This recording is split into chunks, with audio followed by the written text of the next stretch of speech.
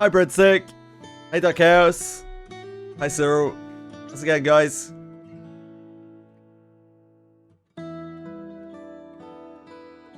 Hope you're all having a marvelous day.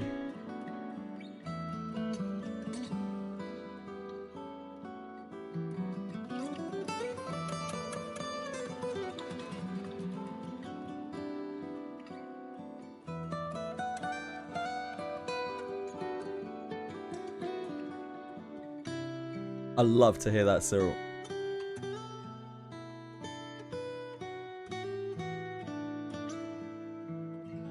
Where it does make the cream work its street.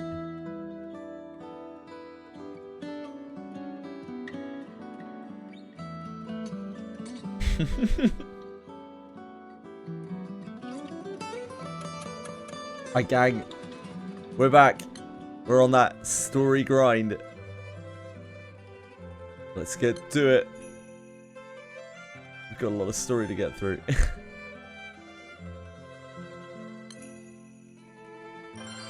Oh dear God, no. That is not the right team. I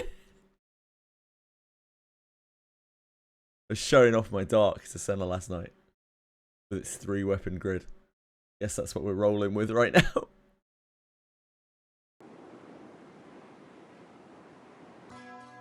I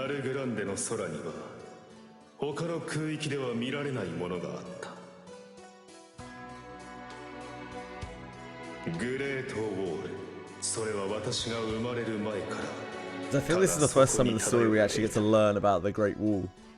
幼い頃、私はよく疑問に思っていた。そして大人になり、父からヒーローの座を受け継いだ私は同じ問いを繰り返す。グレートウォールは一体なぜそこにあるのか。ナルグランデ空域にはどうしてグレートウォールが存在してしまったのか。なぜ私たちの一族は過酷な運命を歩まねばならなかったのか。We find out about the Scarlet Knight's motivations at last. I don't think it's a spoiler to know that they are probably a lot better than the Golden Knights.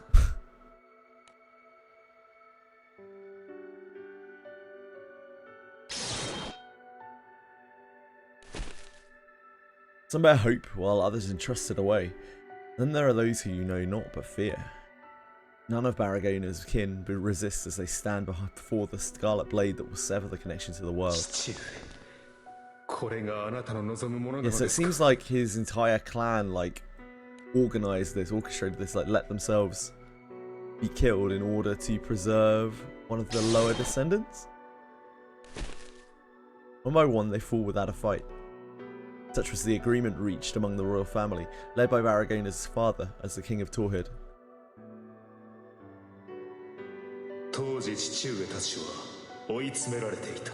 I think it might be so that they couldn't be used as weapons, because their blood unlocked things. Father and the others were back to the corner.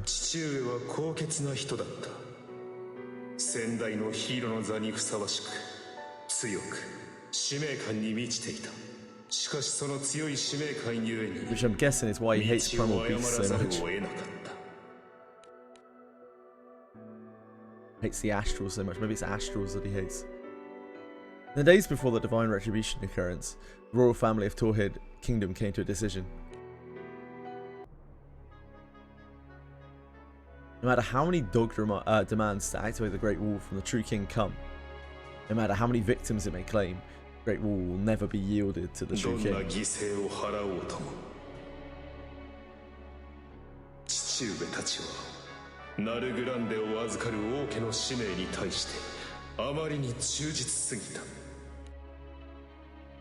True King must never be allowed to operate the Great Wall. The simplest way to eternalize a lock is to destroy the keys, even if those keys happen to exist as living, breathing family members. However, carelessness could potentially allow the True King to sniff out that plan, not snuff out that plan. Thus, it struck Barragona's father to let the True King himself kill off the Torhid royal family.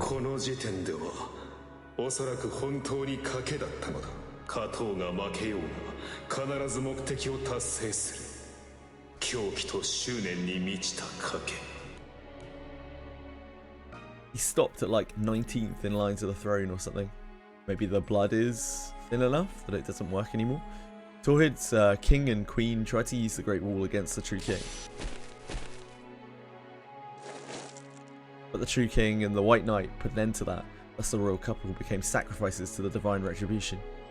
Yet even this was a calculated move in the royal family's grand scheme. This was what lured him into trying to get all of the royal family killed, I suppose? イスタバイオン王国を滅ぼせるならばそれでよし。それが叶わずとも神王はこの一件で自分以外がグレートウォールを起動できることに恐れを抱く。そうなれば神王は次にグレートウォールの鍵、我々一族の管理に乗り出す最も簡単な方法、数を減らすということによって。 Things played out to the King of Torhid's expectations. The true king used the chance to also test the loyalty of his subordinate Baragona by ordering him to eliminate his own relatives. もしかすると父上も神王と同じように狂気に駆られていたのかもしれない。いや、誰が正気だったのかはもう私にもわからない。私も抗うことはせず、この両手を親族たちの血でひどく汚してしまったのだから。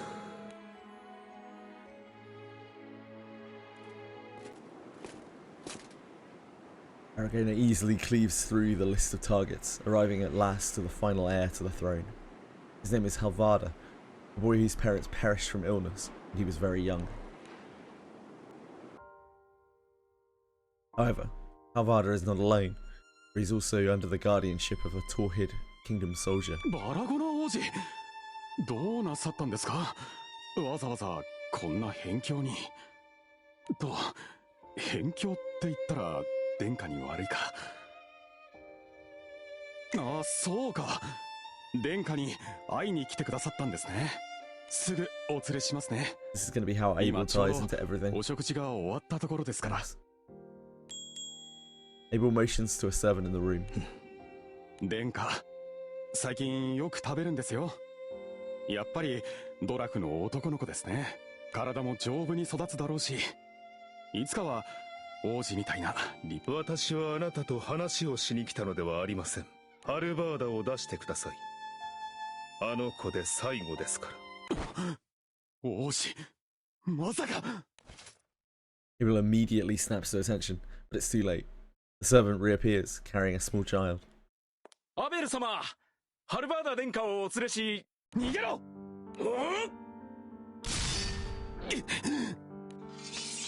Abel blocks Baragona's attack in a flash. 一体何が。いいから逃げろ。王子は殿下を殺しに来たんだ。そんな。よく気がつきましたね。王子、考え直してください。グレートウォールとその鍵の件については。でもこんな方法間違ってる。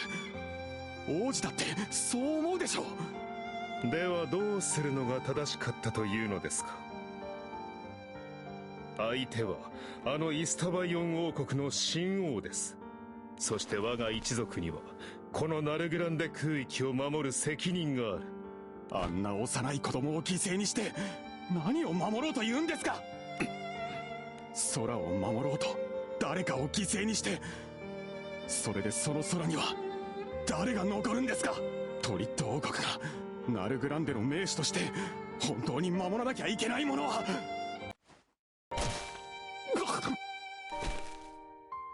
Blood suddenly spurts from Abel's mouth. He collapses to the floor. In his place is the man who took his life. Our good friend Gilbert.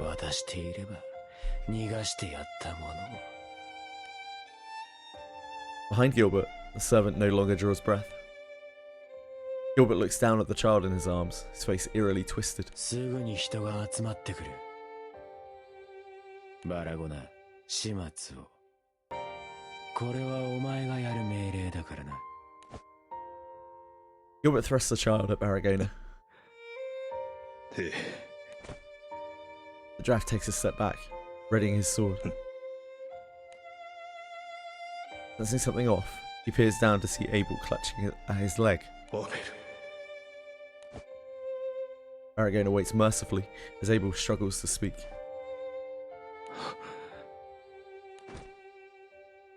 Abel's hand slowly slides down Aragorn's leg as the final embers die away. さあ早く No words had left Abel's mouth. Baragona heard them nonetheless. 殿下を頼みます。私は Just as Baragona is about to raise his sword, he gazes at Halvarda. The young child is not afraid of him. What's more, the boy's innocent smile has yet to be erased.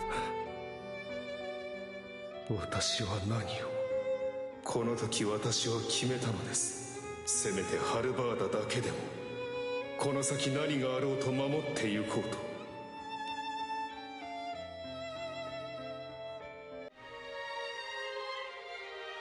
Armed with a new purpose, Aragona's first order of business is to placate the watchful eye of Gilbert through promise of allegiance and cooperation in all other matters. Afterward, Aragona makes a false report to the true king that he and Gilbert killed Halvarda.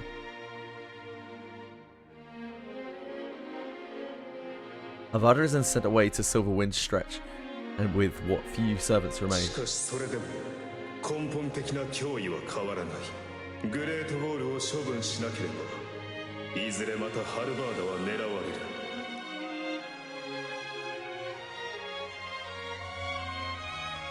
れる。Aragona begins to mislead the true king in order to destroy the Great Wall, originator of this tragedy. Due to its sheer size, destruction from external sources is nigh impossible. ならば内部から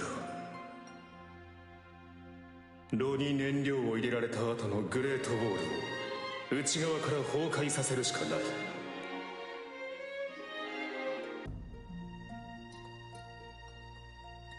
Aragona's own investigation reveals the true king's intentions for Gilbert.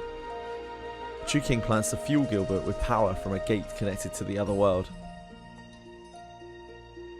そのためにはギルベルトの暴走が不可欠。ギルベルトがカクリオの力に飲まれるまで他の者に倒させるわけにはいかない。 Scarlet Knight deceives everyone, waiting for time to ripen. Only the last part of the plan remains. One final life to offer in exchange for the downfall of the towering structure in the sky, Aragona's. Any hesitation left in him was purged a long time ago.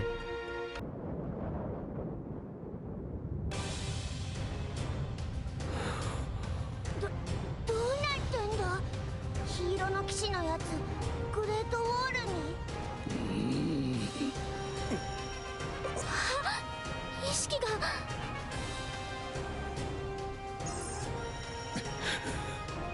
時間を Aragona faces the captain and the others. 聞きなさい。ファータグランデの貴空士たち。私はこの空の最後をあなたたちに託します。 He proceeds to tell them the tragic story behind the Great Wall and his plan in its entirety. 私はハルバーダのおかげで最後の一線を越えずに済みました。それでも私のしてきたことは決して許されるものではありません。ゆえに己が命をもって私は一族の悲願を成就する。破壊してしまえばもはやグレートウォールが誰の手に渡ることもありませんから。そんなでもそれって罪を注ぎあなたを悲劇の運命から救えるのなら私の命など安いものだ。 Aragona turns back again to the あ crew. なたたちには最後の仕上げをお願いしたい。仕上げ私をこのグレートウォールごと破壊してください。鍵として融合した私によってすでにグレートウォールは内部的な崩壊が始まっています。今ならば容易ではありませんがグレートウォールを完全に破壊できるはずです。そしてそれをできる力があなたたちにはあると幾度も剣を交えた私は知っています。 That's what this has all been for. そうですね。それもあります。単純にあなたたちに興味もありました。君は彼の子供ですから。 Aragane's expression turns grave as the ground convulses more and more こ violently. こでこのまま戦っては危険ですね。崩壊と戦いの余波で生き埋めになりかねない。 Aragane looks to the cracks in the ceiling. ここより上部であなたたちを待ちます。最後に目にする景色はやはり一面の空がいい。あなたたちを散々振り回してきたのは承知の上です。しかしどうか私を全てを壊してください。それが私の最後の願いです。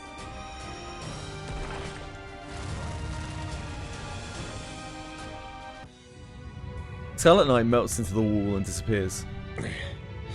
こっちの返事も聞かずに言いたいだけ言いやがって。しかし状況からしてもおそらくあの人あんなこと考えながら私たちと戦ってたんだ。あまりに悲しい決意ね。 Hi folks! How's it going? けど Very early そ for れ you. だけ強く守りたいものがあるという。どうする団長よ。できるできないってんじゃ。まあそいつはちょっと Can't ignore this. だよな。それでこそ気空団の団長ってもんだ。じゃあ行くか。あの野郎 Sure が on. 行かせんよ。あの男は余計なことをしてくれたが、まだ手遅れになったわけではない。Drew King glances at the White Knight. Signal given. すべてを得るのはこの私だ。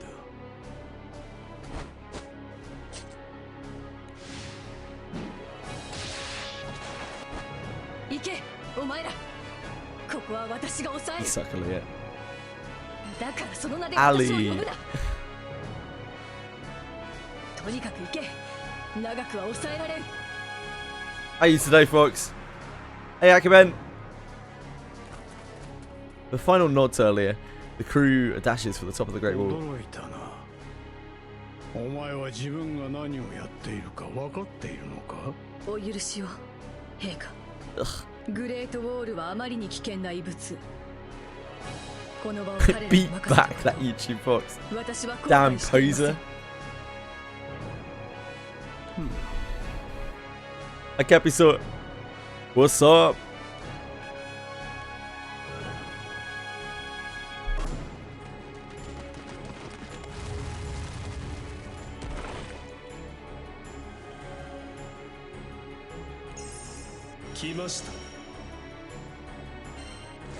Aragane is pretty ballin', to be honest.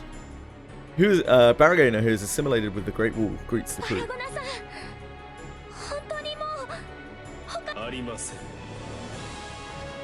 鍵として融合した以上、グレートウォールが破壊されない限り。 I'm glad you're feeling better. Yeah, I heard you were feeling ill. I didn't actually know you were feeling ill, Fox. But Boone said yesterday that you were feeling really sick. Glad you're feeling better, man. On time. That makes one of us. Hey, you Capiso. ただのグレートウォールの一部としてさらなる悲劇に使われかねない。そうなる前にこのグレートウォールを破壊してください。 The crew still can't take that final step. Sensing their hesitation, Baragona makes one last plea. 団長、君はきっとお父さんに会うことができるでしょう。その時私から彼にことづてをお願いした。私は悲劇の幕引きのために己の命を使うことになった。しかし His voice grows quiet.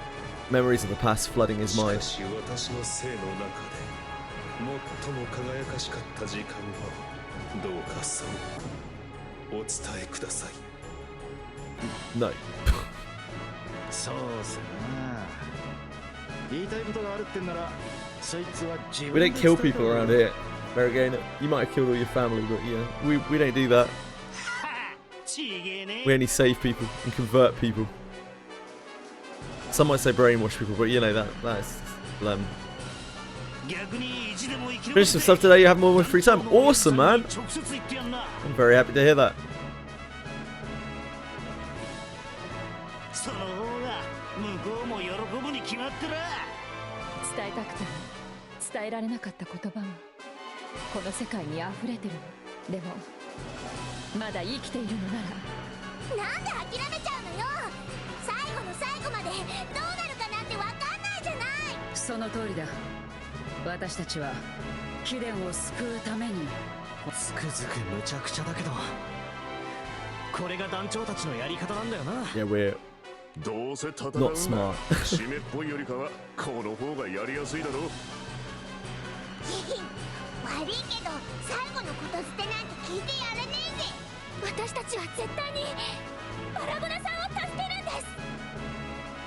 We won't let anyone die. So many stories converge into the shadow of the Great Wall. The captain and those who have pledged to follow seek to cleanse the darkness in the sky. Let's go back to PoE 2. Holy shit, the RMT is destroying the economy. Yeah, it's always going to happen in those games. It's just like completely unavoidable. 10 hours of farming is like $5 if you RMT, and the item prices are increased by 50% per day. Yeah, it's always been that problem. I think I actually need to restart this because I picked the wrong team.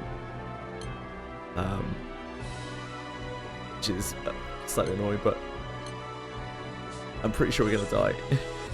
As we are in a 10k dark grid.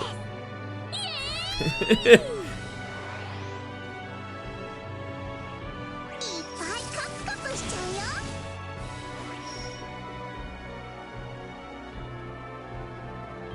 悪いゴミはお仕置きしちゃうよ。解き放つ。 Yes. 痛くしちゃうよ。 Oops.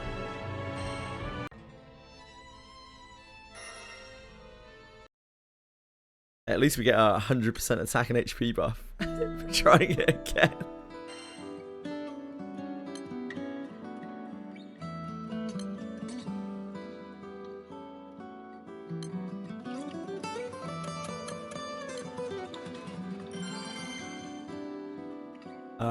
Yeah, I mean, we'll be fine. I don't know if there's some penalty to doing that, some hidden penalty. ナレグランデの空に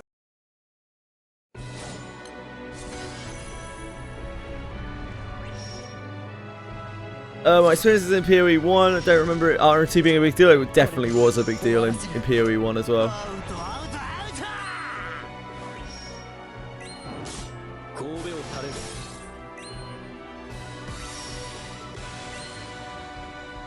I wouldn't be surprised if GGG just doesn't really give a shit. It's too hard to combat RMT. It's so hard to combat RMT. The bigger your game gets, the more of a nightmare it is. Congrats, German! Well done, sir.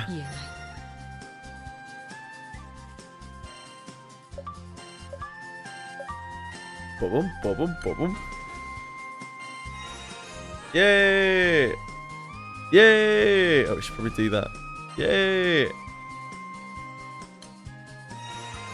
Yay!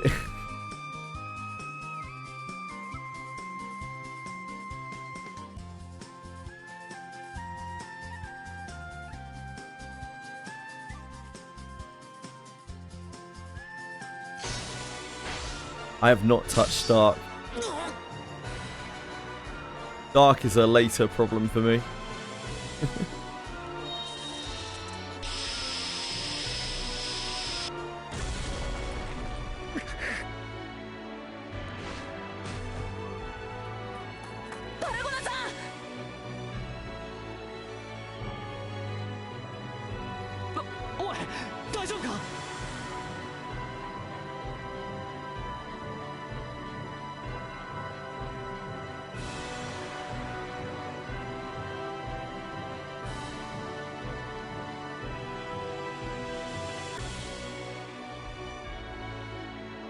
I'm just doing my eternal treasure sweep skip before I forget.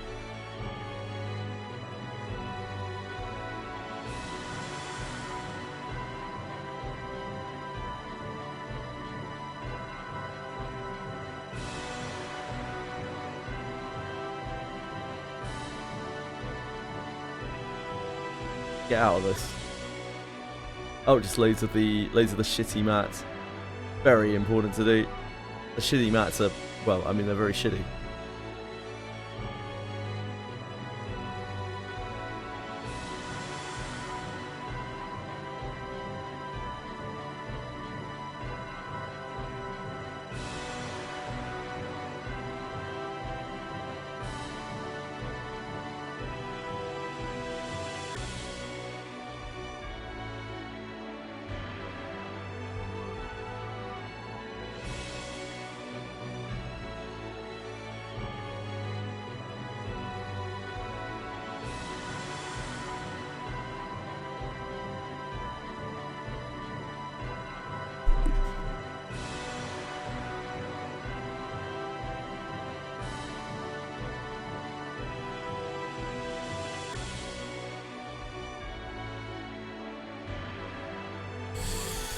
Ah, okay. You just tell Akuben that you're hosting an ice cream social. We'll knock them out and steal their Exalto gloves. The grueling battle ends in the captain's victory, freeing Baragona from the clutches of the Great Wall. But all Baragona can do is groan in pain, drained of his senses.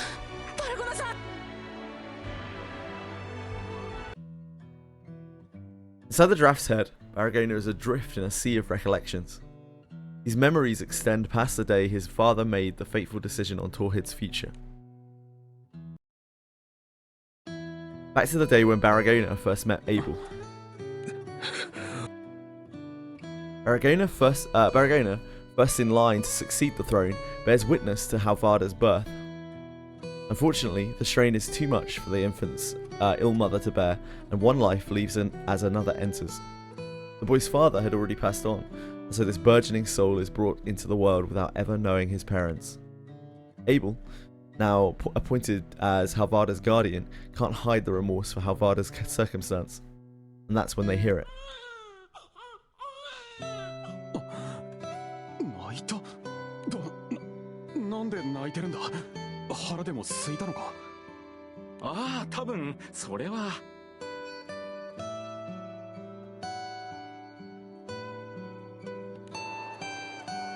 Hardy wails from tiny lungs announce to the world that Halvarda is ready for his debut.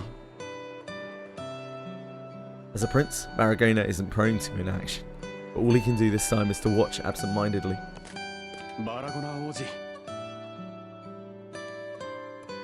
Abel calls out to Baragona while holding the baby in his arms. トリッド王家の最も年若い一員です。どうぞ王子も抱いてあげてください。いや、The big draft fumbles to finish his sentence. 私は見ての通りの武骨な武人です。妻もなく子もない。せっかく泣き止んだというのに、私が抱いてもその子を怖がらせるだけでしょ。俺だって妻も子供もいませんよ。それに自慢じゃありませんが、士官学校での座学の成績は壊滅的でした。本当に自慢することじゃありませんよ。しかし年若い割には随分と子供の扱いに手慣れていますね。うちには手のかかる弟がいますから。それにもともと子供好きなんです。あとその結婚を考えている相手がいて、多少は子育ての本を読んだりとか。Abel, in his embarrassment, tries to find a way to change the subject. Brings a smile to 気が Baragona. 早いですね。しかし喜ばしいことです。私からもお祝いを述べさせてもらいましょう。いや、そんな恐れ多いです、王子。国を束ねる者にとって、 Hey, not like. 喜びは己の喜びに他なりません。あなたを祝う気持ちに偽りはありませんよ。どうぞお幸せに。ありがとうございます。Abel gives an awkward pause before breaking the それ silence. じゃあ王子、そのお祝いということで。 Abel places the infant into Barrigaina's arms. まったく That's not luck, Fox. That's not luck, mate. Barrigaina accepts the babe from Abel. 笑った Havada has a look of utter contentment on his face. 一見武骨な武人でも王子はお優しい人だと子供にはすぐにわかるんですね。そういうものでしょうか。そうです。だってほら。 Abel peers into Havada's eyes.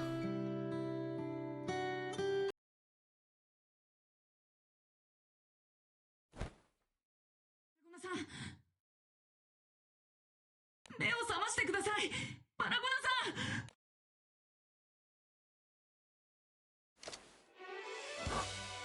ん。よかった、目が覚めたんですね。体の方は平気そうだな。グレートウォールに埋まってたせいか怪我はひどくない。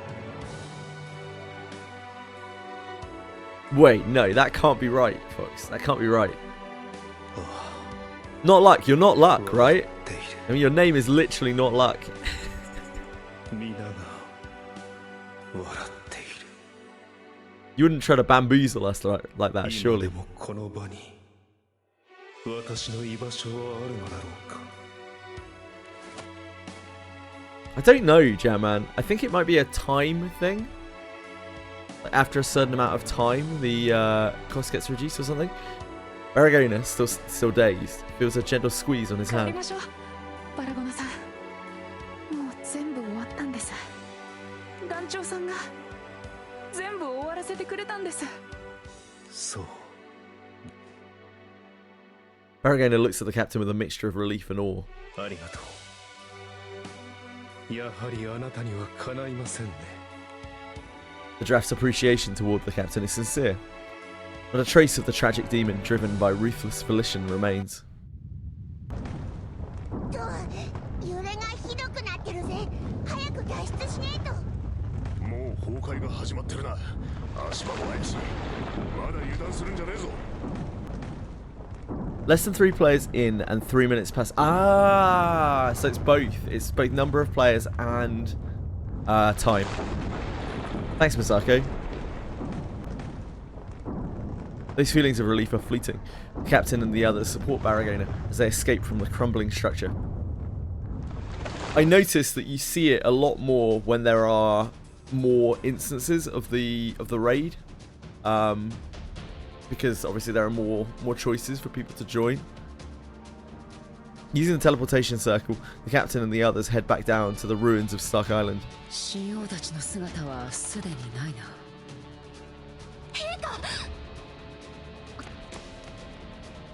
Feel like dying for the first time. How many times are you planning on dying in your lifetime? Not like. Leona runs over to the fallen Folia and cradles her in her arms. じゃあアリアさんは。外に出るぞ。砕けたグレートウォールの破片が雨みてえに降ってきやがる。このままじゃ瓦礫に巻き込まれるぞ。島の位置が悪かったな。気流に乗っかってグレートウォールの破片が全部こっちに流れてきてやがる。こいつはもうとにかくこの場を離れる気はねえ。 Broken fragments of all sizes rain down on the ruins below as the party runs for cover. They keep running for what feels like an eternity, dodging certain death in the form of crashing debris. When they finally reach the Grand Cipher, they spot an unfamiliar airship docked behind it. 団長さん、無事だったんですね。グレートウォールの破片は見ての通りこの辺りにも降っている。ひとまずは皆いつでも出航できるようにおのおの気空艇に乗り込むんだ。 Ah, thank you, Misako. Oh, so it can actually go down even less. It can go down even lower. That's interesting. そうだ。事態が事態だったからな。ナルグランネの第三気空艇団に出してもらった。しかしこれだけ破 I 片 couldn't find it on the wiki, but I didn't really know what I was looking for, so I don't blame the wiki for that. こんな中飛んだんじゃあっという間に羽が穴だらけになっちまう。そのまま破片に巻き込まれて空の底。はい、なので今は私たちも破片が止むまで待機しているんです。 With a temporary plan in place, everyone proceeds to board the airships. Captain heads for the ground cipher. 陛下、目が覚めたのか。我が王、怪我の具合はいかがですか。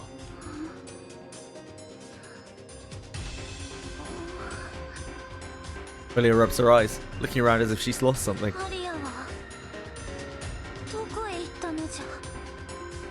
No one can give her a definitive answer.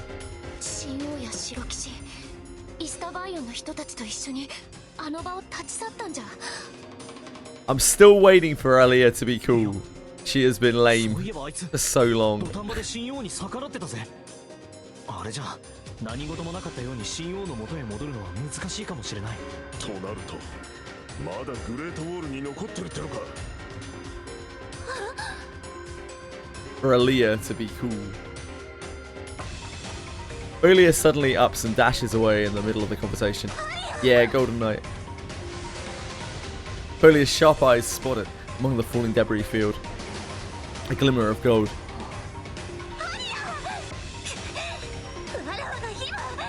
無茶です我が王。あなたまで瓦礫に巻き込まれてしまう。それにこれだけ障害物があっては私とて飛ぶことはできません。しかしこのままではアリアが。 Let her go. It's too late for her. Let her go. Her argument intensifies, just like Alia's speed as she hurdles towards the bottom of the sky. Hi, Pie! Captain's body starts to move on its own. How are you today? Sprinting at full speed, Captain kicks off the edge of the island, arms extending out to the Golden Knight. Gotcha! A terrible choice from us. Captain swings the flat end of the sword with tremendous strength at Alia, knocking her forward knocking her towards safe ground. But the laws of physics dictate that the captain must be pushed in the opposite direction. The captain is unable to do anything except allow gravity to do its job. Wind whistles past the captain's ears, memories of the journey thus far flooding in. But now is not the time to be surrendering to dreams of the past. I'm a bit croaky today, I apologise. なんとか間に合ったな。大丈夫ですか？怪我はありませんか？まったく君は相変わらず無茶をするな。少しは残される側のことも考えなさいよね。 We only do it because we know you'll save us. You stop saving us, we won't do it anymore. Hey Alex! Thank you for clocking in. I'd rather you be clocking in, to be honest, Alex, but I'll take the clock in. とにかく無事で何よりだわ。落ちた衝撃で多少体を打ったみたいだけど。How did you? 飛び出したのに気づいて、届かないなら受け止めるしかないってんですぐに Have to make do, yeah. 出したんだぜ。 We don't get everything we want in life, do we, Alex? The shower of debris shows no sign of letting up. 羽も機能も甲板もそこら中穴だらけになっちまって。今もこりゃ飛んでるっつうよりは落ちてるに近えな。このままだと私たちが行き着く先は。Bottom of the sky? どうする？ We'll be fine as long as we're together. Oh yeah. 一緒ならきっと大丈夫です。やらやら。しかし状況が状況だ。悲観していても仕方がないか。You're great, VIP. Why are we shouting? なんとかするしかないじゃない。だって私たちまだこんなところじゃ終われないでしょ。だよな。こうなり腹くく Preach it, girl. 次の目的地は空の底だ。行こうぜ。 Loud noises. Yeah, of course they're going to be fire, Acumen. Everything is going to be fire. Whatever the formal is, that's surely going to be fire as well. There's going to be a fire, mega fire formal in there too, I would imagine. The ground cipher gives its body to protect its passengers from the debris. Wood and metal chip off from numerous impacts. The ship's velocity increases, and the crew grip hard as they plunge down below. What's wrong with your leg? What's up? Don't worry, mate, you've got another one. そうか。それが君たちの旅なら、僕も準備をしておかないとね。大丈夫。君たちの旅は終わらないさ。空の子供たちは、個々の力はそれほど強くはない。けれど、君たちは一人じゃない。君たちはもう、船にも愛される。Thanks, Noah. Noah's a little bit of a Demian-ass motherfucker. When the crew steered the ship into the debris field, giving up on the captain was never an option. The seeds of hope are fostered into unshakable faith, the kind that fuels adventurers to even greater exploits. Yeah, that's why we have multiples of a lot of things. Exactly, Alex. 2 arms, 2 eyes, 2 legs. The crew plummets to the bottom of the sky, riding a current of broken wall fragments. Back on the surface of Stark Island, 2 figures watch the port from afar. So says Fenrir, as the Primal Beast stares at the crumbling Great Wall. あいつらが壊すのどうして黙って見てたんだよ。そうだね。じゃあ一つ質問しようか。 It would be so much better if you answered that with an answer, Loki. Like, generally you shouldn't really answer questions with questions. Huh? Hey Boone! What's up? Fenrir's brow knits with suspicion at Loki's amiability. I hope your leg feels better soon, Quantum. I'm about to cry some Granblue. Oh yeah. Yeah, it was really fun. I was mostly confusing our table. They're in over their heads. It was horrible. Thanks for the show support, Alex. I've not seen any. I don't ever look at news or anything like that, Penguins, but I'm more than happy to listen.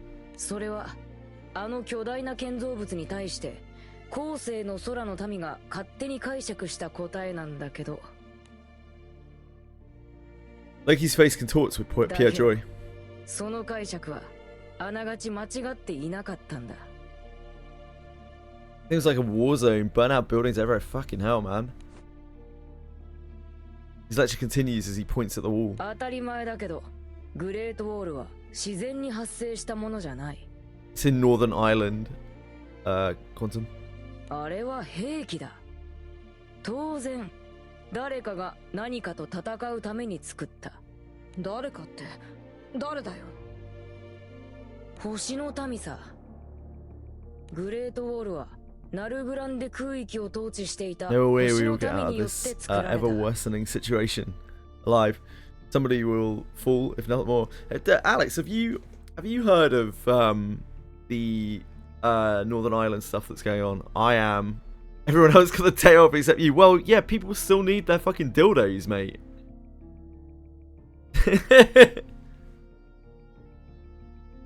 How else are they gonna go fuck themselves?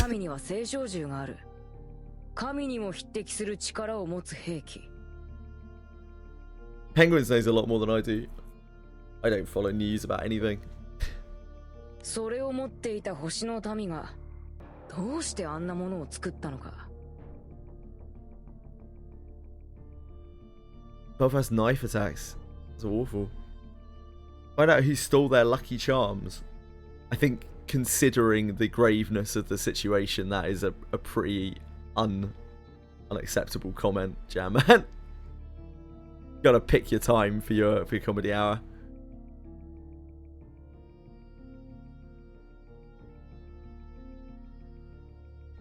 Fires, riots, pottering against Jesus.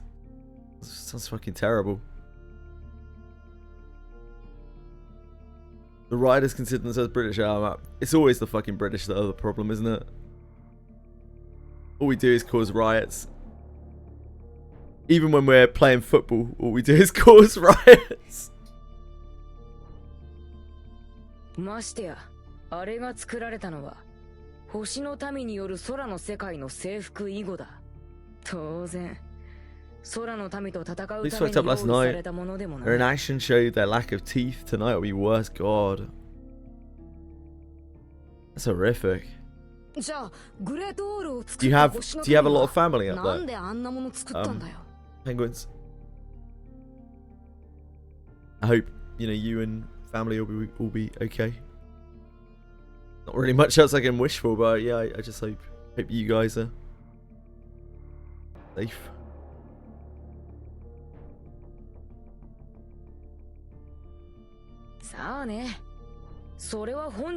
I found out last night that I've been getting excluded from Alex's Final Fantasy 14 sessions. They've been having groups on the sly and not even telling me. 7 out of 10 safe. That's a pretty good amount. I know that's fucked up. You're telling me, brother. 大丈夫。星の民は長生きだし、そうそう死ぬことはない。Seriously, I mean that's really fucked up. He isn't finished talking. あのグレートウォールにはね、I kind of wish he 何か was. と戦うためにあれを作った星の民が封印されているのさ。封印？封印はグレートウォールの奥深くに施されてる。封印を解くには、封印の基盤となっている器を破壊するしかない。Yeah, absolutely. I echo like Alex's sentiment. I can only hope that everything is okay, Penguins. Obviously that doesn't really do that much, but like there ain't much to do outside of thoughts and prayers, is there? I just hope, I hope it's all okay and get through it safely. Internet blocking vans out earlier. Didn't know the police had those. Interesting. I didn't know the police had those either. You had a 4, yeah, and I wasn't part of that 4 because I wasn't even asked or consulted. Yeah, I remember. I mean, thanks for setting Penguins up for the next 6 months of no ads. That's very, very kind of you. I was laughing about this last night, Boone. We were talking about some of the various people in who come through chat, and your name came up. And I was laughing that you got tired of giving people subs, so you just started subbing people for like large chunks of time because you couldn't be bothered anymore. Yeah, I didn't know until really recently that that you could even do that. I was really shocked by it. I was like, wait, what the fuck, Boone? What is that? Like, how did you even do that? How did you do like multiple months of sub? Wait, how do you gift multiple months of sub? We're used to it, yeah. I mean, the place has been like a war zone for so many decades. It sucks. It's just war never changes. I have enough cock for at least 2 Final Fantasy 14 slots. Maybe like PlayStation memory card slots. It's a bother. It's so kind of you, Boone. It really is. Thank you. I appreciate it a great deal. And yeah, it's great to have people who come through regularly, not to have to deal with ads. So thank you. Hey Bellico, how are you? Yeah, the situation up there is insane. It's just, sorry, I'm using YouTube. It's hard to get away from the fucking YouTube drama words, but it is insane and it is crazy. It's out of this world. I don't know. This is wherever you go in the world at the moment. Things are fucked, but things are especially fucked in Northern Ireland right now, it would seem. More deserving than any of the others in that group, then? Yes. Boone's happy to see that. Hey, Boone's a loving guy. He hides it under a bravado of, nonchalance. Red Stick made you addicted to Pick Me Up. Oh yeah, you guys were talking about that yesterday. Was it a manhwa? I don't know anything about it. Anyone who has a car with a mechanical problem, just leave it in a public parking space for an insurance claim. Jesus.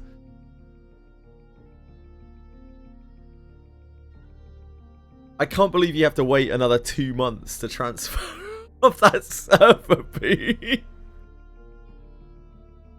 Hopefully we still have people playing in 2 months.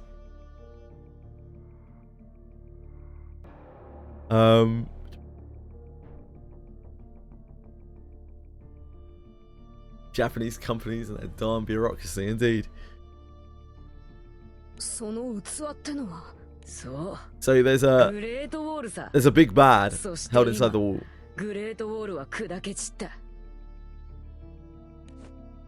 Loki stares at the wreckage of the Great Wall with apparent satisfaction.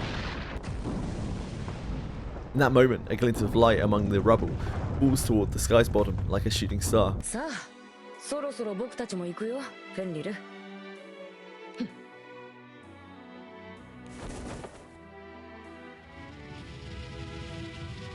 Yeah, it's so crazy, Alex. It's also a timing thing, I think. So like, whenever I log on in the evening, there is literally nothing happening. You basically can't get a group, like you can't get a roulette to pop because, you can't get a dungeon or a raid or anything to pop because there aren't enough roulettes firing to get people into the raids.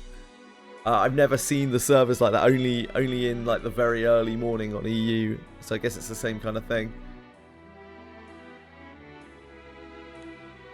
Oh shit. Loki and the Primal Beast Fenrir leap gracefully into the void. Their goal lies where sky blue turns to crimson red, where reality is distorted from normality. An ancient, harsh land rejected by the sky takes the stage as the beginning of a new adventure.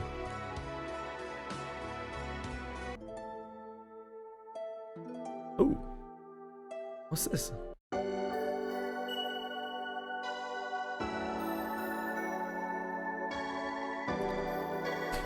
So weird, man. Oh, that's kind of cut it off, isn't it? It's so weird to be reminded what a browser we are inside.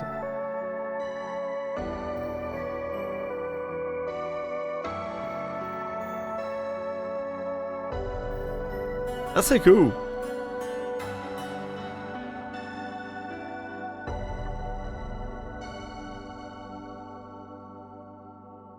Fucking sepia, isn't it?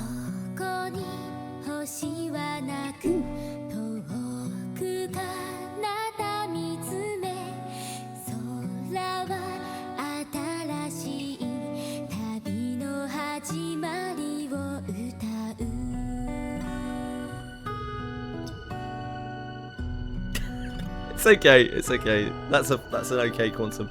It's acceptable quantum.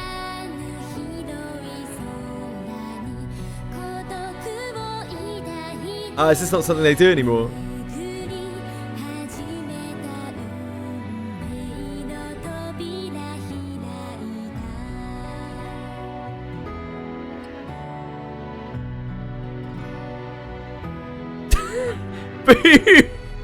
Dude, you're out of control. Thank you, that's very kind of you. Those 6 month subs are going to add up very quickly. Thank you, Boone. That's ultra kind of you. And Mizako has helped out a lot on this channel, so very deserved. Thank you. Very, very kind of you. Thank you, Penguins. Penguins, I hope everything is okay. I hope everything remains okay with you and yours, as Alex said. Take care.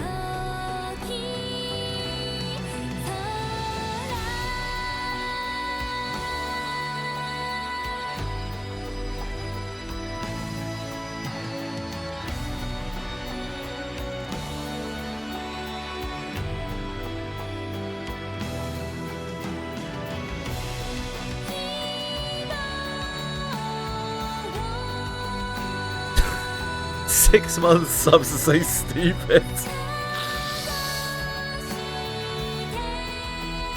Still trying to help with Chili's vet bills. Thank you, man.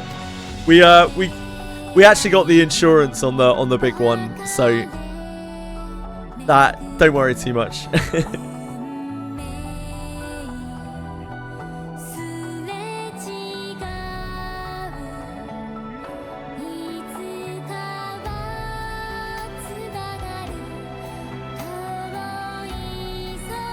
This is really pretty.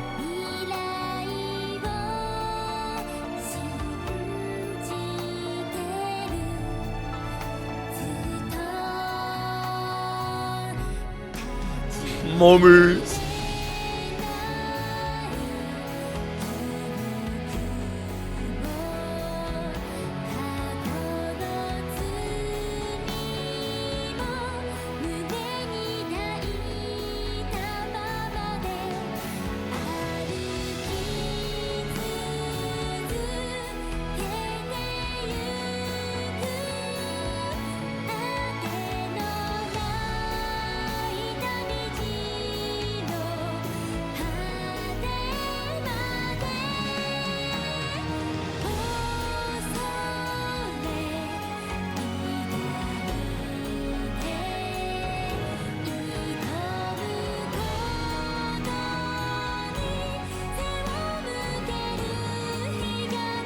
Apparently not luck.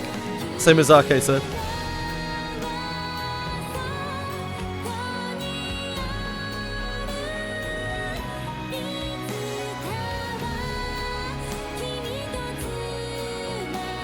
Agreed.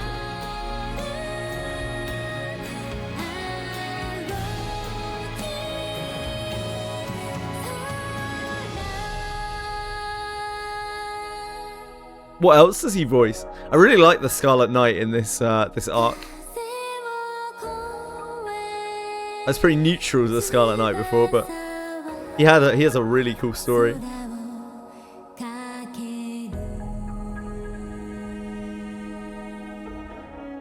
I don't know who that is.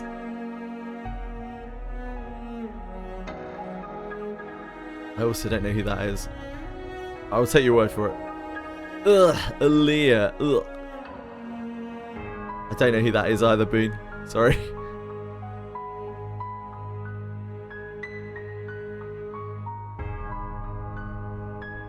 I'm uncultured.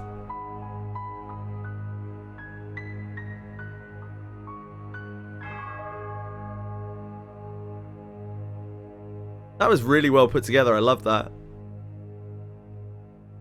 I mean, I haven't watched Bleach, so I know who Aizen is in Bleach, and that's about it.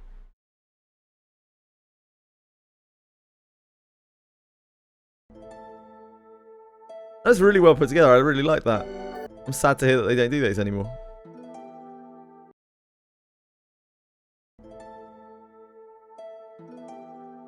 Oh, we've got a...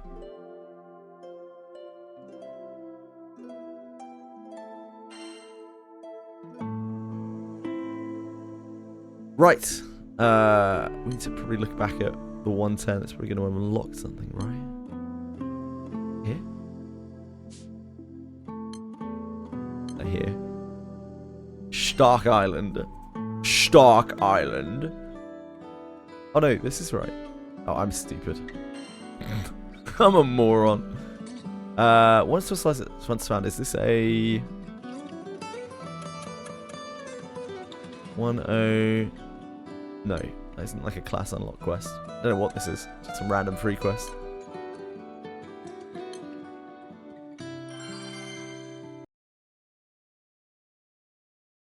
Zero and some of the Mega Man games. I know of Zero, but I've never really been a Mega Man fan. One day, the captain's crew has come to Stark Island to find a valuable item for a distraught client.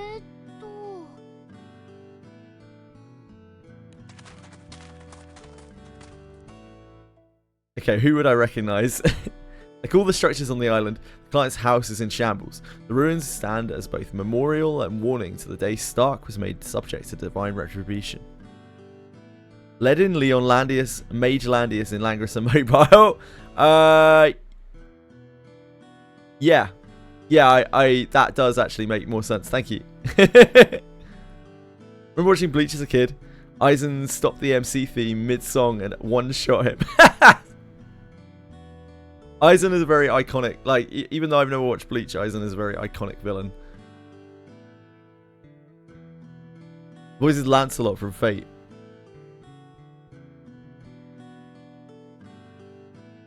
Is that in Fate Stay Night or Fate Zero? Don't remember Lancelot. hard work sifting through the few pieces of remaining furniture which lie broken, as if looters had ransacked the area in search of a quick buck.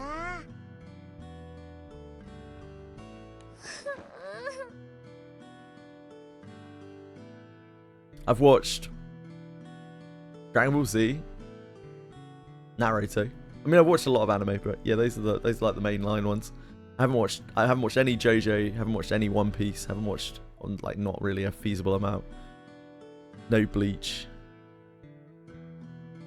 Terror in Kingdom Hearts. Terror. It's not in the first game, is it?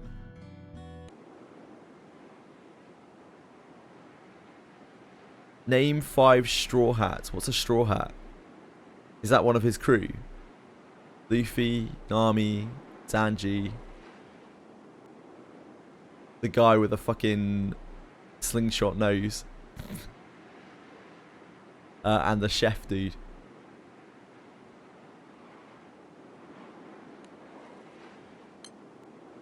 The captain recalls the conversation with the client. Oh, Sanji is the chef dude. Shit, who's the three katana samurai? That guy. Zoro, yeah, that one.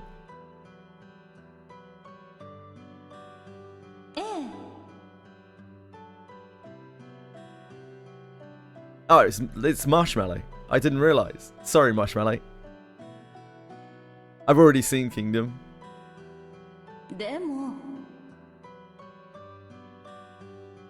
Yeah, he voices Barragona in GBF, I see. If by some chance anything of value had been spared, it had likely long been picked clean by bandits. Despite these seemingly insurmountable conditions, the woman finds herself continuing her request.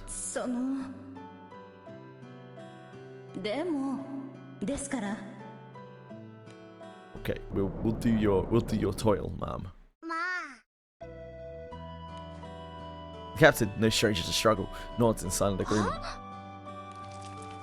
Lyria, who had been digging through a pile of junk, holds up a book covered in dust as proof. At her feet are various knickknacks and kitchen utensils which, despite some scuffs and scratches, have miraculously retained their form.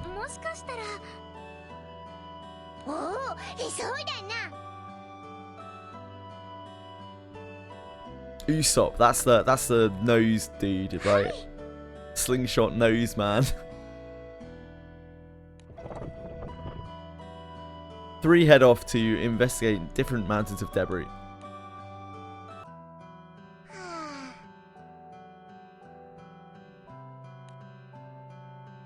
Vern can hide his disappointment. Vern can barely hide his disappointment, as despite their best efforts, they can still come up empty-handed.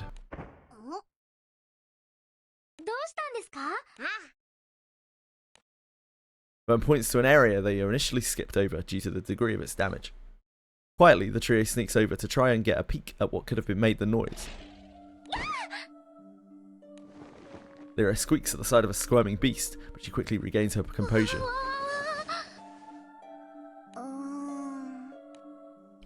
As they turn to sneak away, the captain catches a glimpse of something vaguely familiar at the monster's feet. A box. Its design matches almost perfectly with the reference drawing the client gave to the captain. Another character with a long nose named Soge King. Soge King? Him and Usopp are totally different people. I mean, Usopp is from Syrup Village, which is in the East Blue, and Soge King is from Sniper Island, which is in your heart. Okay? Have at it, Vern. Do something useful for once, mate.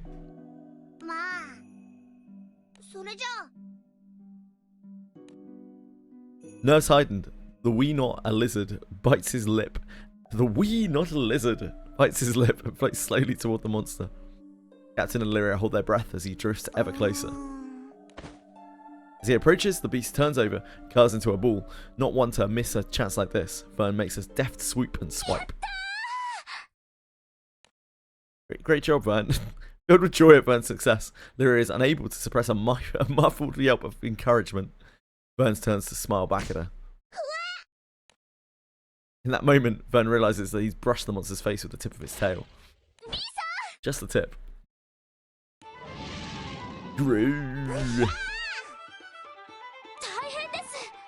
Yeah. Sword already drawn. Captain bravely barrels toward the beast. I've never seen Toricate.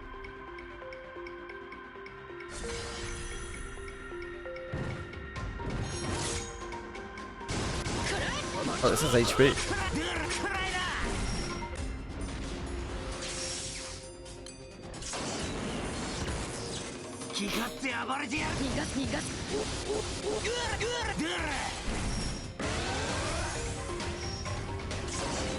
Chaos Beam.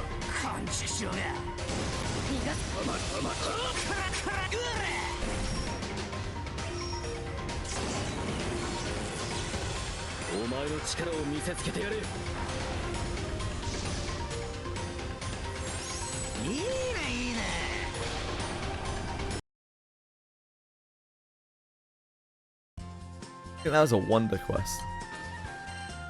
Oh no, maybe not. Go away.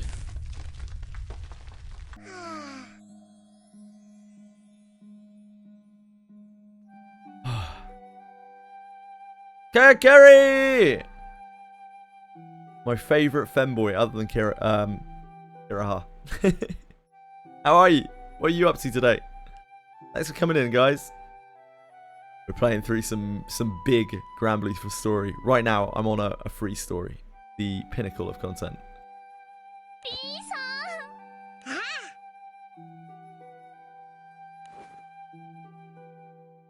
Left eye is hanging again. No, Kayakuri. Again? He proudly sticks his chest forward. He displays his bounty to Lyria and the captain. So what we're saying is Kayakuri hates children.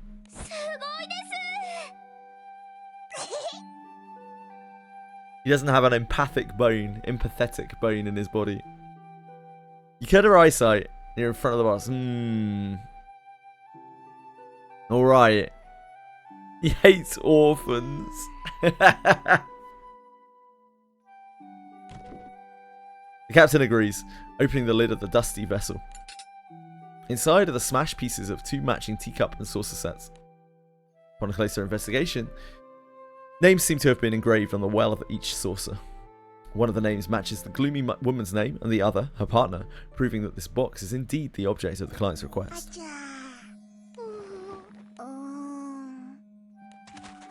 Wasting no time, the trio does just that. Another mission, well done. The captain holds the box up for display, causing the woman to tear up with heavy emotion. It doesn't sound like she's tearing up with heavy emotion.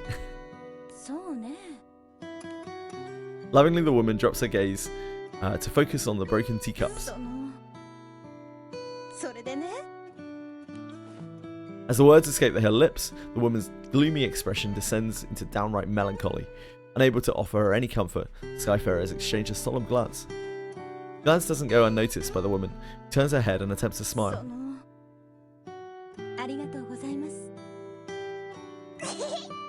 We did something useful. We reunited a woman with her lost heirloom. They say the free quests are for nothing.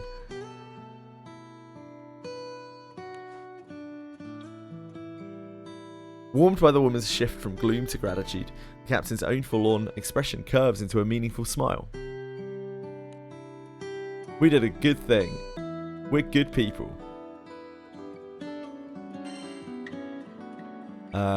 Gilbert and Nalhai a Great Wall. Is this going to be elemented? Because, like, all elements are very limited. Water. We can do water.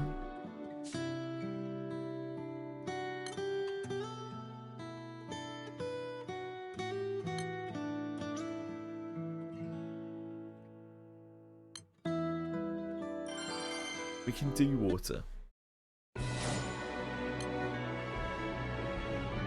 Water. The Romeo and Juliet side story showed up recently was a good one.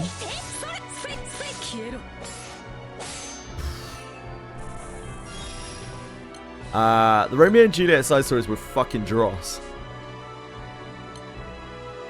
At least as far as I'm concerned. Ninjato incoming, yeah. Limbus and Devalo incoming, yeah. Tomorrow's fucked. I'm doing Wizardry tomorrow.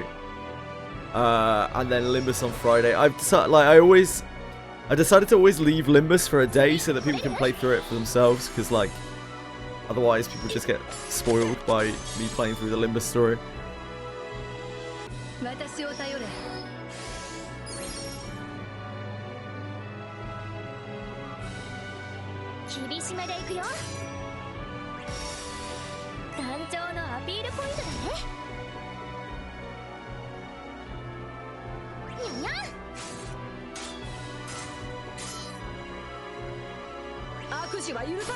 Yeah, it's the Honglu that's free. He's bleed and poise. He seems pretty good.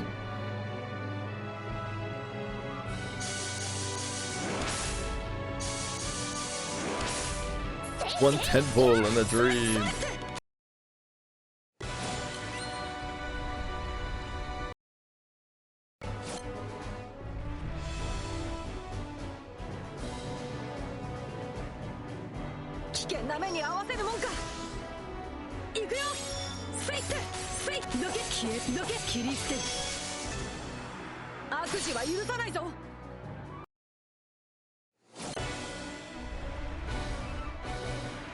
Oh. I got beaten up. Oh, I'm on the... No, never mind. Never mind. I'm on the wrong team. We're not on the Lily version. We should be, though.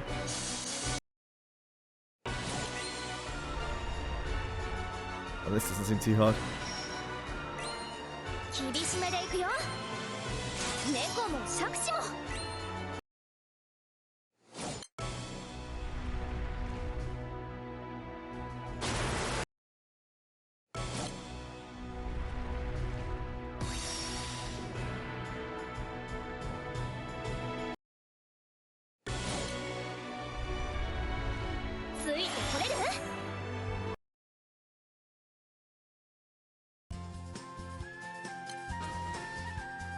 Azure Accolade. Azure Accolade. What's this exchange for?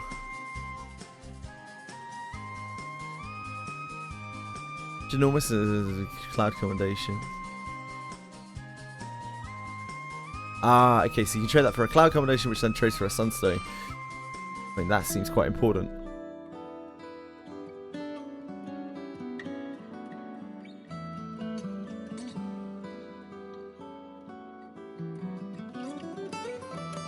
What do they have? Let me have a look at this.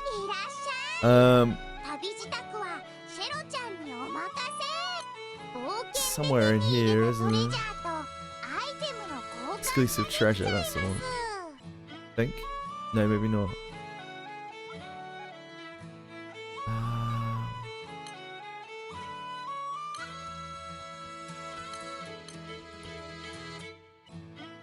Let's see.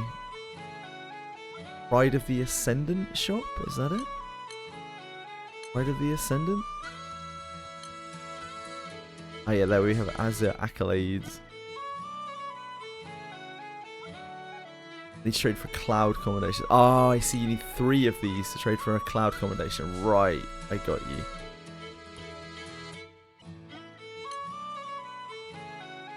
And then these are cloud commendations? Yeah.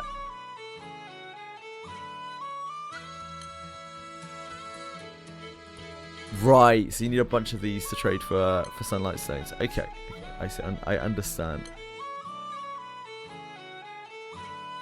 So you need like 9 of these total to get a sunlight stone. Thanks, Mizako. I appreciate it.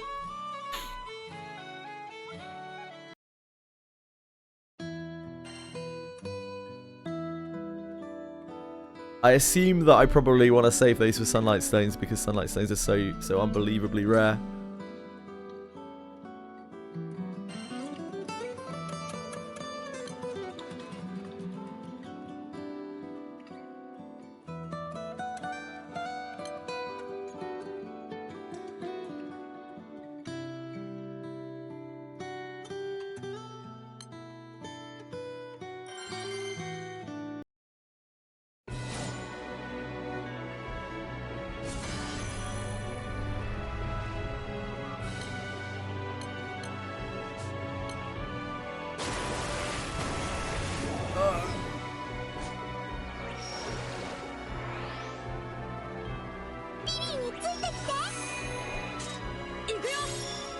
I have no idea, but like probably like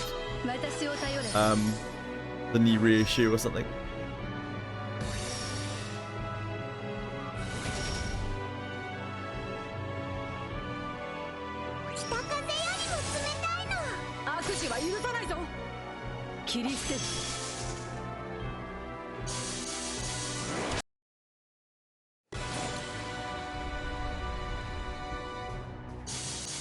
Just enough for the stones, the perpetuity rings, and Ultima cores, including the accommodations obtainable via Tower of Babel. Ah, cool, thank you, Mizaki.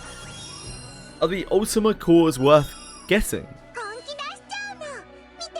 Are the Ultima cores very difficult to get? I haven't really heard anything about Ultima cores before.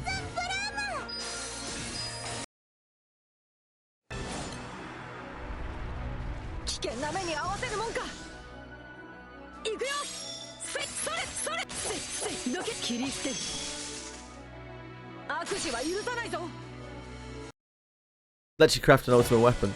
Is that it?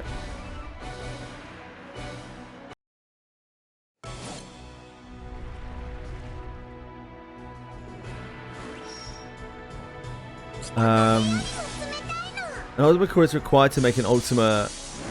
Ah, okay, I get you. Sure, thank you.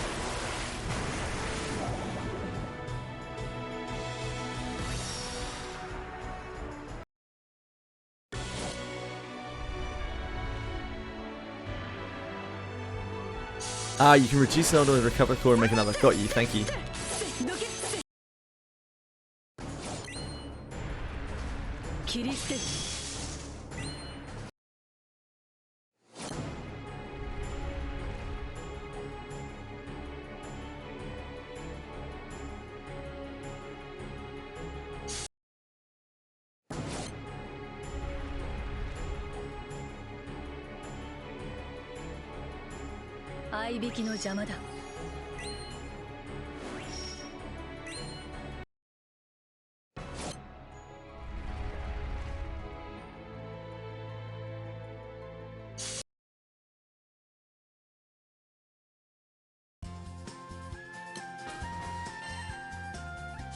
That was alright. What's the other one? I imagine this can be like dark, and we're not going to be able to do this because we do not have any kind of functional light at all.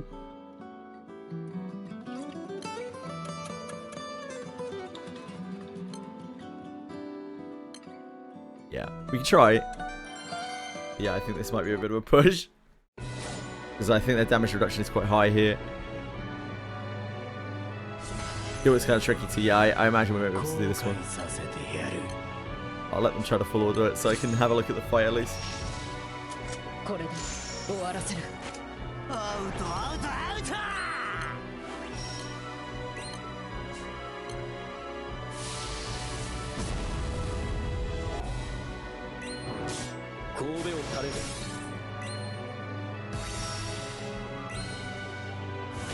Damage reduction is so rough.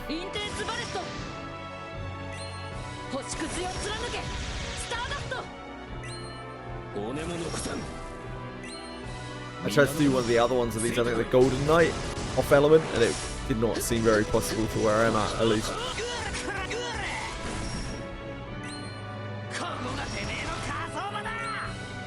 We're still quite a way off having like functional teams in the other elements.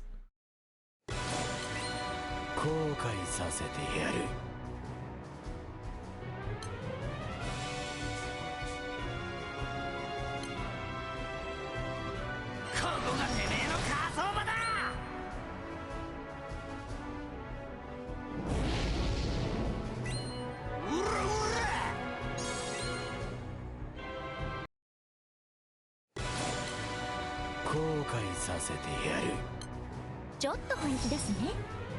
ここかな？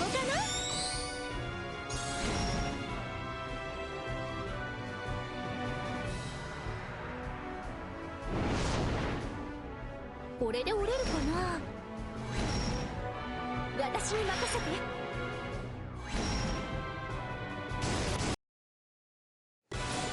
Adventuring is so fun. Adventuring is so fun.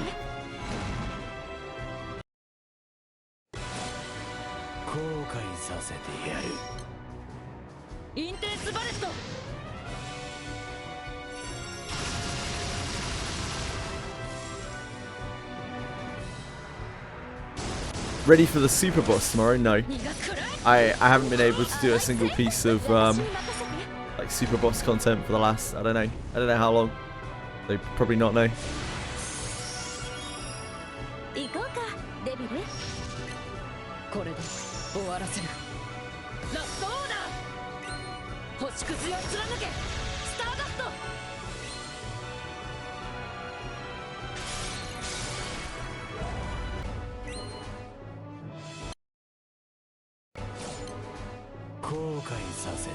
Hope it's just an expansion of the cave. Yeah, I'm not really that excited for it. I don't really care about Ninjatos.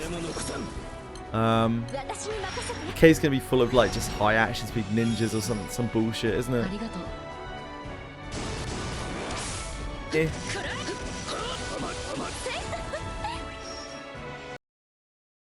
But I'll have a look through it. I have my monthlies to do tomorrow anyway.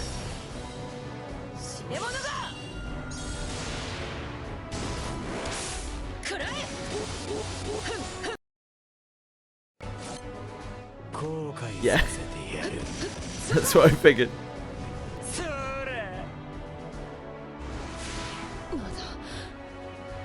Go get him, Michael. Be brave.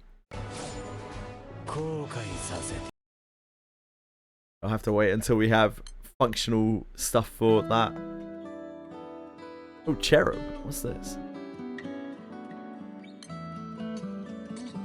The hell is Cherub?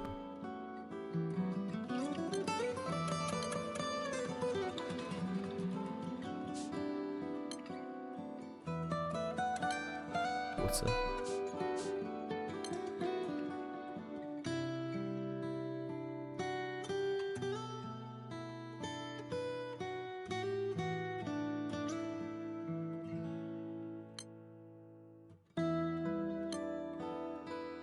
Season 2 Fire Boss, I see.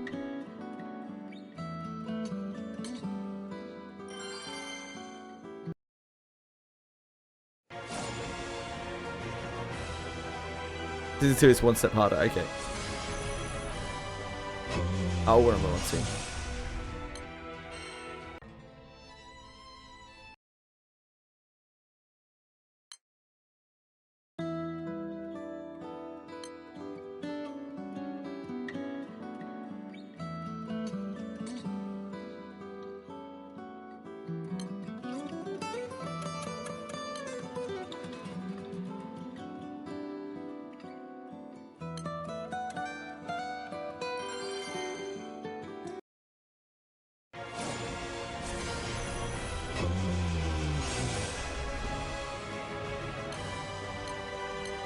That's V2.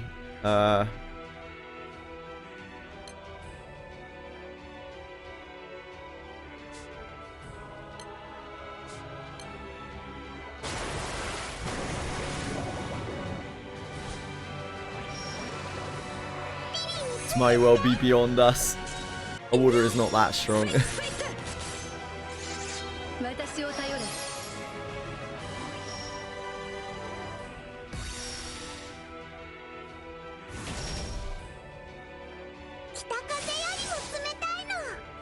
It does have a touchable amount of HP.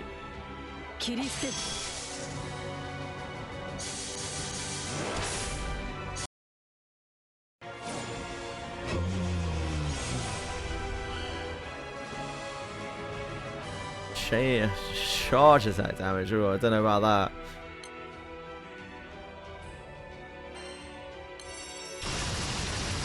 See how hard it hits. Not sure about that one.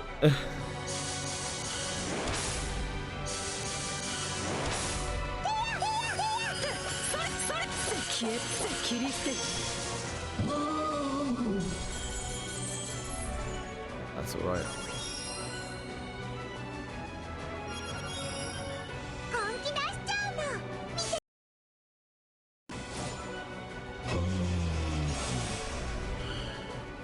charge attack damage. What is this?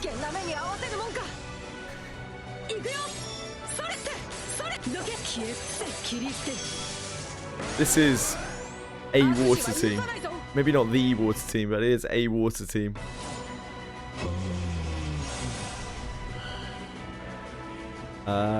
Dispel 2 times or glaciate. We might be able to do that. Shield dispel twice, probably.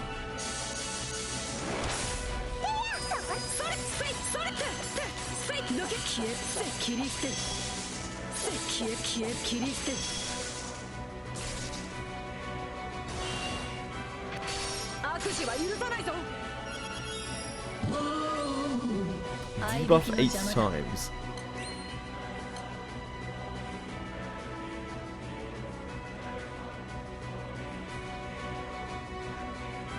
None of these are useful.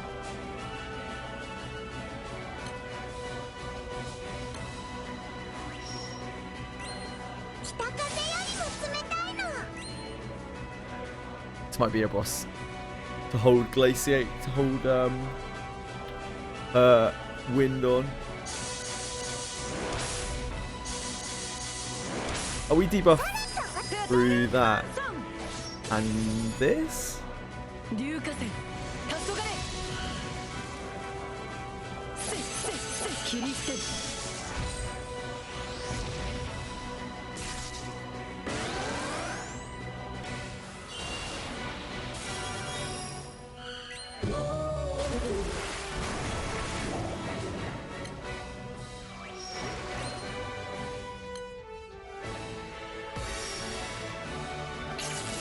Skill damage, you should be able to get that. Skill damage is an okay one for us. These are the mana turret and Leah's damage.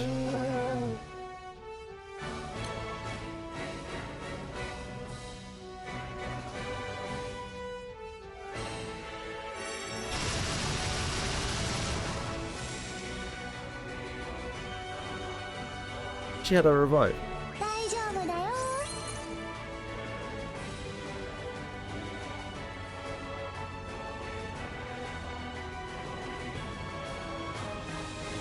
No. He's alright.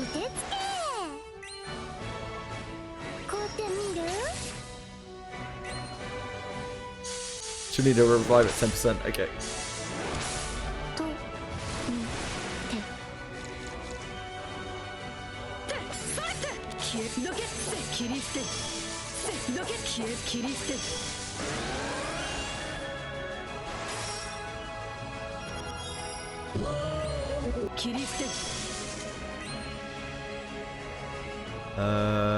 We will spell again.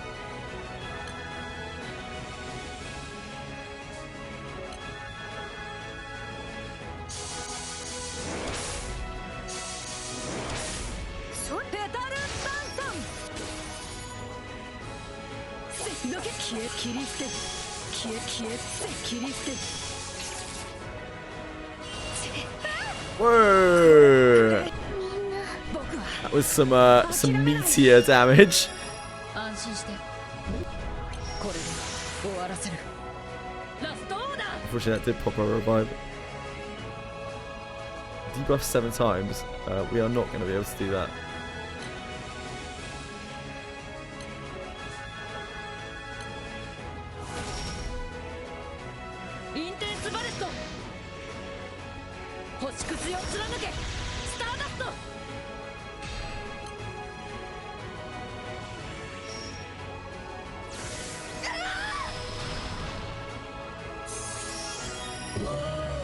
It's not ideal. Charge that damage, we are not going to be able to do that.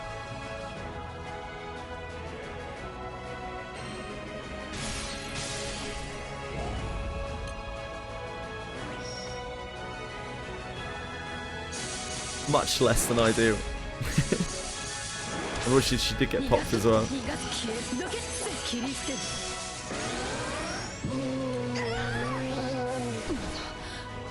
That's fine. Deserved.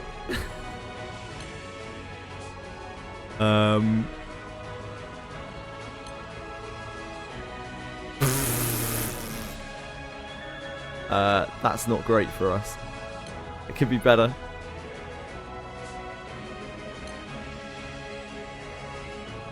Don't think anything here is going to get us there. So we might as well blast this off.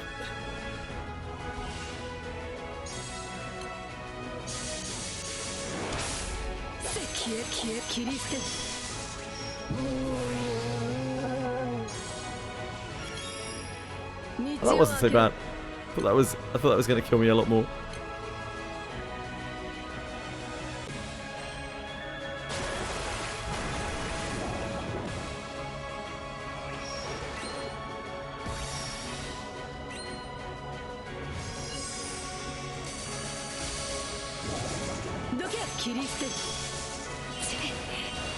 Ah, that was the nuke. Yeah, I'm not sure we can do that right now. I'll have to like organize something to try to do that. We don't have like Alexiel or anything to stop all the damage.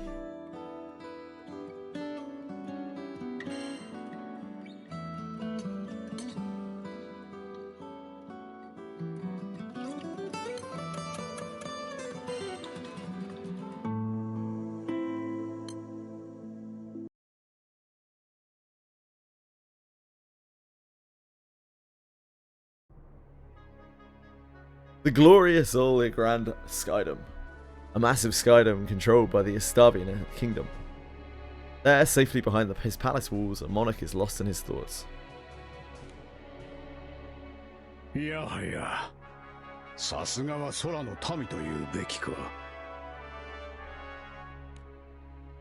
Despite his nonchalant comments, the true king's expression is stern.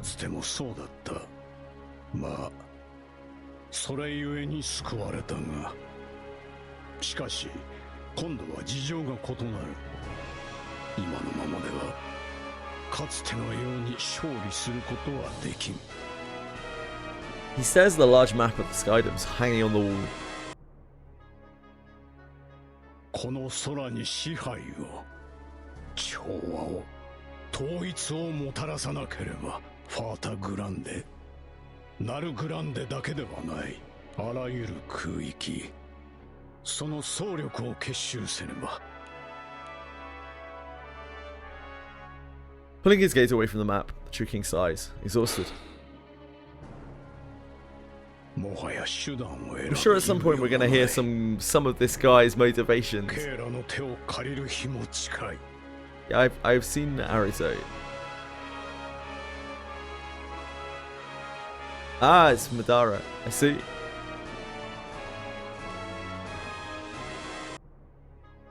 Three knights answer their liege with silence, a display of their acquiescence. It's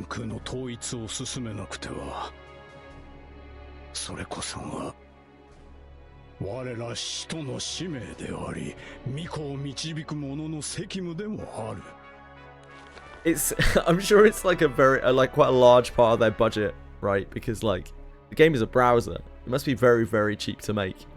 I'm sure they probably spend a fair bit on voice acting. And it makes it. It really makes it.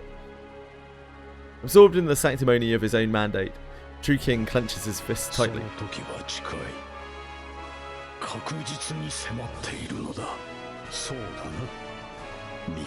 Yeah, Jamman. The woman, her eyes devoid of light, manages a silent nod in response. She then closes her eyes, as if to send a silent appeal up to the skies beyond.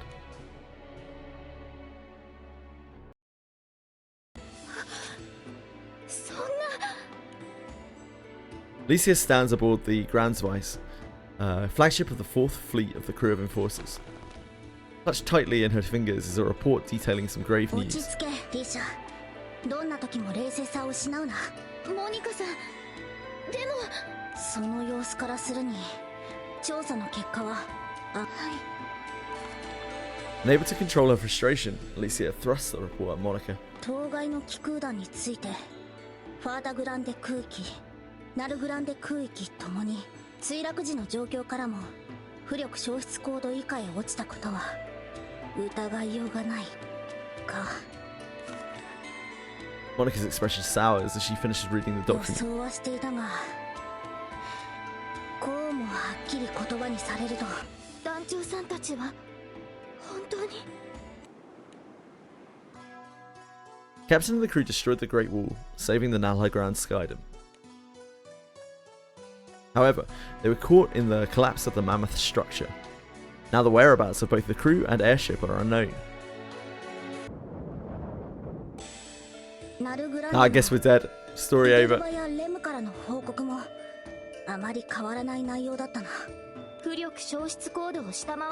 you guys playing Final Fantasy? What are you up to on there?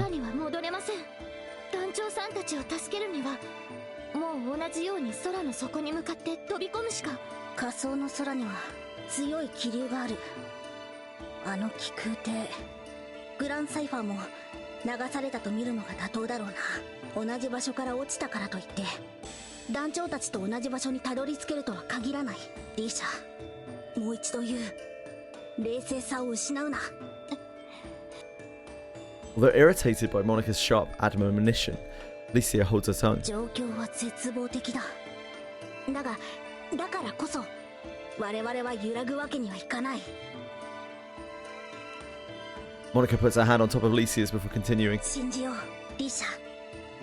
今は団長たちを信じてできることをするしかない。モニカさん。リーシャ、お前の心配もわかる。浮力消失コードより下に落ちて無事に帰ってくるなどおとぎ話の世界だ。だが団長たちはやり遂げる。なぜだかそうは思えない。 Alicia raises her head a bit, encouraged by Monica's fearless smile. そうですね。理由はわからないけど団長さんたちはきっと帰ってくる。 Confidence in the crew restored, Alicia continues her thoughts. 団長さんたちが目指す場所は星の島リスタルシアですもんね。それこそ存在すら伝説の。でも団長さんたちはきっとたどり着く。 Why can't I be an arrogant warrior of like that doesn't get off his mat to talk to people? You gotta know your roots. I mean, you can't get estranged from your roots, mate. There are always people out there who need you to find 6 eggs scattered around a village, you know? 団長たちが星の島へと至った時。 And if you start ignoring those kinds of requests, are you really that kind of person? Are you really the kind of person that you want to be in life? だから今はただ団長たちを信じようじゃないか。はい。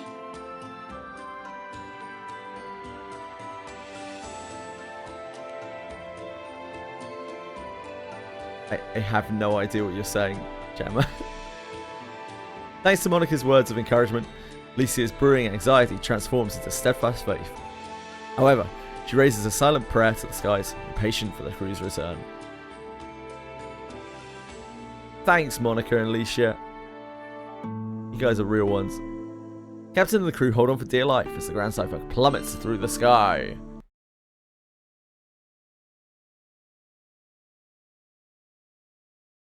A bacon broth. Oh. Sounds like the kind of sad soup you can easily get into. Golden Knight Aaliyah hurtles toward the depths of the skies along with the rubble of the Great Wall. But the captain jumps after her and knocks her back to safe ground. Unfortunately, the laws of physics dictate that the captain must be pushed in the opposite direction. Danjo! まったく君は相変わらず無茶をするな。少しは残される側のことも考えな。そういうことが考えられるようなやつはまあ聞く牛にはならねえよ。とにかく無事で何よりだわ。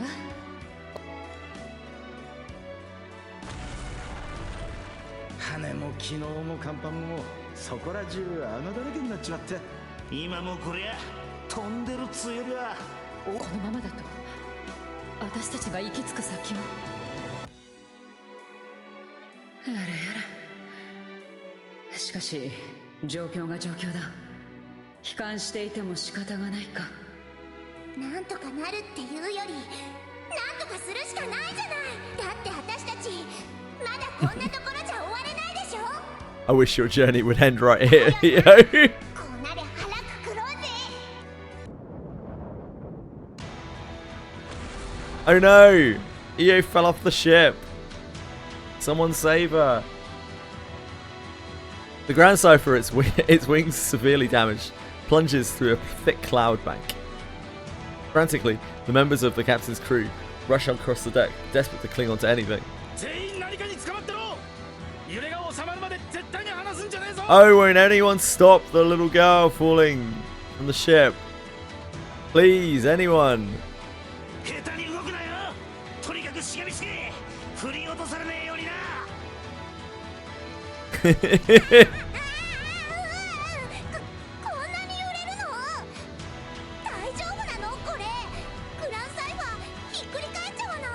Yeah, it's gonna flip. Quickly, let go. Let go of everything, EO. Before it's too late.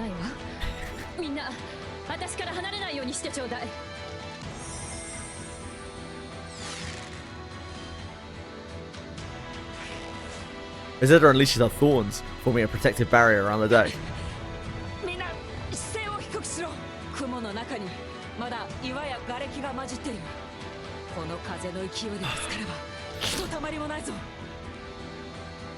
The deck is a nightmarish scene, furious as any battlefield.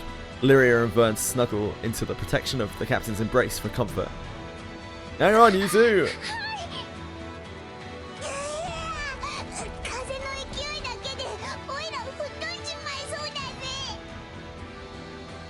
The captain and the crew brace themselves as the Grand Cypher continues its perilous descent.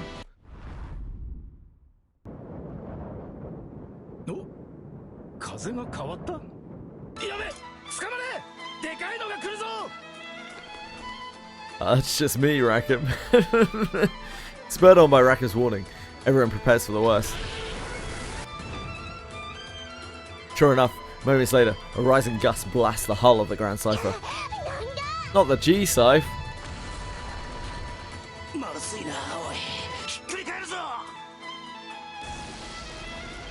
The world begins to spin faster and faster. The captain struggles to hang on to consciousness.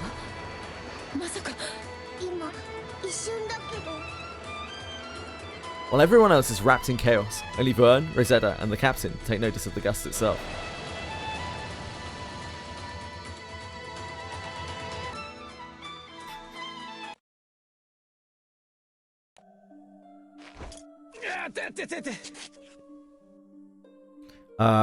Guess the worst is over. Did we land somewhere?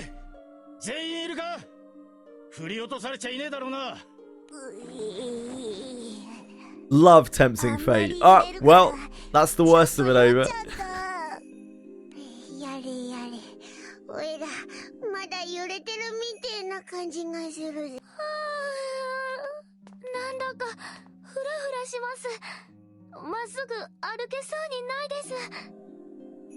God damn it, EO's still here.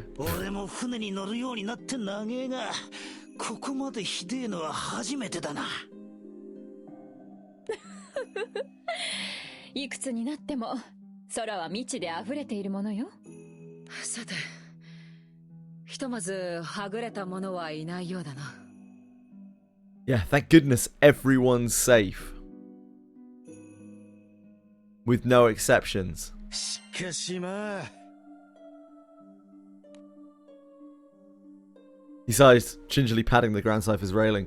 さすがにお前は無事ってわけにはいかなかったか。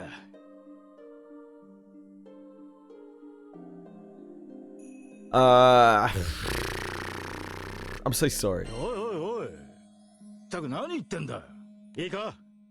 お前はこの気空団の団長で、グランサイファーはこの気空団の。What I did was reckless and stupid and selfish, and it was all to save some girl who I barely know and is a horrible person. I'm sorry. 自分とこの団長も救えなかったんじゃ、気空艇の治るってもんだろ。I should be ashamed of myself. Rackham grins, despite the significant damage to the Grand Cypher. こいつだって喜んでるよ。グランサイファーだってお前を失いたかねえんだ。かといってあそこであいつを助けてなきゃお前じゃねえ。A 70V mod to Final Fantasy 14. When am I adding one personally? Probably not soon. I'm not. I don't know. I don't even know how I would do that. そう思ったからあの時すぐに船を出したんだ。だから I am a known representative of Square Enix. But much like the rest of Square Enix, I don't actually give a fuck about the player base, so でもあんまり考えなしの行動はやめて probably よね never. 心臓に悪いし。まあとはいえだ。ここまでグランサイファーに Square 無理をさせてきたのも事実だ Square ろ。 Enix. Square Enix. そうだな。 Enix. なあ団長、ここを出たら最初の行き先はガロンゾでいいか。 You should probably stop sticking things up your ass then, Quantum. Give it a rest, mate. Let it recover for a few days.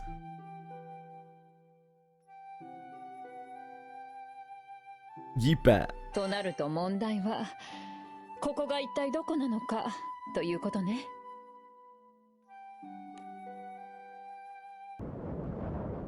I hope you feel better soon, Quantum. The captain and the others examine their surroundings. They seem to have landed on an island blanketed with clouds. これが空の底、赤き地平なの？ The Crimson Horizon. 赤き地平はひたすらに地面が続く世界って話だが、しかしどう見てもこいつはそんなにでかくもねえ島だな。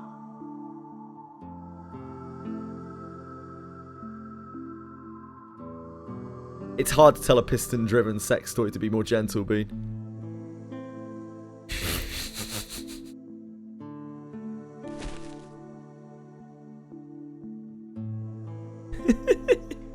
Pan emerges from under the captain's arm, flies up into the air, and takes a brief look at the area. Hello, Daryl. Great timing. やっぱこれ島だぜ。雲の中に島が浮いてるみたいだ。 Welcome. We are finally here. 中に島。誰か聞いたことはあるか？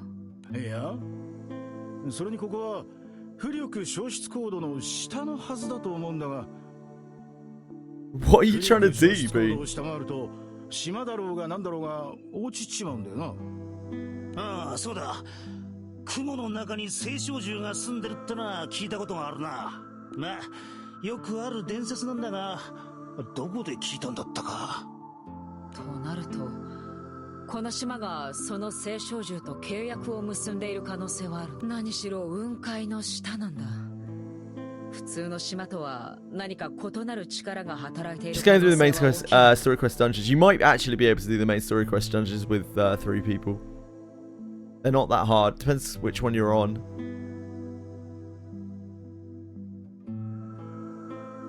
Yeah. Rosetta peers cautiously around them as she speaks, her tone tinted with confusion. Can you not even get a last person for it, Bean? That sucks, man. You should be able to at this time of the day. Surely it's like evening in SEA or Oceania. とにかく降りてみましょう。ここでじっとしてても仕方ないし。 Quantum's being a little shit. Yeah. Nothing new there. Everyone agrees to EO's suggestion and prepares to disembark the Grand Cipher. Quantum's being a little shit. Why you gotta be like that, Quantum? 何かの気配か？あ、これなんていうか。ルリアちゃんも気づいた？ここがどういう場所か。 He's precious and must be protected. はい。でもこれ、こんなことってありえるんでしょうか？青少獣だもの。ありえないなんてことはないわ。 Hello, Nut guys. How are you, sir? Can one of you fill me in, please?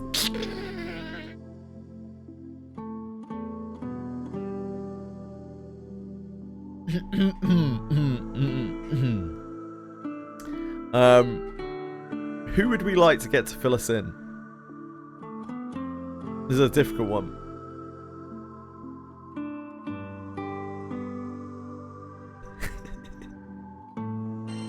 Thanks, guys. Not Lyria, that's for sure. Definitely not Lyria. Lyria, you are not allowed. You are not given permission to fill me in. Lyria answers the captain's question as if trying to convince herself.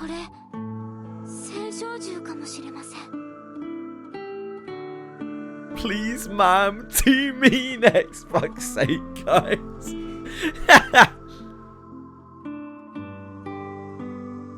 I'm sure no one would mind being filled in by Rosetta. I'm doing Primal Resonance, and they mention Zoe. Does she show up in a side story beforehand? I don't think so. I think that is where she is first mentioned in the side stories at the very least. She is in Created by the Stars, Loved by the Skies in a big way.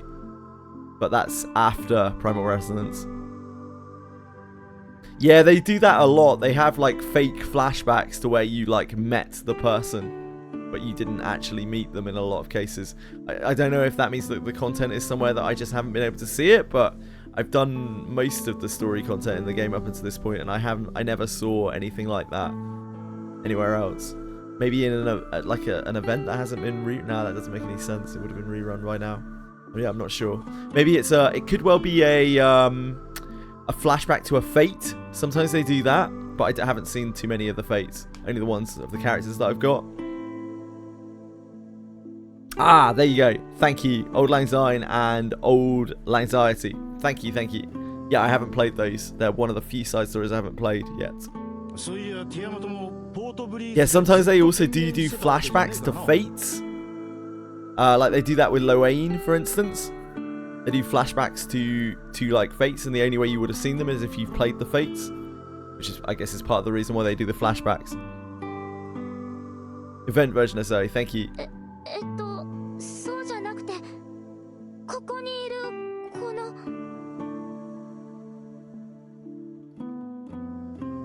Ah, lets you toggle those if you have the character. Ah.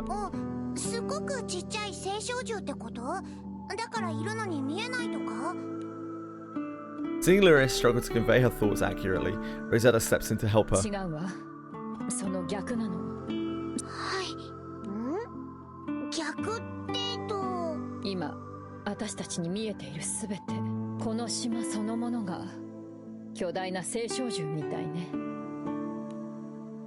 Captain is struck silent by Rosetta's revelation. Lyria, meanwhile, stares down at the ground, attempting to understand the nature of the creature upon which they stand.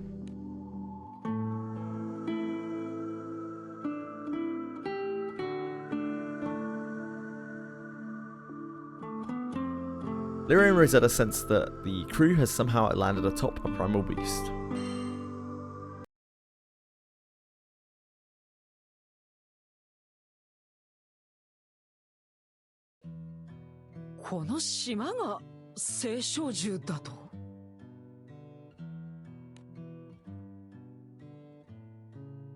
Lyria nods in confirmation. This doesn't seem to ease anyone's shock.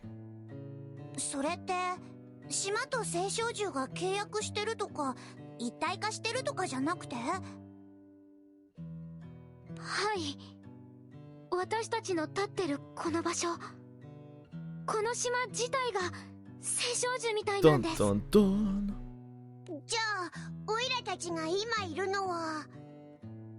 On top of a primal beast.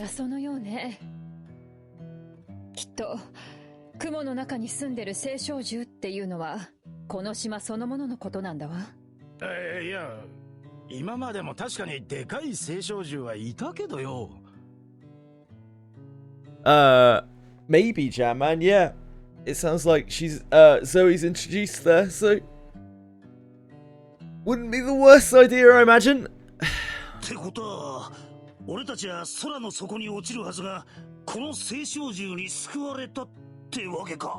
It's weird because in terms of like chapters, Old Langxiety comes after that, but there's all sorts of stuff like that in the side stories. It's not like totally out of place.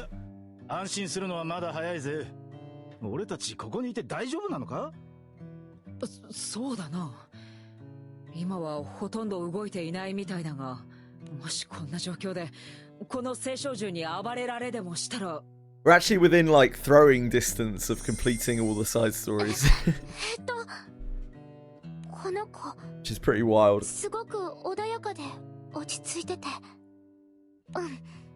とりあえ It's ず taken a little while. 妄想することはないと思う。だけど But なんだかうまくつかめなくて、どれだけ話しかけても、そこにいるのにどう話しかけていいか。ルリアちゃんでも干渉できない青少獣ということね。got more Zoe content released before Created the Stars, led by the Skies. You could also do the last Rabomi event. Oh, she's in Rabomi as well. Yeah, I haven't done that either. 自分たちの足場にするには不安だな、そいつは。しかしどうやってここを脱出する？グランサイファンがまだ飛べるとしても浮力消失高度以下では。構えろ団長、誰か来る。それ。おにゃ、ここにオイラたち以外にも人がいるってのか？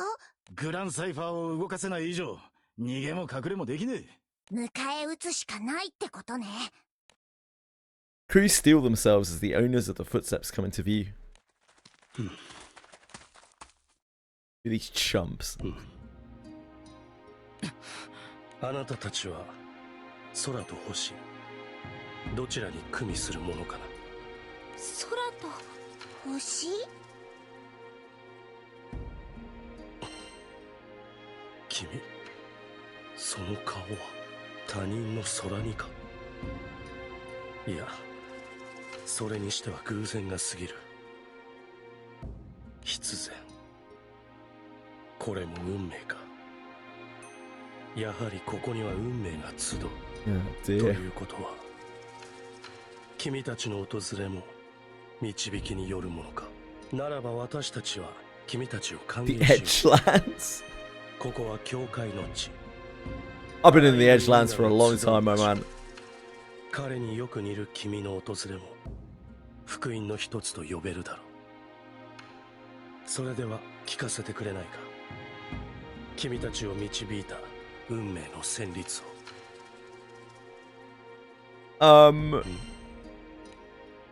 Awkward silence hangs in the air until a high-pitched but dignified voice echoes from a robed assemblage. 混乱してる。私が話すよ。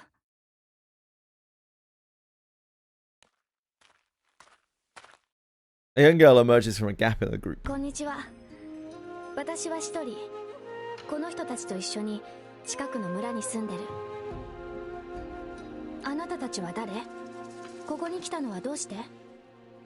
後ろの気空艇はあなたたちのもの？やれやれ。やっと話がまともに通じそうだな。とりあえず敵じゃないのよね。それは君たち次第。私たちに君たちを襲う意志はない。でも君たちが私たちを敵視するかはわからない。もし君たちが私たちの敵になるなら、悪いけど私は戦うよ。Okay. 私たちにも敵はない。むしろ We're just having a little bit of airship 困ってい trouble. たところなんだ。 You guys know anything about airships? Captain reveals how the crew fell through the sky. And the captain begins describing the crew's last actions in Nalagrand. Shitori raises her eyebrows in amazement. 君たちがグレートウォールを？ Yeah. それで空の底まで真っ逆さまだと思ってたんだが。You know how it goes. Run around, destroy some ま walls. さかこんな島。いや、青少獣の上なんだったか、ここは。それをよくご存知で。もしや君たちのうちの誰かが。まさか私たちの中に星の民はいないわ。それよりそろそろあなたたちとこの場所について教えてもらってもいいかしら。ああ、そういえば私たちは私たちの説明をしていなかったね。 As if suddenly remembering proper decorum, the man gestures to his fellow robed brethren. 私たちは教会の民。この教会に住まう者たちを私たちは分け隔てなく同志とする。そこには空も星も関係ない。そこの一人も Shiva. この教会 Is that just base Shiva? 私たちの同志だ。 Shiva Extreme is pretty fun. And it sucks so much that you guys don't get to do like any of the extremes or anything. Shiva Extreme is quite hectic. It's one of the more hectic starting fights. Yeah. You can't though, that's like the problem, right? Like you can't hop out because you're stuck on Ravana. Yeah, you can't. That's why it sucks so much. Like you're actually trapped. You're in SEA prison. カーオンは空を泳ぎ、エビスは教会を泳ぐ。故に私たちは私たちを教会の民とする。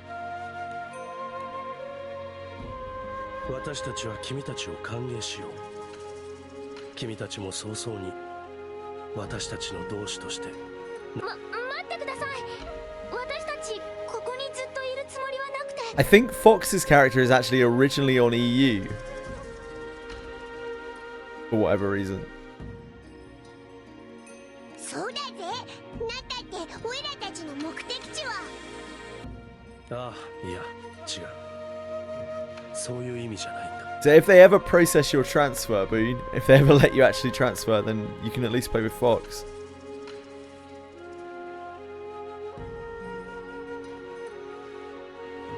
ごめんね。説明する順番があべこべになっちゃった。 Bad luck, Jam Man.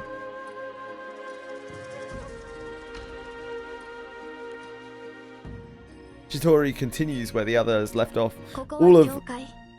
Obviously all of the people that I know who play or have played Final Fantasy, they're all on EU as well. ここは赤き地平とも空の世界ともそれでも偶然何かに導かれるように人や物が流れ着くことがある。それも時間、場所、空の民とか星の民とか Only if they both transfer to ぐちゃぐちゃに。 Oceania. Yeah, man. 例えば昨日流れ着いた人が何年も前からいる人の遠い遠いご先祖様だったりね。だからそんな私たちはまとめて教会の民と呼ぶ。ここに来てしまった以上もう元の世界のことは関係ないからね。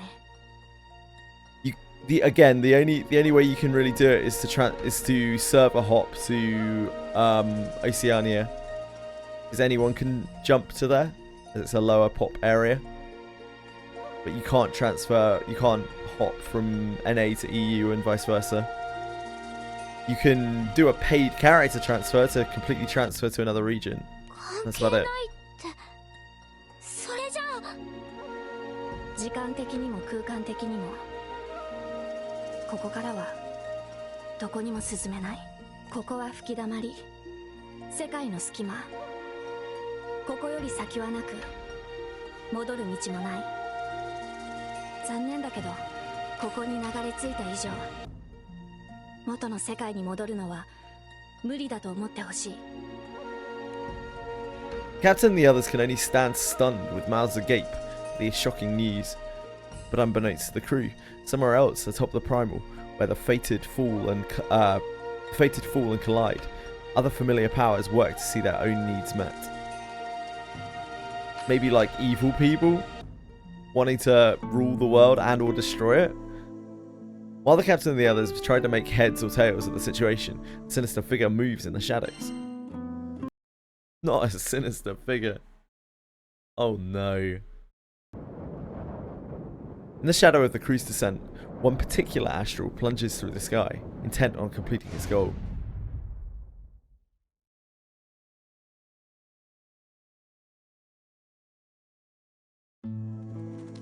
Hey, ここに着くんだ。おいロキ、どういうことだこれ。どこなんだよここ。教会。空の世界と赤き地平の狭間さ。そしてここは青少獣恵比寿の背の上。The rising stones and the waking sands. 教会に他に足場はないからね。 Neither character to be created for 3 months before you can transfer. Yep. It sucks. はあ、お前バカじゃねえの？バカ。バカか。お前赤き地平に行くつもりだったんじゃねえのか？道にでも迷ったのかよ。迷うほどの道だと思うかい？赤き地平、空の底まで真っ逆さまに一本道さ。でもお前こんなところにいるじゃねえか。そう。ということはね、僕の求めるものはここにあると。Loki begins to leisurely walk forward while scanning the horizon. 青少獣恵比寿はね、来ようと思っても来られる場所じゃないんだ。それは空の民であろうと星の民であろうと関係ない。恵比寿はそういう青少獣なんだ。縁がつながって運命に呼ばれて初めてここに来ることができる。ここを訪れる者にはみんな意味があるのさ。運命にね。はっ、うさんくせえ。君にはそう聞こえるかな。まあお前の言うことだからな。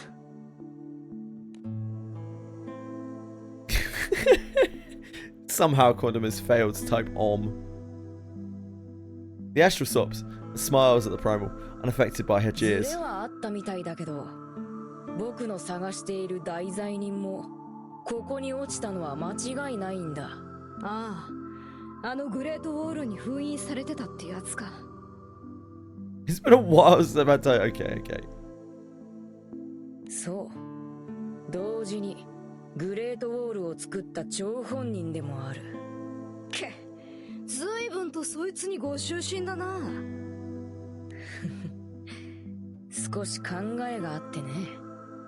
きっと今の僕には必要なんだ。Curry!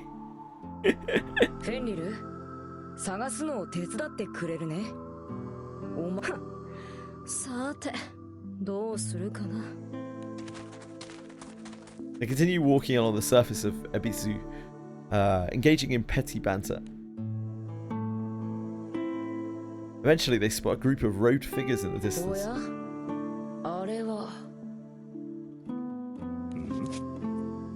貴様、もしや。The group comes to a halt. Members cycling Loki and Fenrir suspiciously. なぜ貴様のようなものがここにいる？ Boone kicked you out! Boone! Mate! Loki responds to the man with an exaggerated こ bow. れは。まさか破空戦争時代の英雄様にお会いできるとは。まさに生きた化石だね。こんな珍品に出会えるのもこの教会の良さの一つかな。貴様、下船の者の分際でなんという口の利き方だ。 Darn low birth cur. 多めに見てくれないかな。あいにく僕は育ちが悪いからね。口の利き方を知らないのさ。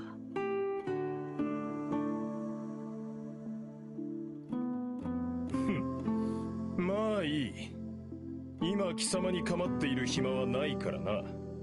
へえ、ここは時間が止まっているんだろう。何をそんなに急ぐんだい？この先には我々とは別のもう一つの集落がある。奴らはあるべき定めに逆らった。場合によっては手荒な真似も必要になるだろう。おまけにその集落におかしな反応が増えた。貴様とはまた別に何者かが流れ着いたらしい。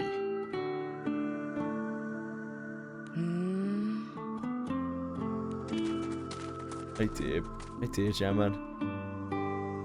Seeming to have said his piece, the man signals to his procession, and they begin to pass Loki. However, the man halts abruptly and turns to face Loki once more. 答えろ。貴様の兄君、ビューレイスト殿はどうしている？死んだよ。もういない。どこにも。やはりそうか。空にほだされた愚か者の末路など聞くまでもなかったな。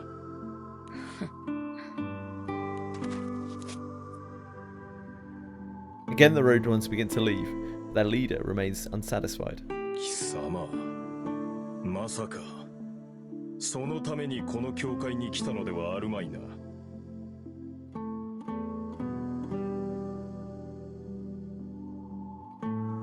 さあ、どうかな。それは禁忌だ。無論大いなる代償も伴う。何より我々は認めぬ。この地は教会を泳ぐ福音の地。おいそれと利用して良いものではない。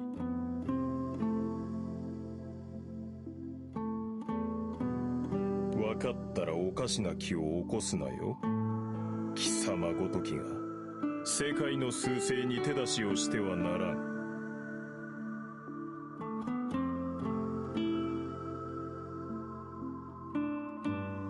When the roadman finishes speaking, Loki fixes his gaze on the man's hood as if peering through it. あのね、僕はもうとうの昔にお前たちのように生きるのはやめたんだ。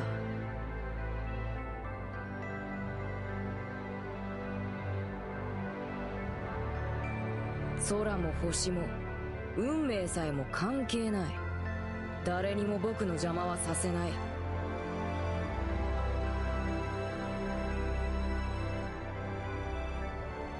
僕は僕のやりたいようにやるよ。せいぜいお互いの邪魔にならないよう気をつけようじゃないか。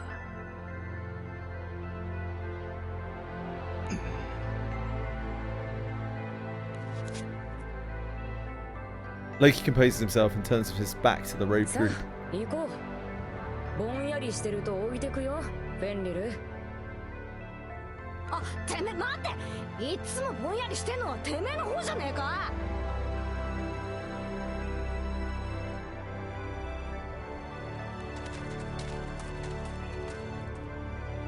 Pair leave the road group behind, heading off in no particular direction. Meanwhile, the roadman, without ever dropping his guard, watches as the astral and his primal disappear into the horizon.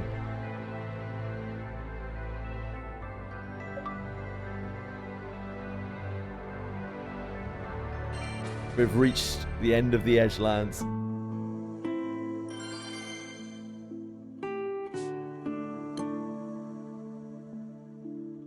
Pray return to the Edgelands.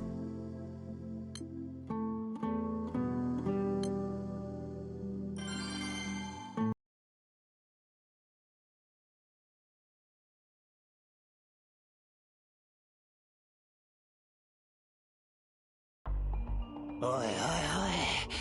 ちっと冗談きついぜ、ジョーちゃんよ。Crew has learned about the apparent impossibility of returning to the Sky Realm. The bluntness of the news doesn't make it any easier to swallow. 一時は空の底に落ちずに済んだと安堵したが、どうやらここは空の底に匹敵するくらい厄介な場所のようだな。とりあえず村に来る？そろそろミカが心配だから私は村に戻りたいんだ。なかなか信じられないなら村で一度休んでからでもいいし、もっとそれに。 Shitori peers closely at the captain's face. 君は団長さんなんだっけ？君のこともっと That is me. 聞かせてほしい。なあ、どうする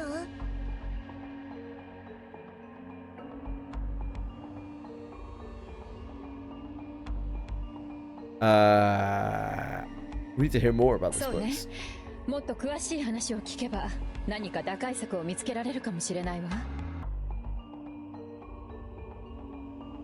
それに私も少し気になってることがあるの。しかしグランサイファーはここに置いてて大丈夫なんだろうな。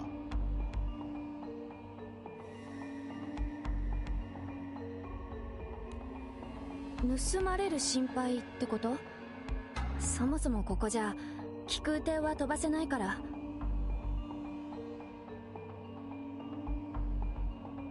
私たち以外にこの恵比寿の背にはもう一つ集落がある。ただ向こうの彼らは私たち以上に気空艇に興味はないだろうね。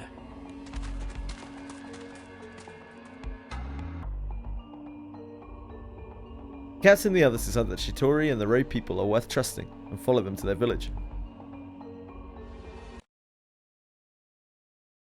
I believe that in Shinto mythology, Ebisu is one of the 7 gods of fortune. I'm unfortunately not familiar with that mythology. After they arrive, the captain moves to ask Shitori for more information, but before their discussion goes anywhere, an interruption presents itself. Hello! Sound very annoying. Hi, Miki. Mika. 大丈夫。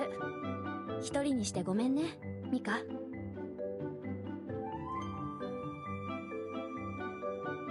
気じゃないけど、でも私待てるよ。シタリは約束を破らないもん。ずっと一緒にいてくれるって約束。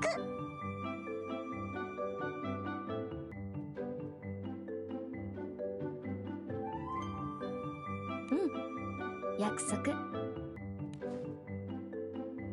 Happy to be reunited, Shitori pets Mika's head lovingly. 微笑ましいな。妹さんかな？ 7 gods of fortune. Good to know. ミカは妹じゃない。けど、私の大切な家族だよ。Spunky girl draws close to the captain and crew, curiosity apparent in her eyes. こんにちは。あなたたちが新しく来た人たち？私はミカ。よろしくね。それであなたたちは？ああ、かわいいトカゲさん。お名前はなんていう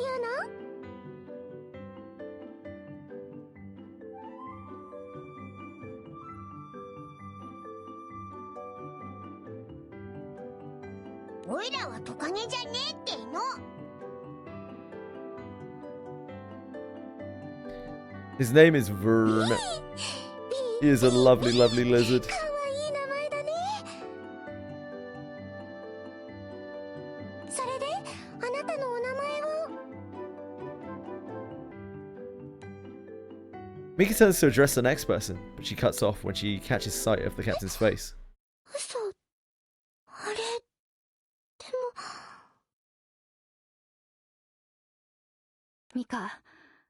ミカもやっぱり気づいた？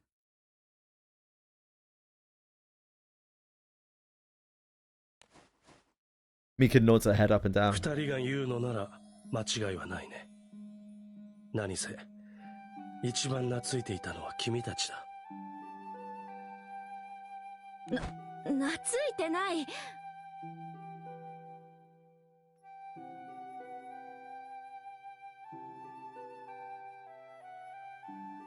ただお話を聞かせてもらっていただけで。Suddenly, Mika takes the captain's hand, gazes up into the captain's face. 教えて。お父さんもあなたと同じ気空士だった？それもすごく立派な気空士じゃなかった？ Yeah, maybe. We're not really sure. じゃあそうなんだ。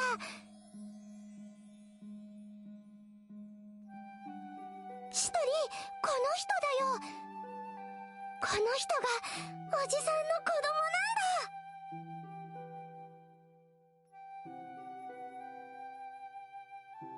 なんだ。Wait.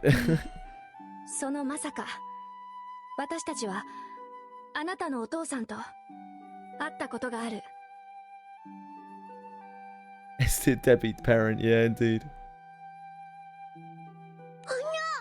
親父さんを知ってるってのか？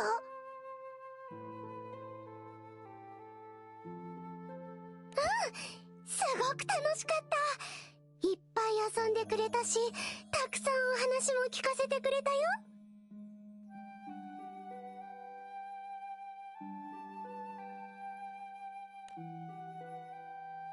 Finding themselves in an unexpected place with the unexpected traces of the man they've been searching for this whole time, excitement spreads throughout the crew. どことなく面影があったんだ。だから会った時からまさかとは思ってた。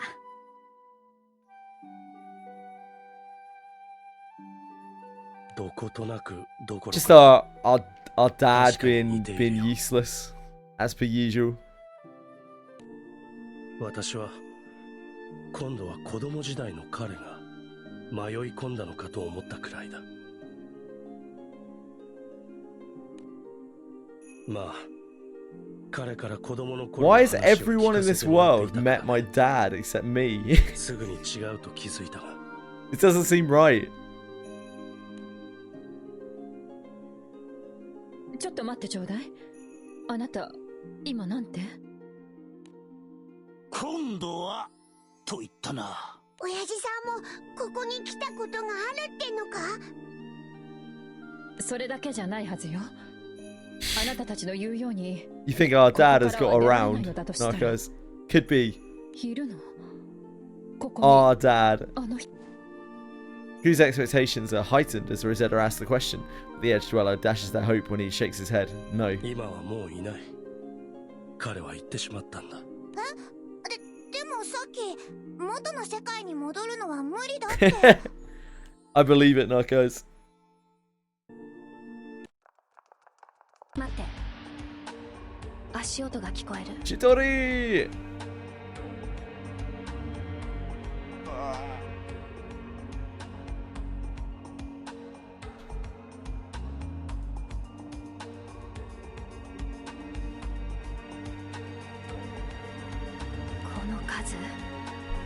多分あいつらだ。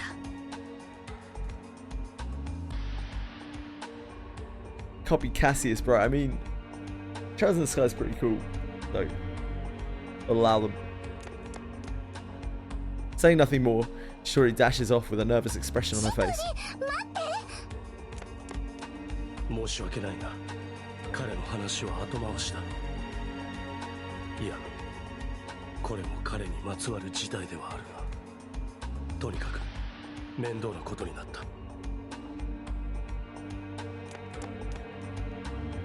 Having said his piece, the edge dweller stands up and rushes out of the door himself. 詳しい事情はわからないけれど、あの子たちの反応を見るにただごとじゃないみたいね。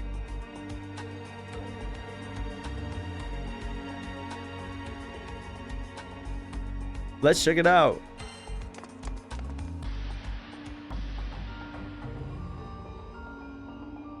What's a weller? I have no idea.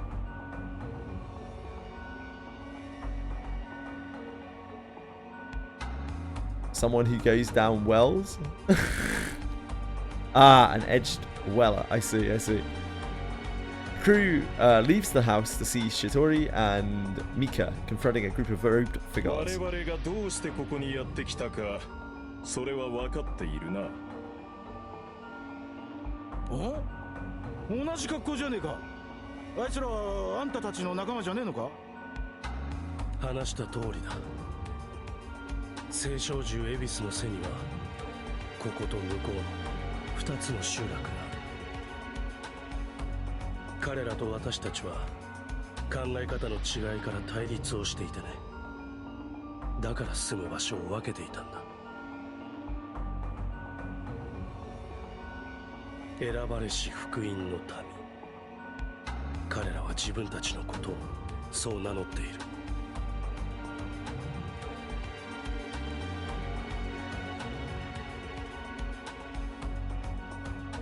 Shitori, displaying her uncharacteristic bravery, calls out to the aggressive sect. 何をしに来た？君たちが毛嫌いしていた男はもうここにはいないよ。いないことは分かっている。それが問題なのだ。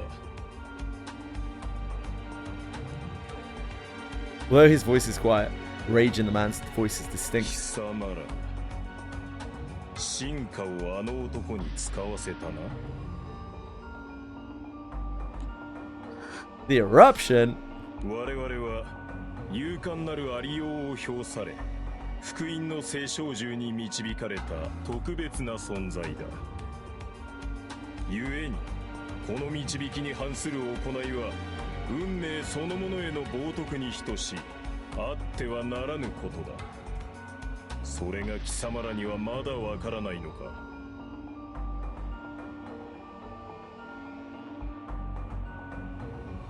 君たちの言う You こ haven't とは exactly explained it that well, I've got to be honest. 今ここにいることは不可侵の導きによるものだ。しかし私たちには意志がある。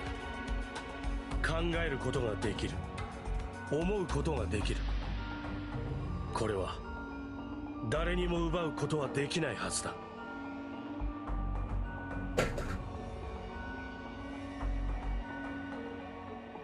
話にならん。ここまであの男に毒されているとは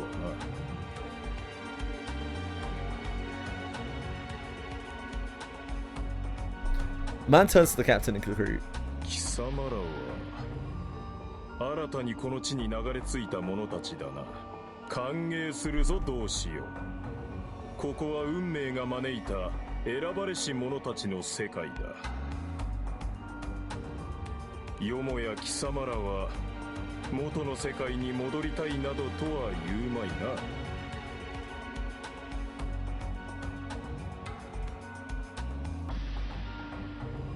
We have to go back. そうだぜ。オイラたちは星の島に行かなきゃなんねえんだからな。It's a good one, no, guys. 星の島？それにその目、見たことがある。貴様、あの男の血縁だな。There are too many people who talk in riddles around here. You know how I hate that. And with that, the man signals his fellow blessed. 正しい導きを与えなければならない相手がどうやら増えてしまったらしい。まずは自由を奪え。 A rouge flock. 我々の村に連行しろ。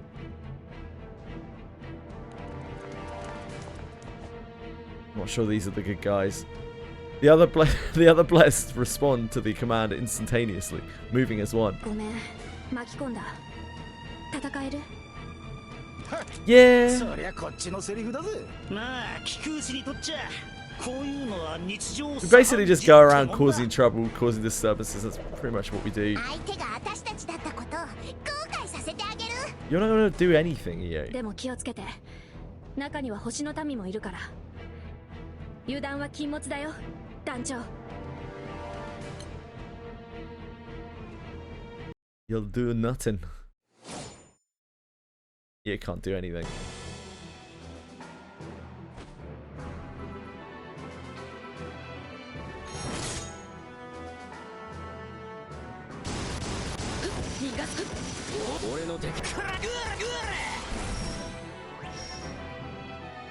Gus 4. 気勝手暴れてやるか。 Not Gus 4. 許してとは言わないし。 Anything but that.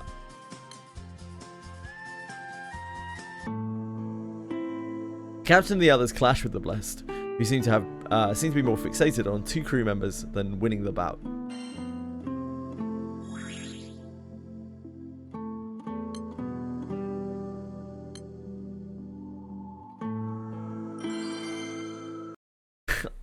I love that you still haven't actually hit Heaven's Wood yet. You've been playing for so long.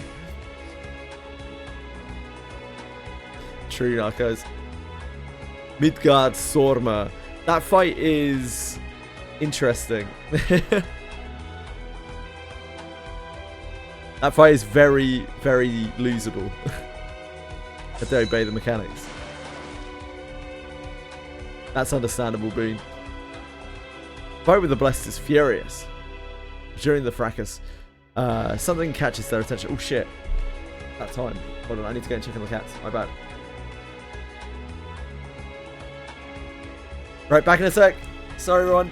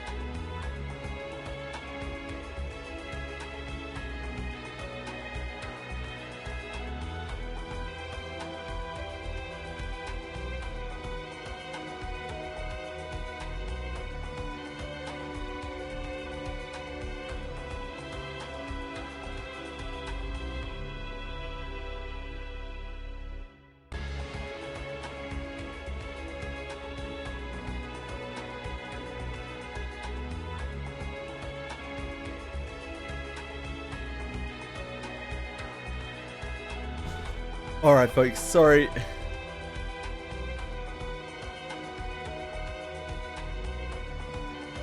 Just try not to spook my cat by moving too fast. She's just chilling on the stairs. During the fracas, something catches our attention. There's a lot of floppity in chat, yep.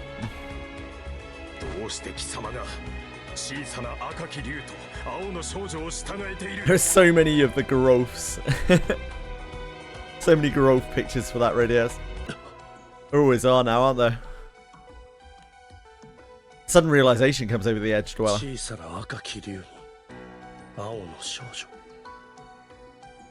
Everyone we meet, every single person we meet in this world, both knows our dad and knows of the super secret ancient legend of the little red dragon and girl in blue. Every single person. Why is that? Why are we the only people who don't know anything?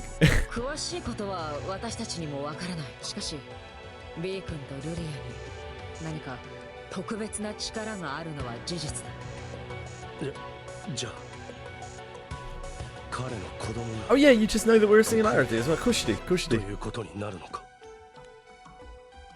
Man from the Blessed looks upon Lyria, Vern, and the captain, his eyes switching from battlefield rage to a mix of resentment and fear.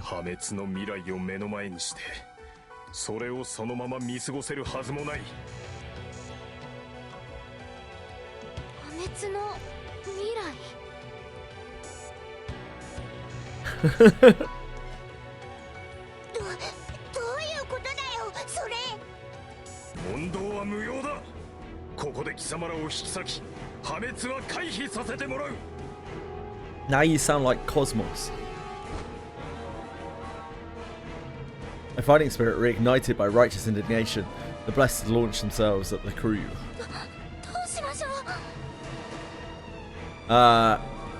Who cares what they say? Cosmos, yeah.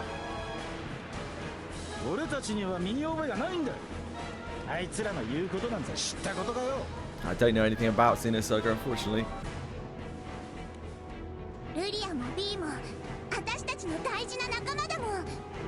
You hold them off, Theo. We'll escape. Great idea, yo. Great idea.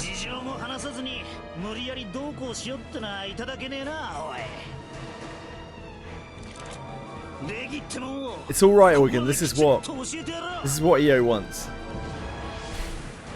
Just gotta let her be.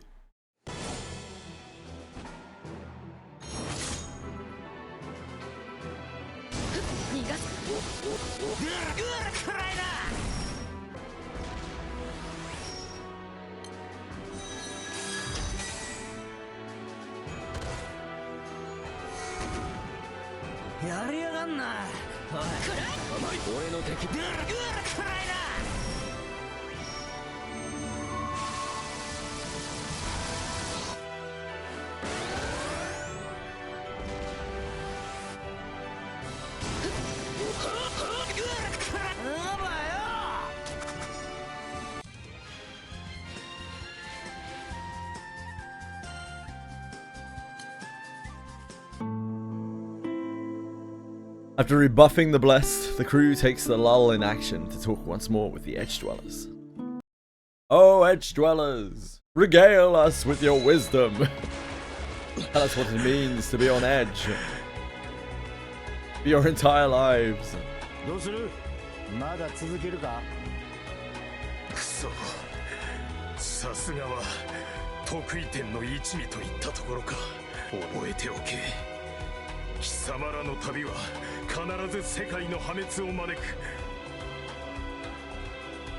Brought about the destruction of the world with your mum last night.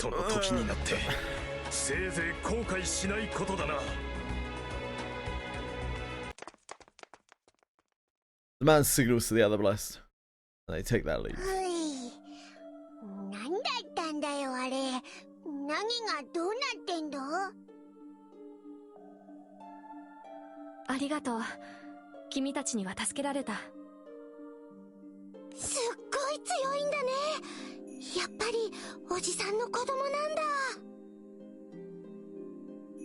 襲撃の直後ですまないが、今私たちには貴殿らに聞きたいことが山ほどある。話を聞かせてちょうだい。この島のこと、あの人のこと、ビー君とルリアちゃんのことも。Knowing looks pass between the two groups, the Edgewalkers invite the Skyfarers back inside for further discussion. さて、どこまで話したんだったかな。It's not Lyria's dad, it's Gran's dad. Lyria doesn't have a dad. Lyria was like grown in a lab. 結局親父さんはどこにいるんだよ。ここにはもういねえって言ってたけどよ。それは結論から言えば私たちにもわからない。私たちはあの人を送り出した。Shitori begins to respond, a resolve apparent in her expression. ここに流れ着 She い has た以 parents. 上、 How so? 元の世界に戻るのは無理だって話したよね。でも実は一つだけ元の世界に戻る方法があるんだ。その絶望に挑んだのが君のお父さんだったんだ。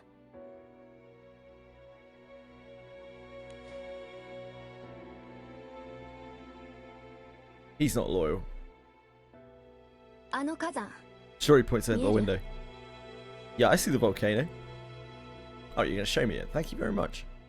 Oh, that's a nice volcano. Massive mountain sits clearly in the distance. Molten lava occasionally sputtering from its crater. あの火山、活火山よね。バルツの火山よりは小さいけど、今にも噴火しそう。Much like myself here. あの火山の噴火を私たちは進化って呼んでる。それで元の世界に戻るためにはあの火山の噴火、進化を A 使うんだ。 little smaller than average. But ready to blow whenever. 火山の噴火を使う。一体どういうことなんだ。While Catalina is still trying to work out the meaning behind Shitori's words, Rackham has already come to a grim conclusion. 待て待て待て。嘘だろ。何なん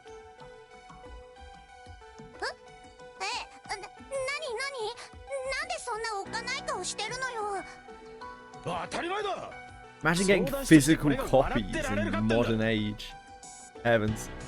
あんたたちの言う元の世界に戻る方法ってのは噴火の爆風を使うことなんだろう。 Don't the physical copies install digital copies nowadays? Like, once you've got it installed, won't it just count as a digital copy? 戻れるにしてもちょっと強引すぎねえか。本当の話なんだろうな。それだけじゃない。進化には聖少獣エビスの力が宿っていてね。エビスが司るものは福音、幸運の訪れ。それは運命の流れとも言い換えられる。その福音の力はあらゆる境界を越えて作用する。だから聖少獣エビスが起こす進化には境界を越える力があるんだ。説明されたところで噴火の Whoa, 力を使う whoa, なんざとんでもねえことだぞ。でもそれならあの人はその進化に乗ってここを脱出したっていうのかしら。 I'm sure the captain's father has ridden a lot more than blasts, Rosetta, by the looks and sounds of things.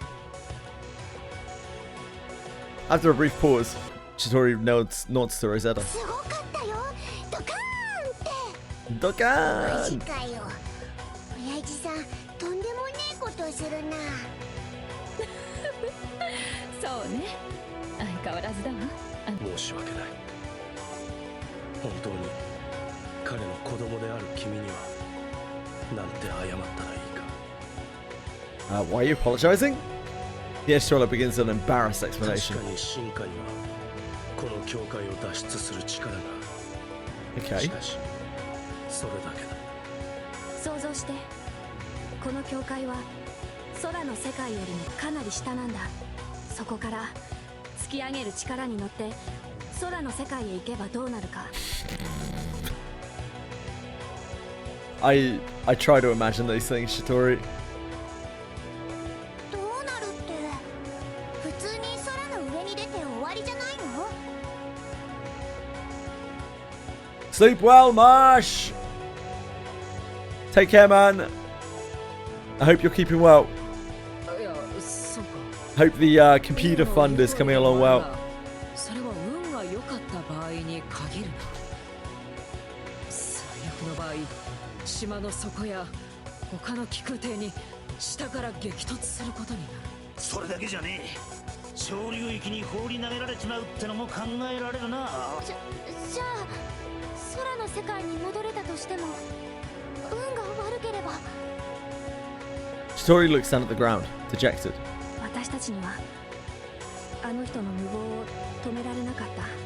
それどころか心のどこかであの人を応援してた。この人ならきっとどんな無茶でもやり遂げてくれるんじゃ You ない need か。 to Google many of the characters before you make jokes. That's probably for the best. There isn't a peep in the room, as everyone imagines the worst possible outcome. He's okay. でもここを脱出した後、 Yeah, we あの we 人 don't が know that どう either. な We're ったか just なん full て of shit. 誰も。 He gave me a letter. And everyone knows that after you make a letter for someone, nothing bad can happen to you. そうか、そうだぜ。あの手紙のことだよな。一つ確認させてちょうだい。あの人は団長さんのことをなんて言っていたかしら。置いてきちゃったって言ってた。すごく悲しそうだった。でも行かなきゃいけなかったって。 The guy's a deadbeat, mate. そう。まだ幼い我が子を故郷に残してきたって。 Captain tells the Edge Dwellers more about the letter and how it sparked a grand adventure. 星の島イスタルシアからの手紙。すごい。おじさん、本当にたどり着いたんだ。あの人は無事に空に戻れたんですね。それどころか星の世界にまで。しかし聞けば聞くほど団長の親父さんは凄まじいやつだな。この分だとまだまだ私たちの知らない逸話が出てきそうだな。 Basically chasing Shing Freaks. Don't know who that is. I'm gonna find him no matter what. それにあなたならきっと Oh. 大丈夫です。 Yeah, I guess so. I don't remember that name at all. What a crazy name. となりゃ足踏みしてるわけにはいかねえな。 Eyes filled with determination, the captain turns to address Shitori and the other Edge Dwellers. 進化を使う A lot of shonen anime for me really just kind of merges together. あの人は無事だったみたいだけど、それでも危険な賭けであることは変わらない。それにあの人が無事だったからって君たちも無事に戻れる保証はない。それでも君たちは行くの？ Captain looks to each of the crew members, intent on hearing their opinions before making a choice. 私はそうね。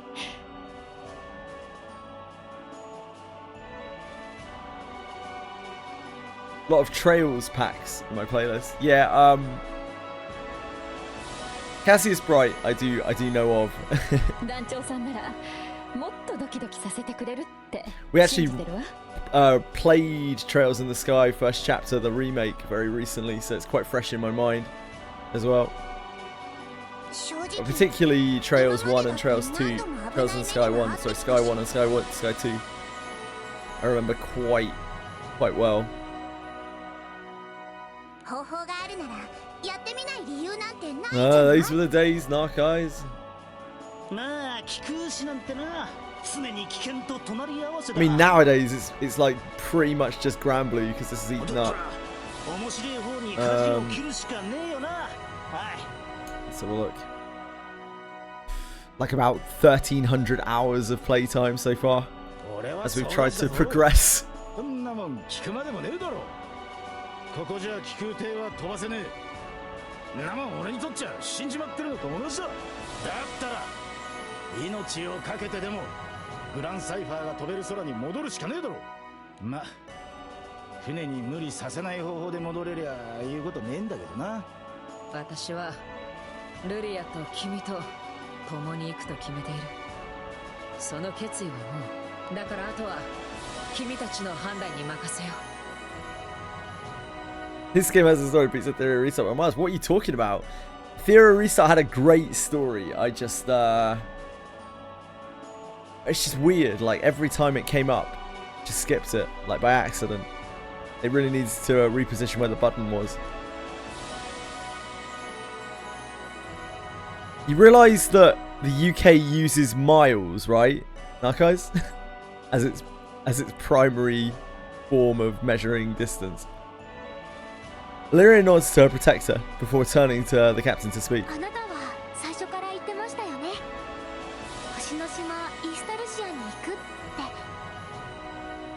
それってきっと憧れだけじゃなくて、お父さんが待っていてくれるからなんですよね。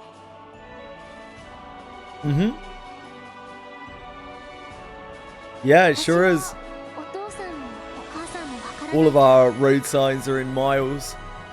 でもどこにいるのか分かったらきっと会いに行くと思うんです。今までいろんな旅をしてきて、いろんな島や空に行って、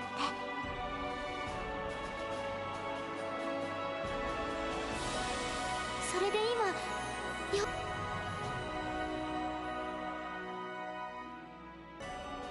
Her resolution growing that much stronger, Lyria looks directly into the captain's eyes. だから私、あなたには絶対に諦めてほしくないです。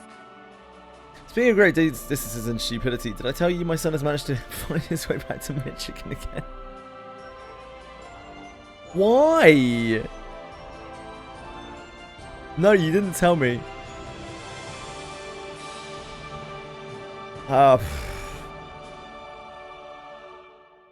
Let's make it there together. Let's go to Michigan, Lyria. You gonna go and get him again? Narcos. The captain turns to Shitori and announces the decision of the crew.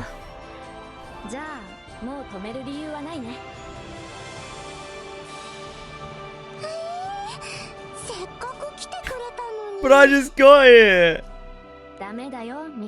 Mika is apparently a Twitch shadow. Cancel this phone plan and update your will.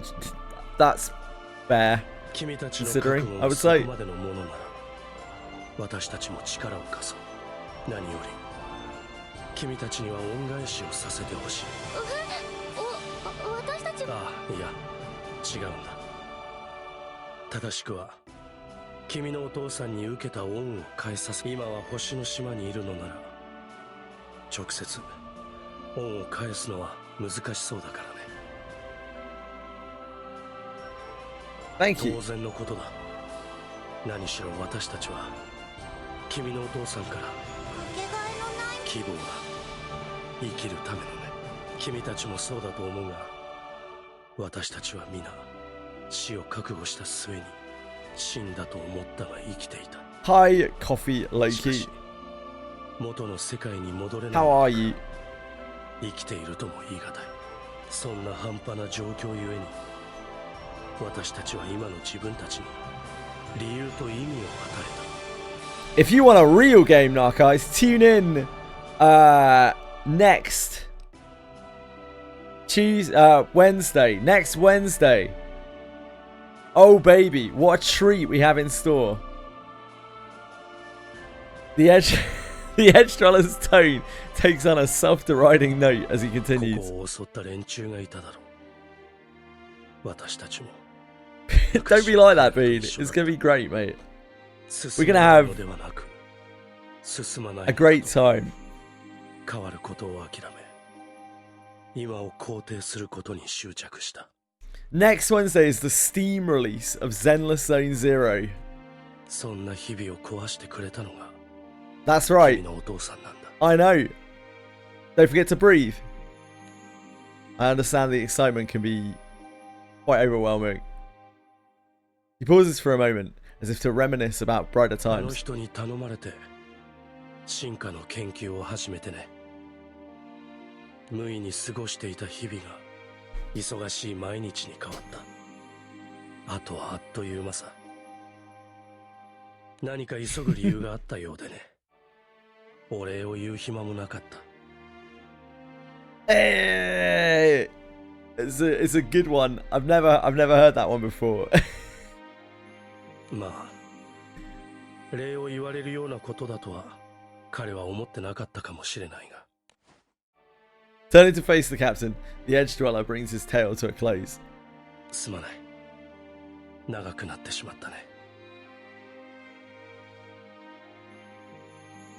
Thank you for sharing. That's something that I say a lot. Thanks for sharing. I usually mean it a little more sarcastically though. Determined as ever to reach the island of the Astrals, the captain nods in agreement with Vern. The crew, now with a clear means to return to the Sky Realm, begin preparing themselves for their ensuing homecoming. While the captain and the crew are sharing a powerful moment in the home of the Edge Dweller, a figure peers in at them from a window. From a window, just looking in through a window. He's just there like skulking. おい、その窓から覗くのやめろ。夏っぽいし、中にいる奴らに見つかるぞ。それはまずいな。向こうに変に気を使わせたくないし。That is not the wrong impression of you. でもほら、こうでもしないと中の様子がわからないんだ。Loki, unperturbed by the potential danger of being discovered, returns to his post at the window. お、いたいた。見つけたのか。探してた大罪人とかっての。うん。でもまだ手出ししないでおこう。どうせ逃げ場もないんだし。はあ？目的の門が見つかったならとっとと奪っちまえばいいだろ。 Hello, Chili. We're playing Granblue Fantasy, Chili. We're doing story. Story, yes. そうしてもいいんだけどね。少し。そうだな。状態が悪いみたいなんだ。状態が悪い？どういうことだ？ Hello, Sugar. 味付け、調理が必要ということさ。僕はフェンリルみたいにお肉を生のまま食べたりしないからね。ちょうど使えるものもあるし、少し手を加えてから収穫するとしようじゃないか。That's true. That's true, Narcos. Loki, a satisfied grin crossing his lips, shuffles off away from the house. わかんねえやつ。Fenrir follows suit until both disappear into the distance. Chili was not interested at all. She fucked off. Who's Fenrir? She's Loki's personal primal beast. We don't really know that much about her. Crew have decided to use Abisu's eruption to return to the Sky Realm, but first they have to make the proper preparations.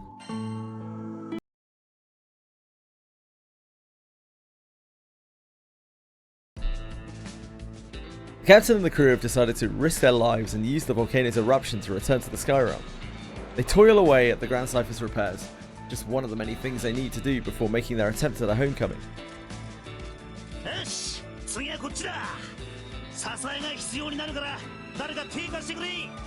Keeping in mind Chili is the same cat that smashed herself into something and broke half the teeth in her mouth. I'm not sure that we can really call her a smart cat. I've never had another cat that has done that. Burn, help the man.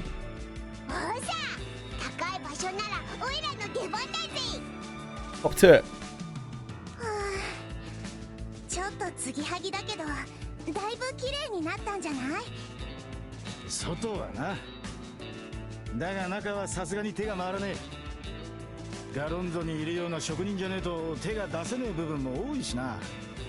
まずは外張りの強化が時間はあまりないんだもんね。 With all hands fully committed to the ship repairs, the crew begins talking about yesterday's events. Ah yes, the slip repairs. すぐには脱出できない。そうだ。進化は星小獣の起こす自然現象のようなもの。基本的に我々は進化を起こすのではなく。そういえばこの子、星小獣エビスは私でも何もつかめませんでした。エビスは福音を司る星小獣ゆえに、福音、幸運、運命そのものと同じ性質を持ってしまったらしい。運命は誰にも支配できない。同じように星小獣エビスも誰の支配も受けない。星の民であっても例外はない。ゆえにエビスは誰にも制御できず、こうして境界を漂っているんだ。Stupid nose. 一つ気になってたんだが、あんたその口ぶりからするにこの教会に来る前は空の民だったのか？ Yeah, Shwella nods matter of factly. そうだ。教会の民を名乗っている者は逆に福音の民は大半が星の民だ。空の世界から姿をくらました連中の一部というわけさ。そう、あの襲撃を仕掛けてきた者もね。道理で向こうはすぐに B 君とルリアちゃんに気づいたけど、こっちでは誰も触れなかったものね。もともと空の民は星の民に比べ世界の根幹について知らないことが多い。小さな赤き竜と青の少女についても。ただ両者をつなぐ架け橋は世界の得意点となり、その命運を左右する。詳しいことが知りたきゃあいつらに聞くしかねえってことか。気にはなるが、今彼らに接触するのはあまり得策とは思えないな。あの様子だと聞きに行ったからってそう簡単に教えてくれるとも思えないもんね。だよな。それに今は空に戻ることでいっぱいいっぱいだぜ。 Memory jogged by Vern's quip. I almost said something really bad then, by accident. Rackham snaps his fingers as he comes to a realization. それで誰にも支配できないエビスの進化をどうやって利用するんだ？外側から刺激を与えて進化を誘発させる。星小獣としては誰も支配できないが、火山と同じ考え方でいいならただ待っててもいいんじゃないの？だってああいう火山ってある程度周期的に噴火を繰り返すものでしょ？ You have cyclical activity patterns, EO.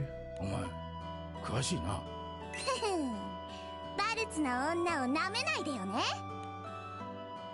Jori grimaces, hesitating to answer EO's こ question. の教会では誰も年を取らない。ただ待っていたんじゃかなり長い間待ち続けることになる。そして話した通り、教会が断絶されてるのは空間だけじゃなく時間もだ。 Doesn't either. 自分のいた時代に戻りたいのならあまり長いはおすすめできない。空の世界と時間がどうずれてしまうかわからないから。おじさんが進化でここを出たのあなたたちが来るほんのちょっと前だったんだよ。だから私おじさんが戻ってきてくれたのかもって思ったもん。ねえ、それってまさか。 Ryu! Hello! Did we just miss 君 him? たちの来たタイミングから考えると Ryu! それは大いにあり得る。あの時の感覚、あれは間違いじゃなかったのね。あの突き上げる突風、あそこには確かにあの人が。でもよ、そうするといろいろおかしくねえか？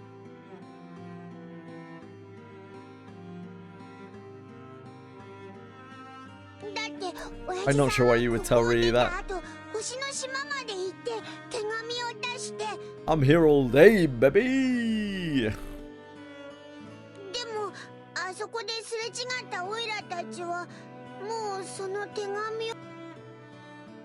The Edge Dweller calmly explains the situation to Vern, attempting to ease his confusion.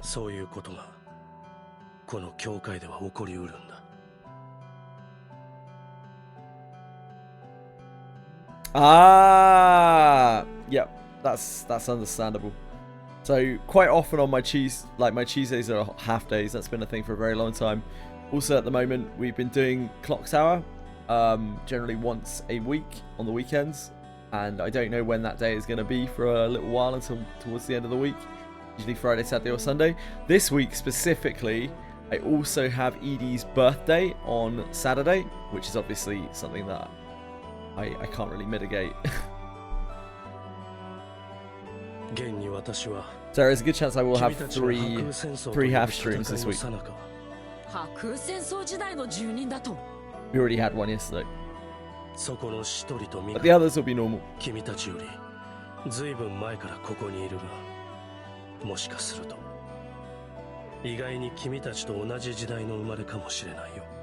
I know, Ryu. It must be hard. It must be hard to exist without me. あれ？かもしれないって。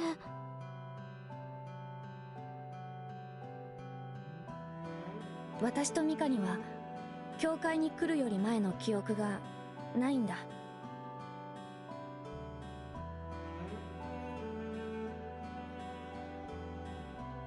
私はかろうじて What Edie gets up to in her own time, Narcos is up to her. But we are going to have a meal and go and watch back rooms in the cinema. 私はこの教会で目を覚ました時、何にも覚えてなかったんだ。でもね、私にはシトリがいるから、私はそれだけで十分だよ。ミカ。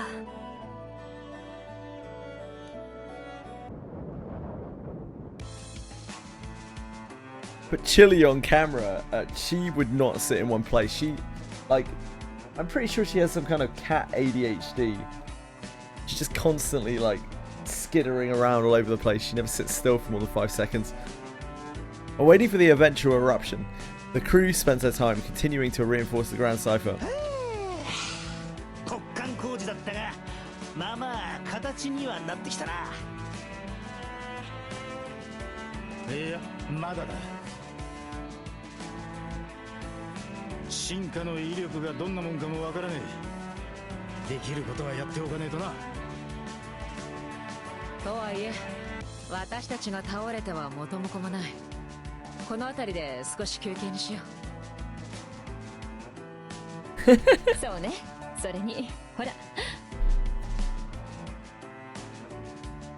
Chair costs too much to keep on stream.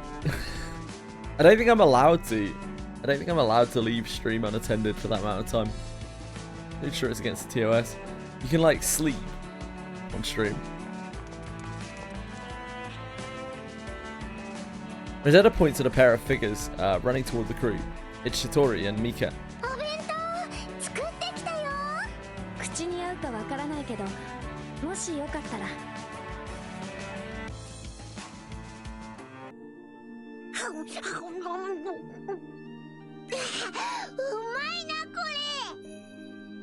I have not Narco's note. なんだか変わった味。美味しいけど、今まで食べたことないかも。私たちの時代の料理だから、君たちには珍しい味付けかもしれない。Full automated. I mean, I guess that could be fun.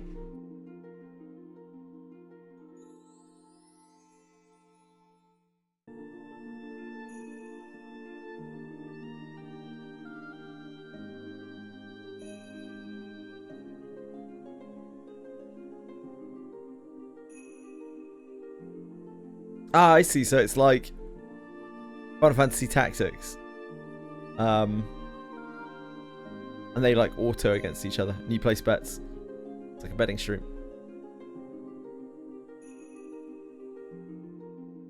シトリはね、すっパンもお菓子もいっぱい作れるし。わあ、すごいです。今度私にも教えてくださいね。Happy to receive their lunches. The crew takes a well-deserved break. しかし悪いな。補強用の資材だけじゃなく差し入れまでもらっちまってよ。I see, Knuckles. 気にしないでほしい。資材といってもここに流れ着いた気空艇の残骸だし。Fox is gone forever. Fox quit Twitch. むしろ補強を手伝い進化を誘発させるためにはその準備だけじゃなく進化の細かな調査も必要だから。気にすんなって。世話になりっぱなしじゃこっちも決まりが悪いからよ。Yeah, maybe we'll see YouTube Fox later. Or maybe even kick Fox. Oh, there he is! You have our gratitude. そう言ってもらえるとこちらも気が楽だ。Shitori turns to see Mika chasing Vern. 捕まったらお顔にバッテン書いて、今度は B の番ね。勘弁してくれ。 You gotta deal with that, Vern. Good hustle, Vern. 応援してねえで止めてくれよ。 Watching Mika happily running around, Shitori gives a relieved grin. なんだかあの人が戻ってきたみたいだ。あの人ともよくこうして外で食事をとっていたんだ。いい機会だし、ここにいた間のあの人についてお話聞かせてもらえないかしら。いいよ。どこから話そうかな。 She takes a moment to collect her thoughts before recounting the day she met the captain's あの father. 人はこの教会に流れ着いた時どこか焦った様子だったんだ。 Really? まあ、 Panic? 空の底に落ちたと思って、でも知らない島に流れ着いたら焦りもするわ He's よ probably ね。 trying to get away from Io. いや、あの人は落ち着いてから話してくれたんだけど、この教会には自分の意志で狙ってきたらしい。どういう目的があったのかは最後まで話してくれなかったけど、でもそれ以外のことはいろいろ教えてくれたんだ。 Pleasant memories rushing back to her, Shitori's tone takes on an excited 不思 air. 議な島の話とか、とんでもない青少獣との戦いとか。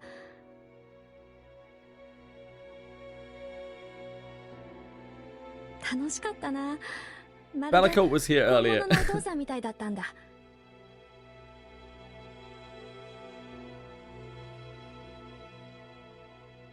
あと、そうそう。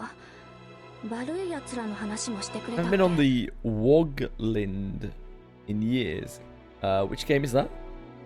空に戻ることがあれば、神王には気をつけろってあの人は言ってたな。Ah, Xenogears. Thank you. それって確か Xenosaga, グレー okay. トウォールで。まさかここで再びその名を聞くことになるとはな。それにあの人が神王に気をつけろって言ってたのよね。 I've got an old game myself slated for August and or September. Baldur's Gate Trilogy, baby. I'm quite excited to get to play them through again. Chitori, devoid of clear answer, shakes her head. 理由は教えてくれなかった。関わらずに済むのならその方がいいかな。 Reeling's July, mate. あの神王ってやつは団長の親父さんの時代から何かしら動いてたってわけか。 When is 8D? Oh, is that a face? Baldur's Gate, August or September or somewhere in that area. Although already wary of the True King's activities, the crew comes to realize that his influence has plagued the sky for generations. Is that 8D, BD? Oh, I see. Yeah. Baldur's date. The romantic, the 18 rated Baldur's Gate. Yeah, Boulder's date. Armed with a concrete time frame and consumed with anticipation, the crew begins finishing their preparations to return to the Sky Realm. Meanwhile, on the other side of Abisu, the Blessed are beside themselves. まさかあの男の子供がここまでの力を持って。何しろ得意点だ。そう考えればあの強さも納得がいく。問題はそこではない。この教会にあるものは世界に対し不干渉を貫くべきなのだ。それを親子揃ってあやつらは元の空に戻ろうなどと。 We would kiss? And it'd be hot? I don't know. しかし奴らを止めようにも方法が。力を貸そうか。もし君たちがいいならね。ロキ、貴様いつの間に。そんなのどうだっていいだろ。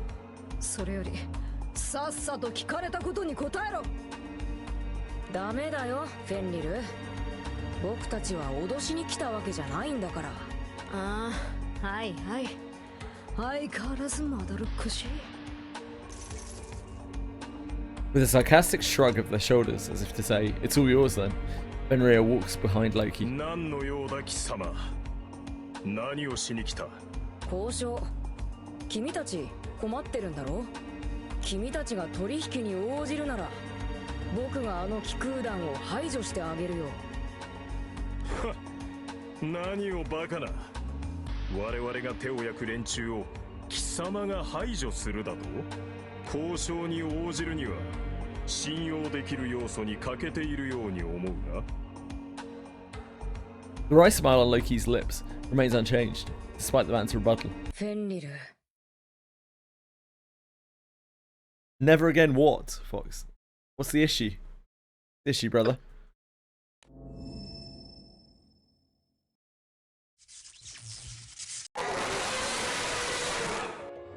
これでもまだ信用するには足りないかな。 He's watching Jenna? 貴様。 Got sent to the China. Like an antique store full of china?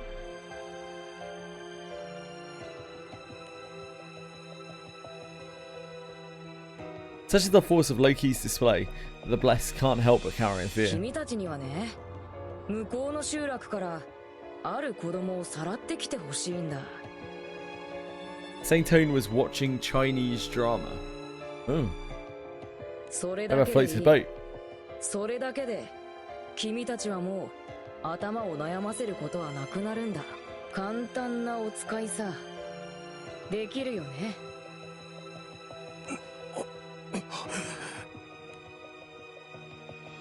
Afraid to incite Loki anymore, the Blessed can only nod in response. While the crew continues their preparations to escape the Edgelands, Loki smiles, sensing that his own plans are coming into fruition.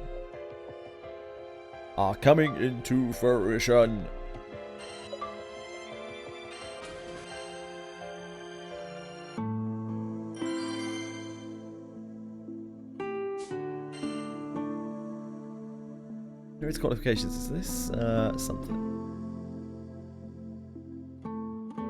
Yes, this is Yamato.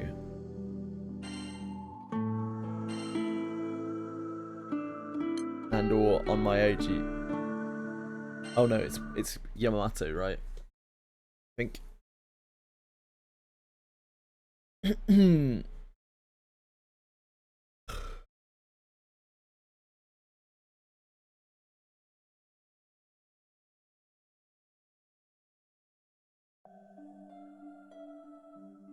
One day, Sierra Cut calls the crew outside the Knick-Knack Shack to talk about a request.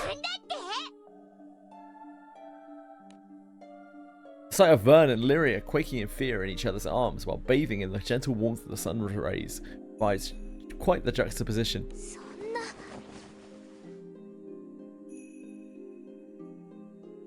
Nothing new there, Breadstick.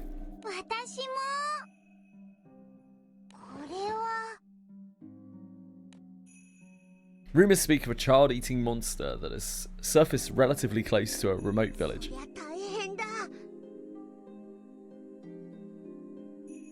You bet.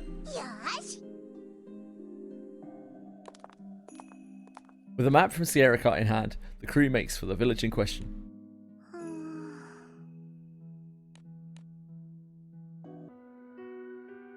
Welcoming the crew to the village are the village elder and her emaciated son.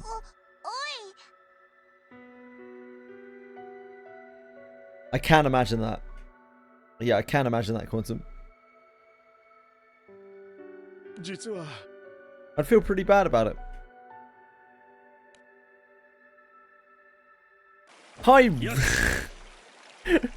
Ryu 777-H1L. Hello there. Limit break. Redsick. Eager to catch something for dinner, the villagers turn wide-eyed at what they behold next.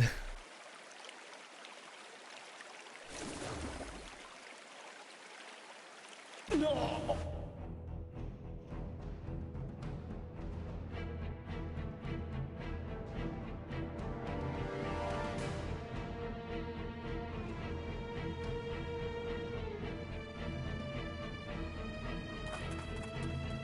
You're not even a first-time chatter there, Ryu. I already gave you mod on there, so you must have chatted before. Noticing something amiss with the river, they try to determine the cause.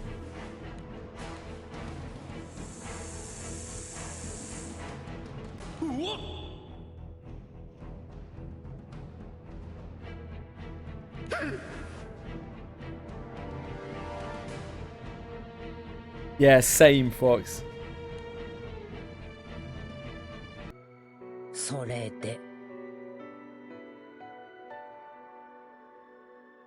He's creeping me out. Legendary creature? Daga.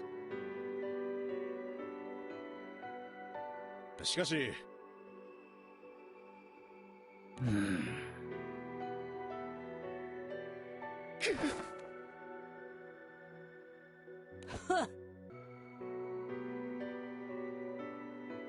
そんな。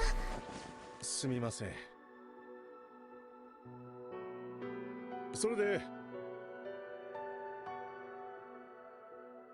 なるほど。でも。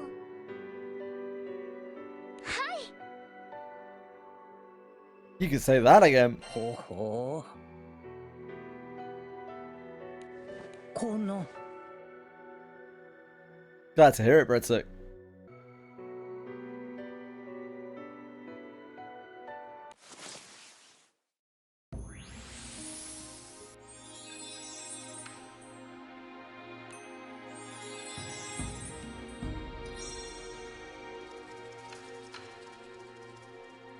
Enough arm licking, Jilly. You're too much of an arm licker. Colour of the water seems to be going back to the pristine blue. However, as Vern is occupied with sniffing out the strange smell,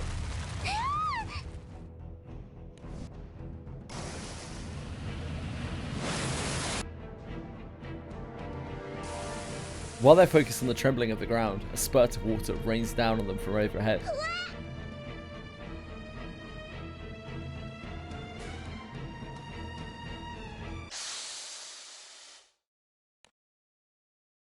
The giant serpent facing away from the crew has had its tail dipped into the river, explaining the crashing water, the splashing water earlier.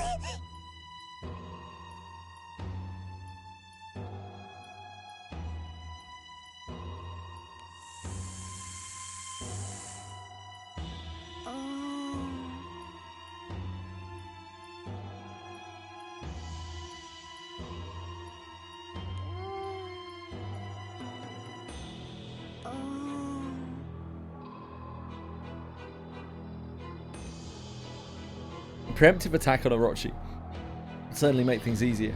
The captain decides to forego the advantage.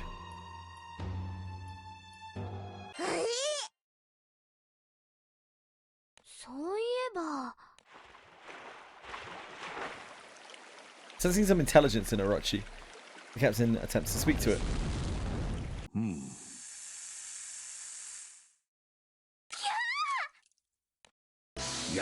at this snaky boy.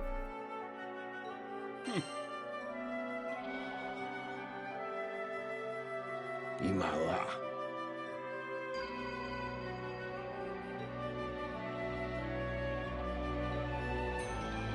それで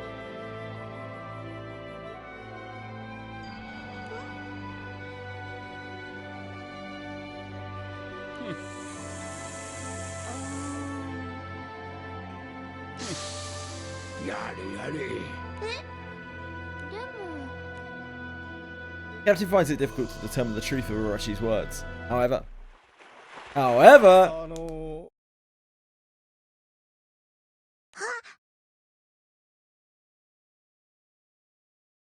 すみません。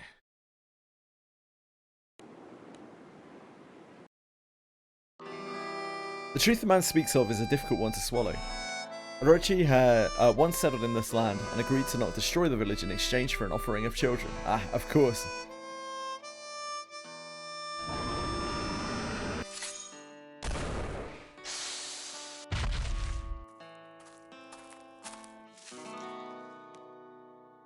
But when a traveller slew the giant serpent, the tragedy plaguing the village transformed into a legend.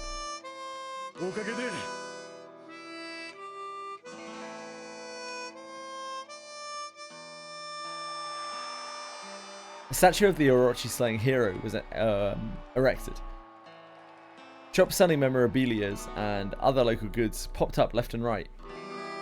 Orochi's defeat had quite a lasting effect on the village. The constant stream of visitors has since dried up. The village is now a pale shadow of its former glory. The prized statue no more.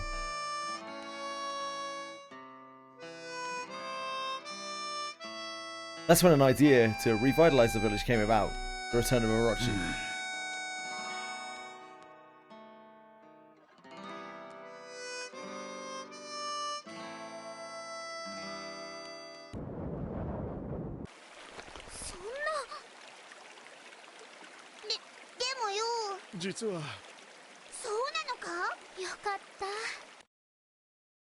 Though the crew is pleased to hear this good news, there is one giant serpent in particular who's rather displeased with the tidings. Yeah.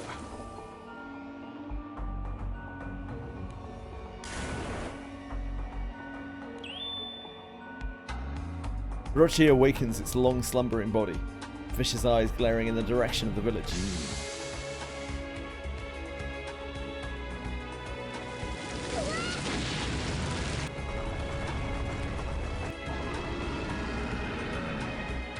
The giant serpent's hissing shakes the entire island. The captain can feel its wrath to its core. At the same time, a flame lights up within the captain. The hero's garment seems to instill the captain with special powers.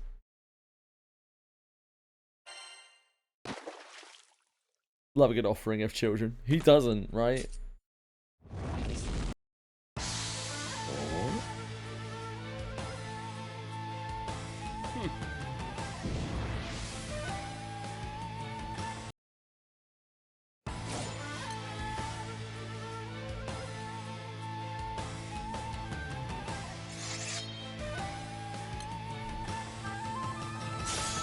I've already fucked up. Maybe it'll be alright.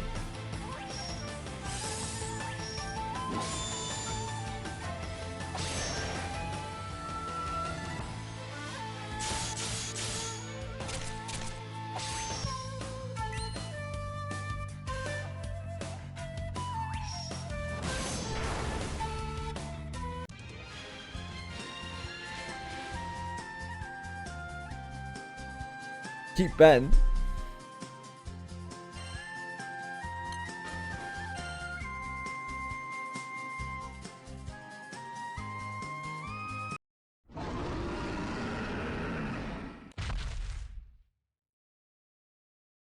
The captain stops the raging Orochi before it can do any harm to the villagers.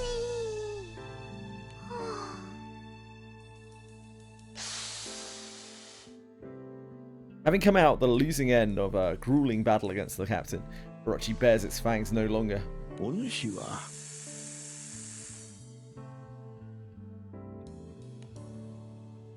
Sensing no more hostility in the giant serpent's eyes, the captain engages it in conversation.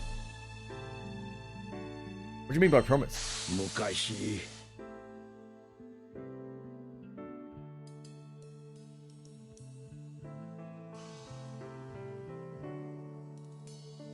しかしこのいや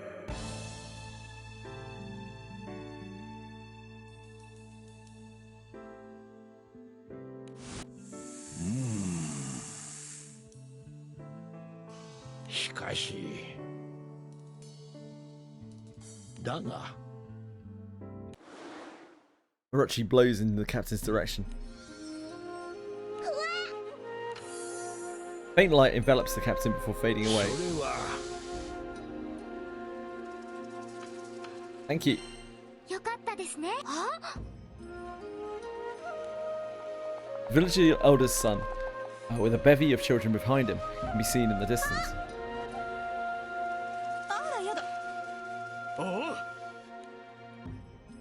Parents are overjoyed to reunite with their children. One person pushing the crowds, however, is none too pleased with the situation. これは。はい。なんだって？やめてください。ごめんなさい。黙らんか。でも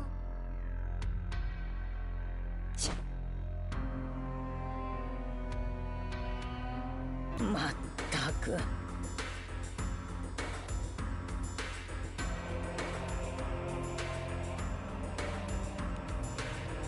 The captain does not mince words with the grumbling elderly lady. Neither people nor Orochi are your tools. Fox! The elder's eyes widen with anger.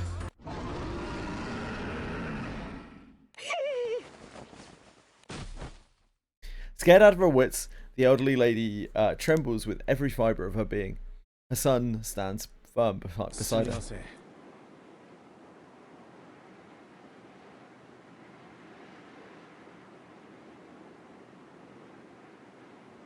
とにかく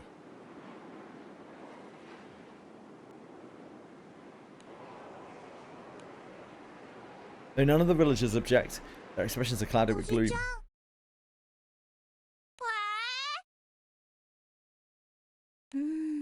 あのね。でも。ああ。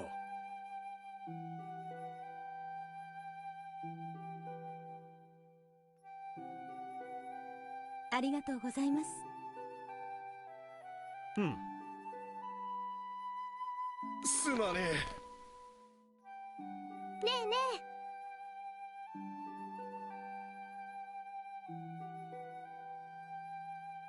これ。ね。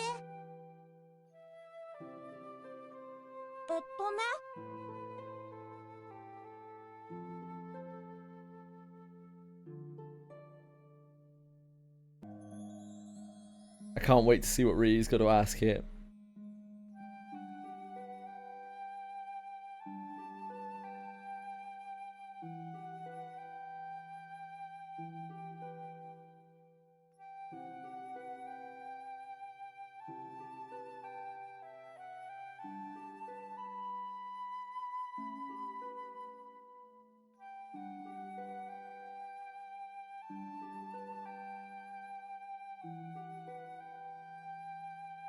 Are you like an Olive Garden breadstick?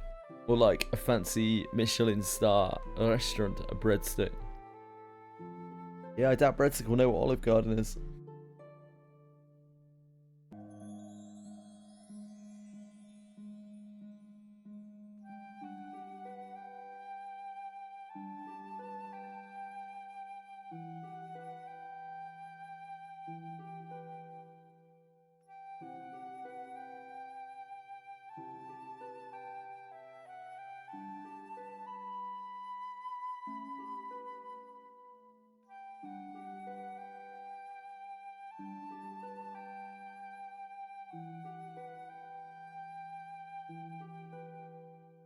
Alright, just checking my quest a second. I'm just missing one.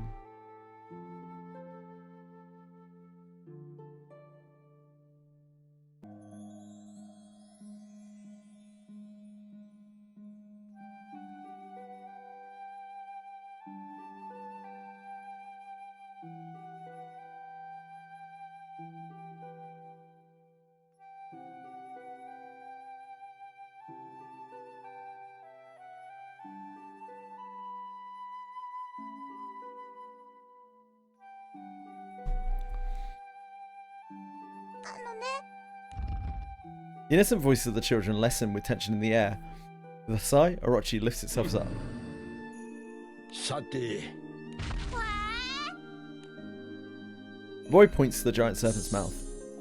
Hanging from one of its fangs is the pouch of medicine the girl gave it earlier.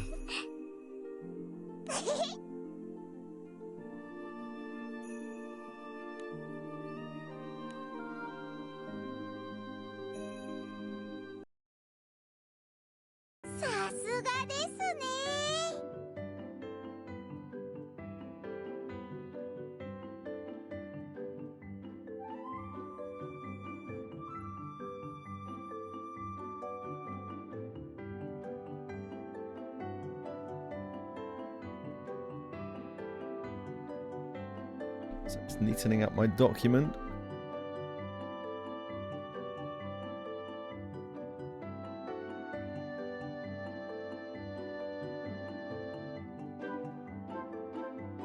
We're getting there. We are getting there.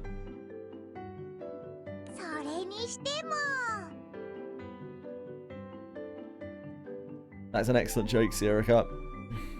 The Sierra Cut is brimming with delight. Burn eyes her suspiciously.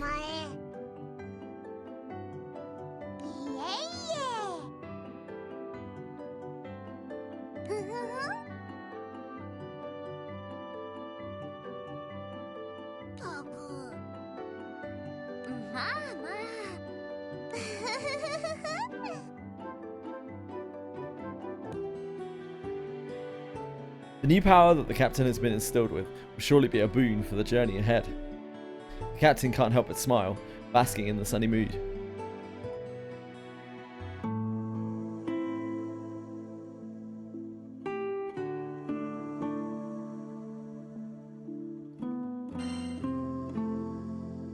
Right, a girl named Mika.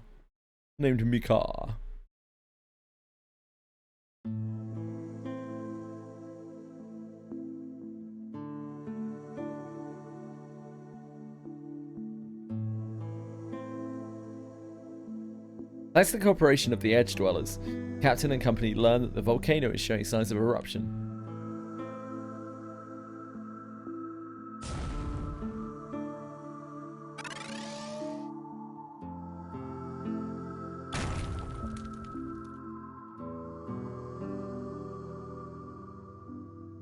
The crew calls upon the power of the primal beast sleeping within Lyria. They position the reinforced ground cipher close to the crater.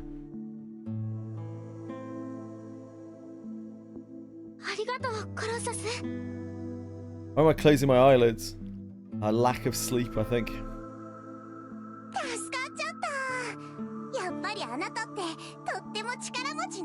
don't think I've had a full night's sleep in a good, at least a few weeks.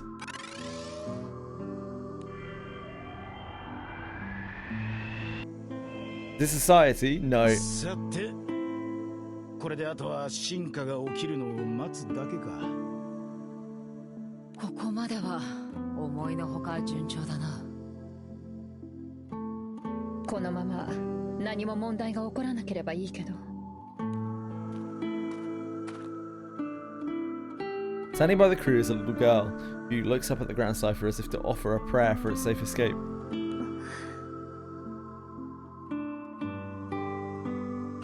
いや、その深い意味はないんだ。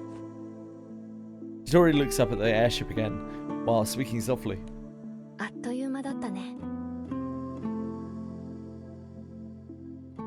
ミカじゃないけど、君たちが言ってしまうことを今さら寂しく思ってしまうよ。私はいつもそうだ。君のお父さんが言ってしまった時も手遅れになってから後悔するんだ。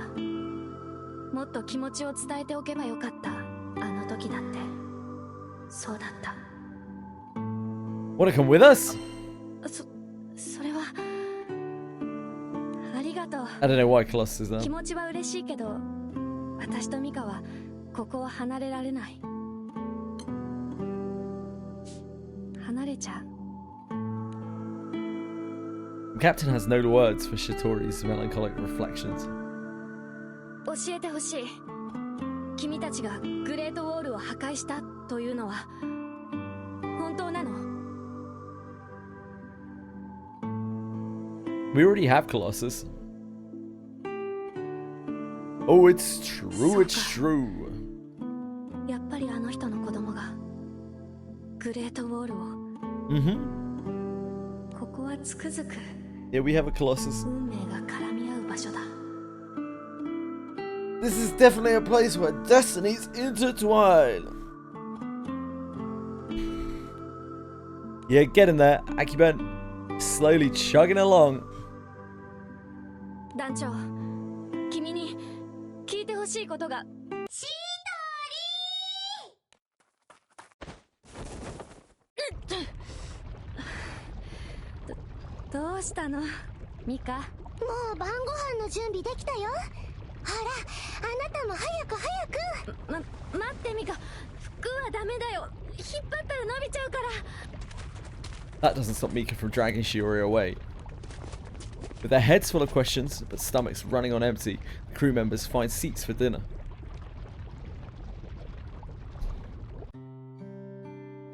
Yeah, indeed, being able to do X so quickly gave a good opportunity to do some MSQ.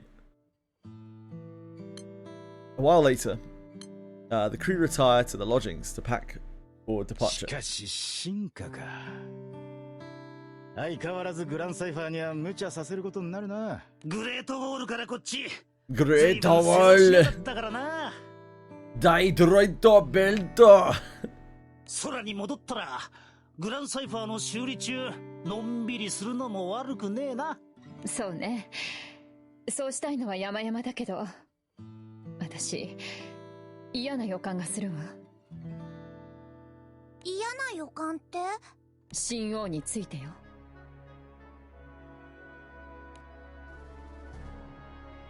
Quick shiver runs down everyone's spines at the mere mention of the name. 目的はまだわからないが、団長の父君とも関わりがあったようだな。それも敵対していたようね。気をつけろなんて言うくらいだもの。でもよ、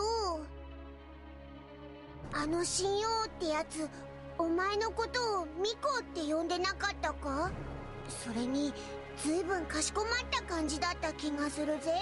少なくとも団長に対しては敵対してるって感じじゃなかったわよね。なんだか不気味ですね。 Everyone nods in agreement with Illyria. それにもう一つ気になることがあるの。団長さん、あなたのお父さんについてよ。The fact that he came here too? でもそれはただの旅じゃないわ。おそらくあの人は一人で旅をしていたんだわ。一人でってそういうこともあるんじゃねえのか？ Vern tilts his head in confusion. Catalina, without missing a beat, interjects. そうか、B 君だな。ええ、ひとりちゃんもミカちゃんも B 君を初めて見たみたいだった。私の知る限り、あの人の旅にはいつも B 君が隣にいたわ。もちろん今 B 君はその記憶を封印されてしまっているようだけど。でもひとりちゃんたちが私たちと一緒に来た B さんを初めて見たとなると、じゃあお父さんがここに来た時 B さんは一体どこに？ I mean, if he didn't leave here long ago, then presumably he left Vern with Captain? どこってそりゃ、おいらはこいつとずっと一緒だぜ。 Yeah, see? Smart Vern. そう。つまりあの人がここに来たのは自らの子供を置いて旅立った後、私も他の仲間たちも知らない旅だわ。その旅のはずに団長の親父さんは星の島にたどり着いたってわけ。そこでこいつ宛てに手紙を出して When it was delivered to me. それだけじゃないわ。 Everyone helps piece together the timeline of the captain's father's action. 私が気になるのはあの人が焦っていたということなの。私の知る限りあの人は滅多なことで焦ったり慌てたりなんてしないわ。それにとても情に熱い人だった。旅先で暴走寸前の青少獣を救おうとしてしまうくらいにね。そんなあの人が我が子を置いて旅立つほど何かに焦っていた。この教会に来た時あの人はどういう状況に置かれていたのかしらね。 Probably close to the climax. No one has an answer to any of the points brought up by Rosetta. Silence reigns over the room.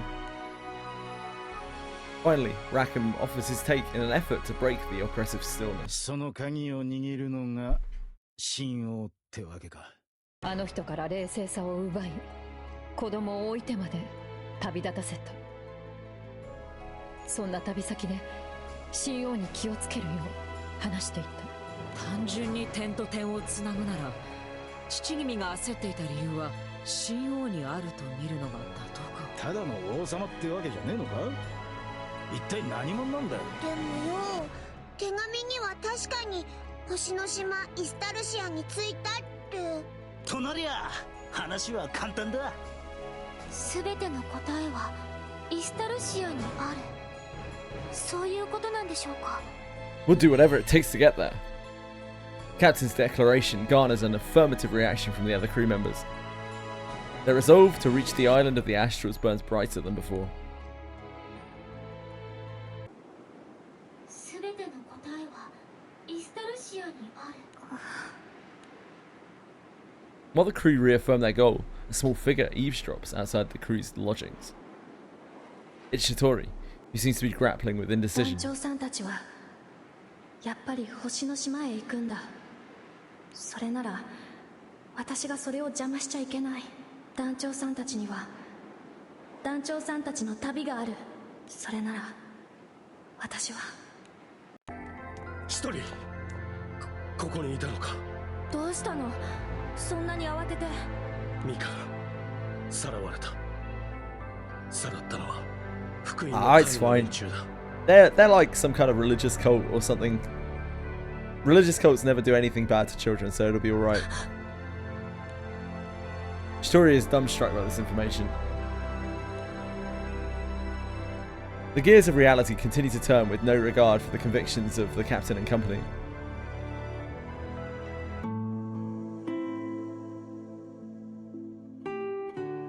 An out-of-breath edge dweller approaches Shitori with bad news.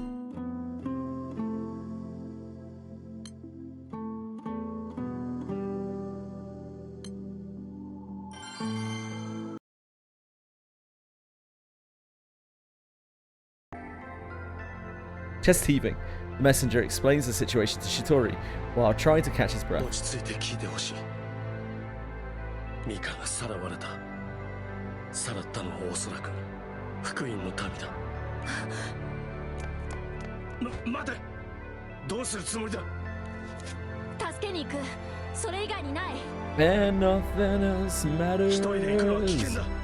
Boom, それに boom, 相手を boom, よく boom, 考えるん boom, だ。 but alone. So close, no matter how far.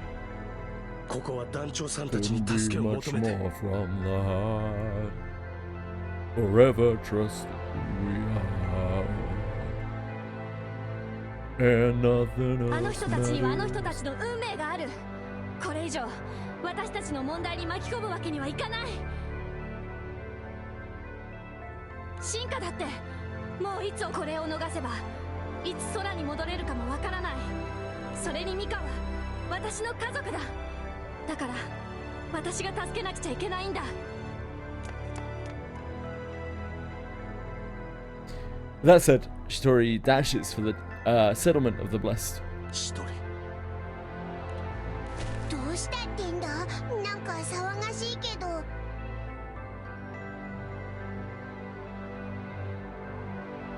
団長さん。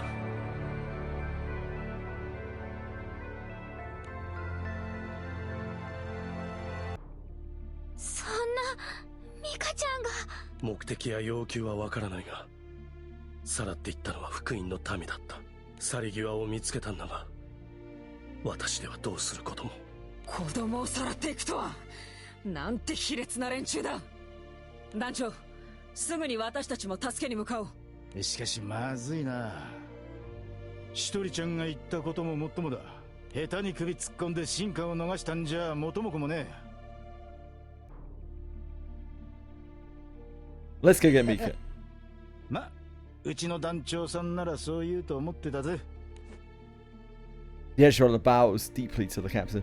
ありがとう。やはり君はあの人の子供だね。ささっと助けてパパッと戻ってくればいいんでしょ。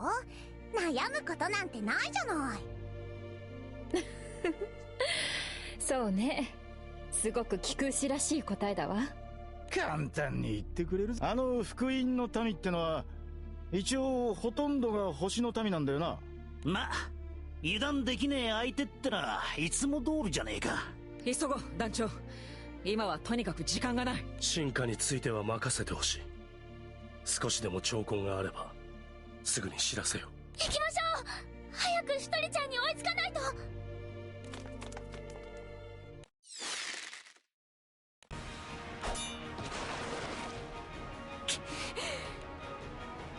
Story is fighting arduously in the forest that separates the settlements of the two sects. 情けない。こんな魔物相手に冷静にならなきゃ。Far from growing calmer, Tori drops her guard while lost in thought. The monster seizes the opening to lunge at her.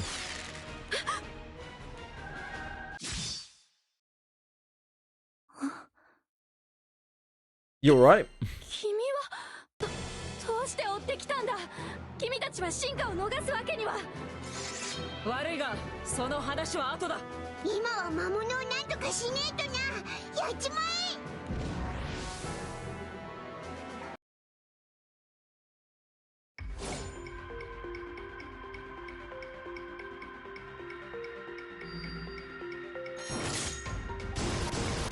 終わりだよ。俺の手。自由か。 It's great killing friends.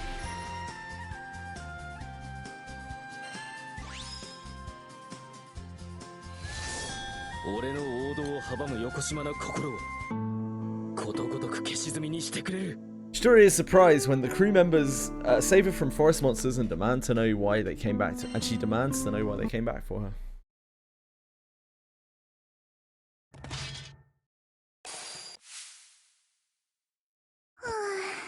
っていうかここ普通に魔物も出るのね。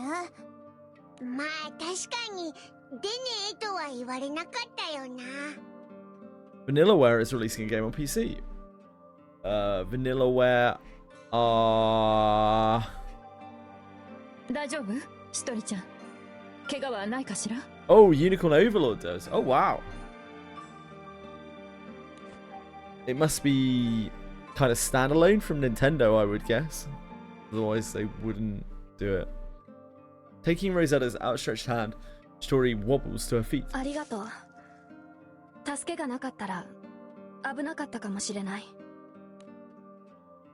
Although her gratitude is sincere, her expression is one of で vexation. もどうして君たちには君たちの旅を続ける理由があるはず。 Created decision by their lead dev. Ah, I mean, that's good to know. それはこ Gives こで some hope 私た for ち the を助け future. るためにないがしろにしていいようなものなの。いや、旅は続けるさ。ちゃんと星の島へもたどり着く。そうだろう団長。 Nothing's gonna stop us. We can let you go off on your own. まあ、体が動いちまってたってやつだな。 Muramasa Revenant something. 理由じゃねえ。聞くしってな、そういうもんなんだ。そう。それにね、あなた嘘をついているでしょ。 Shitori's brows remain furrowed. She turns her eyes to the ground. 料理よ。あなたは私たちの時代の料理だって。この教会に来る以前の記憶をあなたは失ってないわ。でないと自分たちの時代の料理なんて作れるはずがないもの。 Faced with Rosetta's deduction, Shitori's head sinks, nodding meekly. その通りだよ。私は破空戦争が起きる少し待ってでも騙そうと思っていたわけじゃなくて。Tight. 誰もジョーちゃんのことを責める気なんかねえぜ。そうだな。だが事情があるのなら抱え込みすぎないでほしい。Sparing Shitori the trouble of coming up with a response, Rackham changes the subject. さて、さっさと行こうぜ。とにかく時間がねえのは間違いねえんだ。向こうの目的がわからない以上、ミカちゃんも心配だものね。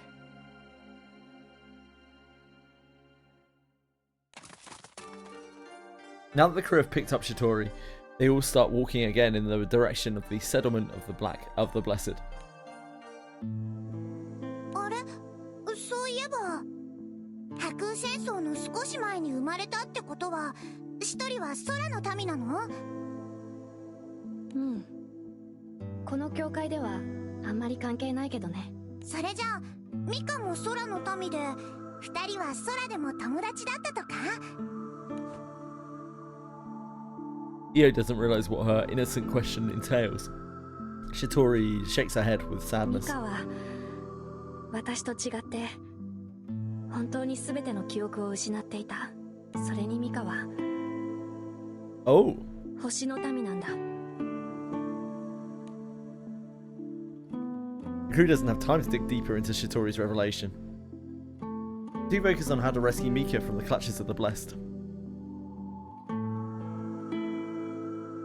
Mika faces the mastermind behind her kidnapping, Loki, in a settlement belonging to the Blessed.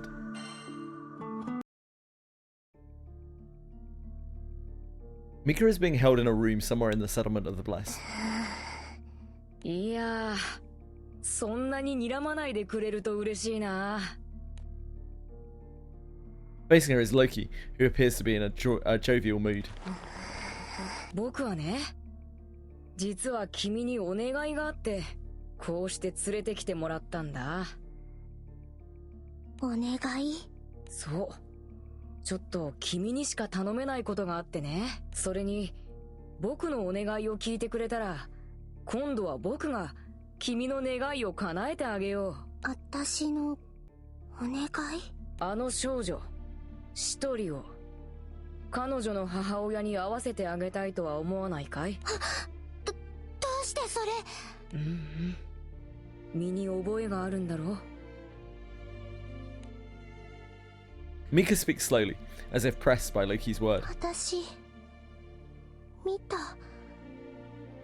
どうしてあなたが知ってるのかはわからないけど。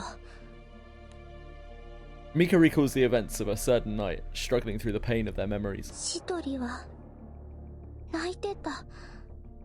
母さんって呼びながら何度もごめんなさいってずっと泣いてた。そうだろうね。一人はその気持ちを君に隠してるんだから。隠してる？そう。でも君が見た涙が本心だ。人は眠りの淵では己の心に嘘をつけないからね。あれがシトリの気持ちなら、私はシトリをお母さんに会わせてあげたい。シトリは何も知らない私を大切にしてくれた。でも私は何もできないから、シトリはお母さんのことを話してくれない。でもシトリにもお母さんがいるんだよね。もちろん。きっとすごく会いたいんじゃないかな。会ってちゃんとごめんなさいしたら、シトリはもう泣かない？そうだね。罪の意識はあるのに謝りたい相手がいないのは。Loki suddenly gets a distant look in his eyes, as if recalling a ちゃ memory. んと謝らせてあげよう。一人がもう泣かなくていいように。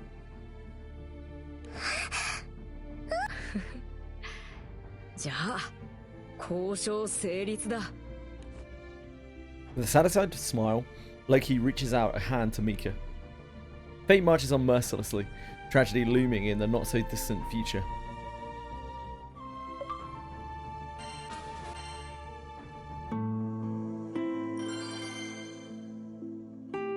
Dark Rapture 0. Pretty sure I can't do that.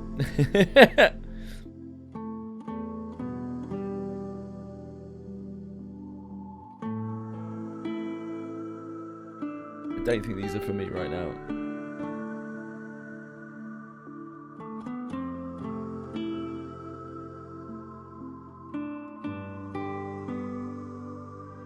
Attempting this battle with a stable internet connection is required. Gonna let the game tell you what you can and can't do? Yes. Yeah, I am.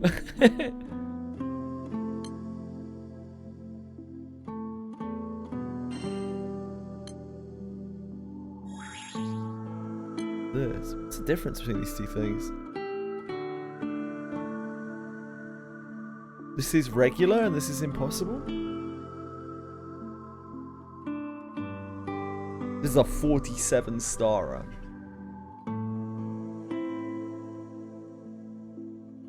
Heart of the Conqueror is a solo. Oh, okay. Is this going to be doable for me? I guess I can try it. You get 2 feathers a week. Oh, nice, nice.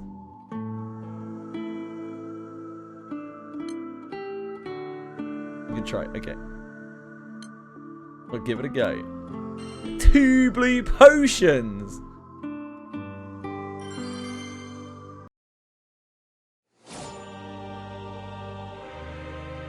I do not have the right team. I don't have the right team. I just realized this is a VT battle. I probably will die on the trigger. Oh, he's level 315. We're fucked. Yeah, we died to the Paradise Lost. It's 40k damage, isn't it? That's 50k damage.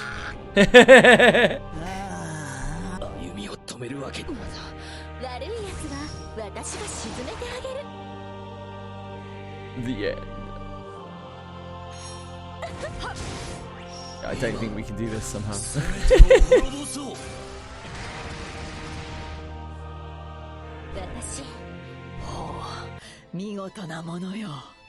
Well.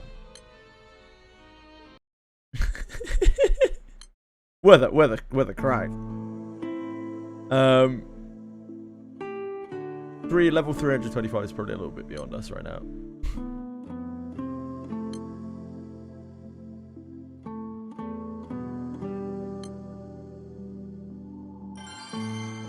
What level am I? My characters are like mostly level 80, which is kind of the maximum. We're at rank 226 or something.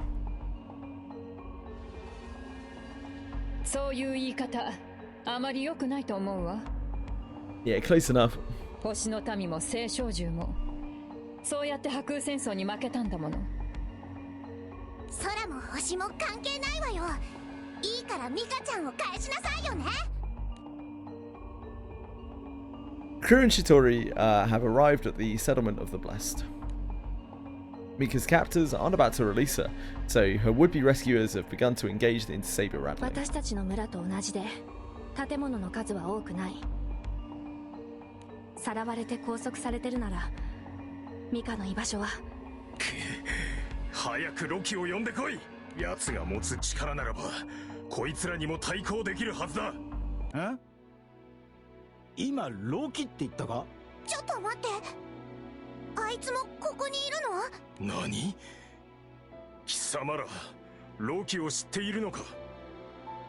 まさかロキと貴様らは最初から手を組んでいたのではあるまいな。やめてちょうだい。冗談でもそれはないわ。どうだかな。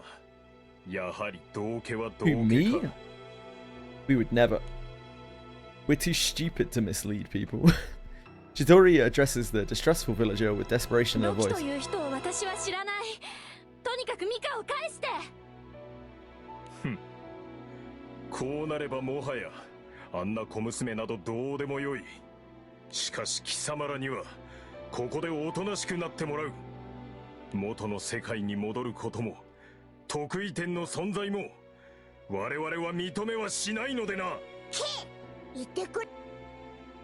そう言われたってオイラたち旅をやめたりなんかしねえぜ。貴様らの旅が世界の破滅を招くとしてもか。小さな赤き竜と青の少女、この二つは相入れない存在だ。 So we keep being told. 得意点とは運命の歪み。相反する定めをつなぐ春日井にして世界の命運を担う者、貴様らに期待する者もいるだろう。しかし我々は貴様らを認めはしない。進化再生とは常に破壊の What chapter are we on now? 114? 未来のための破滅など我々は決して認めない。 Although Lyria's voice falters in the face of the Blessed One, who burns with righteous indignation, she manages to make her question heard. 私たちが旅を続けることはそんなに悪いことなんですか？ Well, kind of. I want to get to 170, not really 132. 私や B さんはみんなと一緒にいちゃいけないって言うんですか？ You have 2 pieces of new info. Cool. 貴様らが共にあること Got は another glove. Awesome. やがて世界を滅ぼす。責任 Passing out. Alright, man. Sleep well. Take care of yourself. Thanks for hanging out. 貴様らが旅を続ける以上、滅びは運命だ。そして貴 Sleep 様 well, らが man. この地に来たのもまた運命だったのだ。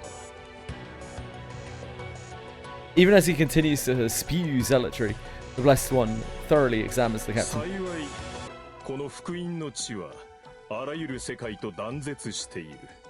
ここならば小さな赤き竜と青の少女が共にいても世界に影響を与えはしないだろう。この地に残れ、得意点よ。それが貴様の選ぶべき道、運命だ。 The captain digests this heavy burden in silence. But the ones who travel with the captain give the captain an extra push. おとなしく聞いてりゃああだこうだ言いやがって黙ることなんざねえ。お前は俺たち気空団の団長なんだからよ。その通りだ。教えてやれよ。俺たちは気空団 How about it's busting 気空団 time? が進む道は団長お前の選んだ道だ。運命が選んだ道じゃねえ。ルリアにも B 君にも宿命がある。二人の特別な力を見ればそれは間違いないだろう。だがそれにただ従うかどうかはまた別の話だ。少なくとも私はルリアの手を取ったあの日に運命と相対する覚悟はできている。本当今更って感じ。それに私たち星の島に行くんでしょ？それって運命なの？運命でそう決まってるから星の島に行くの？どう団長さん、そんなわけないわよね。さあ教えてちょうだい。隷属するのか相対するのか、あなたの運命との向き合い方を。 I want to go home. 自分の道は自分で。そういうわけだ。これ以上話すことはねえぞ。 So many choices, I know. Such difficult choices. Gut wrenching. You will rue the day, Sky Dwellers. Even as the hostiles descend upon the crew, Lyria looks at the captain with resolve. 私たち悩む必要なんてなかったんですね。私たちの旅がどんな未来につながっているかはわからないけど、でも私たちにはこうやって背中を押してくれる仲間がいるんで。おいら今なら世界がどうこうっていうの I bet you will, Vern. I've heard you're a bit of a bottomless pit in that respect. Just one small problem. そうだな。こんなや The world, destiny, these are the things the crew members are now ready to face as they brace for impact against the Blessed. This arc has been quite a slow kind of start.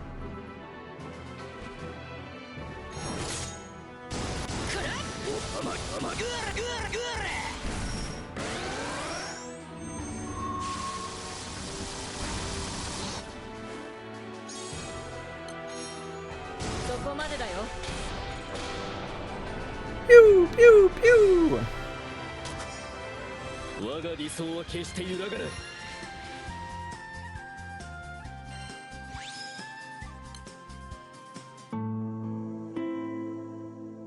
After dealing with hostile Blessed, the captain and company rush toward a building where they think Mika is being held.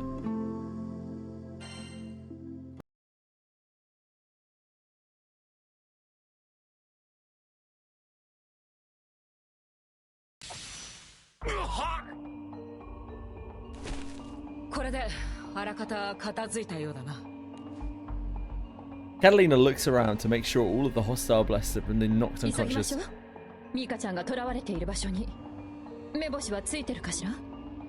多分あの家、ミカを拘束してるとはいえ見張りを複数置いてるだろうから、そんな人数の入れる建物は見たところあの家しかない。 Shitori is talking about a somewhat large building close to the edge of the village. ミカ。 Unable to wait any longer, Shitori bolts for the house. 待てって、まださっきのやつらが。ミカ。シトリは約束を破らないもん。ずっと一緒にいてくれるって約束。うん、約束。ごめんミカ、今行くから。 Shitori doesn't hear the crew's warnings. As Shitori bursts through the door, so too do the floodgates of her emotions. Mika! Sailor Healer isn't going to be rough with you on the case, Fox. You're going to be dominating.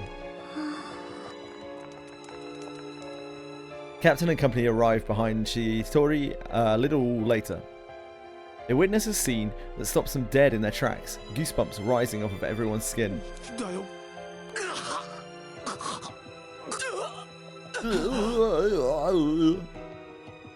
Pained groans and bellowboard breathing fill the room. Just as the crew thought, Mika is surrounded by a number of guards. However, they lie in crumpled heaps on the floor, suffering from a multitude of injuries from which there is no saving.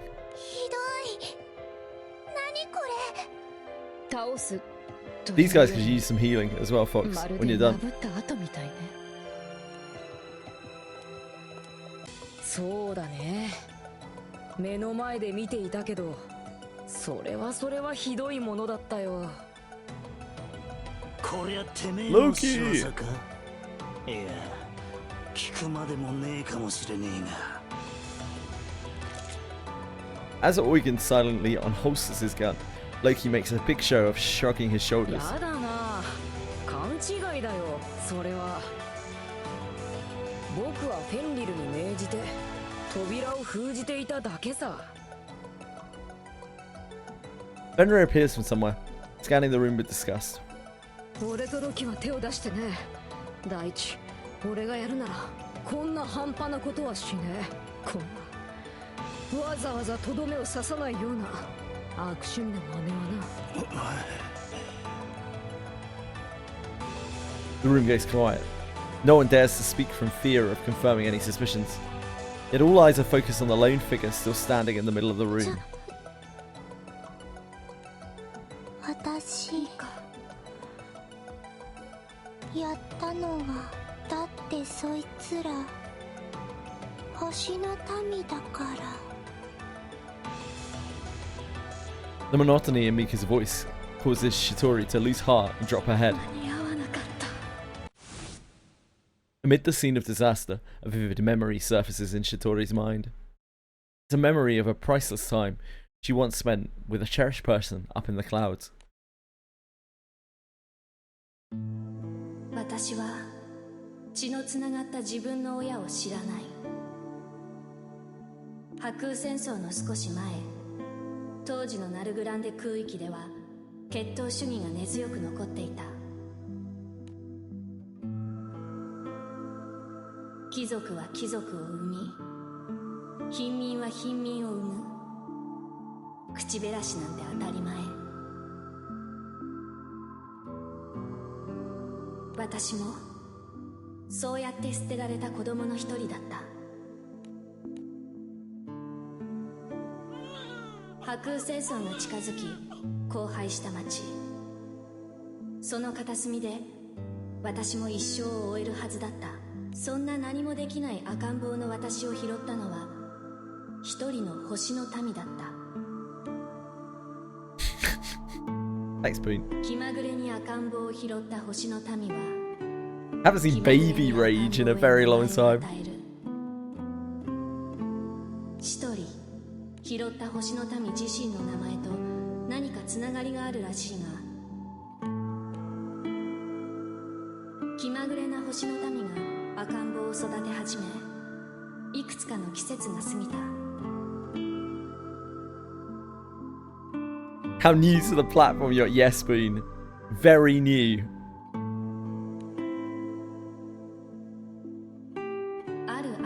I'm somehow even newer than you by like 6 months or something. 私には赤ん坊のお前が自分自身に見えた。彼女も星の世界ではひどく虐げられて育ったらしい。空も星も変わらない。そんな思いを抱きながら私は大病を患うこともなく育った。むしろその時体を蝕まれていたのはその星の民の方だった。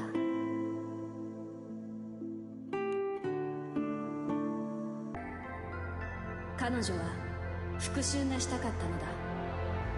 己を虐げ続けた同族である星の民に。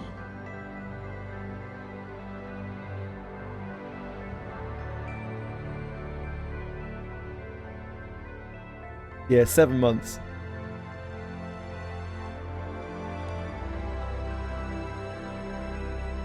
そのため体には無理 Yeah, Boone's 7 months older than me. さらには狂気の塊のような兵器を作り出した。A meager 9 years. Not even as old as Granblue Fantasy, Daphne. You're an actual child. それは他空域へ攻め込み、統治する星の民をもほふるための兵器。育ての親の Also, warning, just a pre-warning to anyone thinking about typing a low, like that they are a low age in chat. That can get you banned on Twitch. It's like an automated banning, so just be careful before anyone types "I'm 12" or anything like that. Do not do that.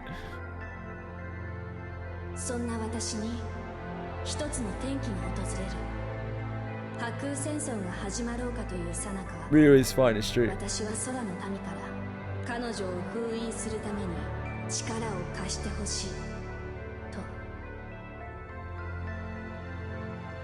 Rio? このままでは彼女は破滅する。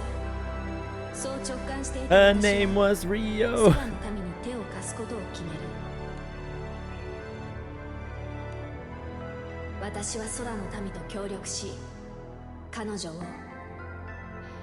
育ての親をグレートウォールに封印した。そして私はせめてもの贖罪として彼女と共に封印されることを選んだ。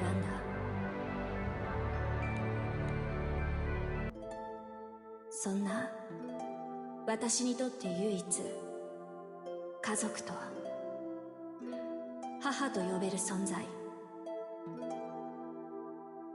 その半生を狂気に飲まれた星の民の名は三日星と言った。 Mikaboshi! She was just on a banner recently, right? Mikaboshi. Despondent Mika begins to hurl accusations at Shitori.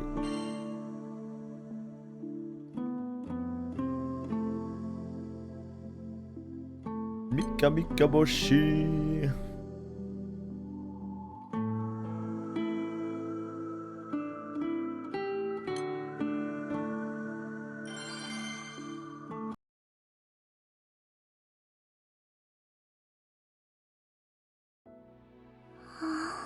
Mika. The captain and the others can do little more than stand in a stupor. The only person who grasps the situation is Shitori. She takes a step toward the one that she treasures. Mika. Mika is jolted back to reality, her body trembling as she gazes at Shitori. Shitori. Top 3 characters, nice. Mika, ごめん。Shitori. なんで？どうして私をねえ、シトリ。おっと。Mika loses consciousness and falls toward the ground, only to be caught by Loki. ミカ、どういうことなんだよ。一体何が起きたってんだ。見たままだよ。この惨状はこの子が作り上げた。Loki gestures toward the grisly scene with one arm as he lays Mika down with the other. この子、ミカは本当の名前をミカ星と言ってね。それもただの星の民じゃない。 I do love our interactions, 君た Loki. ちもよく知る異物、グレートウォールの制作者だ。Loki explains the history of the Astral, detailing the madness that once consumed her. グレートウォールにそんな秘密が。それでグレートウォールが壊されたことでこの教会に落ちてきたんだ。そこの空の民の少女シトリと一緒にね。まあ随分と時間的にずれて落ちたみたいだけど、この教会じゃ珍しくない。それで目的の彼女を見つけたはいいんだけど、封印は二重だったみたいでね。その存在がグレートウォールに封じられていたように、彼女の記憶、そして真の力にも封印が施されていたんだ。今は幼い少女の姿に変えられているけれど、本当の力はこんなものじゃない。彼らはその封印を解くために少し利用させてもらったんだ。Loki nonchalantly points to the guards on the floor. どうして封印を解いたんだ。僕の計画に必要だったから。Don't pin this on me. It's not my fault. それに封印を解いたのは君のためでもあるんだよ、シトリ。私のため？ Yeah, Loki's a great dude. そう、会いたかっただろう、ミカ星に。何せ彼女は君の育ての親だもんね。だからこれは君が望んだ結果とも言えるんだ。Hey, shut up. そうね、もう十分だ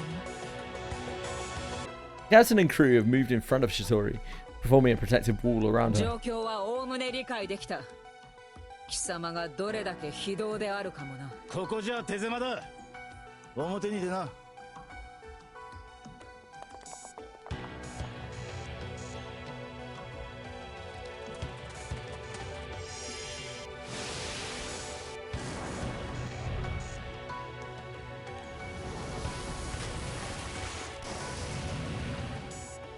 それで Oh no, Boone. I'd like to say that you're going to be able to get a group for that. I'm not confident though.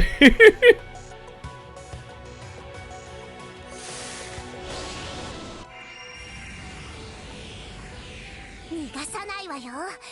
絶対に。 Having seen the queue times and things on that server, I'm not 100% sure. Rackham and the others show that they mean business. Fenrir, for her part, doesn't back down. それがお前らの力か。 Loki's frivolity hasn't dissipated in the slightest. He looks at Rackham, Io, and Eugen with a wicked smile. 教えの採用、恐ろしい力だね。空の民でも聖少獣の力を行使できるなんて。でもね、覚えているかな。その原理を教えてもらったはずだよ。その力を使えるのは何も空の民だけじゃないんだ。青少獣と己自身が契約を結び、その真の力を引き出す。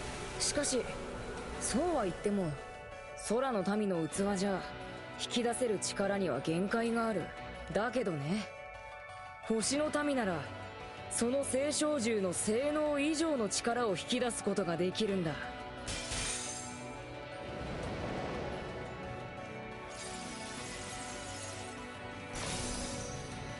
これが空の民と星の民の違いさ。嘘だろ。なんでロキが仲間たちと同じ力をHe literally just explained it, Vern. Do you not fucking listen to him? 僕だって君たちが冒険している間、ただ傍観していたわけじゃない。 Punching aura emanating from Loki is oppressive.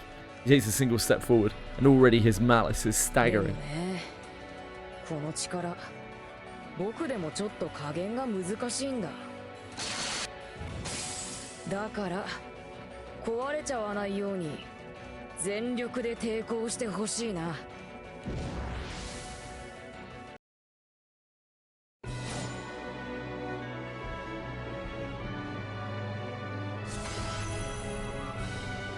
Loki. 少し遊んであげようか。 Get him ganging.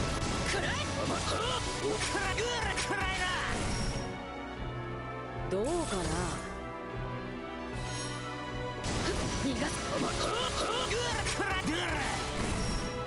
どうかな。好き勝手暴れてやるか。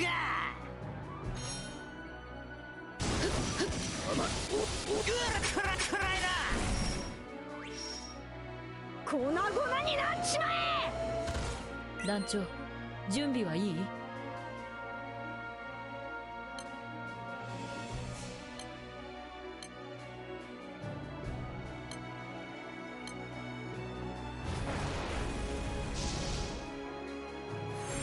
逃げられると思わないで。ダンスクレマッション。 Or is he also a baby as well?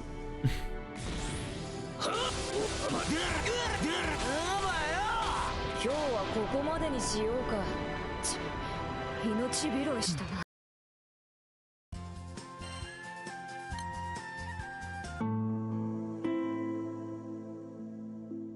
Prue's only option against the overwhelming might of a power-infused Loki is to fight a defensive battle.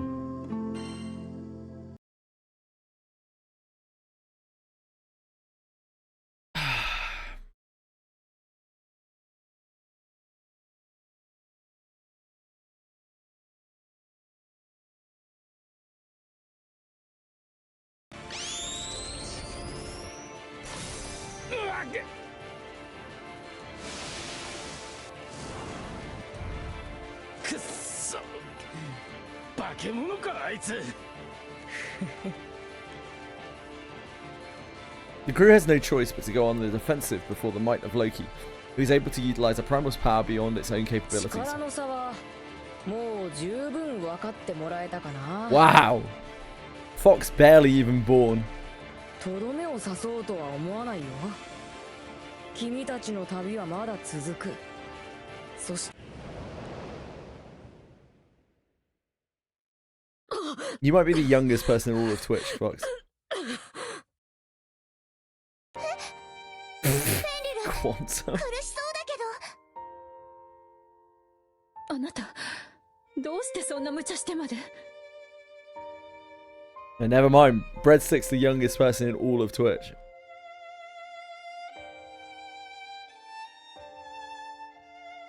Doesn't look like a valid username. うるせえ。お前らには関係ねえ。 Must have typoed it.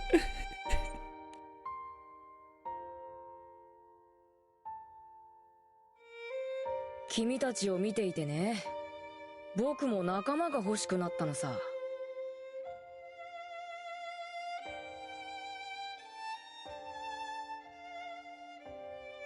Companions? だから僕は旅を続ける。君たちと同じようにね。Quantum's are ancient. Saying no more, Loki turns away from the crew and slowly lifts his hand into the air.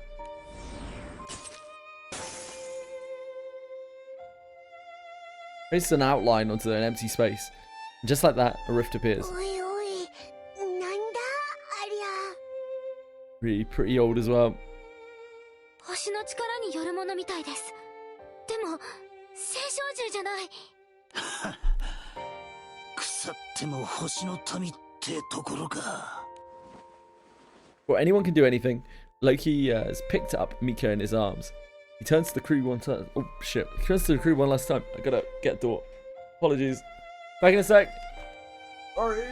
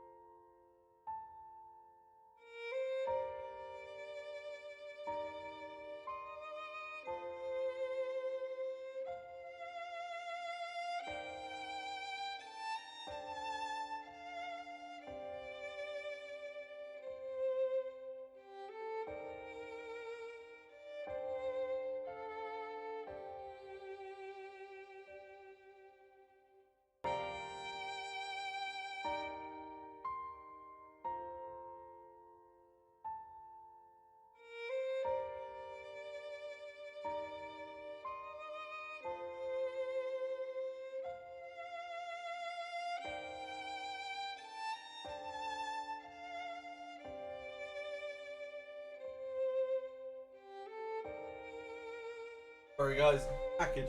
Next. Not even anything exciting. Before anyone can do anything, Loki has picked up Mika in his arms. He turns to the crew one last time. ここでお別れだ。他にも少し用事があってね。いずれどこかでまた会おうじゃないか。お互いの旅が交わる時に。その時を楽しみにしているよ。With that said, Loki steps through the rift with Mika. ダメだ、やめとけ。ただの空の民じゃな。I feel like Sky Dweller trash. Yes, Loki. Fenrir releases her grip on Shitori's outstretched hand. The primal beast then follows in Loki's footsteps, the rift closing behind her on its own. Silence in the form of helplessness is all that remains.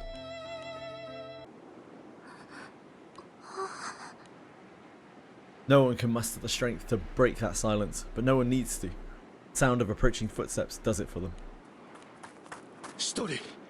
ああ、君たちもここにいたんだね。みちみちで福音の民が倒れていたが、ミカは。Two separate main quests. I don't really remember. Fox. But Final Fantasy XIV sure does love its main quest. Catalina quietly shakes her head. Quickly grasping the situation, the Edge Dweller speaks, lips pursed in consternation. 状況は状況だが、伝えなければならないことがある。先ほど、星の力同士の大規模な衝突があったね。それの影響もあって、今まさに進化の兆候が出ている。Which means もう数刻もしないうちに進化が発生する。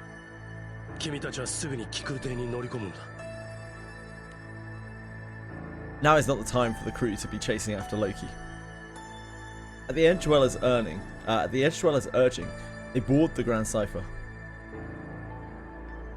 In anticipation of the eruption. Time to do some of the hard mode dungeon quests that got piled up in your log, yeah. Skip as far as GBF. You literally can skip the entire game in what, like 15 minutes? It's quite impressive. The last of the cargo is loaded. Time is so short that the crew can only spare a few moments to say goodbye to the Edge Dwellers. 5 minutes. If you practiced, maybe there are more. It takes a bit longer to skip the side stories, but even that, probably relatively quick.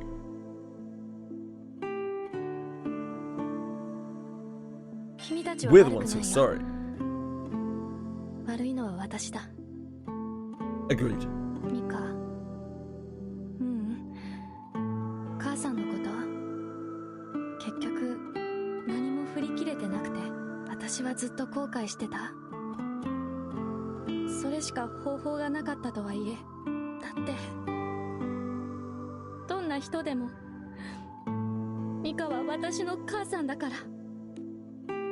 Story forces her words out while trying her best to hold back tears. 覚悟が足りなかったんだ。だからずっと辛かった。毎晩夢に見るんだ。真っ暗な牢に母さんが囚われてて、でもその牢に母さんを入れたのは私なんだ。私が母さんを裏切ったのに。でもずっとまた母さんに会いたくて。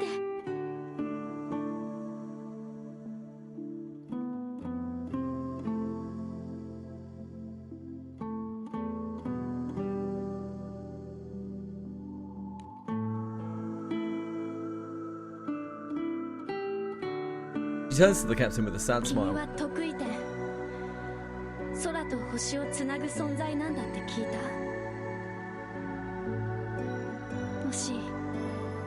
もし君が私の時代にいてくれたら、私は母さんを裏切らなくて済んだのかな。I don't really get the big deal, right? Like, I feel like we're just doing the self-sacrificing anime bullshit again. Like, Mika was hurt, right? And she sealed her. So, like, I don't know. Surely she saved her life. 空も星も関係なく、いつまでも一緒に暮らせたのかな。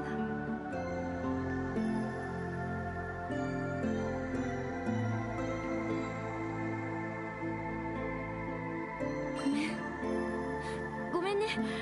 でももしかしたらって思ったら。The Edge calls out the captain who hasn't said a word. 兆候の頻度が増えてる。そろそろ船に戻った方がいい。Apparently we don't know. Thanks. 私たちがしてやれるのはここまでだ。君たちの This whole thing has been I don't know, it's been a bit weird. I don't feel very attached to any of these characters. I don't think I've been given time to foster joy. Just before the captain heads into the Grand Cipher, Captain asks Shitori one final question. Will you come with us? ありがとう。 Oh, thank God. でも Great decision. We'll be seeing you then, Shitori. Fuck off. Bye bye. 母さんをさらったロキは多分空のどこかにいる。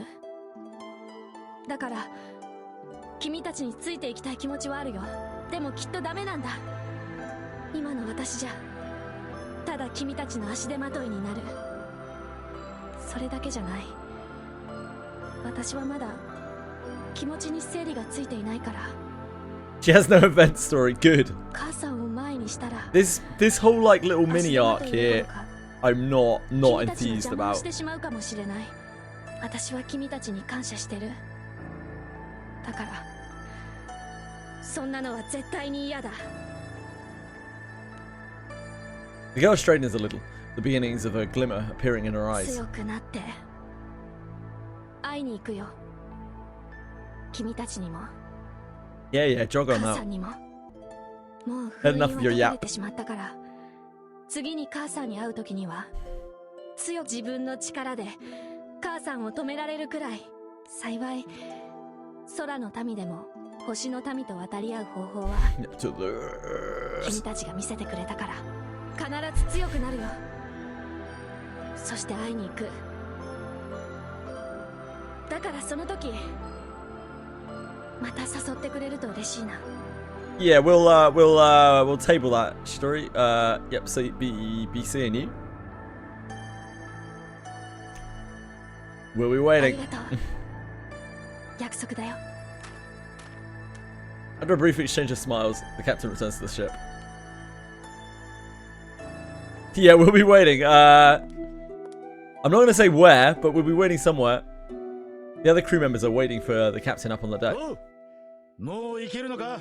いよいよこの教会ともお別れね。最後の最後ですごくすっきりしないけど。That's based, Theo. That's the first smart thing you've said まあ in the whole game. ロキもおそらくもうこの教会にはいねえさ。そうだな。奴と決着をつけるためにもこの教会からの脱出は不可欠だ。しとりちゃん大丈夫そうでしたか。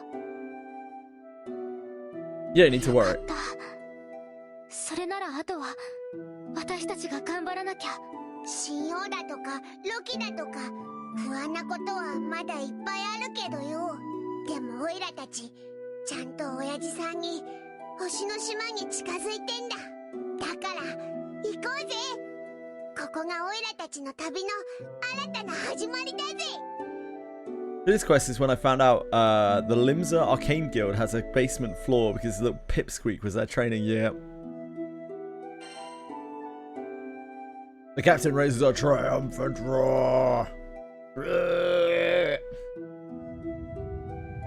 Ground rumbles, perhaps in cadence with the vehement will radiating from its airship. The primal beast, the Bisu, confers its blessings upon the crew and launches the Grand Cipher high toward the sky. I thought it blew up then. Then it just exploded into a million pieces. 大丈夫かお前ら。誰も吹っ飛ばされちゃいねえな。 We're all hanging in there. Except for Io. Oh no, she's fallen overboard. Oh, there's nothing we can do. Oh, Io, no. 急上昇した時に体に圧がかかるのは珍しいことじゃねえが、こいつはちょっとその日にはならねえな。おい。どうして私たちが船の中に入るまで待ってくれなかったのよ。いいえ、違うわ。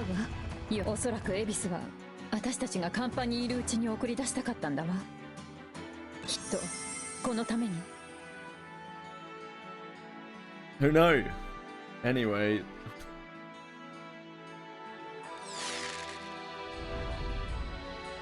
I've been trying, but it's difficult. The game seems opposed to it. Rosetta unleashes her thorn vines, smash incoming 船の rocks. 中にいたら気づかずに直撃してしまっていたわ。まだ来るわよ。みんな構えてちょうだい。 The crew defends the ship against an onslaught of rocky debris. なんだ？なんか急に暗く。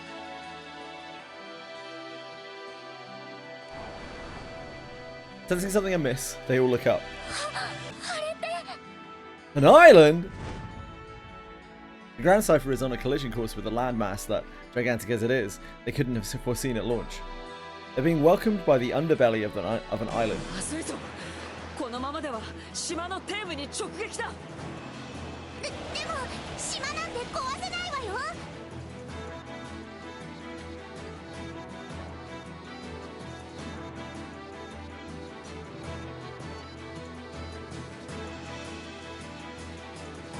What's this?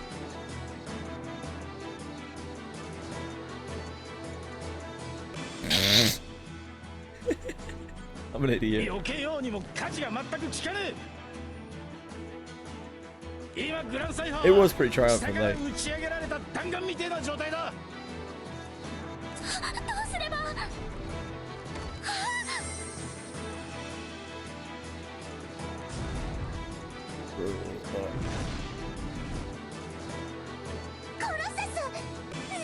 Colossus!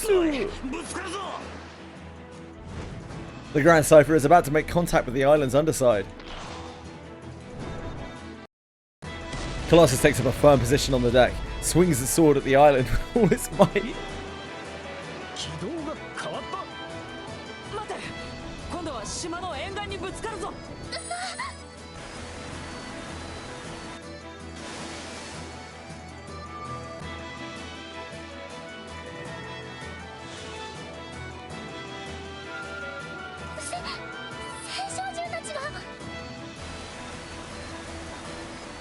Primal Beasts team up. One by one, the Primal Beasts manifest, intent on protecting the Grand Cipher with all their power. Leviathan softens the impact with a tidal cushion. Leviathan's getting me all wet. Yggdrasil adjusts course with hardened earth. Tiamat wraps the vessel in a gentle wind.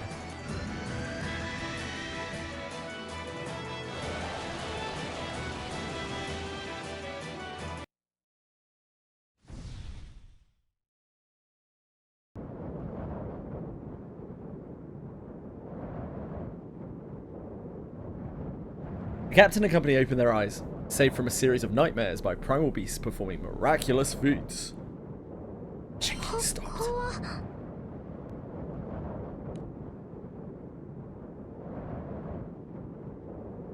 They look this way and that, the familiar landscape that stretches before them starting to register. ここ。あれ？ Hey, Chiwi! まさかだぜ。 Mum? ポートブリーズだよな。あそこに見えんのはウングッド城だ。それにこの風に島の地形と街並み、見間違えようがね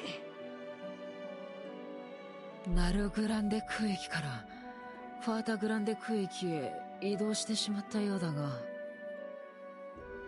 ひとまず空の世界に戻ることはできたようだな。やれやれ、進化に飛ばされてからこっち生きた心地がしなかったぜ。はあ、なんだかどっと疲れた。イオちゃんも頑張ってたものね。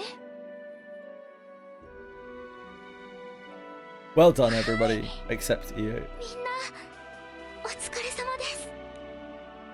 Lyria happily touches the gem on her chest, thanking the primal beasts from the bottom of her heart. Amidst the numerous hellos and farewells, the captain and crew find themselves safely back in the Sky Realm.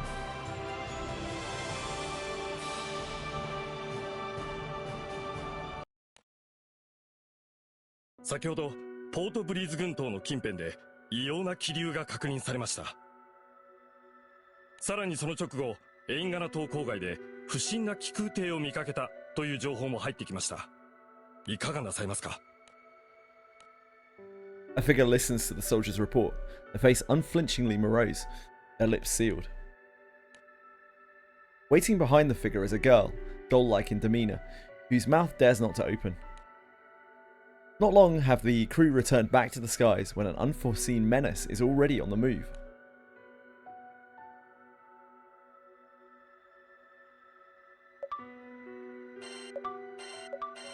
Ugh, I don't want Shitori in my in my journal. Ugh. I hate to see it.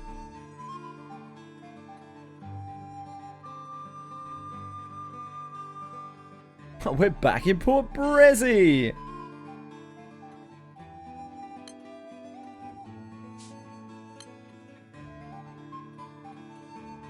Ah, that's not happening. Oh, no, that's the wrong thing.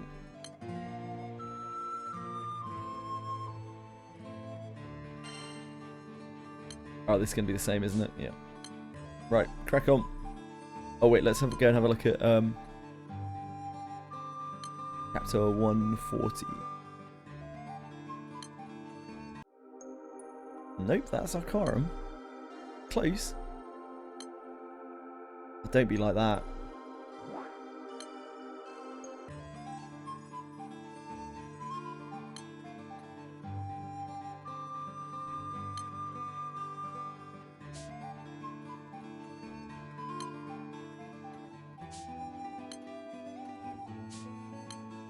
Oh my god, please, I just want to scroll the screen. Thank you.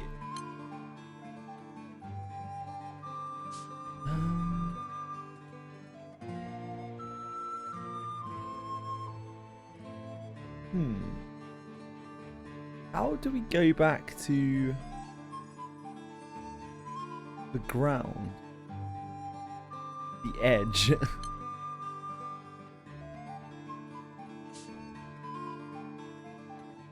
Don't want to go to the Dydroit belt.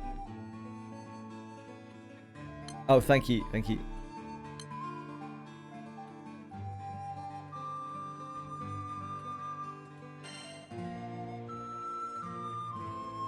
Playing the Intervallo? No, I'm not going to play it tomorrow. I'm going to play it on Friday.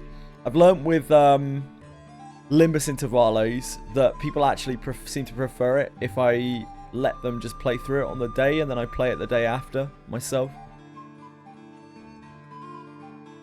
Edgelines, thank you.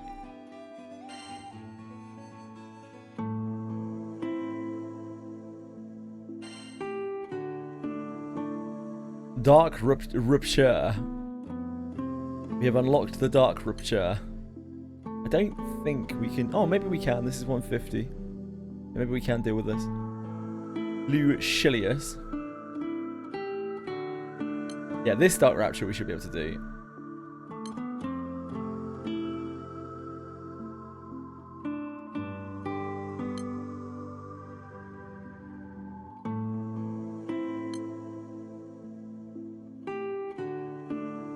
Is X1. Okay. You play this tomorrow? Probably not. Not unless you can fly out here.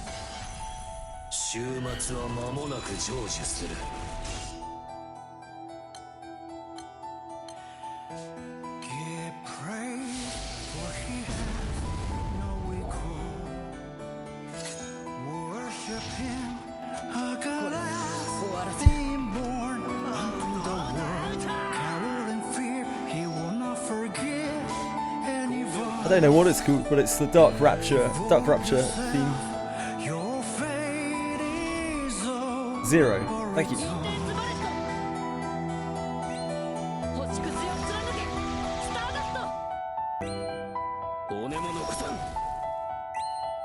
皆の者ついてこい。くら逃がせ逃がせ。甘いくらくらぐれ。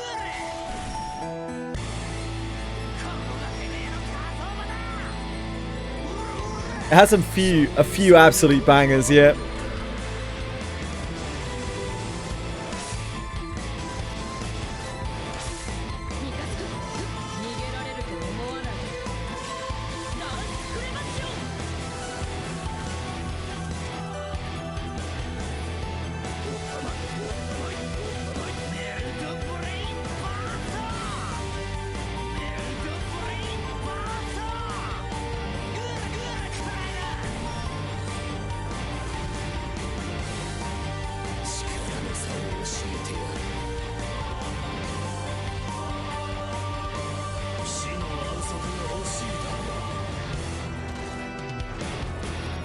Where is this from? Granblue Fantasy? Is that a trick question? This is Granblue Fantasy, Presto. Yeah, this is in Granblue Fantasy. It is Lucilius. Oh! Okay, so he does hit quite hard.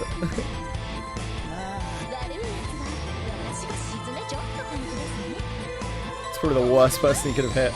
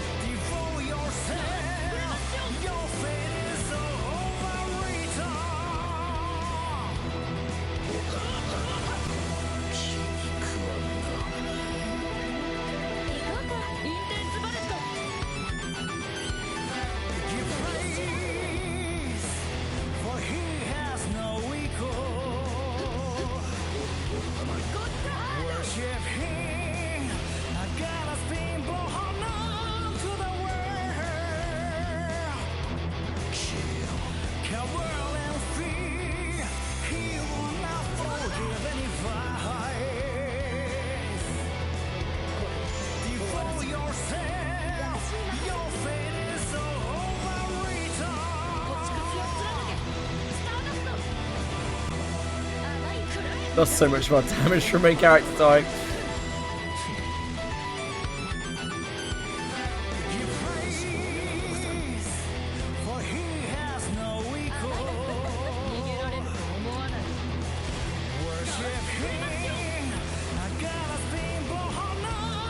I remember the days when our main character was completely useless.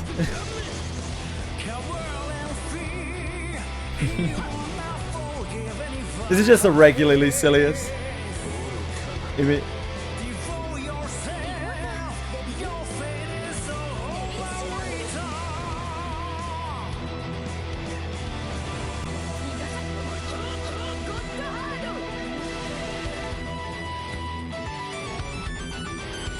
don't know if we can actually do this. Maybe not on auto. Ooh. Ooh. Oh, not Frau! Why'd you keep picking the best target to kill? This is unfair. We're getting scammed out here.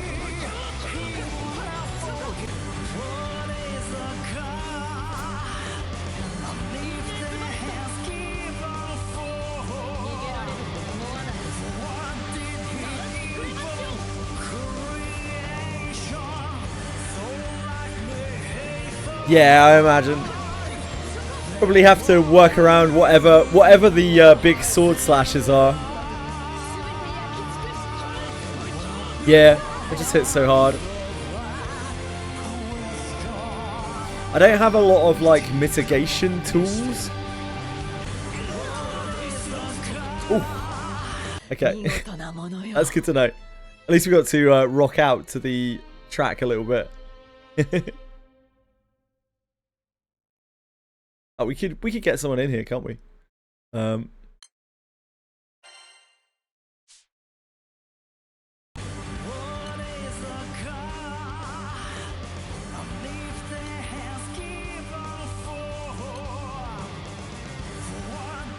Okay, guys. Anyone wants a Lucilius normal? There's a treat for you.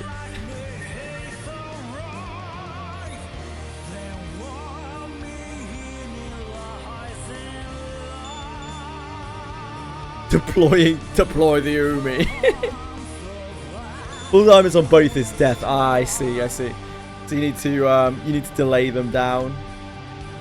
Like we do have tools. We do have some tools to delay. I don't want to do this right now anyway, because like I just need to press on with the story really badly. So I don't want to get too distracted trying to do these fights as tempted as I am, because I do find them kind of fun.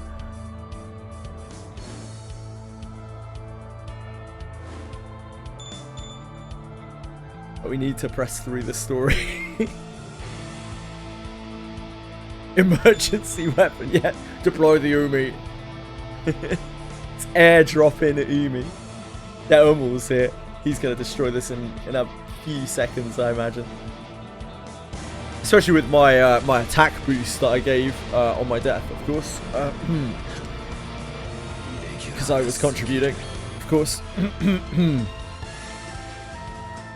Press my orange button. Nice job there, Umul. Thank you. Thank you so much. Boom, boom.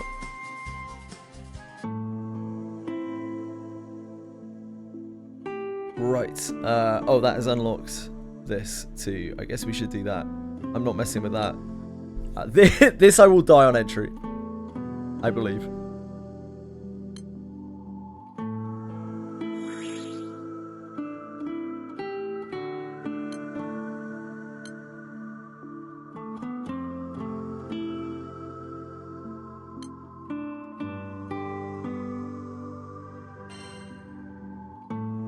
Internally mechanically insane, but most people won't really know unless they're lower powered. I understand what's happening. Yeah, sure. This is not X either. I can imagine. I've seen bits of this fight. I just took Kaguya because like I know what's gonna happen. Oh, okay, we didn't even die. Didn't even die, mate. Easy live. Oh, we're like locked off our summon as well from a mechanic. Can't use summon, can't be removed. Lovely. I'm just gonna prematurely call in some backup here.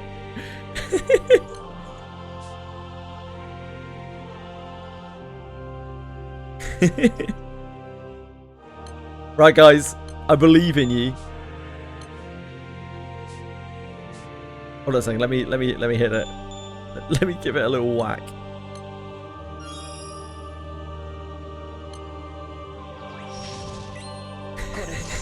Let me just see what it does.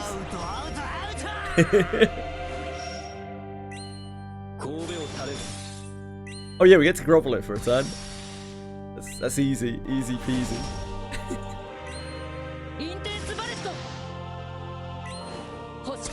I'd really like to do most of these bosses with my wind, really, but my wind is much weaker than my fire right now. So I'll probably come back and revisit all of these things once Fire Guild War's done. He doesn't have like the most HP in the whole world.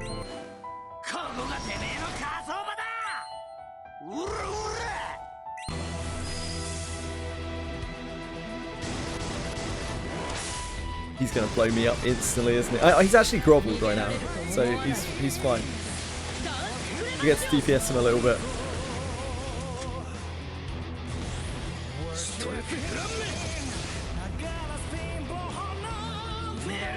Bugs, come back.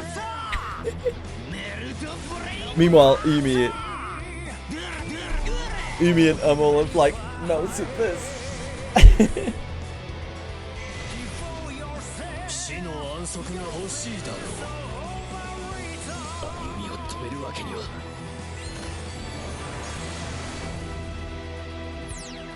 団長、準備を。Disappeared.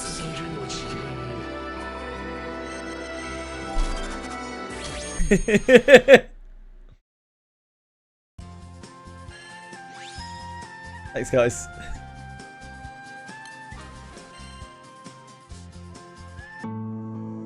So we actually have that unlocked now, so we can feasibly like farm, you know, farm as in leech that for Dark Opus stuff. That's good. Progress. Hello, Chili. You little rat. Out of the way. Get out of the way, you munchkin.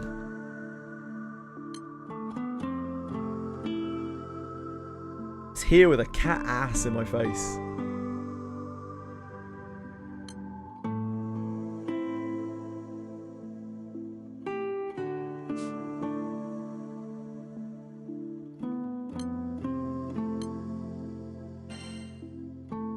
Cass. That Cassie.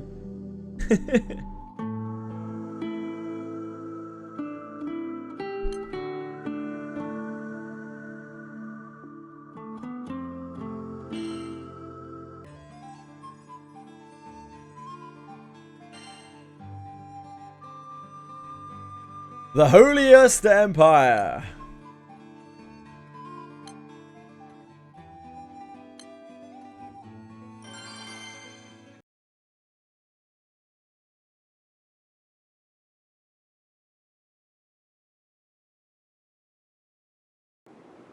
Ah, ひでえことになってんな。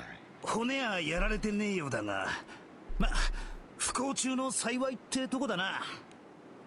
The power of Abisi's Abisi's eruption. The captain and company have made their way from the Edgelands back to the Sky Realm. The Grand Cipher has suffered considerable damage from the crew's arduous journey. But all of the past scrapes pale in comparison to the damage caused by crash landing on Aingana Island of the Port Breeze Archipelago.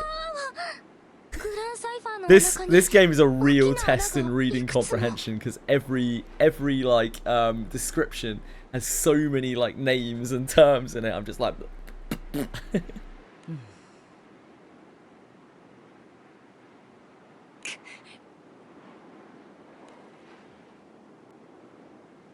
貨物室まで突き抜けてやがる。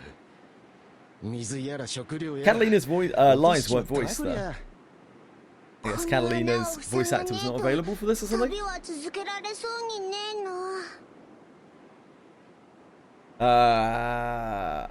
We need this repaired ASAP. No slacking.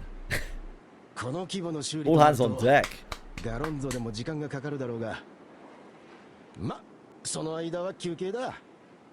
Gillian kill himself. I hate autoing with that unit. Yeah, he does. Having carefully observed the body of the ship, the crew heads back inside. Io, そっちはどうだ? すぐに動きそうか? Io and Rosetta come out of the engine room sighing. Why have we got Io checking out the engine? The fuck's she gonna do? She's a child. She's not an engineer. What are we doing? You don't say. Apparently she's got more self-awareness than the rest of the crew. Maybe Io's moving up in my books. Like, why have we delegated like this? It's like, Io, you go and fix the engine. Rackham, look pretty next to the wheel. Io, you go fix the engine. もう力が感じられなかったわ。眠っているというより、火が消えてしまったような感じね。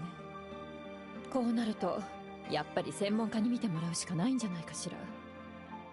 おいおいおい。動力までやられちまったってのか。 Flustered Rackham runs off to the engine room. こりゃ本格的にまずいな。 Nah, he loses health on every hit. It's his passive, Erica. 初めてだ。 Rackham, dazed, comes tottering out of the engine room. Oh, okay, Rackham was in the engine room as well. 少なくとも今はな。これ以上はもうガロンゾで見てもらうしかねえ。 So one of the characters in Granblue, your jaw drop. しかし、 Which one, 動力が Erica? やられちまったとなりゃ、ガロンゾから船を呼ぶしかねえな。 Demon of Lust, or Belial? Maybe?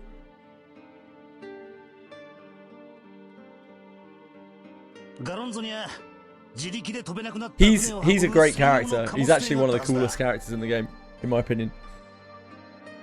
If you really want to see something that makes your jaw drop though, Erica, have a look at Summer Beelzebub. Oh baby. Oh baby. That Beelzebussy. With their next course of action solidified, the crew members drop their shoulders in disappointment.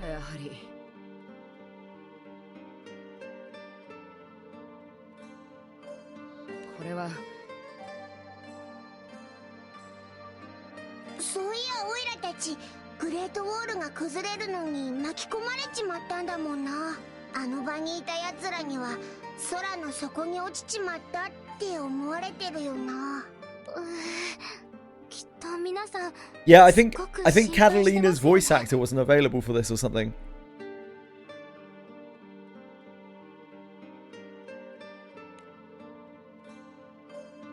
Holy fuck, they naked. Yeah, Beelzebub is he's given ass, you know? He's given muscles, he's given he's given body, he's given ass. Thank you, Umi. Yeah, your donation is very kind as ever.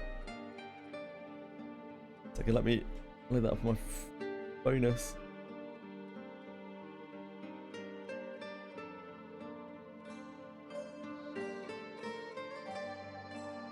And Umul as well, it seems.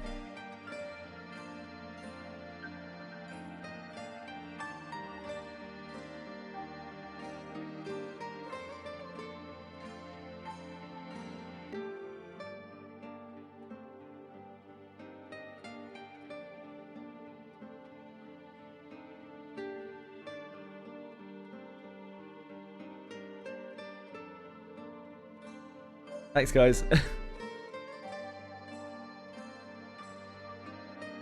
Yeah, suddenly realizes something. I wouldn't want to take the glory away from you, Umi. I feel like I would be showing you up, and I wouldn't want to do that in front of your many fans. So I'm gonna leave it to you, okay? There's no need to leave. It's okay. 白風の境で小流域に巻き込まれてナルグランデ空域に流れ着いたわけだし、グランサイファーは確か紫の騎士がナルグランデに運んだのよね。言われてみりゃ確かにそうだな。長い間行方不明だったんだもの。ファータグランデのみんなに会ったら随分驚かれそうね。これガロンゾに行くのが楽しみになってきたな、おい。それならグランサイファーの修理中、私はバル師匠にちゃんと無事って知らせないと。そういうことならオイラたちザンクティンゼルにも寄ってかねえとな。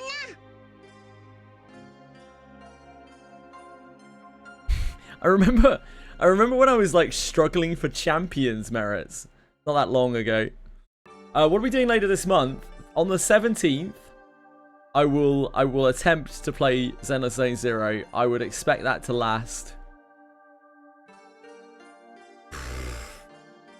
I don't even know. An hour might be being too gracious. I think I'm probably going to get disgusted by some of the artwork and like delete it from my PC. But yes, I will be attempting to play ZZZ on the 17th. Other than that, there isn't anything particular this month apart from we're ramping up to Granblue Guild War and that's going to take up like the last week of June. That's from the 22nd to the 29th, I believe. Next month, we have Granblue Relink. I can't remember what date that is on in July. We also have, I believe, if it releases on time, Rubinite. But I'm not sure if I will play that right away. That's going to depend on whether we have finished our various Granblue chores. Because until we're finished with the story in Granblue, I don't really want to focus on too much else. Their hearts beat with excitement at the thought of reuniting with old friends. Yeah, Catalina's definitely not voiced for this, this section.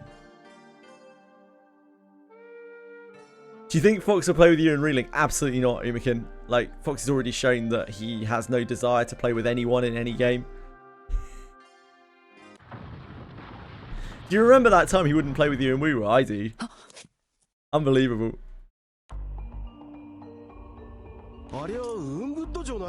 You know what would be even worse, Umi? If Fox were playing games with other people right now and wouldn't play games with you. That would be far worse, wouldn't it?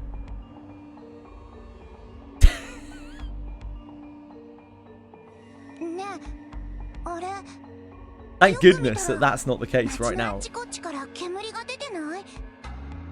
そうなると何かしらの事故っていうわけじゃなさそうね。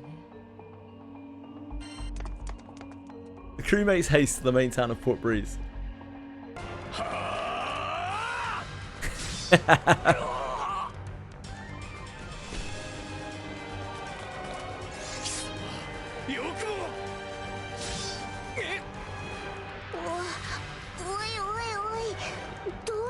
We're in the middle of some sort of war here.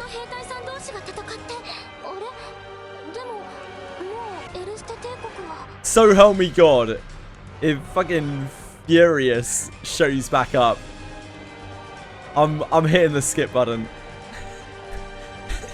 The crew is flabbergasted to see troops outfitted in the same armor fighting each other. Io yelps in surprise when she looks in a particular direction. Hey there, Buzz. Pommer's acceptable.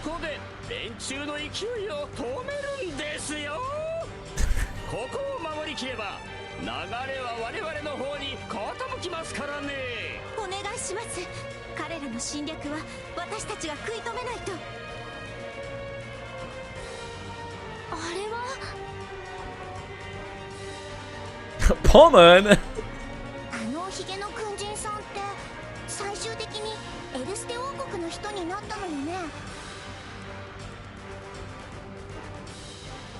The Erster Empire that once terrorized the Skydom is no more, thanks to the efforts of the crew.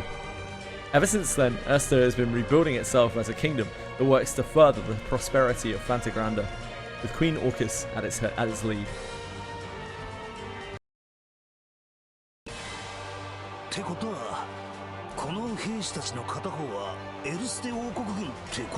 So who's the other side? Exactly, Larry. See, great minds. This is why we're soul linked.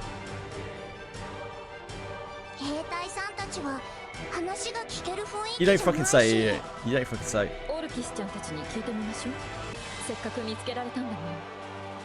Oh God, Fox. Are you guys trying to queue for the Alliance raid? Big 07s to you guys. You actually have to do that for the progression, the main story progression, don't you?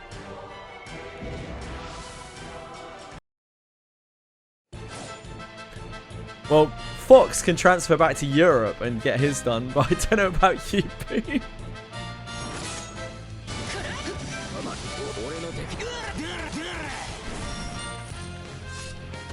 He would never.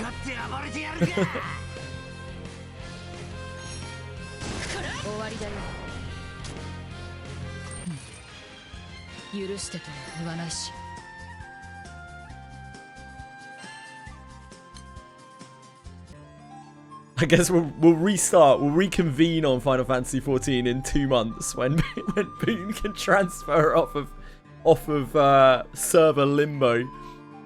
The crew fights off the hordes of hostile soldiers terrorizing Port Breeze. The problem plaguing Erster began shortly after the captain and company were engulfed by the Grim Basin.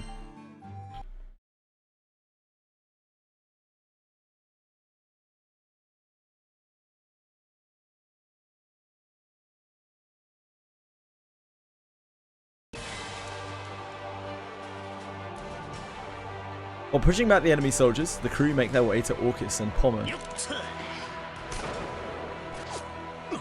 青い髪の少女と赤いトカゲを連れた気空だ。悪いが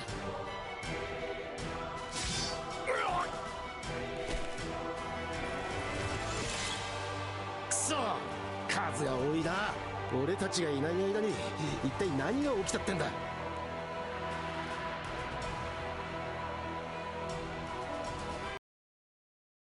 The answer to Rackham's question, the seed of this conflict. It first took root shortly after the crew was pulled into the Grim Basin from the Silverwind stretch. Agastia, the former imperial capital, is now a part of the new Erster Empire thanks to the earnest efforts efforts of Pommern. He spends his time focusing on various responsibilities from his base of operations, the tower. なるほど。白風の境に。は、飛空艇はノースバスト沿岸に停泊した Damn, ままと Erster なっているよう Kingdom です。 S.1. ただ、彼らの向かったと思われる A 白 new 風の favourite for Ryu, no エオニオ山 doubt. 脈では小流域の異常も確認されています。小流域の異常。何やらきな臭いですね。 Pommern, who now serves as general of the Erster Kingdom, clutches his head in 陛下 frustration. の耳に入ればまた辛労を増やしてしまいそうですね。しかし報告をしないわけにも。何事ですね。侵入者です。ポンメルン下水。侵入者？警備担当がいるでしょう。それが突破されてしまったようでして。 His voice actor's great. No worries, Durham. Take care of yourself. Thanks for hanging out, dude. Appreciate your help as well. Pommern pauses in contemplation. 警備にはエリステ帝国時代からの手だれを配備していたはずですね。それがこうも簡単に。我が輩自ら対応しますよ。 What a beast. Pommern, escorted by his troops, heads out to face the intruders. But what appears before them is a diminutive lone knight. Oh dear. You can take him, Pommern. Let's get it, brother. 単身で乗り込んでくるとは大した自信ですね。答えなさい。素直に目的を話せば手荒な真似はしませんよ。 But the violent knight does not utter a word, instead choosing to assume a battle stance. 答える気はないようですね。そっちがその気なら、父用の騎士相手に我が輩も手は抜きませんよ。 I'm going for a Thorn March Extreme and said, yeah, wow. Priorities. Oh, here he goes.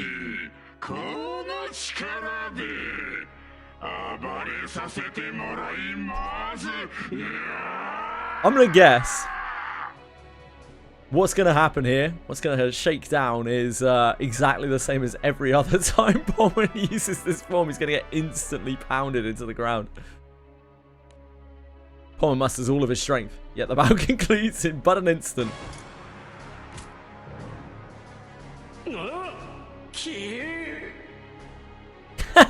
Fox.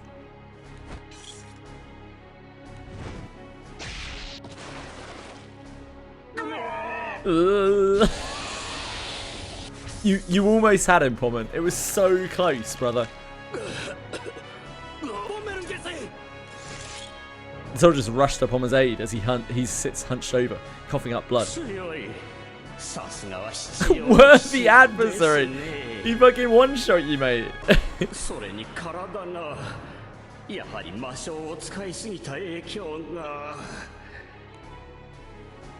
He just got whacked. A worthy adversary. The Violet Knight knocks back Pommel and his soldiers with a single strike, the force of which causes the general to lose consciousness, his vision fading as he falls to the ground.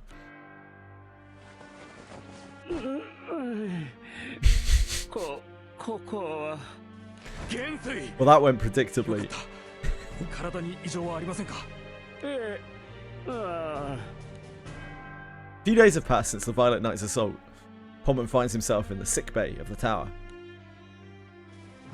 Why is the guy in an Arcarum card?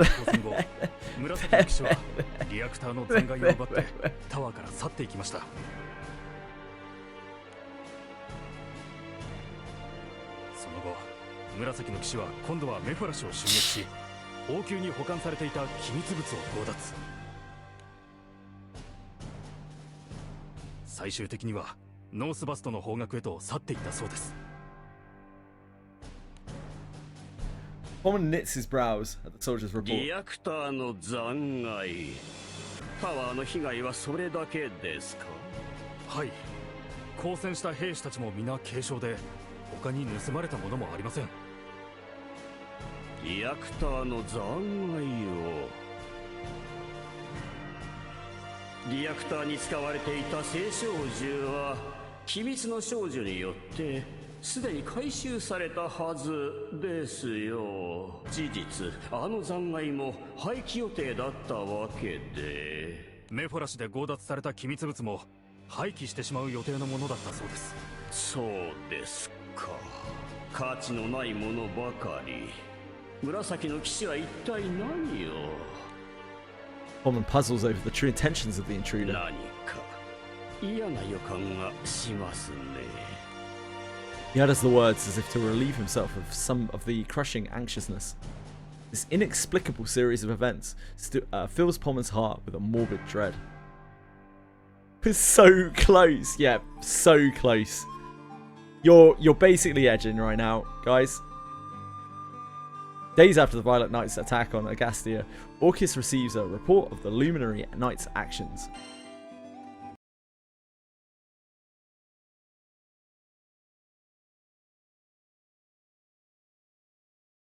EU has more active queues at like 4 AM in the morning than that server does at like 10 PM at night. Days after the Violet Knight's attack on Agastia, in a room in Unga Castle, located on Angana's island, a soldier reads aloud the paper in his hand. Without a side trip to a side story, I think so, because I've done all of the side stories, I believe, that are in the Sierra carts and on the way there, but I'm not 100% sure. ありがとう。民や兵に被害はないんですね。はい。紫の騎士と直接交戦した兵も皆軽傷で済んでいます。意識を失っていたポンメルン元帥も少し前に目を覚ましたそうです。メフォラシから盗まれたものっていうのは。Orcus looks to Adam for an answer. そうですね。私が以前に用意していたものです。しかし、あれはあくまで試作品でしたので、近々廃棄の予定でした。それに、エルステの技術がなければ、これといって利用価値のないもののはずですが。Yeah, we only have about 15 side stories or something left. A big chunk of them are the Society questline, but I double checked, you don't have to do that for Sierros. So you have to do Defender's Oath, Cowardly Hero and Captive Princess, Hero's Return, What Makes the Sky Blue. We haven't done Seeds of Redemption, so we'll need to do that. Blade of the Young Champion, Dark Giant of the Blue Sea, Defender's Oath. That's it. So Seeds of Redemption is the only thing we haven't done, and of course we kind of want to do that anyway because it's the Eternal.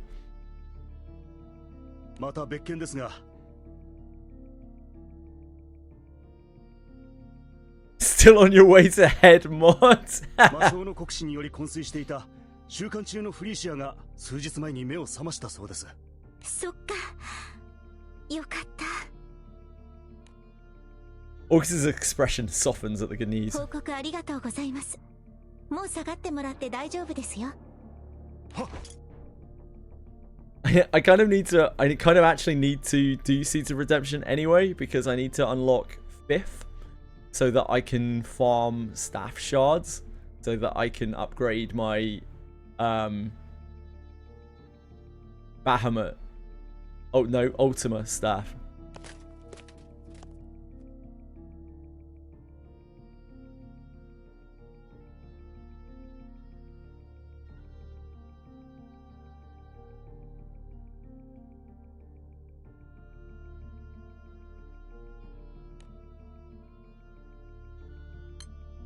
The soldier briskly excuses himself. Seeing this, Sierra Cart calls out Orcus with a mirthful expression. And also I would want to unlock 5th anyway, I think, because I need it for light.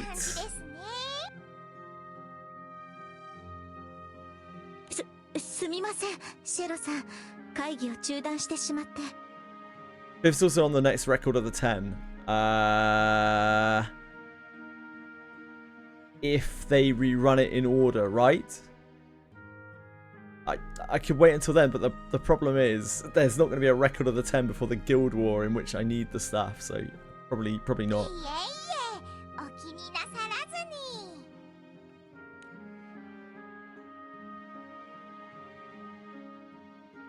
Yeah, if the rerun is in order, because they Tien and Seox were like the last pair, right?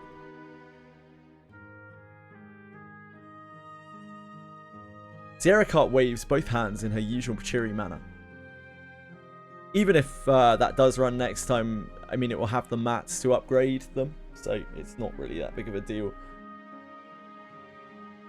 It's not like you don't need revenant weapons and rusted weapons, is it? The young Queen Orcus of the Erster Kingdom, with Prime Minister Adam beside her, has been in Port Breeze for a few days now. She's come to promote economic relations with Port Breeze in order to help Erster get back on its feet. Orcus toils day and night for the betterment of her kingdom.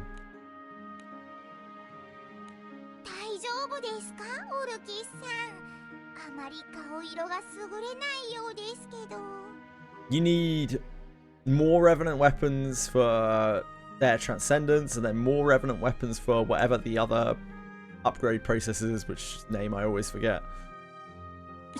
そうですか。すみません。心配をかけてしまって。昨日もずいぶん遅くまで会議をしていらっしゃいましたし、あまり無理はしない。 The grind never ends. 少しめまいがしただけです。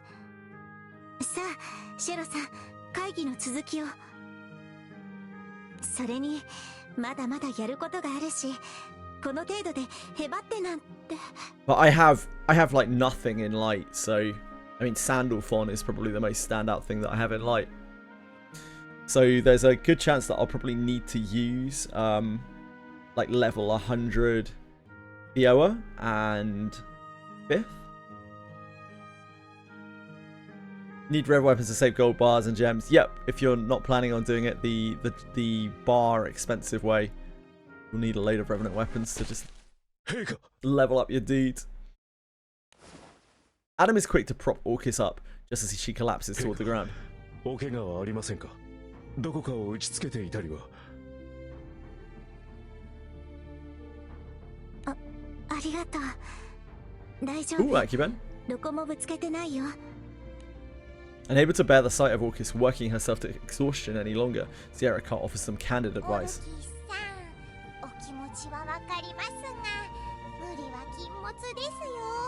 商売においても健康でいることこそが何よりも大切な資本ですから。シェロカルテ様のおっしゃる通りです。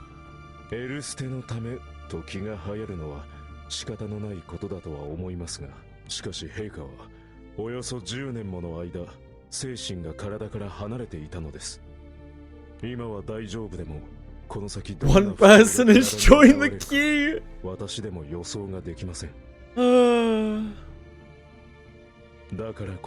So what usually happens is when you've got a raid queued up in the queue, the system will start saving people and allocating people towards things, because there's so many people like queuing up into roulettes, and then they'll all get thrown together into like the alliance raid when it accumulates enough of them. But yeah, that server doesn't have enough people like queuing up for roulette, it would seem. So I don't like, I mean, it doesn't even have enough to fill like Tiamat Extreme. No, not Tiamat, sorry, Garuda Extreme. And that kind of thing. Not at that time of day, at the very least. Despite Sierra Cart and Adam's best efforts, Orcus remains determined to give her all for the restoration effort.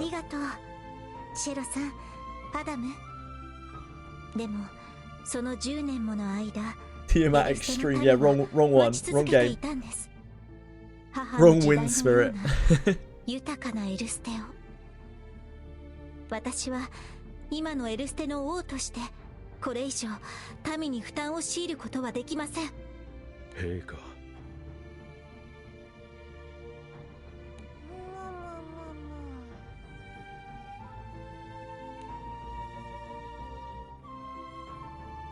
Although laudable, Adam and Sierra Cart cannot help but worry about her steadfast commitment to her duty. Sierra Cart looks out the window to the town below.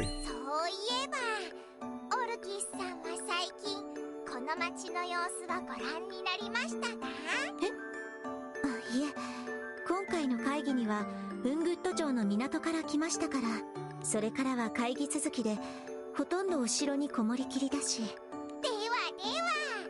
会議は一度中断としまして、きっと懐かしい気持ちになれると思いますよ。懐かしい？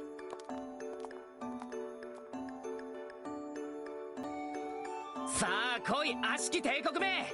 俺たち気空団が相手になる。このカタリナだ。 Oh, they're cosplaying as us. この俺に打ち抜けないものなんてないぜ。すごいな、このラカムさんって。気空艇のソーダだけじゃなくて銃の扱いにも長けてるのか。僕なんて整備の勉強とペットの世話で手一杯だよ。イリ。あ、ちょっとちゃんとなりきってくれよな。今なあ、ごめん。でも危ないことはなしだよ。君のお母さんからきつく言われてるんだからね。Where did you get the armor from? Orcus looks curiously at the somewhat familiar mock crew. 装備は一見本物のようですが、剣の類に刃がありませんね。実はですね、今団長さんたちの It's us! 大変話題になっていまして、あちこちの島でこうして団長さんたちに憧れる子供が続出してるんです。I noticed no one was dressed up as EO.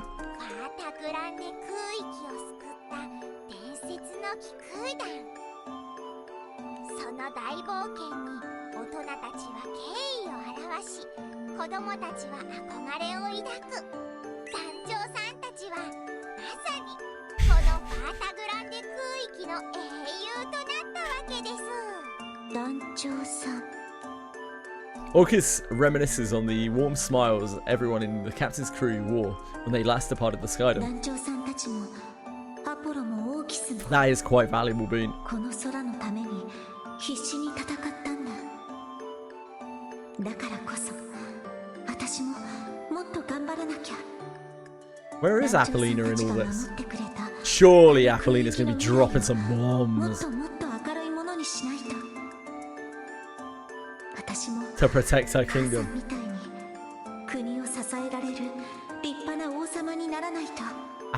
Apollonia. Did I call her Apollina? Apollonia.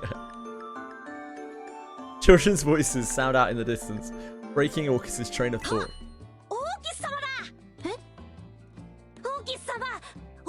様ってどんな食べ物が好きなの？オーキス様ってゴーレムなのにご飯が食べられるの？ねえねえオーキス様、あの気空団の団長ってどんな人だった？やっぱり強い？Orcus is seen surrounded by ecstatic children full of questions. She rolls up her sleeve and shows her elbows to them, gently trying to correct the youngster's misunderstanding. 肘が普通だ。 You missed King 1. ごめんね。私はオーキスじゃないんだ。私はオーキスのお姉さんみたいな感じかな。お姉さん？オーキス様の？ As Orcus flashes the confused children a smile, someone who appears to be a parent comes rushing toward them. こら、あんたなんてこと。謝りなさい。 Wizard pushed her children into a bowing posture before deeply prostrating herself before Orcus. 申し訳ありません、オルキス様。エルステの女王様にとんだご無礼を。いえ、気にしないでください。見た目がほとんど同じなのは事実だし、私とあの子の関係は少し説明が難しいですし。Yeah, I'm sure Ryu joining is really gonna make that queue pop off. He definitely won't just be sitting in queue for 7 hours.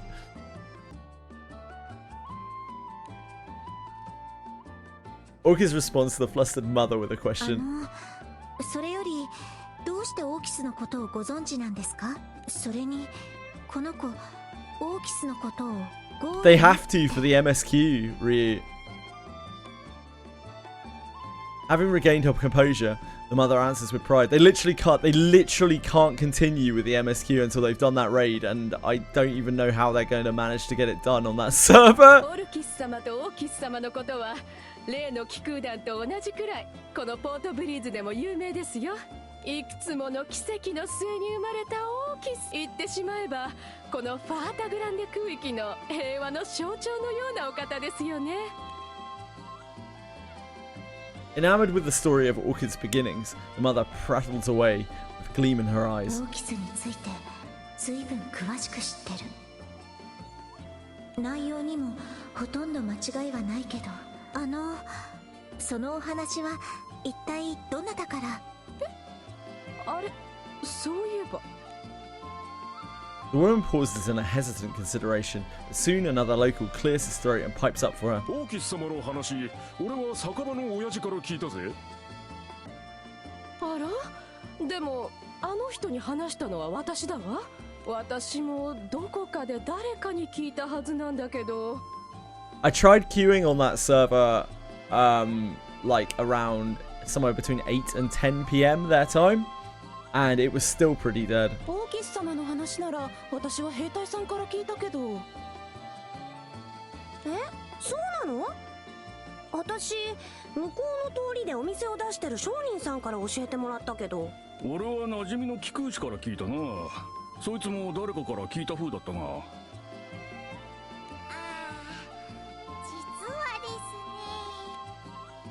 Sierra Cut waits until she has everyone's attention before divulging an answer of her own.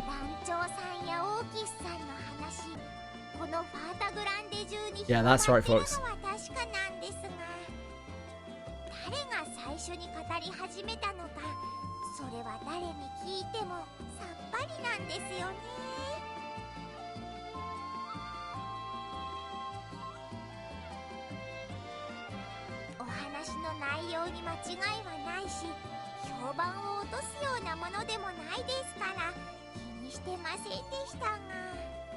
そうですか。団長さんのこともオーキスのことも秘密にしてたわけじゃないけど、何か不気味な嫌な予感が。The liveliness of the town serves as a stark contrast to the foreboding trepidation Orcus feels in her heart. Disaster will soon befall the Queen and those close to her as that trepidation begins to manifest.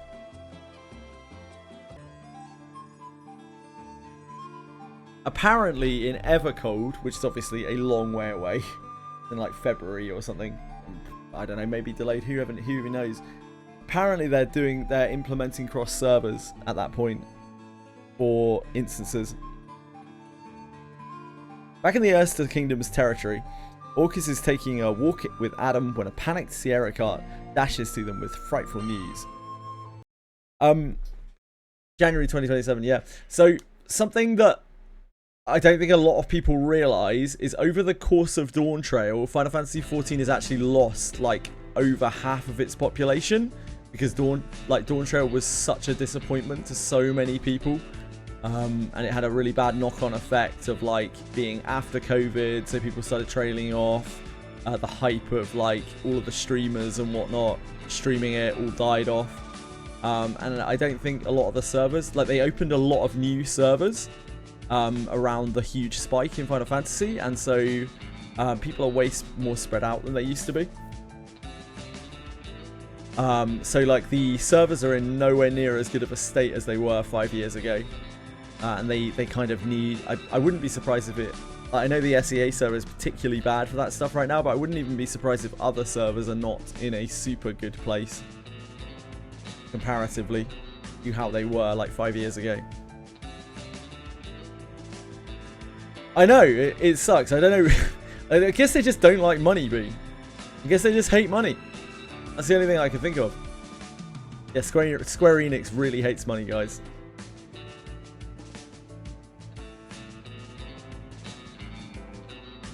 Orcus has returned to the royal capital after a long absence, where a sense of peace has returned to the populace. She's walking around town with Adam when she notices an encroaching figure. Like, Final Fantasy XIV at one point was the biggest MMO in the entire world.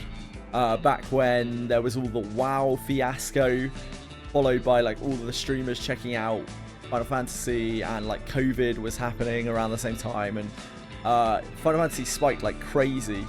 So much so that people couldn't log in. Like, they had to put server queue, like fixed server limits and queues and things up to mitigate the people. But unfortunately, that did not last. The hype did wear off, and it went, like, Final Fantasy dropped pretty massively from that point.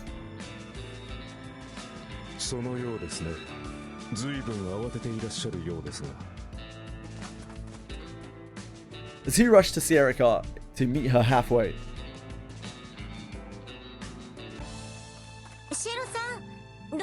Now it's Granblue Fantasy, available on Steam and any Chromium-based browser. Thank you, Advertkin.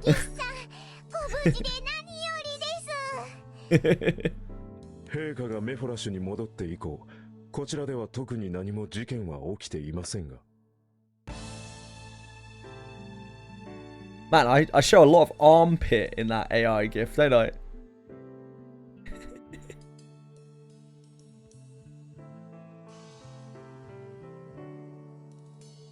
I'm just looking at the gif.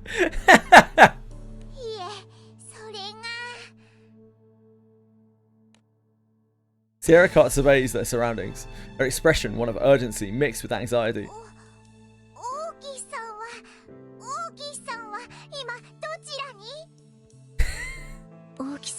Please don't sexualize me. Don't appreciate it. I do not consent. Thank you. Orchid explains that Orchid went missing the Silverwind stretch.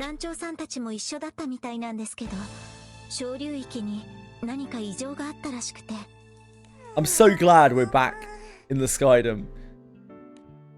The Edgelands were not it. That was not a good. That was a dark time.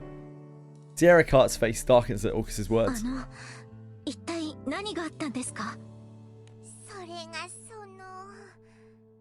Sierra Cart will just appear in a second, Bean, and be like, hey Skyfarers, I've just brought a few friends. Called them up, you know? And behind her will be a legion of max raid geared, like, super players. She hesitates for a moment before revealing the details.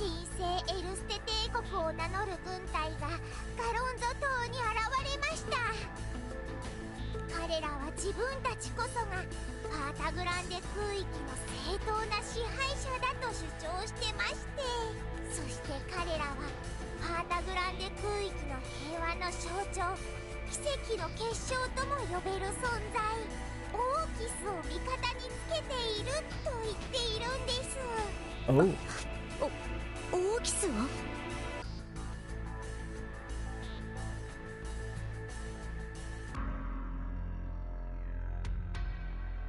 I mean, the last time we saw Orchid, she was with Sturm and Drang, right?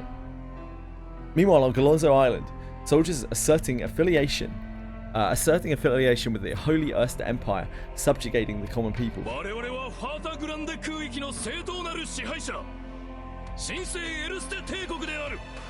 I admire you guys' tenacity, I really do. I really truly hope you'll keep up. ファータグランデの正当な支配者だいきなり出てきて何言ってんだこいつら The residents of Galonzo are quick to dismiss the soldiers' claims, but the appearance of one particular girl sets everyone's teeth on edge. なあ、あれってオーキス様じゃねえのか The Lost Solid, they might, maybe it's someone trying to do the main story quest themselves. Boone, it could be. Because if a number has popped up in there, then that's not a roulette player that's been assigned to you. That's actually someone who's queued up into that queue specifically. The man points toward a red-eyed girl in the distance. Though she is surrounded by soldiers, her graceful smile is evident. Because the only way that raid is going to fire is if you get enough roulette players. Like together at the same time. あの子すごくよくできてるけど間違いなくゴーレムだぜ青い髪に赤い目本物の少女にしか見えない精巧に作られたゴーレムじゃあやっぱり本物のオーキス様あんな精巧なゴーレムこの空に2体といるかよ Obviously, like for EU, it's prime time right now. Whereas in SEA it's like 2 in the morning, or Oceania it's like 2 in the morning, right? 2-3 in the morning, depending on area. But yeah, even at more peak times in that region, I couldn't really get things to pop. Couldn't really get regions to pop. Couldn't really get raids to pop. Genshin clears Granblue Fantasy. I mean, in some ways it does, yeah. Genshin is a very popular game. It's the star-studded gem of gachas for a lot of people out there. Certainly in terms of advertisement and sponsorship and publication, Hoyoverse does a very, very good job at pushing Genshin. I don't think you're fishing too much there. Unrest begins to stir among the populace of Galonzo. Although the public reaction is not a sign of submission, it provides much more than enough of an opening for the Holy Erster Empire to begin a hostile takeover. Genshin. Stan is a well-written character. I mean, Stan does show character development. Better than some. Meanwhile, a primal beast takes notice of the events from the shadows, careful to stay out of sight. ガロンゾ島全域掌握完了です。ご苦労。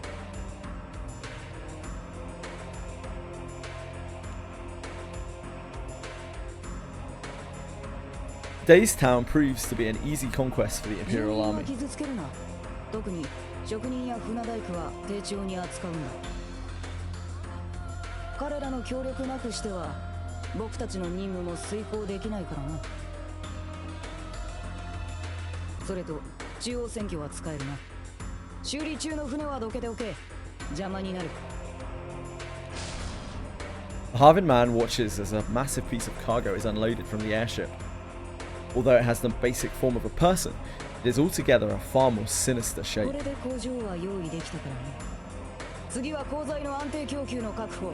それが終われば交易の拠点を抑える。Fox's failed fishing trip. Harvin barks orders at the soldiers. 部隊を2つに分けろ。ガロンゾに残る者と次の島へ向かう者だ。ガロンゾ待機組には量産の準備を進めさせておけ。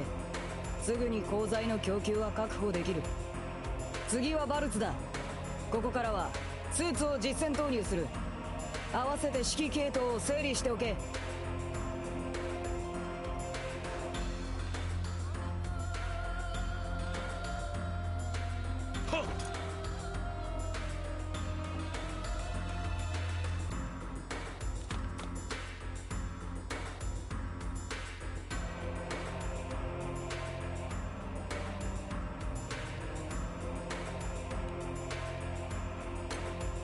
Harvin looks sternly at the soldier as he runs off. A girl, her voice sounding out of place for the battlefield, calls to the Harvin from behind.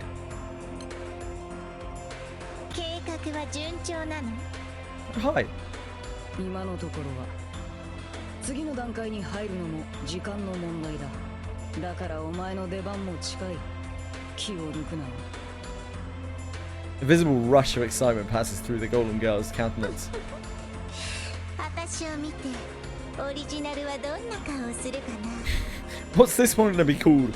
Orkies. 楽しみ。待っててオリジナル。 I went to Ninja Cave instead of Alabasta tomorrow. I'm not really looking forward to it. Like, Ninjatos are not going to really fit anything that I'm doing, regardless of what they do to them. And farming Ninjatos is probably going to mean farming ninjas, and ninjas suck, dude. Yeah, not really super hyped for it.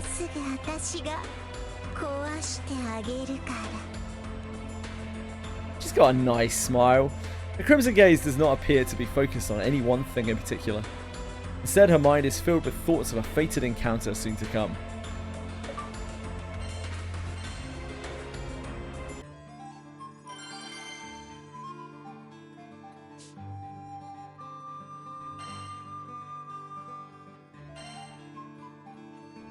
Who's this Yuzu you speak of?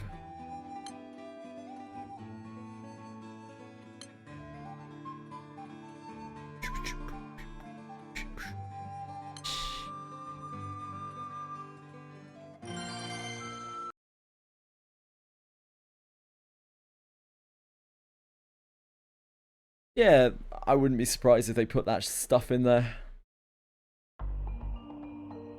Word of the Holy Erster Empire's domination of Galonzo spreads like wildfire across the Skydom.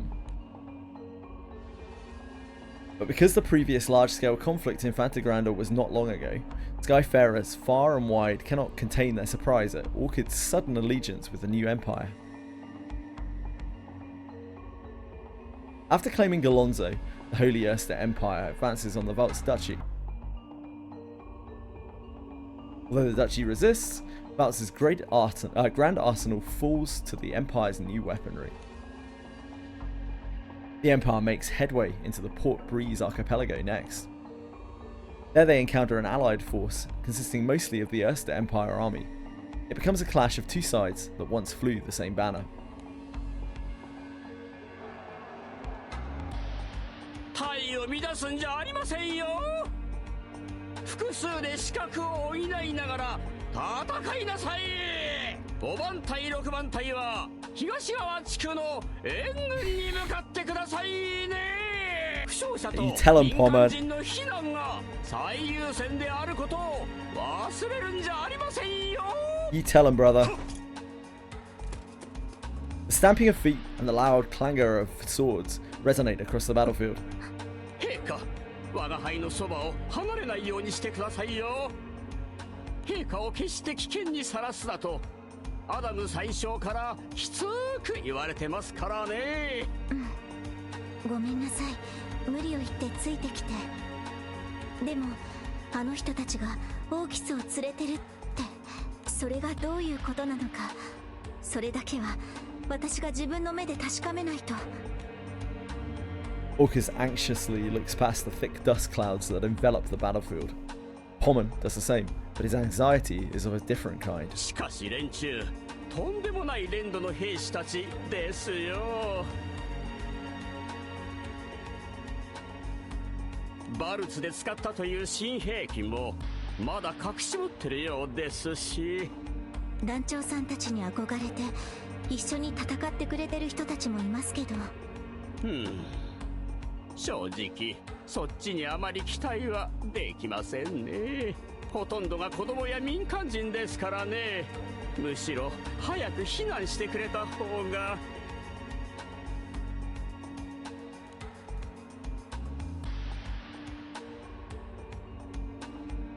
Pommer's expression quickly turns grim as he focuses his attention on a single exchange. まずいことになってますね。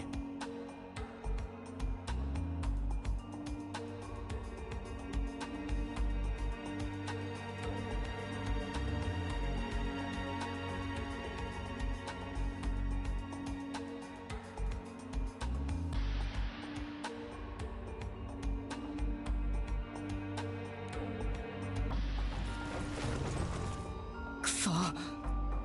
込まれちまった。も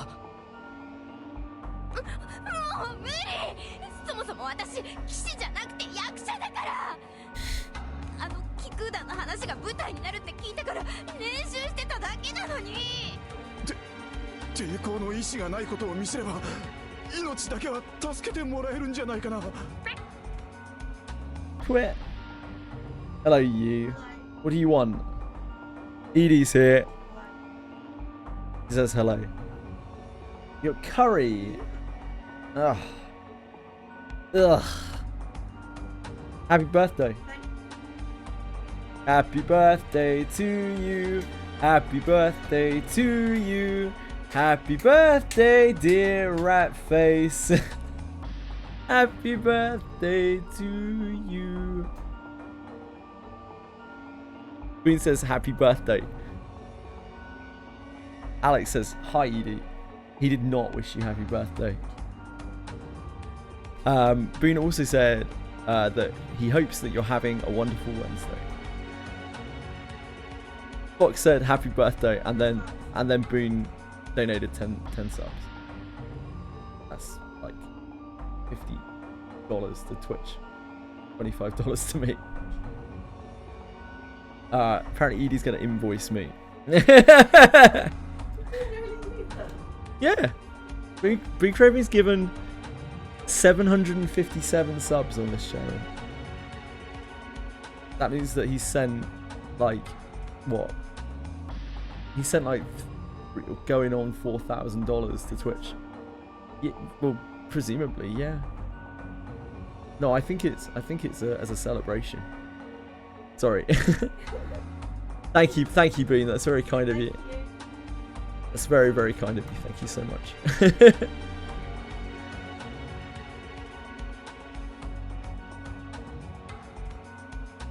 Edie says thank you, everyone. She says that she hopes you have a lovely day. Better eat that curry and say it's great, or else I have to eat the curry and say it's great, or else. Not right now. Later. Boo. Yeah, I have to. I've got a chicken tikka patilla. Is one of my favourites. Thank you. I hope you're having an okay day. Work alright?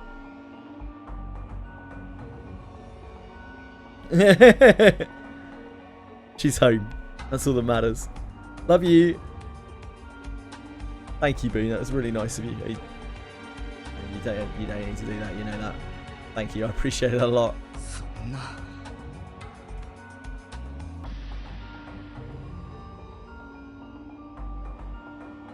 She needs some rest. Bless her. She's always works off her feet. And imagine having to put up with me at the same time. She's gone off. She's having a curry with my mum.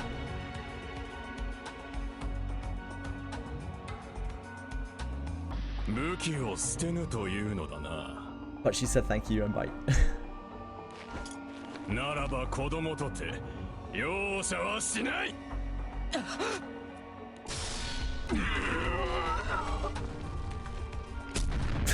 Poor man. My mum's fine. She's super fine. Yeah, she's doing really well. She's just stressed about things as always.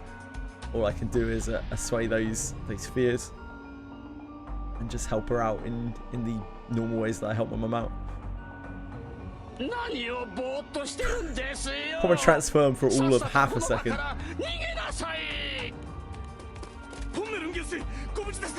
この3人は民間人ですね。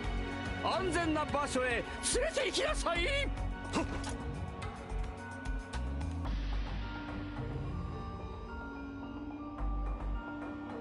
Someone calls out to Orcus while keeping a close watch on the encroaching enemy troops. You managed to keep for an hour straight.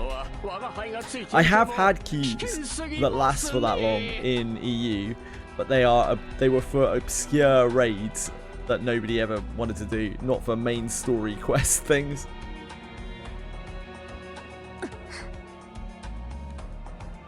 Orcus hesitates for but a moment before sensing the danger for herself and nods in response.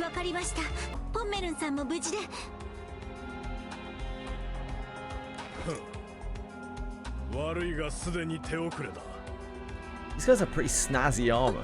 Definitely winning on the armor war front. Yeah, penguins. Orcus's retreat is cut off as Imperial soldiers circle around her. Oh, thanks, Alex. Sorry about that. I couldn't think where to do it. I just remembered that I should probably say something. I should have said last night. It escaped my mind. Oh, good stuff, Alex.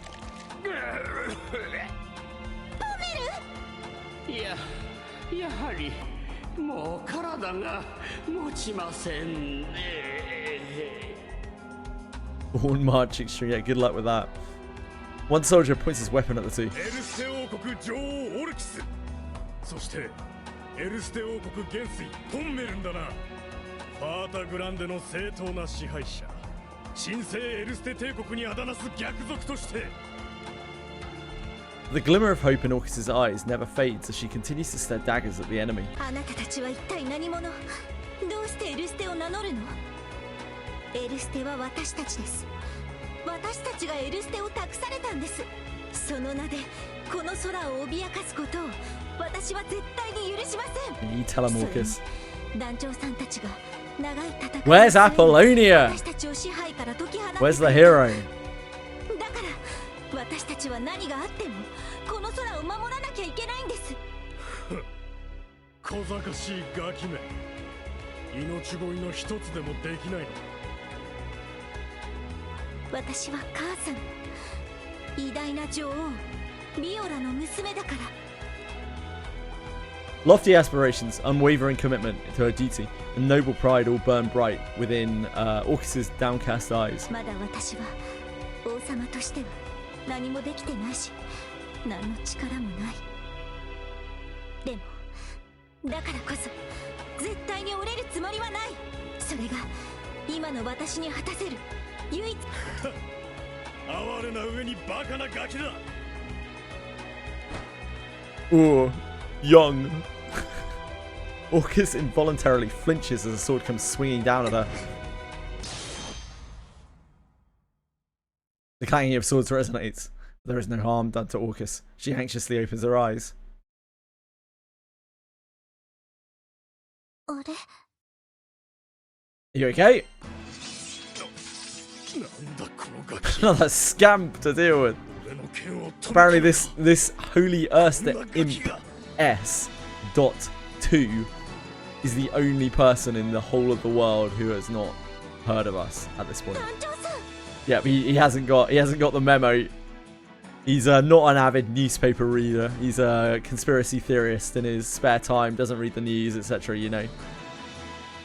Orcus sees the crew gallantly fending off the Imperial soldiers. See ya, Imp S3. この鎧の奴らとやり合うのは懐かしいもんだな。ちげねえ。まさかまた戦うことになるとは思わなかったかな。これが強くなって帰ってきたオイラたちの力だ。たくもあんたは特に何もしないでしょ。 Wow, EO. People in glass houses, young lady. Oh, I'm a little bit chilly in my armor. 戦いでは無力でも B 君だって大切な仲間の一人だわ。 The captain and company continue to chat while clearing the enemy forces. You see that pressure? Not really.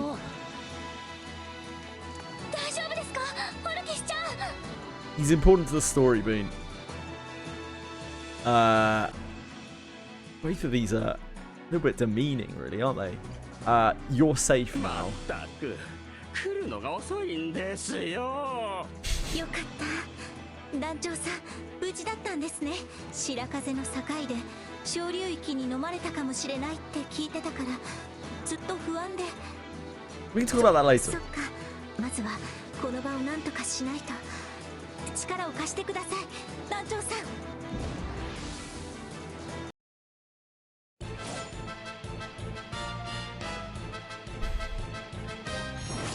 Get him, gang.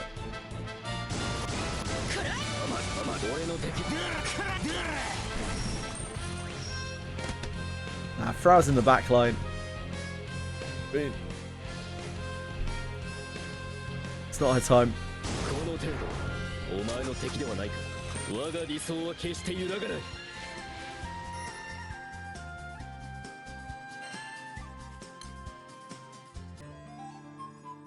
The captain and crew join forces with the Erster Empire and push back the Holy Erster Empire's result. Ah, yes.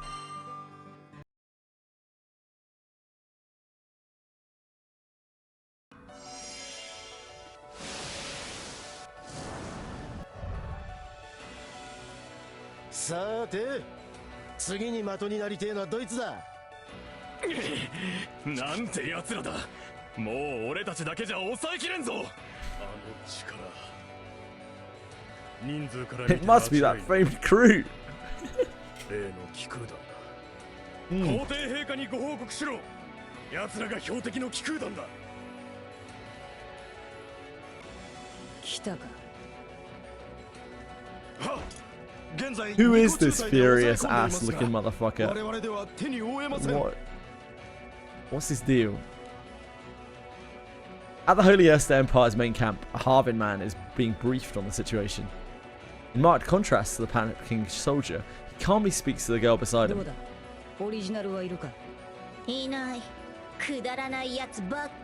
Damn. Oh, Erster Kingdom. Right, okay, I'm with you. Sorry, Boone. Seeing the girl's reaction, the Harvin man relays the next orders to the soldier. It's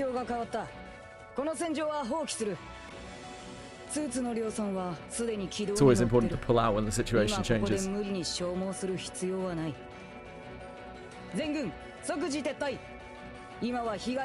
guy's clearly got some experience in the matter.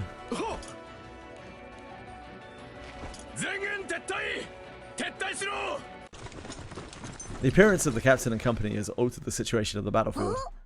He's been on the losing end a few times, I guess so. 俺たちも徹底的にやり合おうってんじゃねえからな。すごい。団長さんたちが来た途端、あっという間に。やれやれ。さすがに今回は肝を冷やしましたね。The situation grows more relaxed. Something aboard the Imperial battleship catches Io's attention. Like a sparkling, shining light or something. どうしたのイオちゃん。まるでお化けでも見たような声だわ。だって、あの甲板にいるのって。How are you seeing this? Harvin man and the girl watch from the deck of the Imperial battleship as soldiers come running on board. Io with her telescope out.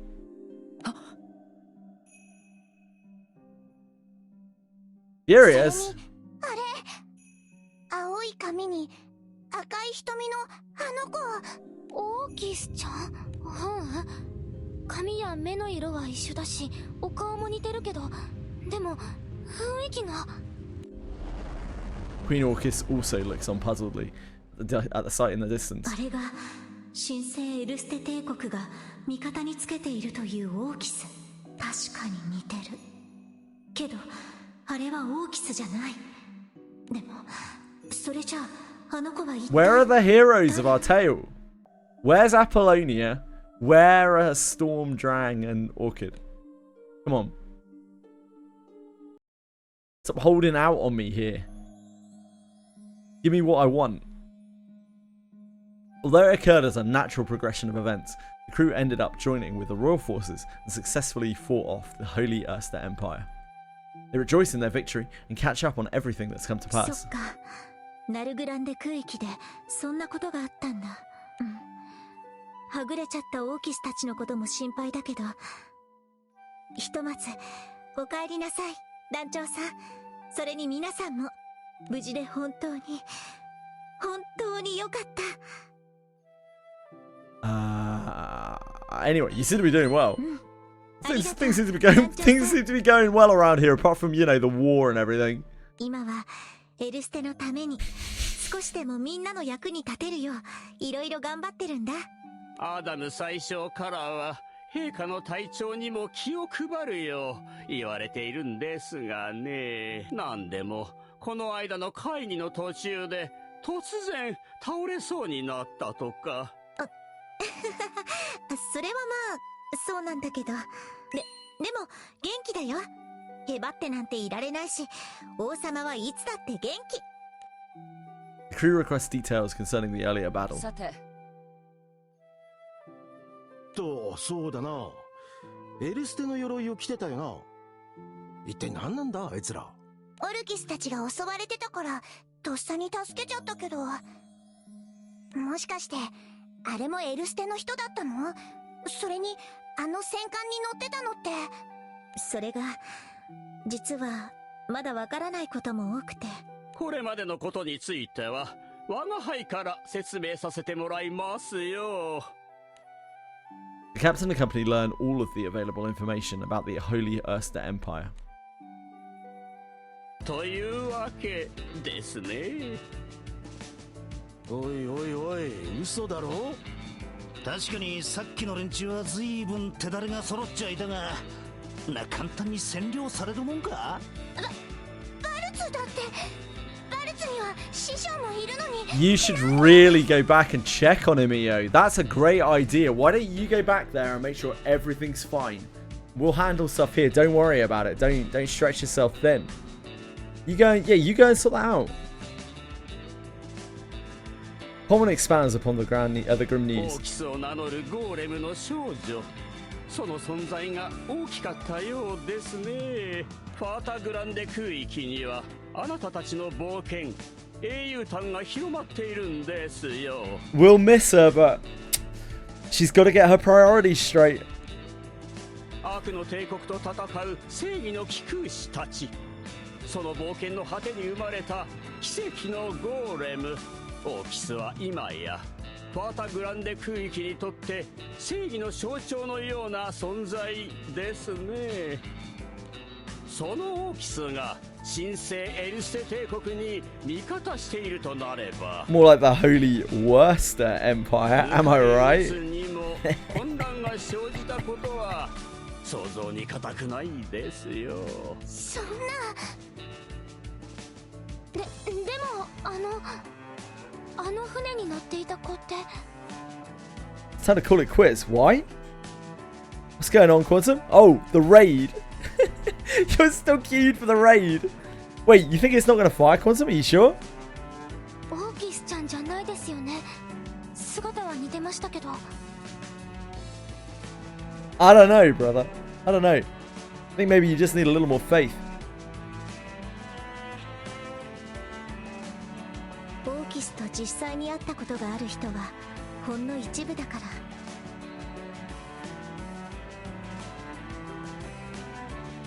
98% of Final Fantasy XIV main story quest enjoyers quit just before they hit it big.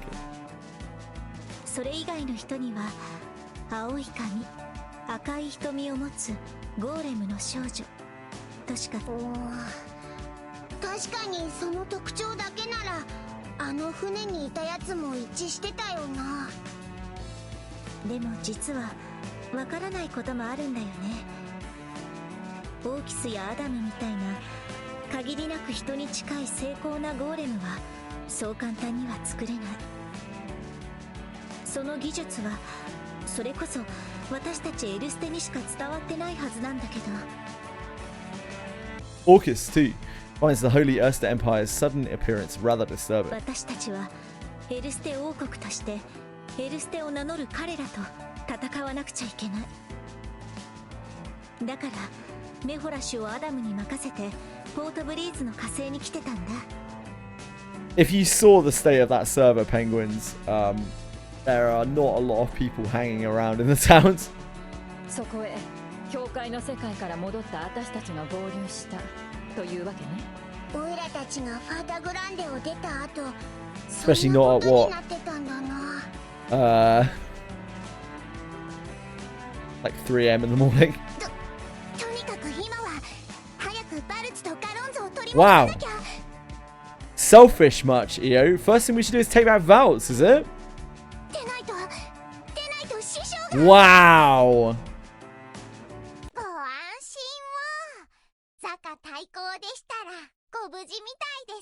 You fixed it already, Sierra Cat. Obviously, you're safe, by the way.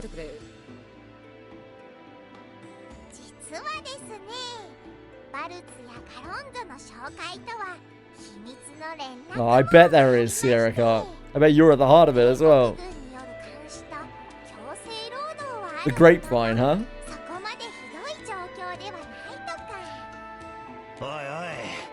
連中の目をかいくぐって連絡を取り合ってるってのか。商人にとって情報は何よりも大切な武器ですので、神聖エルステ帝国はバルツとガロンゾを占領して何か作りたいものがあるみたいですね。だから協力を拒まれないよう職人さんを含む島の人たちは丁重に扱われてるそうですよ。そうなんだ。サカ大公にはイオさんの無事をお伝えしておきますね。団長さんたちが小流域に飲まれたと聞いて大層心配なさっていましたから。Worried that she'd come back, maybe. お願いします、よろずやさん。 The captain and company breathe sighs of relief as Sierra Cat's briefing. With the Imperial force having retreated, the town gradually returns to a state of normalcy.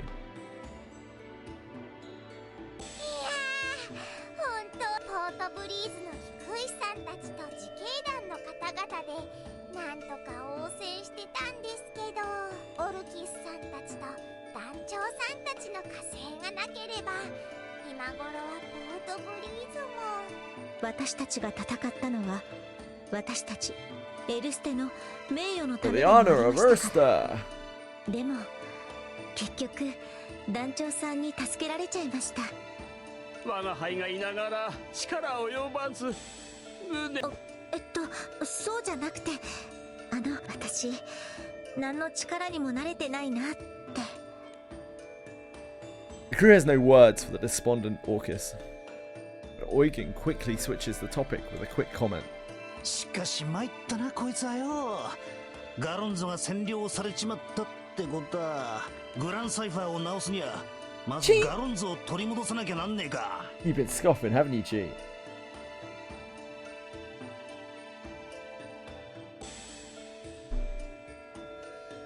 そうだな。それにガロンゾがそんな状態ならノアのことも気になる。バルツだって放っておけないんだから、早く師匠や町の人たちを解放しないと。 Jesus, EO. Yeah, all right. We get it. Again, we get it, Galonzo. Tira speaks up in a surprisingly meek tone. Oh, don't force us into going to shitty Valts. Yeah, all right. If you say so, Sierra Cat, I trust your judgment. 教会の世界から渡ってきたせいで昼や夜の感覚もずれちゃってるものね。 Why don't we just mail EO back to the Valts?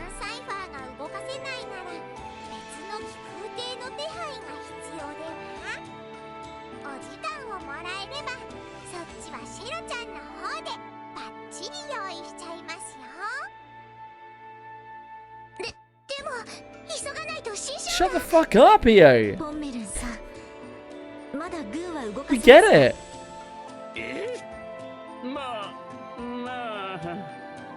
それなら私いつまでも団長さんたちに頼ってばかりじゃ。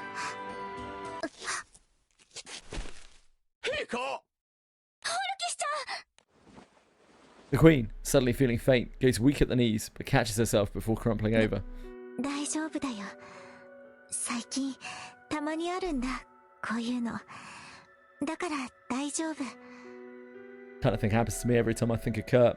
大丈夫なわけありませんよ。 Someone please, like, why why have we got a child with us? Why are we putting this child in abject danger?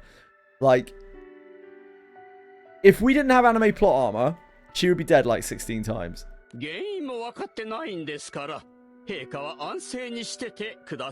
Nice, Boone! I think your alliance rate might be popping off.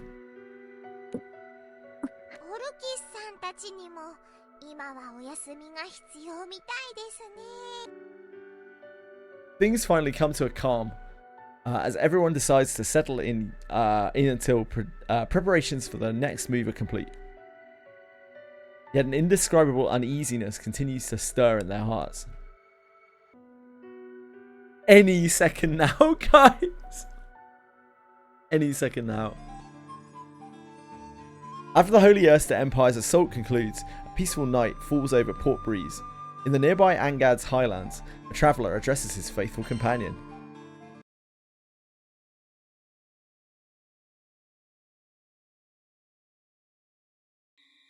With the clamour of the battle against the Holy Erster Empire all but gone, a quiet night descends upon the Port Breeze archipelago.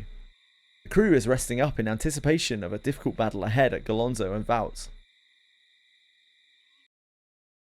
Meanwhile, assuming that those people who have queued up in the last few hours stay there and don't leave in the meantime. In the Angad's highlands, not too far from Port Breeze, Traveller walks the path with his primal beast. When it gets close, Boone, the roulette should fill it, I would assume. But, like, you're obviously still quite a long way off. それにしても神聖エルステ帝国と来たか。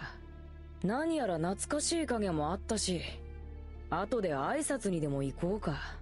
おいロキ、どうすんだこれ。そうだね。確かに僕はかつてエルステ帝国の皇帝を名乗っていたさ。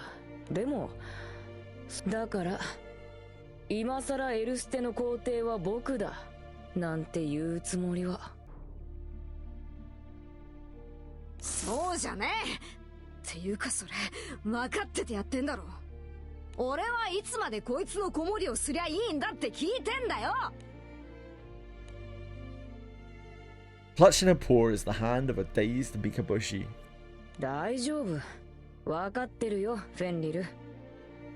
でもほら、フェンリルは面倒見もいいし、意外と適任なのかもね。どうどう、冗談だってば。そんなに気を逆立てなくてもいいじゃないか。てめえ、今度似たようなこと言ったらその喉食いちぎるからな。 Imagine the joy when it pops and a bunch of people are AFK in the group. おお、怖い。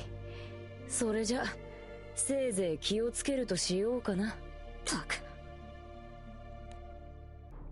Loki clutches his head in an aloof manner, while Fenrir turns to Mikaboshi behind them. 本当にどうすんだよこいつ。封印が解かれたからこっちほとんど何にも反応示さないぞ。封印は間違いなく解除できてる。教会の世界で見せた力がその証拠さ。 Yep, there's that too, penguins. Although I imagine if people have queued up for that long for the raid, they may wait longer. 星の民ミカボシとしての意識が I can't remember. I don't think that raid is that bad. Boone. There's one fight in it that's tricky because the mechanics aren't entirely obvious. You have to like go on platforms, and if you go on the wrong platforms, you get really fucked up. But all it really takes in those fights, all it really takes is a handful of people to know what they're doing, and they can just carry the fight, like hard carry the fight. It's probably not too bad.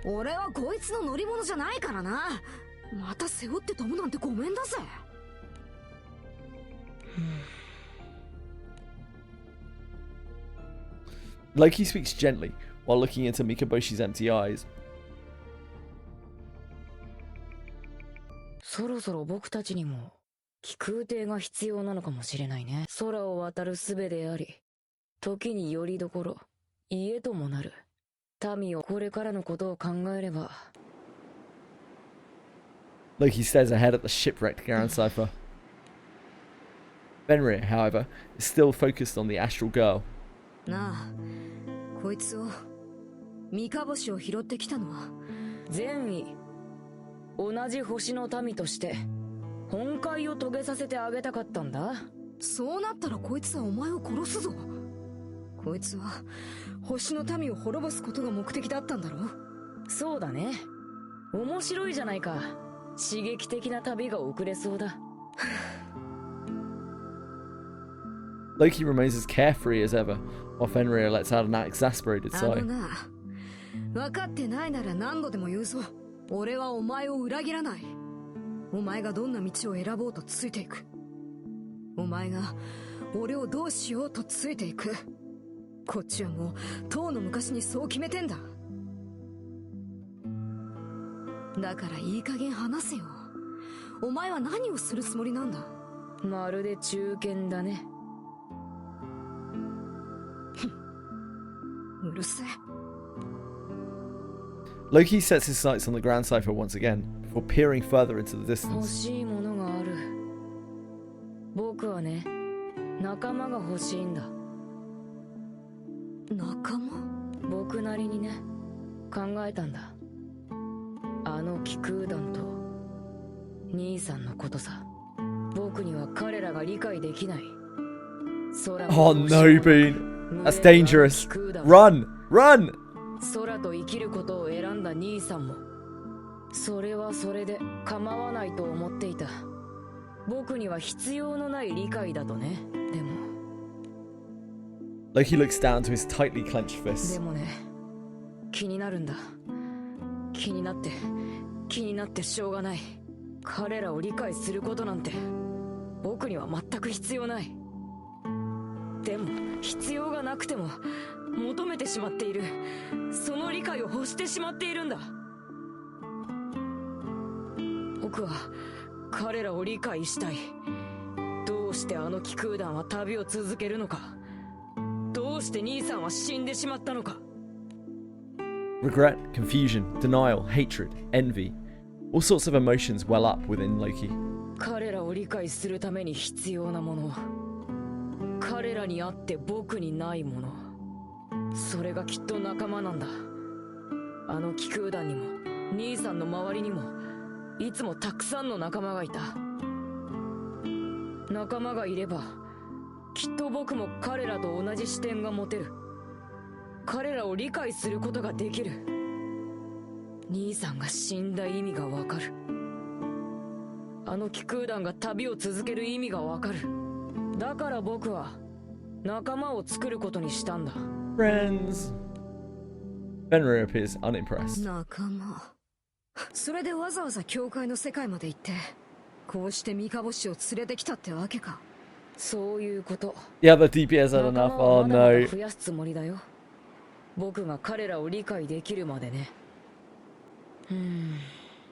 そう考えるとやっぱりまずは気空艇が必要だよね。よし、それじゃあ次はガロンゾにでも行こうか。フェンリルもそれ好きにしろ。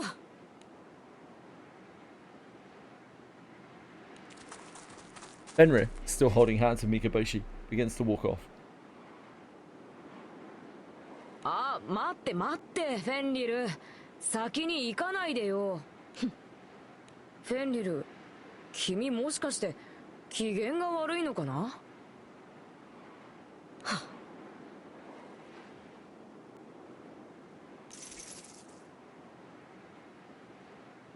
Fenrir turns back to Loki before responding. 俺は何があってもお前についていく。そう決めてるし、そう言った。それはお前も聞いてたよな。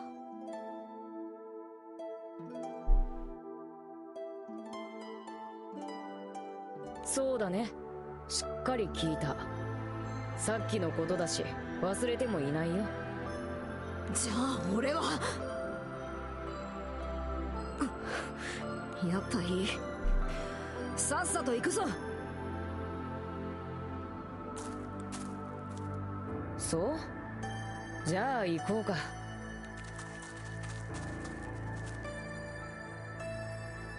Am I to you?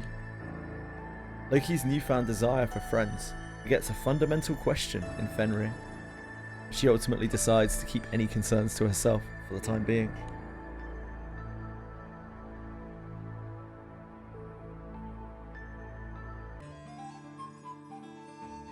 While the crew members are taking a few days off in the Port Breeze archipelago, this seems like a really bad time to be taking a few days off. Sierra Cart prepares an airship for them so they can travel to Galonzo. Oh, I guess we do need an airship. Yeah, fair enough. Guess we do kind of need an airship. A small brigade of airships from Port Breeze makes its way to Galonzo. Captain and company rested their weary bodies in Port Breeze for a few days. After a full recovery, they enlisted Sierra Cart's help and boarded a ship taking off for Galonzo. 煙が上がってる様子はねえな。見張りの軍艦はいるみてえだが。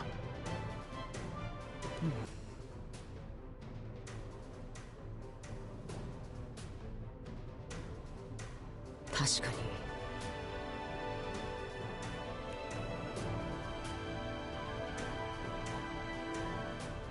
でも今のままじゃグランサイファーを修理できねえんだもんな。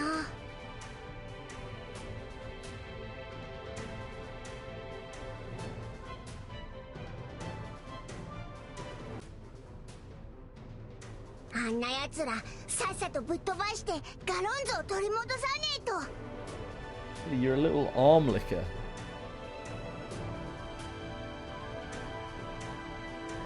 Nah, not Vouts. We're not touching Vouts.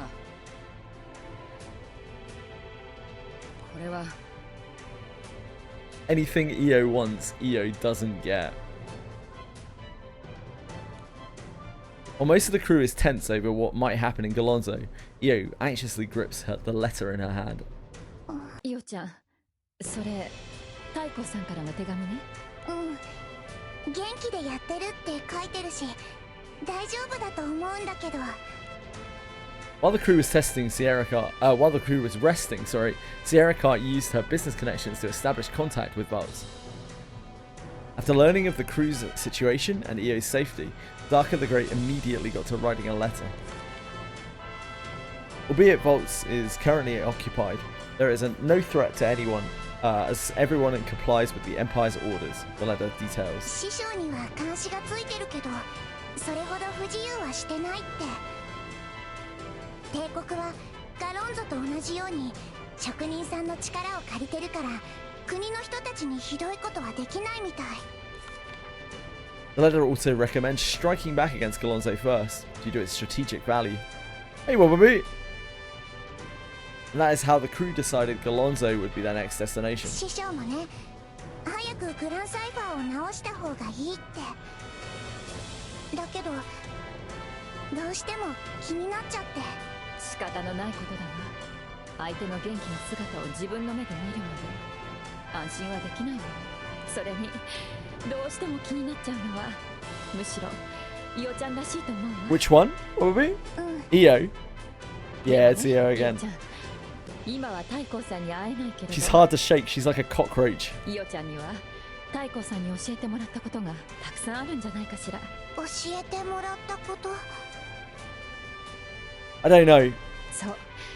Surely gonna happen eventually. 今のイオちゃんを見たら Then again, she watched this in a very recent side story, so maybe not. 師匠なら。 EO slaps herself hard with both hands.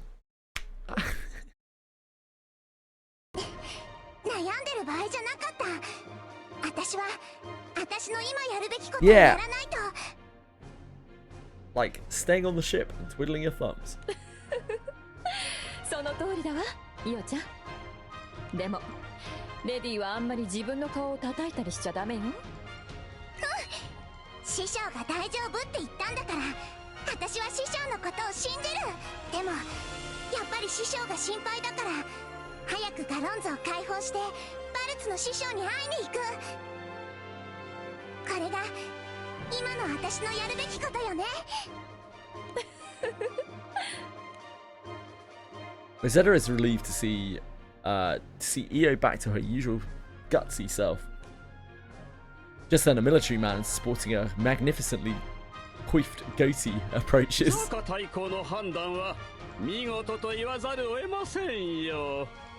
Magnificent is the word for Pommon.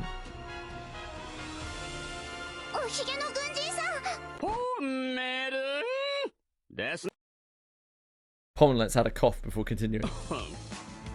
ガロンゾにはこのファータグランデ空域で最大の選挙がありますからね。戦艦の整備修理はガロンゾでしかできないんですよ。Yeah, Big Pom's back. アガスティアにも大型選挙がありましたが。He's already got into it like 6 times and instantly been knocked out of it. 今はもう閉鎖されて久しく職人もいませんからね。つまりこの先の戦いも見据えるなら、船の修理回収ができるガロンゾは必ず奪還しなきゃいけない。さすがだよザカ大公は。私もいろいろ見習わなくちゃ。オルキスちゃん、ホーメルンさんと一緒にこっちの船に乗ってたんですか？うん、もう他の船の隊とは作戦の打ち合わせをしてあるから。非常に口惜しいことですが、あなたたちといる方が陛下も安全でしょうからね。We'll keep her out of harm's way. Don't need to be further disrespectful to Captain Pommon.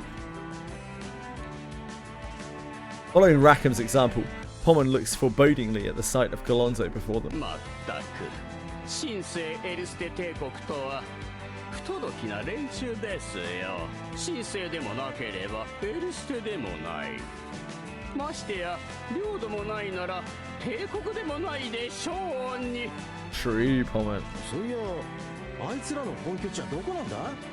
突然湧いたわけじゃねえだろう。元になった国やら組織やらがあるんじゃねえのか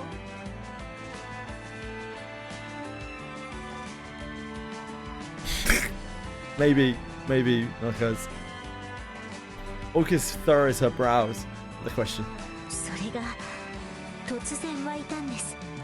本当に突然、何もないところから。彼らが一体どこから戦艦や武器、兵士を調達したのか。神聖エルステ帝国が現れた直後、よろずやにルピの流れを調べてもらいましてね。あれだけの軍隊を用意するとなると、必ず大きなルピの動きがあるはずだから。でもそんな大きなルピの動きはどこにもなかったそうです。なんだか不気味ですね。確かに。実際に軍を動かしてるのはあのフュリアスだろうが、さらに後ろがいるのは間違いねえな。表に出てきちゃいねえがよ。だけれどその黒幕はこの空域に痕跡を残さずあの軍隊を作り上げた。ということは黒幕はこのファータグランデ空域の外。でもあれって確かにフュリアスよね。なんであいつが空域の外から攻めてくるわけ？っていうか私たちと戦った後フュリアスってどうなったの？Pommon responds bitterly. 少々閣下、フュリアスは行方不明になっていたんですよ。タワーでの戦いの後、いつの間にか姿を消していて、遺体も見つかりませんでしたし、どこかに逃げ延びたと思っていたんですけどね。でも私たちと戦った時フュリアスさんすごく苦しそうで、とても一人で旅ができる状態には見えませんでした。では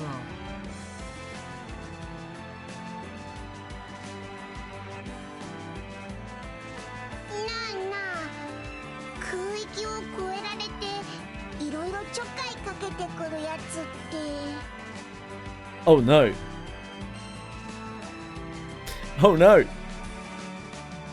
Figure of the mysterious king and his sinister voice come to the captain's mind. Dear child.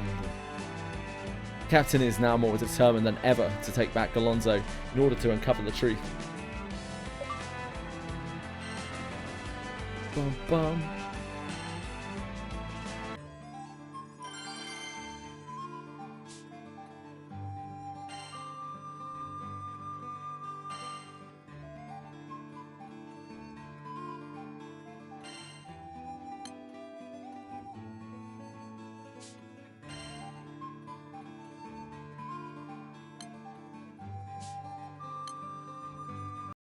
A new menace.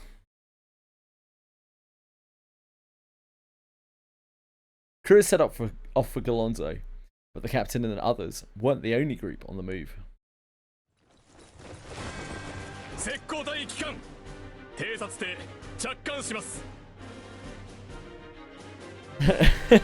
Okay, Fox. Boone, tell me if the key pops. No more key. Wait, what's happened to the key? Did you give up?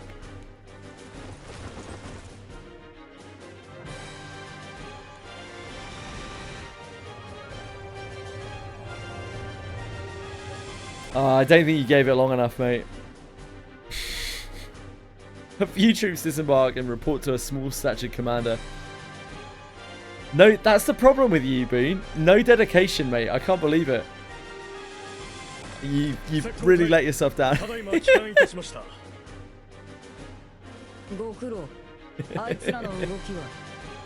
I feel so bad for you guys. I really do. I feel so genuinely awful because, like, it's completely like Square Enix's fault for their servers being fucking trash.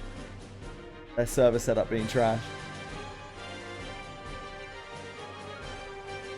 And you've somehow ended up being stranded on those shitty servers. I can't think of anything to suggest that can really help. You could like try and form a group in the group finder and queue up together for it.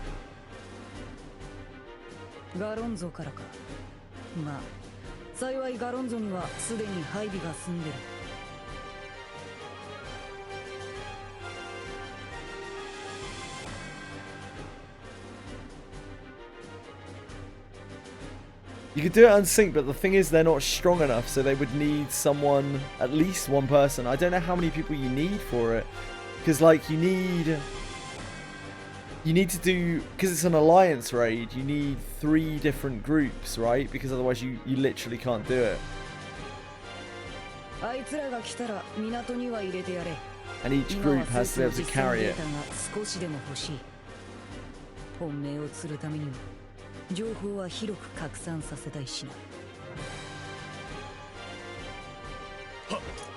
それで他には。はい、例の気空団以外のまで。報告は後で聞く。しかし今すぐだ。3度は言わない。あ、はい。Soldier races across the deck, delivering Furious's instructions.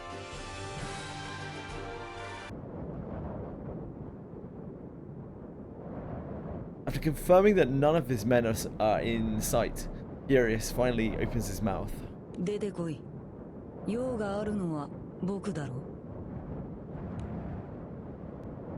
Furious mutters into the shadows, and a traveler wearing an astonished expression comes out.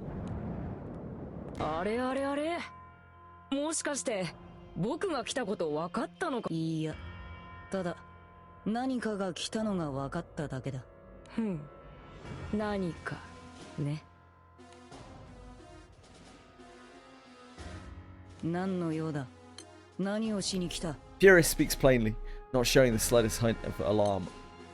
これさ、結構意外な再会だと思うんだけど、他に質問はないのかい？どうやってこの船に？とか、今まで何をしていた？とか、なんだったら僕に対しての恨み事でもいいんだけど。ない。へえ、面白い。面白いね。正直に言うよ。少し様子を見に来ただけだったんだ。僕もこの空域は久しぶりだからね。でも気が変わった。面白いことになってるね。今の君はとても面白い。そう、その顔だよ。そんな顔が君にもできたなんてね。いや、違うな。以前の君からじゃ考えられない。そう、言うなれば別人。いや、偽物だ。君はまるであのフュリアスの模造品みたいだよ。構成する要素は同じだけど芯が違う、軸が違う。だから決定的に本物とは違う。そんな感じがするな。 Apparently there's 90-day restrictions in place on servers that are preferred worlds. They have the 100% quest XP boost. Yeah, that's... Oh! Yeah, I remember that. For some reason they don't want people farming their characters and then hopping elsewhere. Yeah, I completely forgot about that. I imagine a lot of the Oceania servers, if not all of them, are under that 100% extra quest XP. Which is completely fucking pointless, by the way, because, like, you don't really get anything out of it. You get, like, a little goodie box of some stuff. You get some, like, tokens for items that you won't care about playing on those servers. But it just doesn't really matter. It's rough. No, I can't say sell for anything. Final Fantasy 14. You need really, really, really expensive, like hard to get exclusive things for your account to be worth anything in Final Fantasy 14.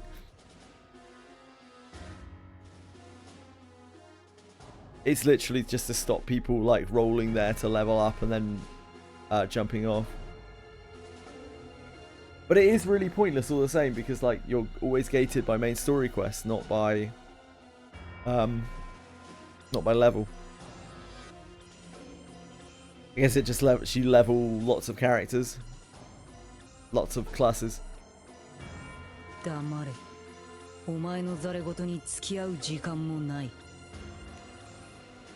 Loki shoots back with a slight scowl. 君は本当に変わったね。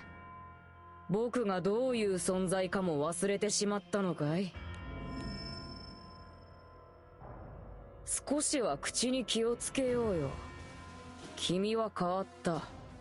僕も変わった。それは僕が星の民で君が空の民ということさ。そういう相手に対する振る舞いは昔の君の方が上手だったんじゃないかな。Eurus does not flinch in the slightest before Loki's display of ま power. るで子供の感触だな。それ、君が言う？ No, あのフュリアスがさ、気に入らなければやればいい。お前の好きなようにしろ。だが、お前にできるのはそこまでだ。僕を殺してそこで終わり。堂々巡りだ。何も変わらない。そんなことを繰り返していたいなら、今すぐにでも僕を殺すといい。Enjoy your dinner. I'm not surprised you're pissed, Boo. It's a shitty situation run by a shitty company. 同じ人物であるかも疑わしい。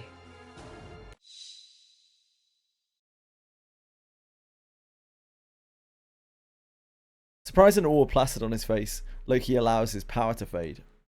Then, with his outlook changed, he finally gets down to business with 用 Eurus. 事と言ったね。それはあるよ。確かにある。実はね、今僕は一緒に旅をする仲間を探してるんだ。お前が仲間を？意外そうな顔だね。まあ、僕はさっきからずっとそういう顔だったんだけどね。例の気空団を君も知ってるだろ？何度か痛い目に遭わされたはずだ。あの気空団のような仲間が欲しいんだ。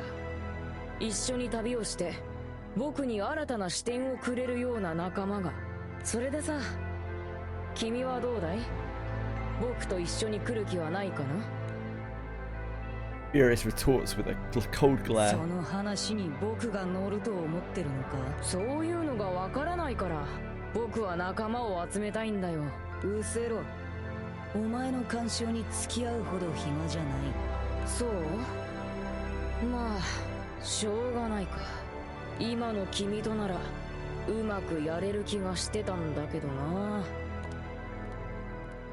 With his back turned to Furious, Loki begins to walk away. 気が変わったらいつでも呼んでよ。仲間は随時募集中だからね。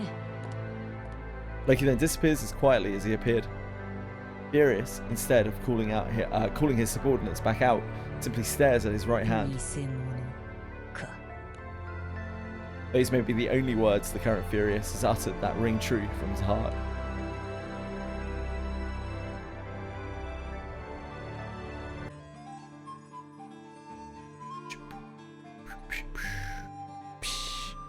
Crew continues journeying to Golonzo to liberate it from the Holy Erster Empire's clutches.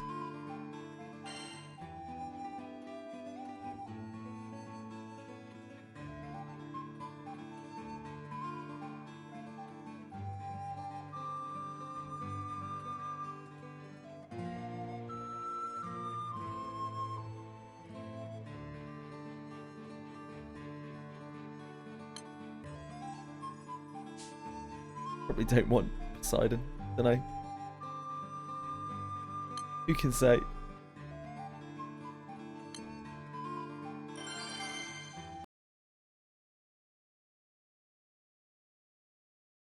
Back in a second, guys. Just gonna sort cats, and I'm gonna just pop in on ED as well. Say happy birthday and whatnot. Back in a sec.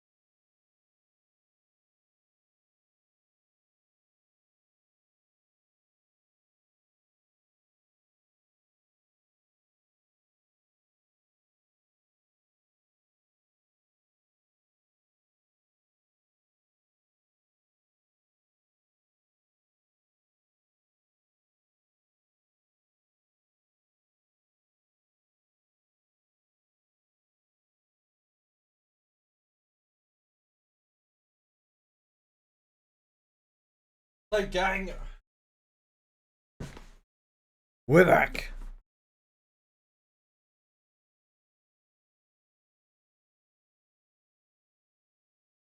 The crew arrives at Golonzo, ready to wrest it back from the Holy Erster Empire. The din of clanging swords marks the beginning of a fierce battle over control of the island. 3番隊から5番隊は左右に展開。所定の位置についたら、あとは作戦通りにお願いします。10番隊、11番隊は退路の確保を。石膏を除く残りの部隊は私たちと一緒に進んでください。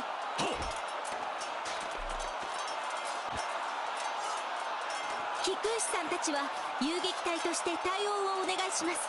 ただし、事前に作戦で Well, since we are tactical geniuses, we shouldn't have any problems doing that. 任せな。ポートブリーズの貴君主の意地、しっかり見せてやるからよ。 Oh yeah, Sky Ferret. 貴君主の力を見せてやるぜ。 Good luck, aspiring youth with no combat training. 勢いでついてきちゃったけど、大丈夫かな。 Yeah, you're gonna do great, brother. 皆さん、民間人と負傷者の避難を忘れずに。そして何より、どうか皆さん自身の命を大切にしてください。Oh! The rallying cries of the Allied forces resound across the battlefield as they push onward. かっこいいです。とっても王様って感じです。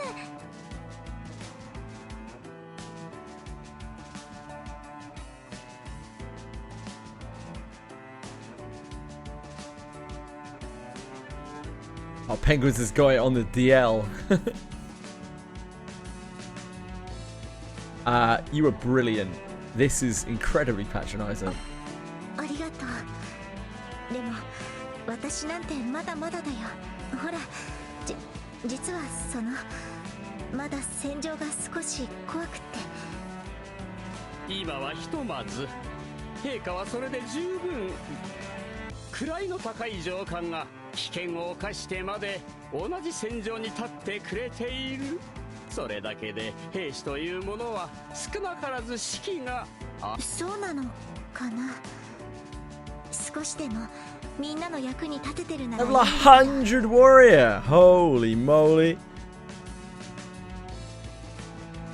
It's not that hard, Penguins. I remember like bits and pieces of it. It's really just the one raid there, the one fight there where you have platforms, and I think it's like a skeleton dragon or something. It's like a dragon zombie.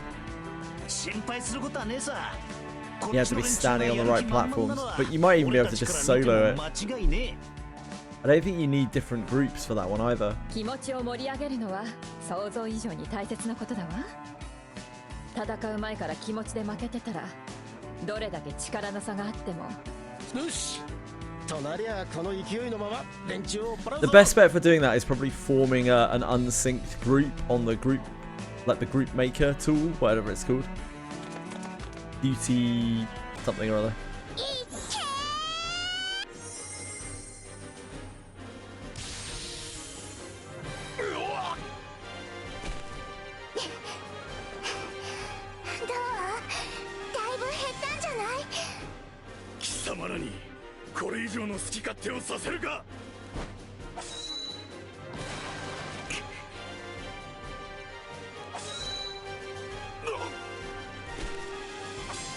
Crew continues the blitzkrieg.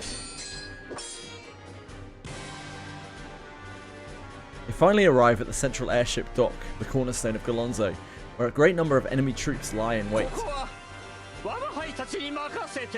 あなたたちは最前線へ進みなさい。あなたたちなら連中がどんな新兵器を出そうと難なく突破しそうですからね。オイラたちを信用してくれてんのかもしんねえけど、微妙に釈然としねえな。我が輩にはあなたたちに散々してやられた。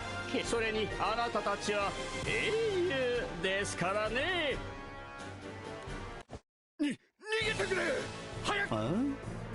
あいつの顔見覚えがあるな。確かこのガロンゾの職人だったと思うが。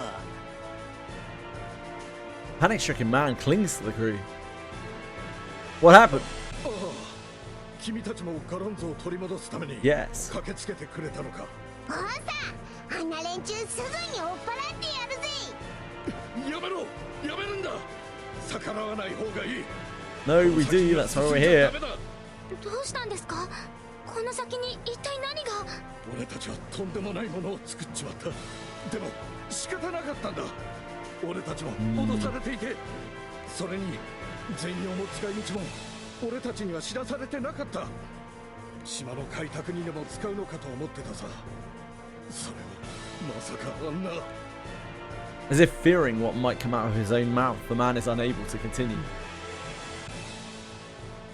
とはいえこの状態じゃ進んでみねえことには。Ah! A scream! You don't fucking say.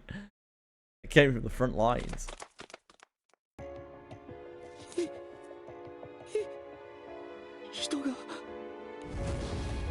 Captain and company follow the blood-curdling scream to find a ghastly sight. Catalina immediately covers Lyria's eyes. Rosetta does the same for Io. それにこの変な匂い。てめえ、どういう神経してやがる。それが人のやることか。ふん、言いたいことはそれだけか。いや、声を上げられただけでも優秀と言えるか。この力の最初の犠牲になったやつはすぐに悲鳴も上げられなくなっていたからな。おい、誰か手貸してくれ。気絶してるしひでえやけどだがまだ息がある。後ろに運んでやってくれ。はい。はい。 Horribly scolded soldiers are quickly transported away for treatment. 足場が広くなったな。助かるよ。半端に焼け残ってしまっていたからな。貴様。あいにく下船な空域の民に対する慈悲の心は持ち合わせていない。真の民とは栄光ある我らが空域の民のみ。ここで我々の手にかかることを光栄に思うがいい。 Thank you. That's so kind of you.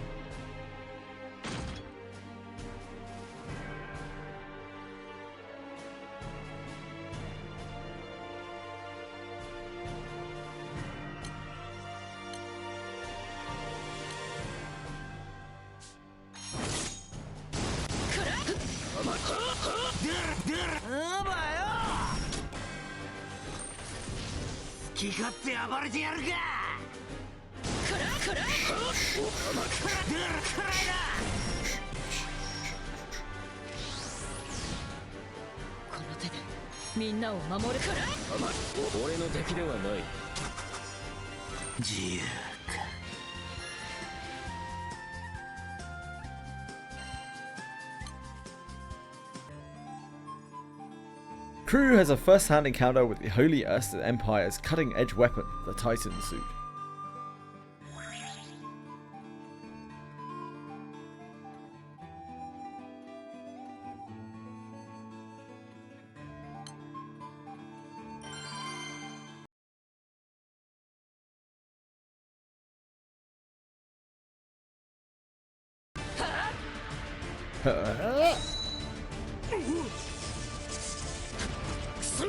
Cripes!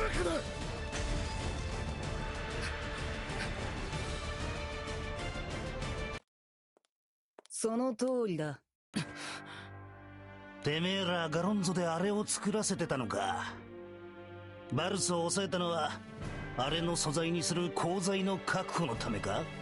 かつてエルステ帝国で運用された試作型28式歩行戦車。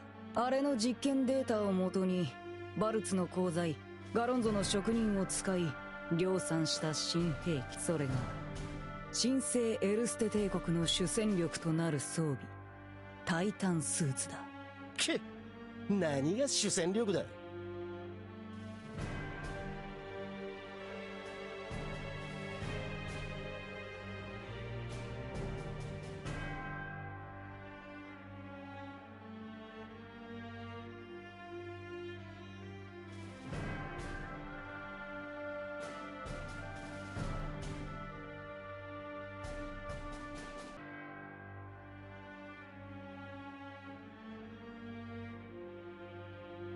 Sorry, just for a sec.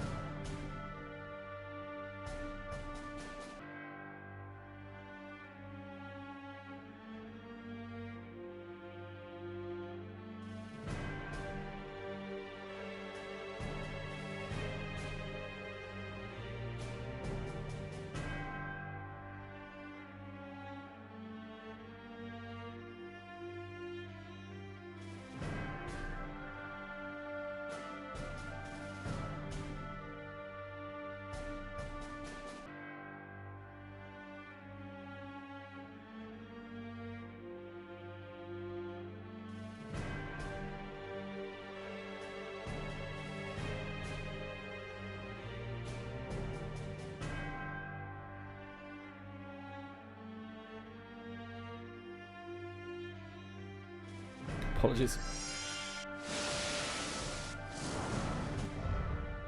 あんなもんじゃな、俺たちの相手は務まらねえぞ。Furious remains calm despite the crew's show of force. そうだ。いかにタイタンスーツといえど、お前たちの相手は荷が重い。ただ、それは同じ条件で戦えばという話だ。タイタンスーツの最大の特徴は、その威力でも機能の汎用性でもないタイタンスーツは使用者を選ばない。そして君たちのその力だって全員が同じように使えるわけじゃないだろう。そして体への負荷軽減、これは魔性を使っていた時代には考えられなかったことだ。The former Major General speaks boldly before the 終 crew. わったんだ。お前たちの時代は。 Still sup? Nice! 無敵の英雄はもう必要ない。タイタンスーツは量産化の製法がすでに確立されてる。 Oh, that's awesome. そこの兵士たちが当たり前のように使っている鎧や剣のように、タイタンスーツやそれに近い装備が時期が当たり前のものになる。すると軍は一変するんだ。こんな具合にね。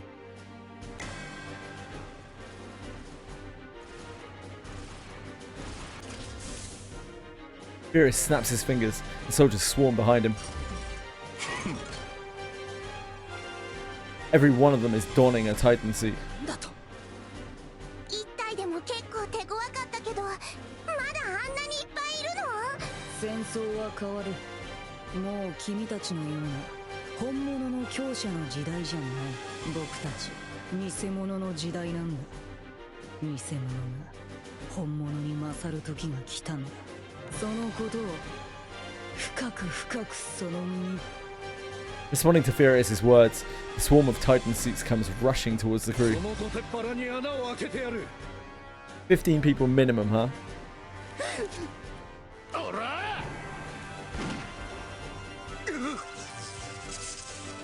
無茶だ。あんなの鎧の上からでも一撃でやられちまう。お前らは引いとけ。 Hope you enjoyed your dinner. Been... 何をちまちまやってる。ここは私がまとめて火の海に。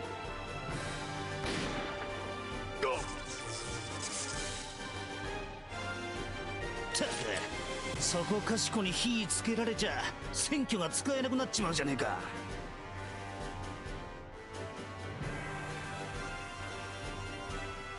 支援はない。俺も空の発展のため悪く思うな。そう言われて、はいそうですかって諦めるなら最初からこんなことになってないわよ。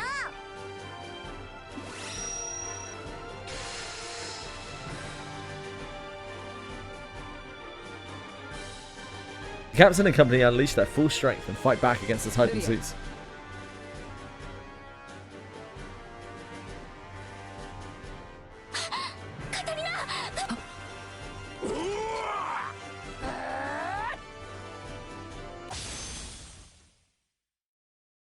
Catalina's blade clashes against the Titan suit's attack. Its overwhelming force sends her flying in the air. 秘密の少女だな。手荒にはなるがここで確保させてもらう。Lyria! Captain reaches for Lyria, but the distance between their hands is just a hair's breadth too far. But then things take an unexpected turn. A brilliant flash robs everyone of their sight. When her vision comes back, Lyria finds herself standing next to a familiar Arun. Here he is, the true hero, the actual main character. まったく、お前らは相変わらず見ててハラハラする。ルリア、 The goat. 久しぶり。ヤッホー。オーキス。 Orcus and the rest of the royal army caught up with the crew, shocked yet relieved at the nostalgic sight before them. オーキスたちもこっちに戻ってたんだ。ひとまずあなたたちも我々の味方で間違いありませんね。 What do you think, Pommon? だったら You さっさと twat. 力を貸しなさい。あ、やっぱりそれじゃ僕たちも頑張らなきゃね。いちいちこんな相手に苦戦するな。ルリア、オルキス、あとは任せて。 The unexpected reinforcements level the playing field, but all is not well. カタリナ、大丈夫？怪我してない？ She probably is hurt, to be honest. 今のはさすがに肝が冷えたぜ。 I'm glad you're both okay.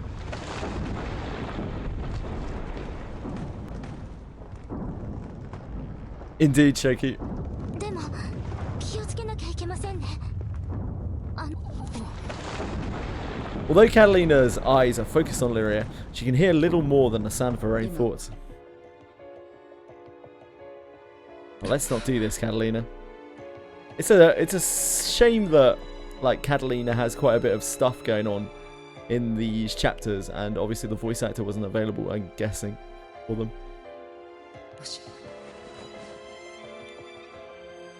Catalina plays out the horrifying scene in her mind, and shivers run down her spine. 私はルリアを。カタリナ？ねえ、大丈夫？ She hasn't formed a bond yet, has she, Catalina?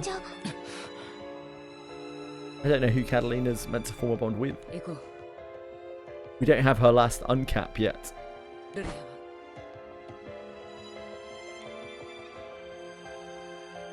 Stirring herself to take action, Catalina jumps into the fray once more. I wonder who they could be. Two figures observe the battle from a distance.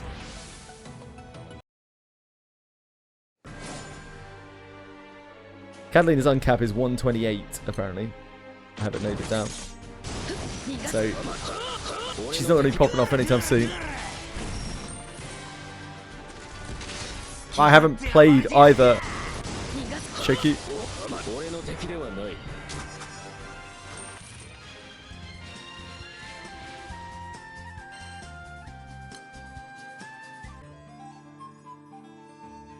With Orchid's help, the crew members manage to repel the soldiers outfitted with Titan suits, but they're unable to keep up with the sheer number of assailants, and replace the beaten soldiers.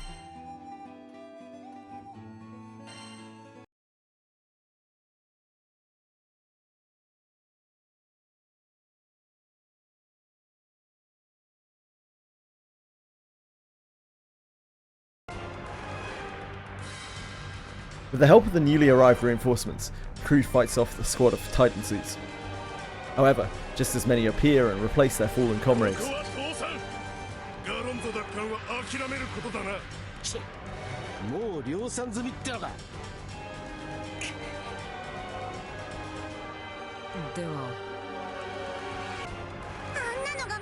Yeah, they're pretty cool.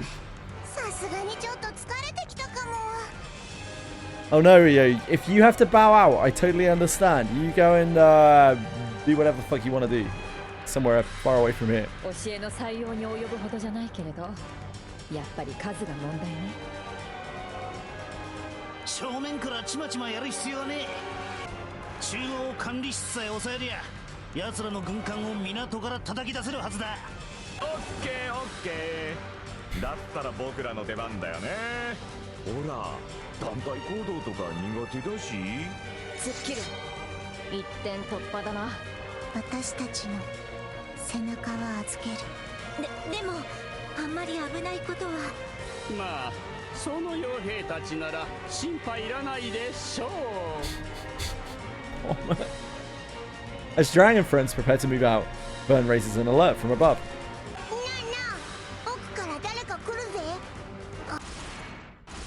Just as Vern trails off, the Empire's soldiers quickly clear a path by forming two lines.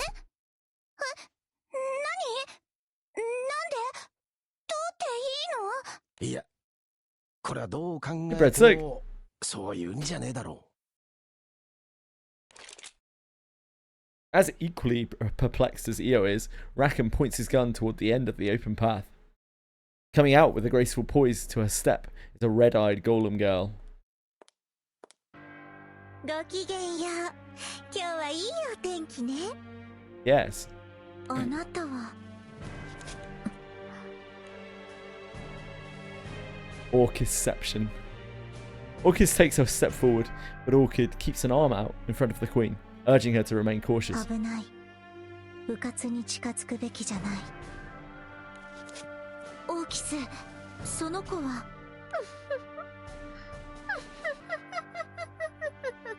そう、オリジナルは私をそう思うんだ。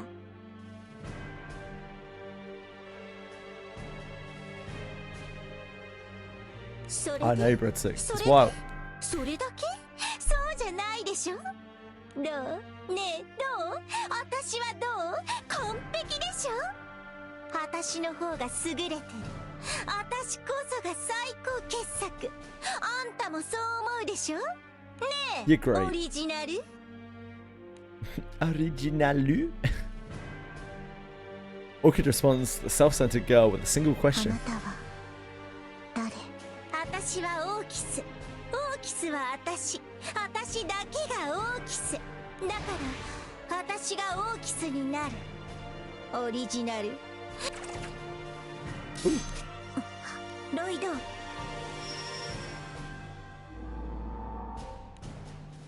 Orchid quickly summons Lloyd to her defense. どういうつもり？わかんないの？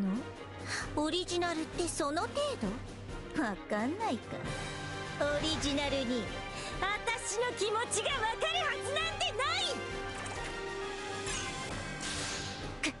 オーキス、あの子、あの様子。因縁浅からぬ様子だけど好きにはさせてあげられないな。 Nanny Drang. Drang stands beside Orchid, guarding her. ここは戦場だ。今さら大勢でかかるのを卑怯とは。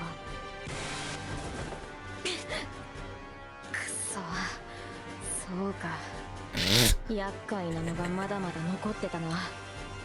That's so badly written. This is a battlefield. Did you really expect we would just let you attack our ally unhindered? Almost forgot there were more of them remaining.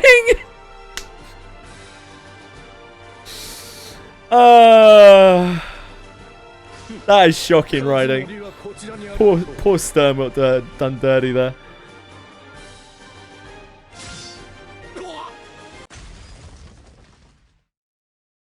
After a dramatic display of force against the enemy troops, the captain turns to Orchid. She's all yours.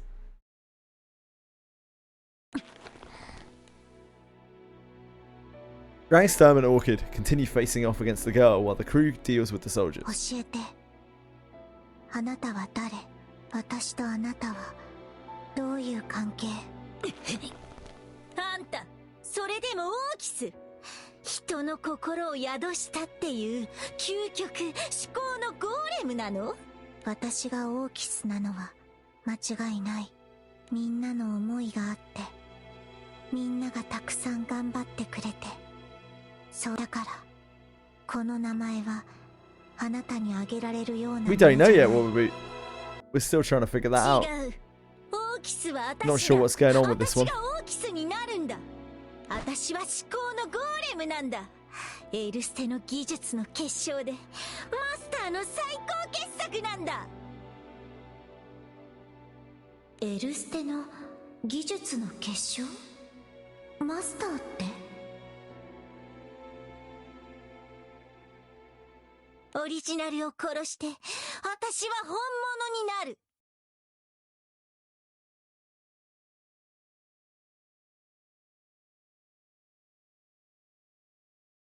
みんなに必要とされる、みんなに愛される奇跡の。I don't think school exists in this world.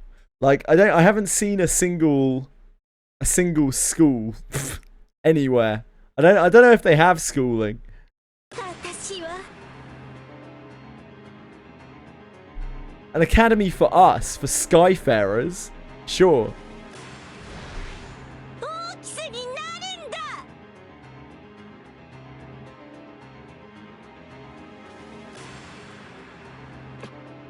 来るよ、オーキスさん。お願い、ロイド。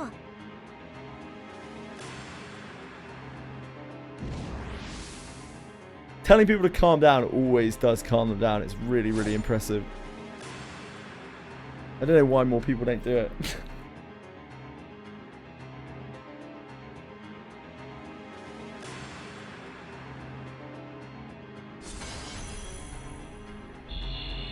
私の邪魔をするな。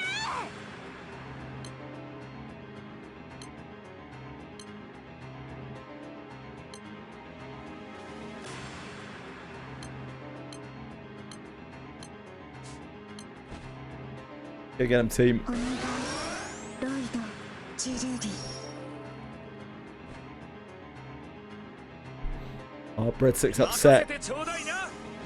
Breadstick's upset. He's missed a badge somewhere. It's all over. 油断は良くないよ。お前が言うな。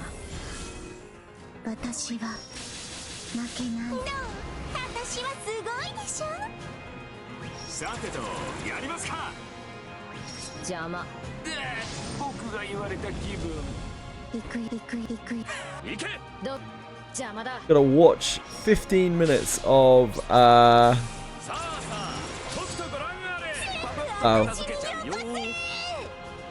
Yeah, it was time limited.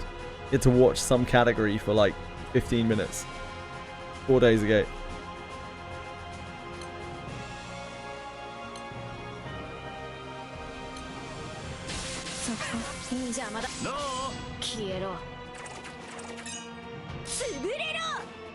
It's just as well, Breadstick.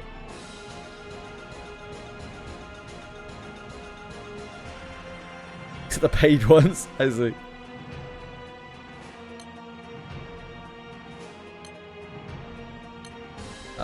I don't know if she can. We've kind of blown our load already.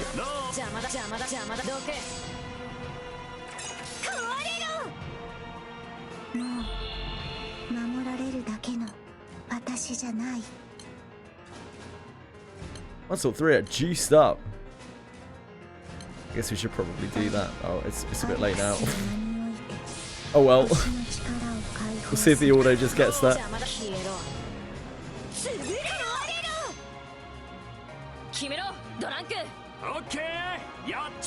Yeah, probably, Breadstick. Certainly not from me.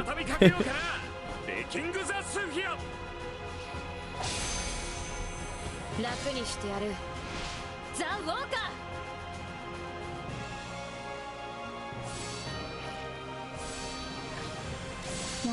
ー。 Oh, that worked anyway.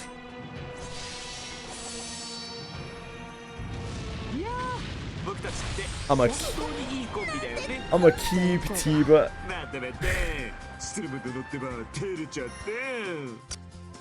Thank you very much.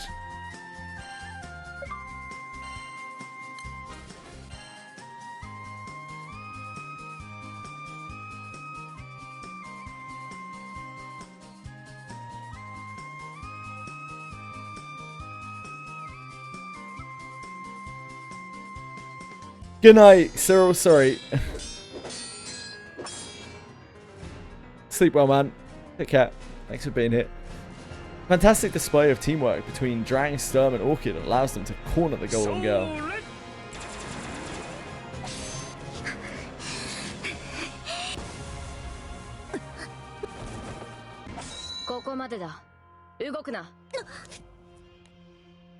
A sudden flash of light causes the Golem Girl to shut her eyes. Opening them up again, she finds the dull glint of a pointed edge before her. 待たない。こいつは新生エルステにとってここで捕らえる。逃がす理由がない。話は拘束してから聞く。お前はここで終わりだ。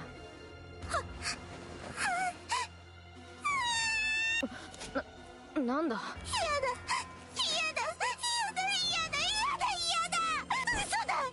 違う、私は違う、私は違う、ゴミなんかじゃない、まだ終わらない、終わっていいわけない、オリジナル、お前さえいなければ。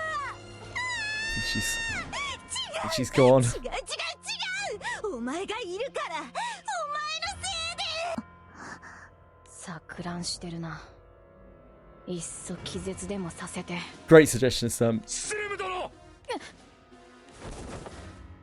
Sturm jumps away at Drang's sudden warning. A puddle of liquid lands at her feet, instantly bursting into a pillar of fire.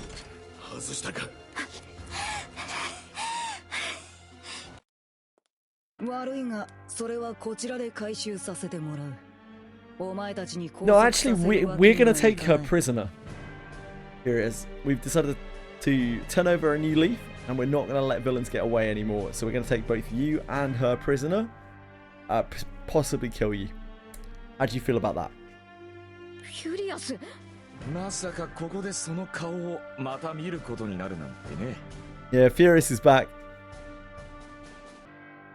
Skipped? Why? Oh, just because it was Furious. I mean, he's a bit different, isn't he? There's something going on. I want to find out what's happening. He's a little bit different, isn't he? There's something spicy going on. だろうな。それは僕にも想像に難くない。へえ。随分と他人事みたいだね。いっそ本当にあのフュリアスとは他人だったりとか。Yeah, they toned down his annoyingness quite a lot. フュリアスだ。あのフュリアスはもういない。While Drang and Furious are locked in an antagonistic gaze, the crew wades through the Imperial troops, stopping when they arrive before the argumentative pair. The captain immediately starts off with a question. What's gotten into you? Instead of answering, Furious simply relays orders to his troops.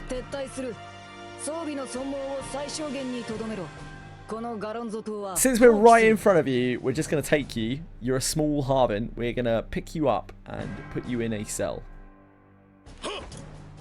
Let's do it, guys.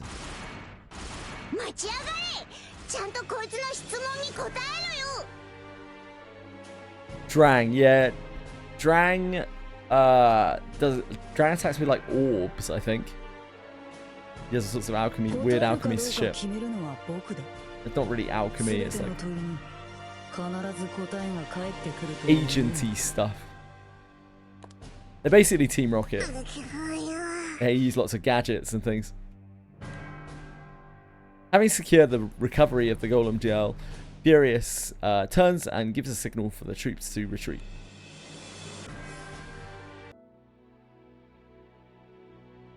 Like an ebbing tide, the conflict in Galonzo comes to a swift conclusion. The captain and company finally get a chance to catch up with Drang's group. His balls start talking to him. Really? That's fucking sweet, man. むしろ必要数の生産が済んでいたからあっさりとガロンゾを明け渡したとも。バルツでもあの変な機械と戦うことになるわよね。気合い入れないと。 Will you shut up about Valts already, EA? あれは厄介だ。 We get it. We already told you. Could have gone there by yourself if you 武装 wanted. や戦い方の勝手が違う。戦争が変わるみてえな、なんかとんでもないこと言ってたな、あいつはよ。あのタイタンスーツの性能を見りゃ戦争が変わるってのもあながち嘘じゃねえのかもな。でもそうすると随分大きな視野を持ってるよね。先見の明があるっていうかさ、それをさせていた黒幕っていうのは一体何者なんだろうね。 Who? I wonder. Orcus timidly raises a あ hand. の子オーキスを名乗るあの子を間近で見て、あの子の体、あの肌はエルステで作られたゴーレムに間違いないと思う。そういうことならアダム宰相が何か知っていますかね。オーキスを名乗るあの子についてはアダムも首をかしげてた。でも一つ心当たり Almost が beautiful. あの子が生まれたその経緯に。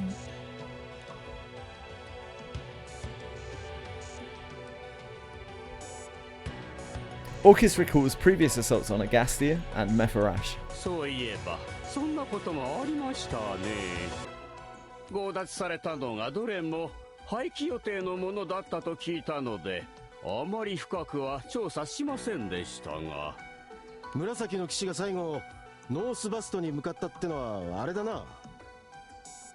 おそらくそこでグランサイファーを盗んでその後レム王国に持ってったのか。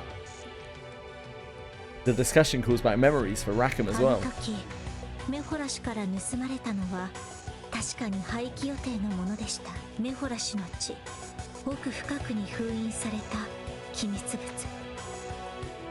盗まれたのはオーキスの試作パーツだったんです。私の最初にオーキスの体を作る時にいくつか試しに作っていたんだって。それであの子を目の前で見て確信した。 I think they call it Dark Essence. あの子の体にはその試作パーツが使われていたんだ。ただもちろんパーツだけじゃゴーレムは作れないし、誰が組み立てたのかわからないけど。 Chewing on Orcus' story, Eugen comes to a realization. ってことは何か？連中の後ろには紫の騎士がいるってのか。 Does seem likely. そうなるとやっぱり今回の件で全ての後ろにいるのは The true king.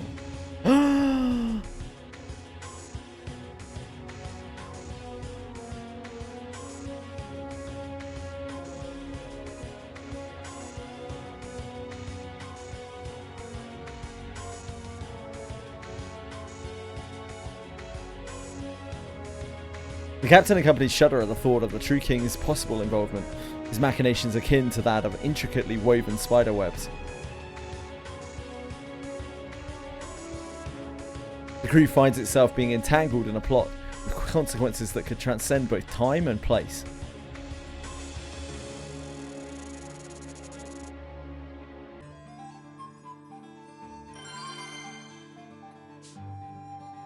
Not time and place. Holy moly. 118. Let's do it.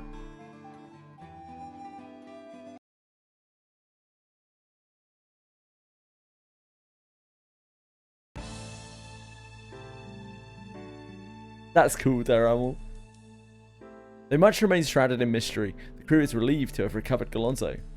But greater yet is their relief at finally being reunited with Orchid, Drang, and と Sturm. りあえずおかえりオーキス。それにドランクさんたちも。いやー、なんか僕たちまで歓迎されちゃうとくすぐったいものがあるね。どうスルムだな。帰る場所があるっていうのも結構悪くないんじゃない？エルステでよかったらいつでも帰ってきてくださいね。ドランクさんもスツルムさんももちろんオーキスもいつだって歓迎しちゃいます。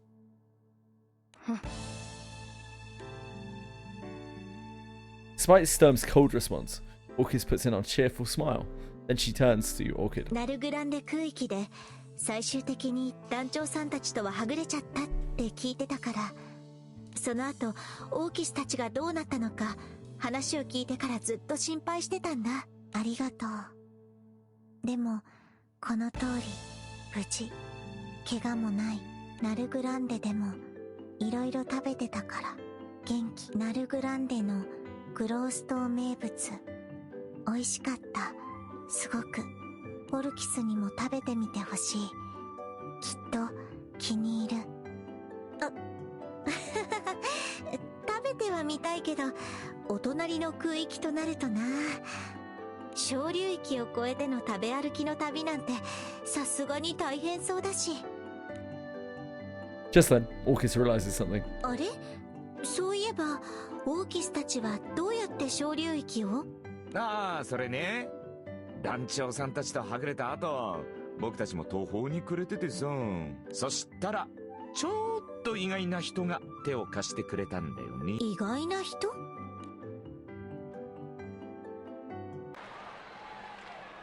ありがとうございます。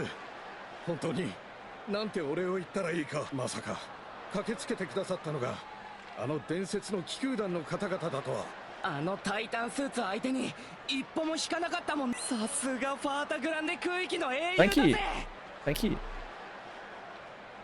Why, of course we are. Appreciate the compliment. なんだかとっても嬉しそうですね。 Throngs of people come pouring in, eager to personally thank the legendary crew. Rackham, however, remains focused, scanning the town as if looking for someone. いたか。いや、まさかあの連中に捕まっちまって。いいや、その心配は必要ないよ、ラカム。ノア、お前たく元気そうじゃねえか。ラカムの方こそ。団長さんたちも久しぶりだね。ノアさん。あ、そっか。ガロンゾにはノアさんが。Noah hype. I don't know about that. The crew is elated to see a Noah, who calls Galonzo his home, safe and sound. そういえば、あの神聖エルステ帝国は聖書獣には興味がなかったみたいね。そうだね。彼らが来た時点で姿を隠してずっと様子を伺って、彼らがガロンゾの民を傷つければすぐにでも止めに入るつもりだったんだけれど、彼らは本当に純粋な労働力、技術力としてガロンゾを必要としていた。僕についてもミスラについても、彼らはここで僕が姿を現して下手に抵抗すれば逆に危ないかと思ってね。こうしてガロンゾの行く末を陰ながら見守っていたんだ。Hearing this, Io grows suspicious of the Empire's motives. 名前は似てるけど本当に全然違うんだ。神聖エルステ帝国とエルステ帝国って。 You don't fucking say, love! エルステ帝国はまず最初に聖少獣って感じだったのに。どうも連中はそういう考え方 Oh, thanks for that, Io. あのタイタンスーツも誰でも使えるだのなんだの言ってたしよ。確かに。Catalina ruminates over Furious's words. Noah looks to the crew with a protective look in his eyes. ところで君たちは随分遠くまで行ってきたようだね。無事に戻ってこられて何より。と言いたいところなのだけれど、無事では済まなかった仲間がいるようだね。Though surprised, Rackham speaks lightly. わかるのか？今グランサイファーがどういう状態なのか。大まかにはね。ただ詳しいことはやはり目の前にしなければわからない。だからすぐにポートブリーズへ向かおう。グランサイファーをあのままにしておくのは僕としても忍びないからね。Being in complete agreement, the crew make haste back to the airship with Noah in tow. Although it took a long, hard-fought battle with the Holy Erster Empire to get here, hope for the Grand Cypher's recovery is now within sight.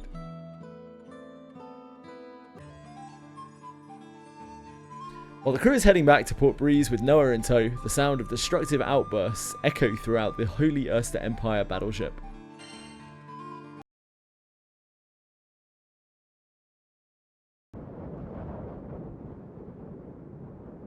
See random NPC from way earlier in the story make a return. Yeah, I mean, it's good.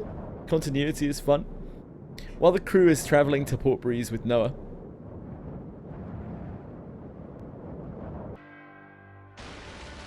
welcome back, folks.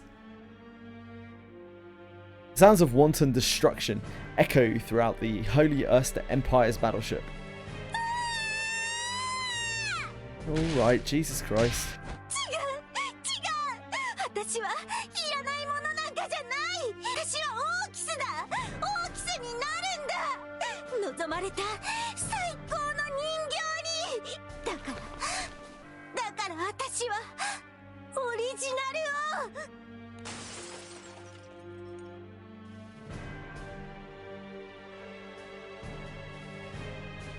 The Golem Girl breaks the glass of the nearby window and prepares to leap out into the skies.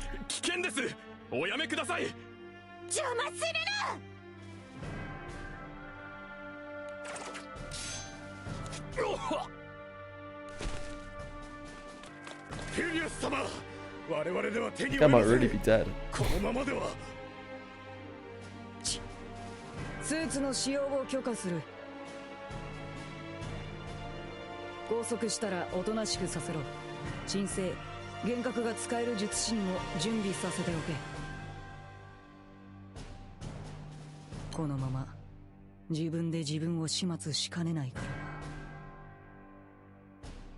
な。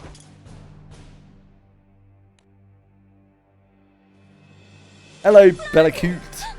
Bellacultius. 10 years with JJ's electricity? No, absolutely not. Electricity is so expensive here.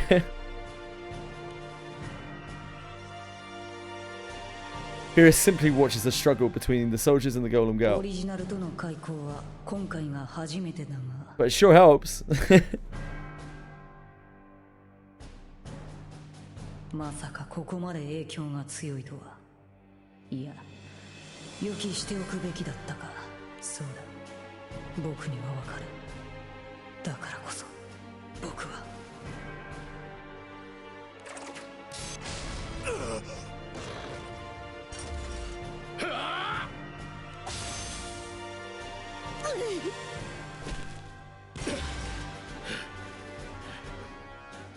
ご苦労。傷はつけてないな。 It's such a ludicrous number. Oh my god, that's such an absolutely ludicrous number. 部屋に寝かせておけ。見張りを忘れるな。意識を取り戻したらすぐに僕に知らせろ。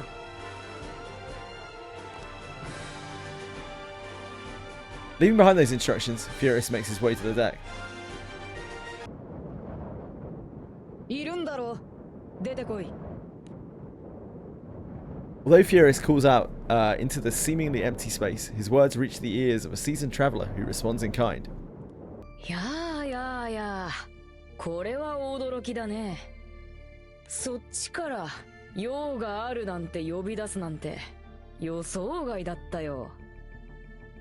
I guess so. I guess so. 力を貸せ。もちろん見返りは用意する。お前の望む通りにな。僕の望みは話したろ。 I need to get the auto それ thing を to 把 show 握 here. そうだ。 Oh, yeah. この話、この取引はお前に。へえ。それじゃあそのとっておきの取引を聞 You か can せ just て click も it ら when おう it's not か。 there. I see.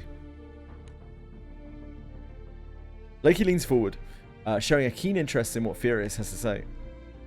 And thus, multiple parties looking to further their own interests have begun setting schemes into motion.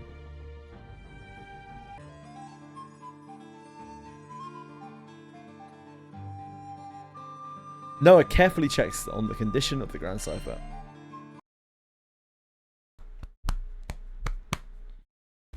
Yeah, Loki shenanigans indeed.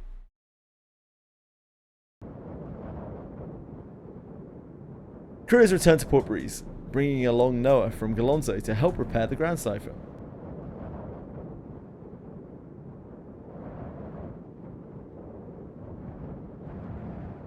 Soon enough, they arrive at the Angad's Highlands, where the Grand Cipher crash landed. どうだ？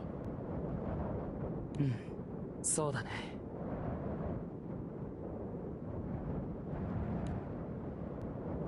Noah looks lovingly at the wreck the crew's airship has become.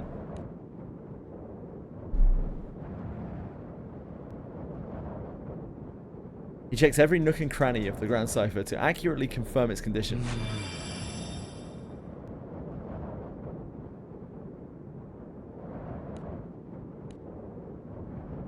He fucks it up, folks. Spending much of his time and energy, Noah finally completes the inspection. He then gathers his crew to announce his findings. 率直に言うよ。グランサイファーはもう通常の修理では直せない。まあ、覚悟はしてたんだがな、おい。となると、ガロンゾにしばらく預けることになるか。気空艇の大規模修理となりゃ、時間も金もどれだけかかるか。Noah shakes his head disapprovingly. そうじゃない。そうじゃないんだ、オイゲン。グランサイファーはもう治らない。おい、嘘だろ？グランサイファーは動力部に致命的なダメージを負ってしまった。動力部は言うなれば気空艇の心臓だね。ここが動かなければどうにもならない。外装や各部のパーツはガロンゾでなら修理できるだろうけれど、動力部はもう修復不可能な状態だ。そんな。僕が司るのは船を作ることであり、何もないところから船を生み出せるわけじゃない。動力部を修理しようにもそのための素材が手に入らないんだ。動力部の修理には星の世界でしか手に入らない素材が必要になる。気空艇の核である動力部には星の世界の技術も絡んでいるからね。何か空の世界の何かで代用できねえのか？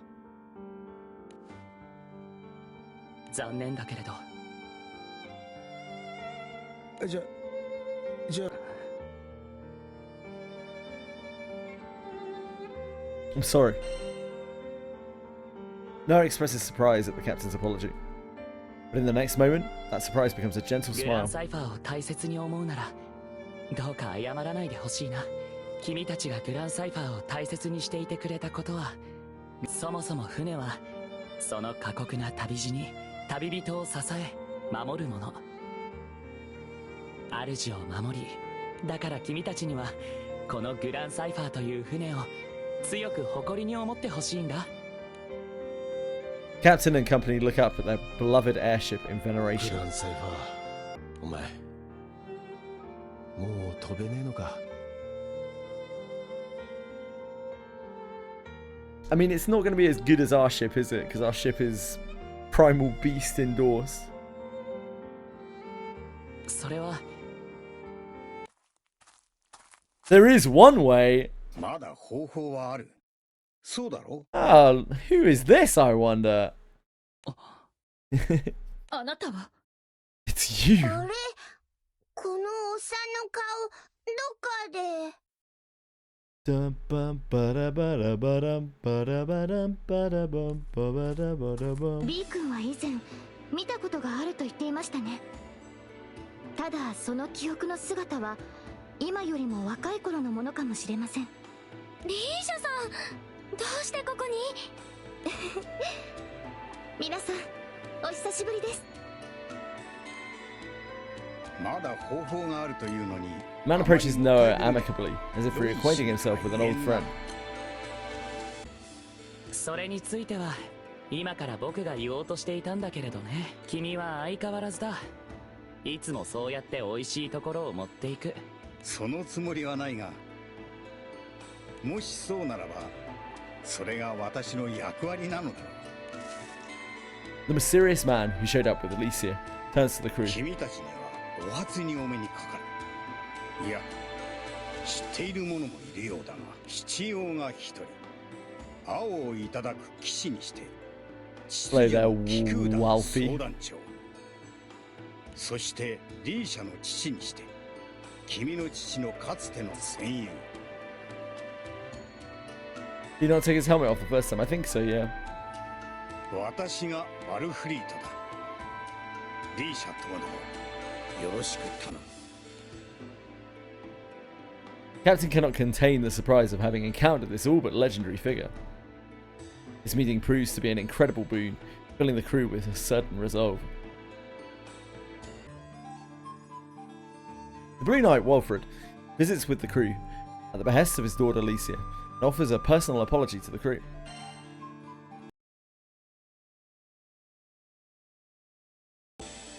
Kimi no chichi no katsute no senyū, Walfried da. Liisha tomo domo, yoroshiku tanomu.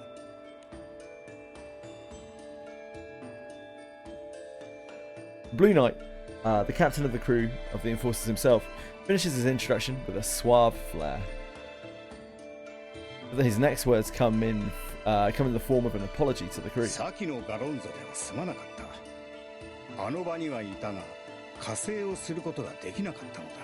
We forgive you, Wilfred.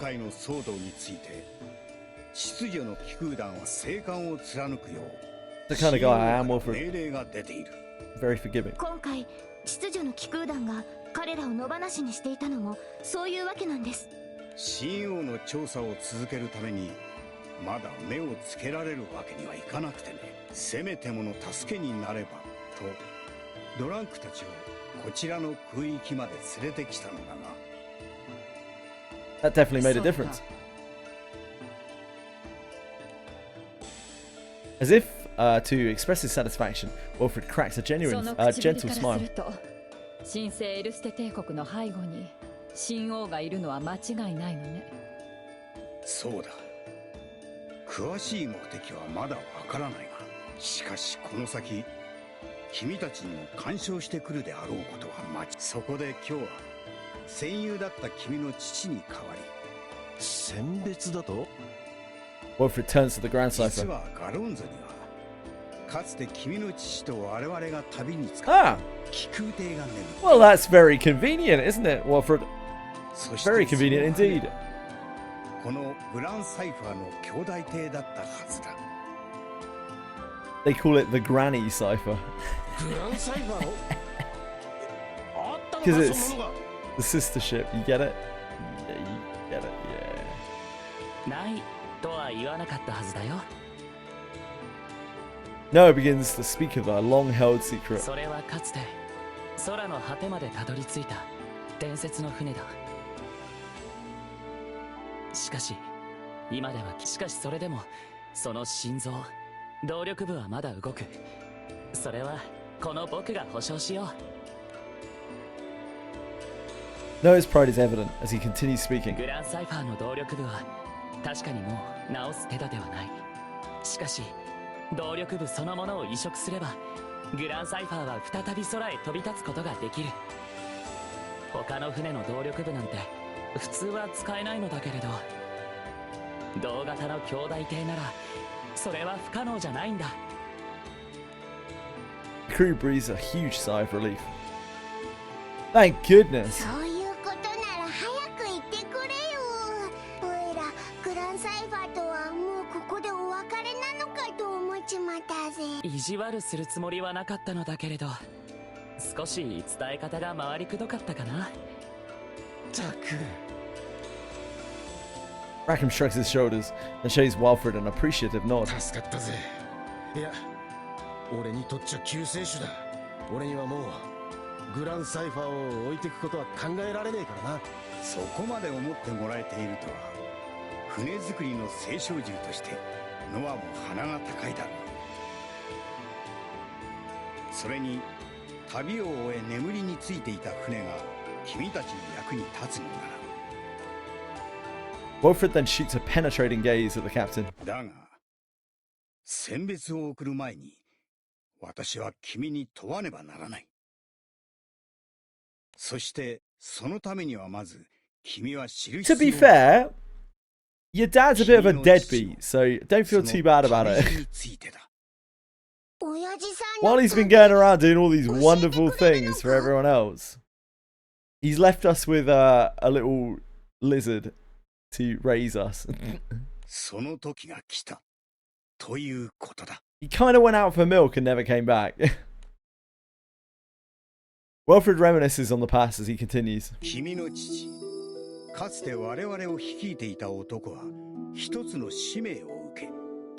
Oh yeah, and that was more important than raising his child. その使命を与えたのは何を隠そう。この空の世界の神そのものでね。故に奴は神の使徒として絶対的な力を持っていた。ちょっと待って。なんかもういきなりついていけないんだけど、団長のお父さんってそんなにとんでもない人だったの？ No。あの男自身はとても神の使徒とは思えないような大雑把な性格をしていたがね。Wilfred joyously speaks of his friend from a time past. あの男が受けた使命というのは、空の世界に散った星のかけらを集めろと。星のかけらとはすなわち空の世界に点在する星照獣。星照獣から星の力を奪い、星照獣とされる前の形に還元する。そのために巫女を通して使わされたのがその You need to be a deadbeat dad to raise an anime protagonist. Yeah, kind of true. I'm with you there. There are a lot of like abandoned children, aren't there, in anime who are anime protagonists. Shaky.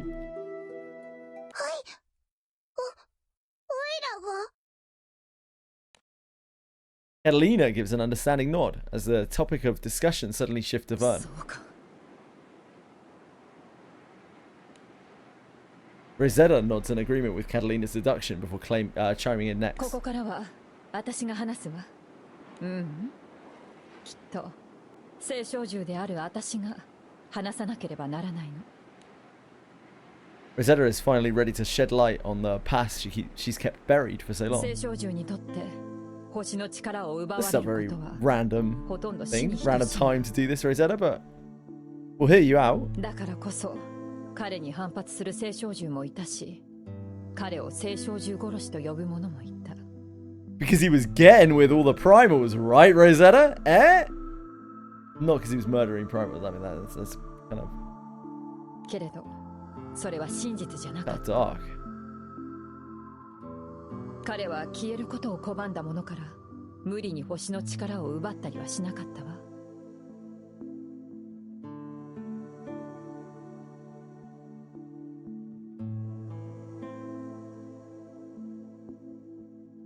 彼はあくまで聖少獣を助けるために戦い続けていたの。聖少獣にもいろいろいるわ。姿と力を得てしまったことで苦しんでいる子もたくさんいた。そういう子を助けるためにあなたのお父さんは B 君の力を使ったわ。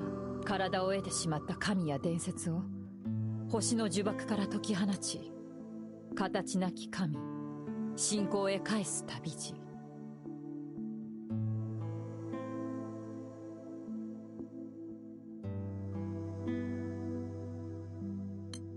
それこそが私たちが共にしたあの人の旅よ。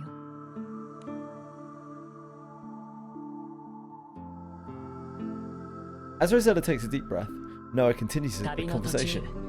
僕はラカムとの約束を守るため船を降りてガロンゾにとどまり、私も事情があって途中でユグドラシルの元へ戻ったの。長い旅だったからな。旅の終わりを共にした者は決して多くはなかった。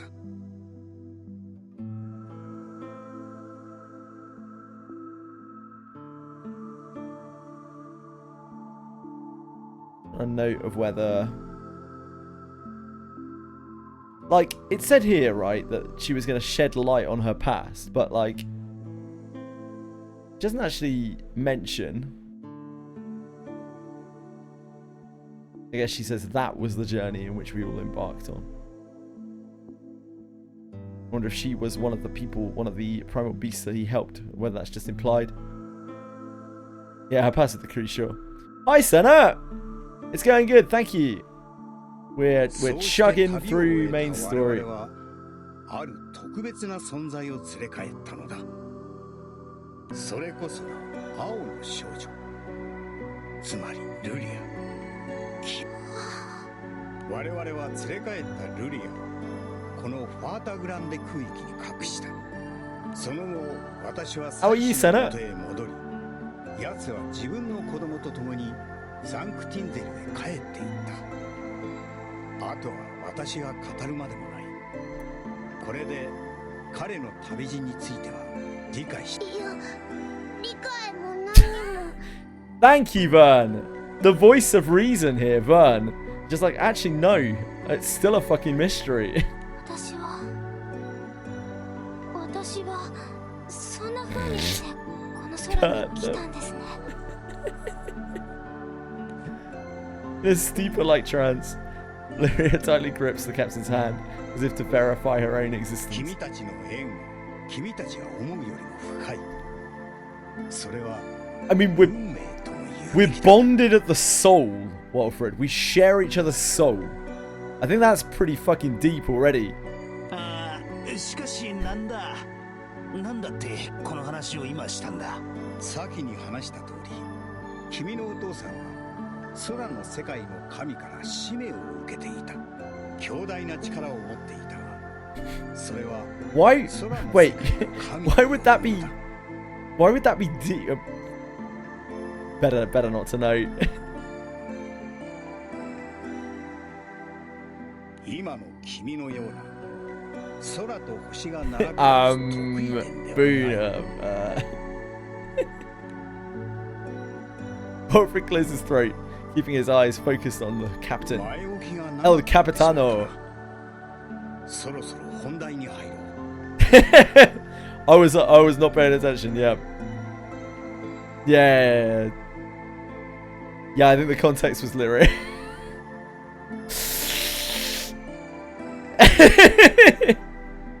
Back to your cues, Boon Craving. Back to your cues. Back to your Final Fantasy 14 cues. 率直に言ってあの男は得意点を発生させまいとしていた。I've spent too long in the Lagacha community. I have become Lakari. I must be freed from these chains. Please release me. だからこそリーはサンクティンゼルに残し、ルリアは別の場所に眠らせていたのだ。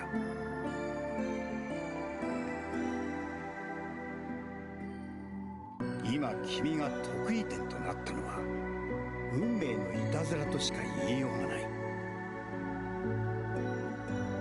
I'm free. 得意点である君をあの男がどう受け止めるか。It lasted for all of moments, brief moments. その上で私は君に改めて問おう。Nothing. Boon Craving was making some perfectly normal comments. And we were just discussing how normal they were and how generic and average the comments were. それでも君には星の島へと至る旅を Don't worry about it, Akiban. Is that the sea here?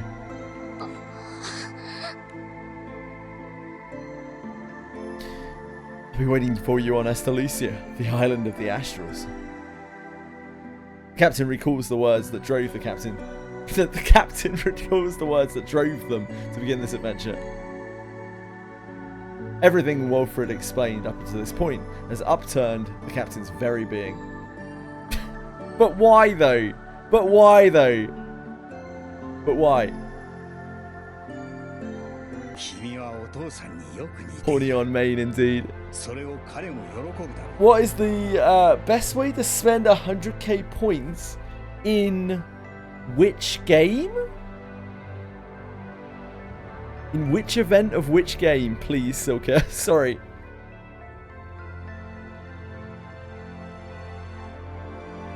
Oh, channel points.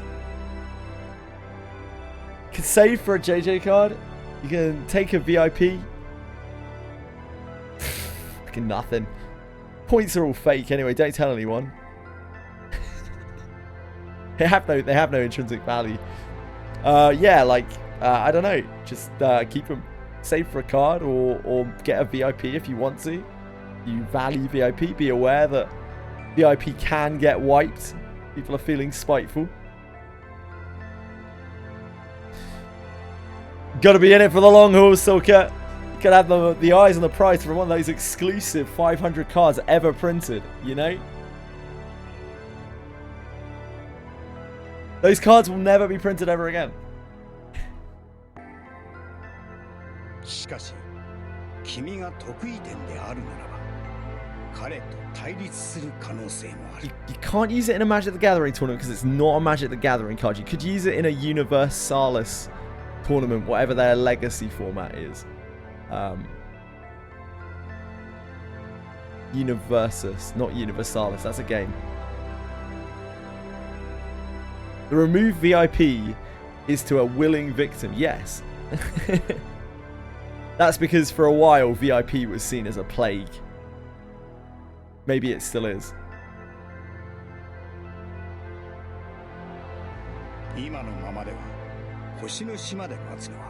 Yeah, you can go nuclear and remove all the VIPs at 500. That has happened twice. We have seen 2 VIP resets as the plague was temporarily wiped out. Pay 1 million to remove all mods. You could do that, Bean.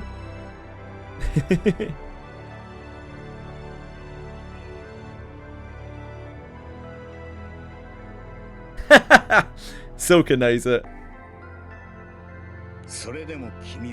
Just stuck forever in moderator limbo. Much like his position on the SEA servers in Final Fantasy.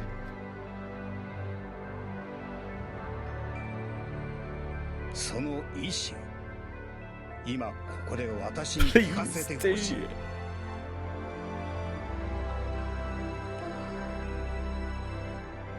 It doesn't really matter whether you like typoed that or not, really, Boone. Stena doesn't even have 7TV installed, so like the first one probably made more sense. You were just accommodating her non-7TVness. It was very good of you, really.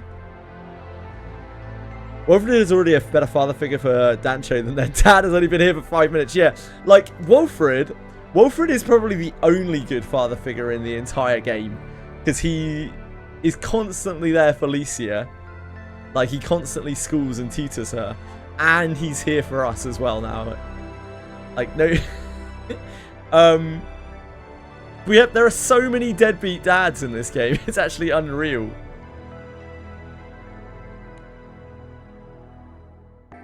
Yeah, he gives Licia the space to grow. He isn't overbearing, but he's always there for her if she needs him.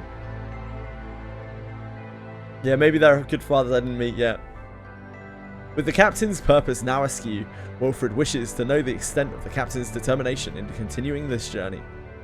As cruel-hearted as the question may seem, it causes the captain to give pause to put everything in focus. All ears perk up as the captain begins to answer, the single greatest expression of determination the crew has ever seen. What? I?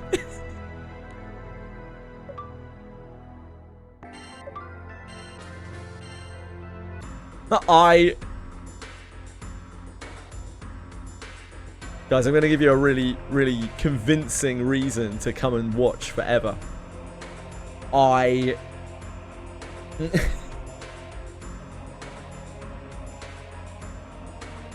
story updated ended on this. Yeah, that would make sense. I would imagine it would be a complete update. And then you were on the cliffhanger for the next, like, 11 months or something.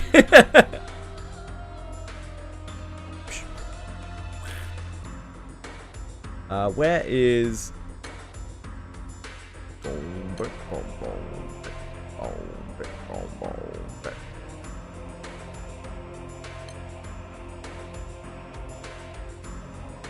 Where were we before? Wait, where are we now? Here. We were in Agastia, right? Oh, we were not in Agastia. My bad. We weren't in Silverwind Stretch, were we? This was where we finished the last thingy. Oh.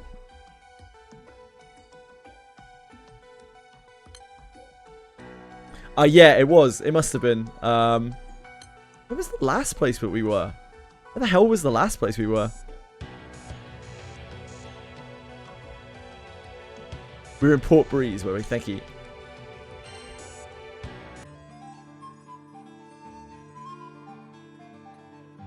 Oh, we're good here. Just trying to catch up on anything we missed. Right, over here. Yeah, it must have been the end of a chapter because the thingy updated, the skip updated. So the next skip is to 132.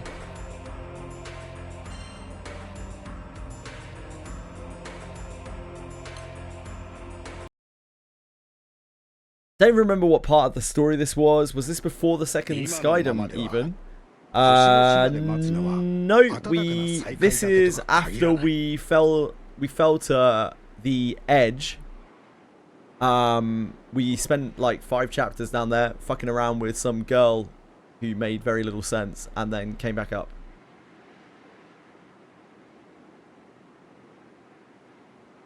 This is where the Erster Empire is under attack from the Erster Empire. The Holy Erster Empire. So the Erster, what's it called? The Erster something. Erster Kingdom is under attack from the Holy Erster Empire. I don't know. I'm not there. I'm not sure, Shoki.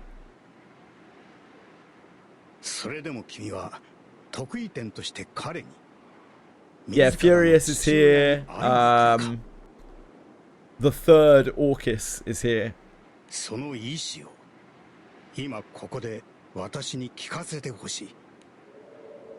stiff breeze. Not the only thing that's stiff, you know what I'm saying? The stiff breeze rustles through the grassy meadow where the captain and Wolfred stand. The man who once fought alongside the captain's father now waits on his old comrade's child. All who await this youth's decision seem to gulp in unison as the captain begins to answer.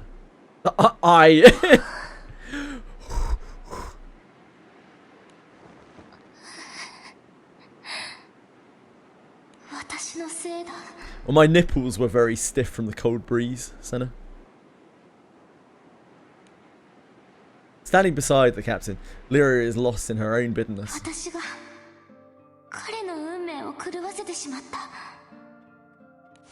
Yeah, no problem.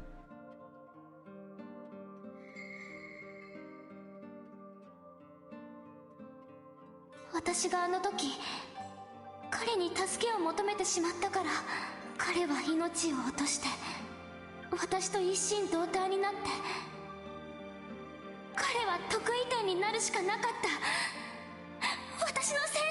come on, Lyria.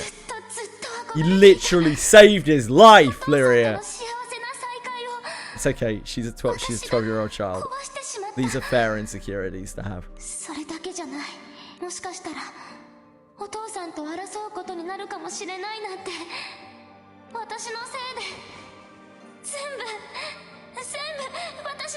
She needs a hug.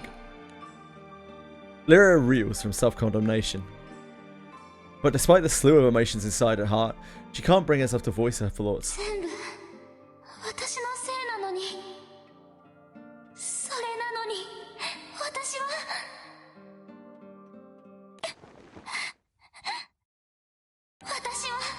Her voice actor always sounds so sad.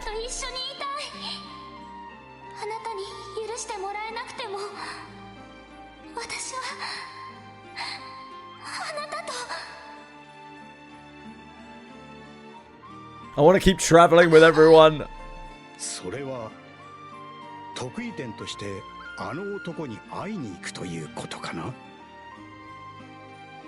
That doesn't really matter. My dad sucks. Fuck my dad. いや、いいんだ、リーシャ。それは彼も重々承知しているだろう。何も手放す気はないと。来たる運命とただ向き合うというのだな。 I mean, I wouldn't have put it quite like that, but yeah, I guess so. Captain is ready for what may come, in response to Wilfred's inquiry with resolute affirmation.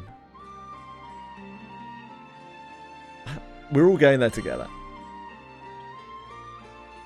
I wish I could say I was 12 at Lyria's age. Wait.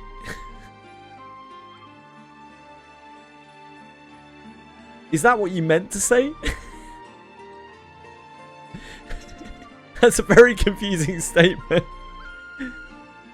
Such is the will of the captain, whose ambition is gaining a father's acceptance at the end of a long road filled with trials. The captain seals the deal with these words. We'll reach Estalucia, no matter what. I'm not sure how to unpack that one. それでこそ我らが団長ってもんだ。団長の親父さんの話を聞いていろいろと驚かなかったわけじゃねえが、得意点だのなんだのって言っても結局は親父と息子だろ。会って話はなんとかなんだろう。そうね。 When I find my dad, I'm gonna shoot him square in the face. いざとなったら親子喧嘩をしたっていいんじゃないかしら。それも一つのスキンシップだと思うわ。お話を聞いた限りだとちょっととんでもない規模の喧嘩になりそうだけど。 Oh, you're still here, yeah. でも最後には絶対分かってくれるわよ。だって団長のお父さんなんだもん。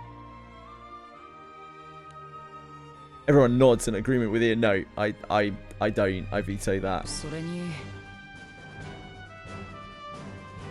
何せ Nobody saw me nodding, right? 青の少女については悪いがこれ以上は私の口から語ることはできない。君たちがこの Must be the royal everyone. 続けるというのならなお青の少女という存在について私の持つ答えも確かなものではないのだ。不確かな情報で君たちを混乱させるのは私にとって意図するところではない。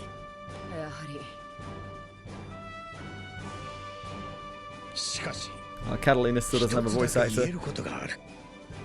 RIP Catalina. 全ての答えは I shouldn't really say that because, like, when that happened to the Wigan, the voice actor had actually died. So. 空の果て、星の島にはヌリアの正体を知る者がいる。これは That could mean so many things, Shoku.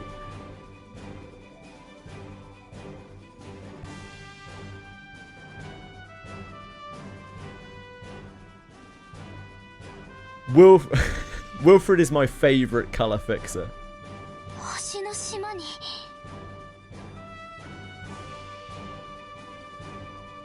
だったら行こうぜ、みんなでよ。 Wilfred seems cool. Wilfred just seems like a pretty.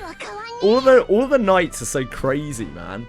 Wilfred just seems like he's a pretty grounded dude. He's just a dad who loves his daughter and wants to protect his kingdom. Yeah, he's just a dude.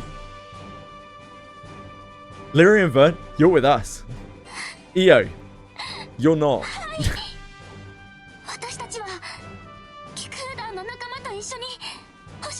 And by odd, you mean the only one that's like moderately adjusted to social convention.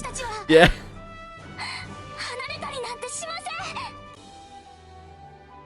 Wilfred seems satisfied with Lyria's determination. 旅の中で良い仲間に恵まれたと見える。共にあるものを誇るといい。君たちは間違いなく最高の騎空団だ。Gonna need to do a knight tier list. この青の騎士バルフリートがそれを保証しよう。 I bet no one will guess who's at the bottom. 団長さんたちはどんな困難な旅路でも恐れずに進んでいくんですね。心配じゃないと言えば嘘になっちゃうけど、でもきっと大丈夫ですよね、団長さんなら。できることは少ないかもしれないけど、団長さん He's like first rate, second rate crew. Wilfred clears his throat.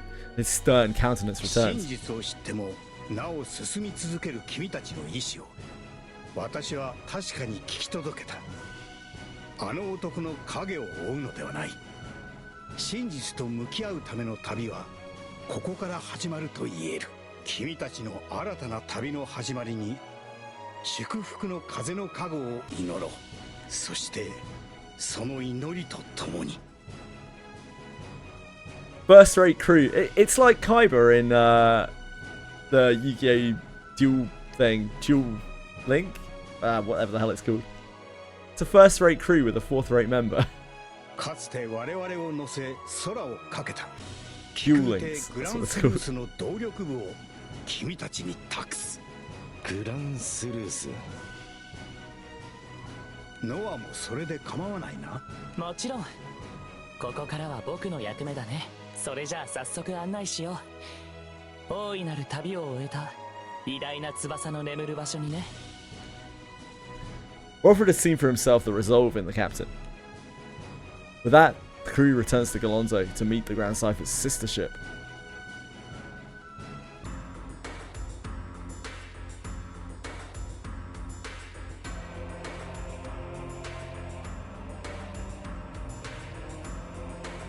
There's a lack of mages with innermost teachings. Yeah, you could just, like, I don't know, get a primal or a dragon or something to replace her, you know? I feel like you could have a lot of choices rather than taking on board a 10-year-old child who is annoying as all fuck. Noah accompanies the crew to Galonzo to show them the Grand Cypher's sister ship, the Grand Sleuth.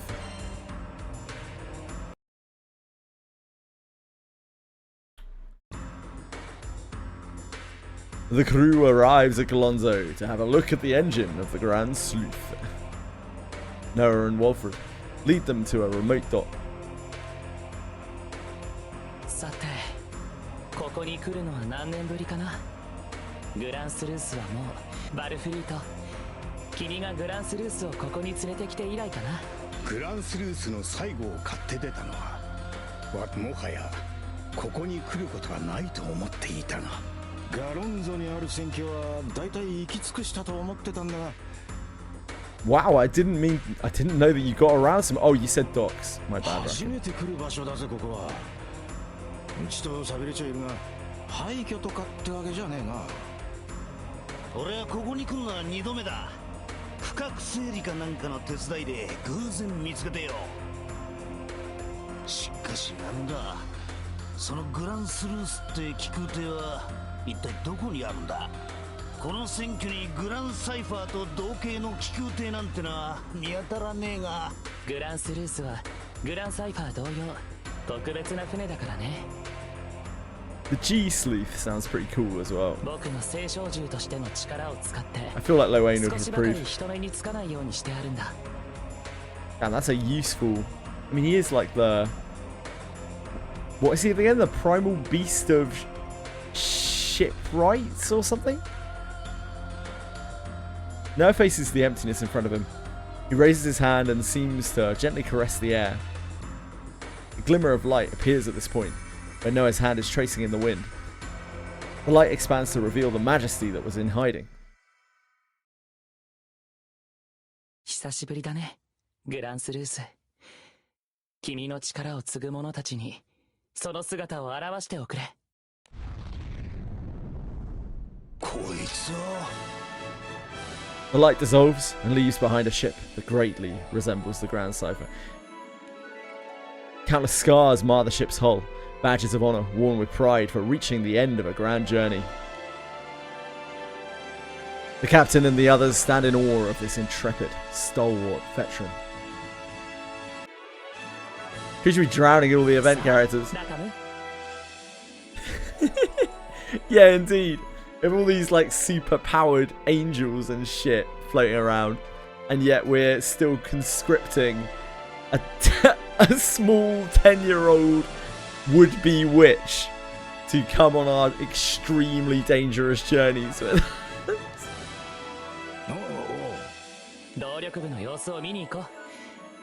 I get it with Lyria because, you know, she's the girl in blue. She summons like primal beasts and shit. But EO like tosses out a couple of ice balls every now and again.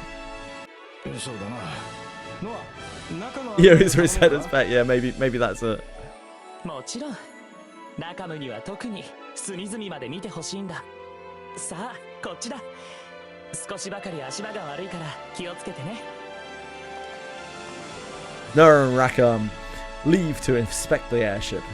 As the captain looks on, Wilfred approaches the captain's side to offer an apology. What's he even got to apologize for?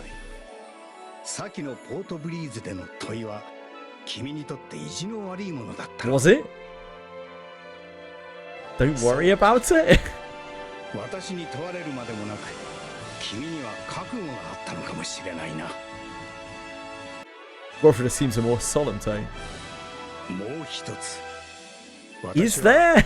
君に謝らなければならない。 You're like the only genuine dude in this entire universe, dude. 君に話したあの男の旅路にはあえて省いた部分があった。気づいているだろう。君の Okay, tell me more. 母親についてだ。知ってんのか？知っているも何も。彼女もまた我々の旅の仲間。 Wilfred has been nothing but overwhelmingly helpful so far. というよりも、あの男の旅は彼女と共に始まったそうだ。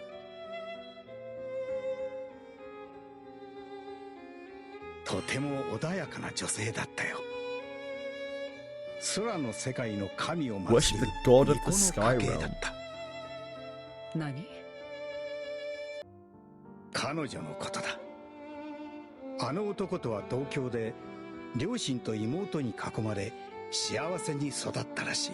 しかしある出来事がきっかけで因果の起こりという意味ではこの空の始まりにまで遡るが。 Wilfred shakes his head as if to dismiss his idle thoughts and returns to the topic at hand. 私が彼女について語ることをためらったのには理由がある。それは彼女の現在が私にもわからないからだ。 What do you mean you don't know? That's very accusatory, isn't it? その安否すら私には。 Guys just trying to help us out and we're like, what do you mean you don't know? Wilfred's unexpected revelation is too much for the captain to take in. The captain can only reply with silence. しかし旅を続けるならばいずれは彼女についても向き合うことになるだろう。 You know what, Wilfred? I have that same feeling. 来たるその日のためにどうか心の準備だけはしておいてくれ。 Captain nods at Wilfred's recommendation. When the puzzle pieces of fate remain scattered around the captain, they're slowly snapping into place. Meanwhile, Lyria, who's on the other side of the captain, is still thinking about the answer the captain gave to Wilfred. 今のままでは星越まで待つのは暖かな再会だけとは限らない。それでも君は得意点として彼に。 I could really take my dad or leave him, to be honest, much like he did to とて me. も大きな決断をしてくれた。私と B さんとみんなで一緒にこれからも旅を続ける。それがお父さんとの再会の意味を変えてしまうとしても、それなら私は強くなりたい。 Come on, Lyria, you're the actual main character. Ignore what everyone else in the game says. You're the actual main character, okay? We're all here for you. 私も強くなりたい。守られるばかりじゃなくて大切な人を守れるように、たくさんの大切な人たちの思いにちゃんと応えられるように。 She even perked herself up without, like, 7 chapters of angst. She's got more emotional maturity than most of the adults in this game. New purpose is born from interweaving threads of determination. At first, the flame of resolve burns small, but it will grow to influence even fate itself. Apollonia's not the main character, dude. Apollonia couldn't get away with the shit that Apollonia does if she was the main character. Sometimes being the main character is a curse. The Golem Girl relives a scene from her past in a dream. Apollonia, actual Apollonia hype. Yeah, I'm on board for that. Sign me up for that ship. まあこんなものか。所詮は Second best. Oh, I don't know about that, Akiban. Wait, who's the best? 方が酷というものよ。 Hold on, let him talk. Who's the best? Or I fly into a fit of rage here. Well, okay. I'm okay with that.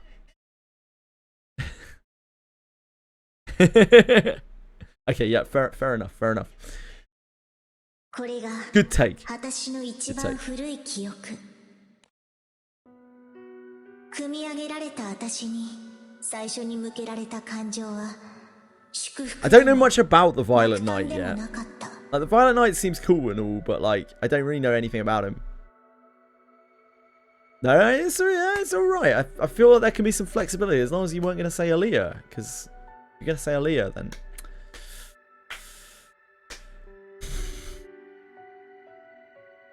無関心と諦め、誰も最初から私に期待なんてしてなかった。まがいもの、偽物、模造品、失敗作。 So I'm guessing when they said the Golem Girl, they are talking about the new Orcus. Third Orcus. Are we going to end up with a retinue of Orkies? Is that the plural? Orkies. でも、私はマスターの顔をよく覚えていない。 I don't know Shoki, and I would very much ask not to spoil anything like that because I'm reading through the story. I like Octavia. Yeah, Octavia's up there for me. I don't know anything about the White Knight really. I don't know anything about the Violet Knight really. I still have not seen any compelling evidence why the Golden Knight even deserves to be a knight. Barragona's pretty sweet. He has quite a brutal backstory.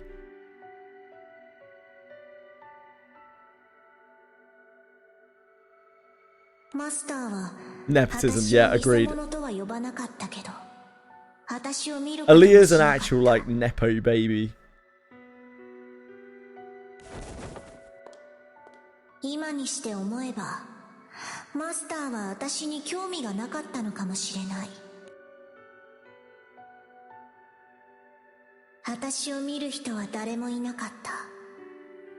みんな、私という偽物を通して、オリジナルばかり見ていた。オリジナルじゃなくて私を見てよ。Where is this extra ここにいる golem のは come 私 from? なんだよ。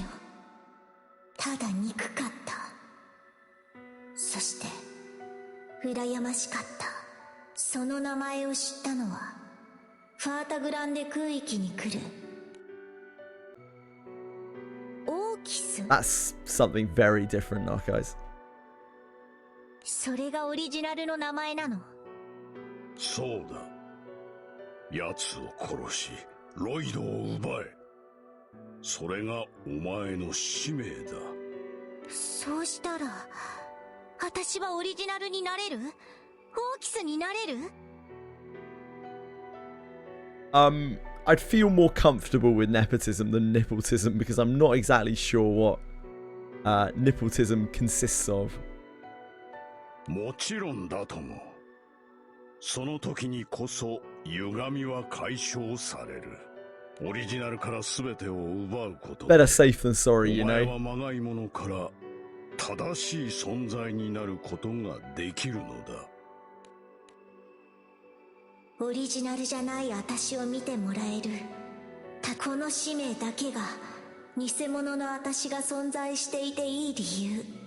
だから私はオーキスを。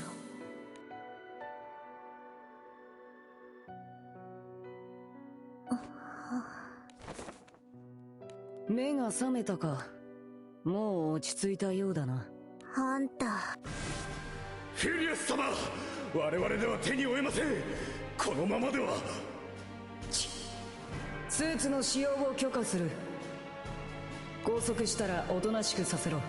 鎮静、幻覚が使える術師にも準備させておけ。このまま自分で自分を始末しかねないからな。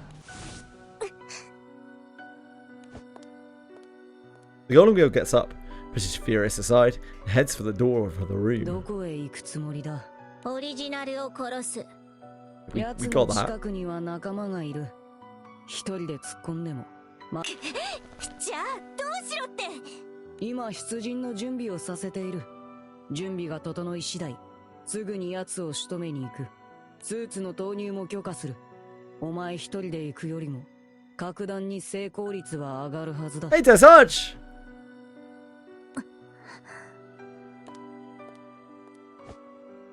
The Golem Girl shows that she's accepted what Furious has to say, turning away from the door and sitting back down on the bed. 準備はまだ出発できないの？焦るな。それに出陣前にお前にはやってもらうことがある。私に？ The Golem Girl nods to show she's listening. Furious pulls out documents and spreads them out for her to see. お前には指揮を覚えてもらう。お前が自分に合わせて部隊を動かしオーキスを狩るんだ。オーキスは私だ。あれはオリジナルであってオーキスは私。名前が必要だな。お前オーキス最初からそう言ってる。それじゃダメだ。兵が戦場で混乱する。そんなの知らない。私はオーキスだ。Furious speaks deliberately to get his point across to the Golem 言ってお Girl. くが、僕はお前をオーキスと呼ぶつもりはない。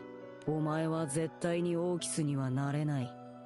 妙な期待を抱いているなら諦めろ。 That seems like a very dangerous thing to say to an extremely unstable person. は？名前はそうだな。僕はお前をツバイと呼ぼう。これを兵たちにも徹底させる。受け入れられないのなら自ら名乗ることはしなくてもいい。だが忘れるな。僕がお前をツバイと呼ぶことを自分には名も。 That firm declaration, Furious exits the room. 私がオーキスにはじゃああんたは私に。 The words are not spoken in tantrum, but as the meek whimpers of a child who seeks reassurance. While waiting for Loki to return, Fenrir ponders the meaning of the word ally. Tesach is totally stable, yeah. Just having to rub it out on my VOD so like lovely.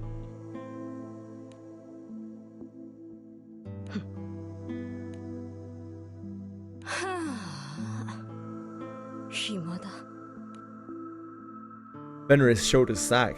She's sharing a room at an inn with an unreceptive companion. ロキはどっか行ったまま戻ってこねえし、こいつは相変わらず何の反応もねえし、かといってこいつを置いて散歩に出るわけにもいかねえし。くそ、こんなことしてたら体がなまっちまう。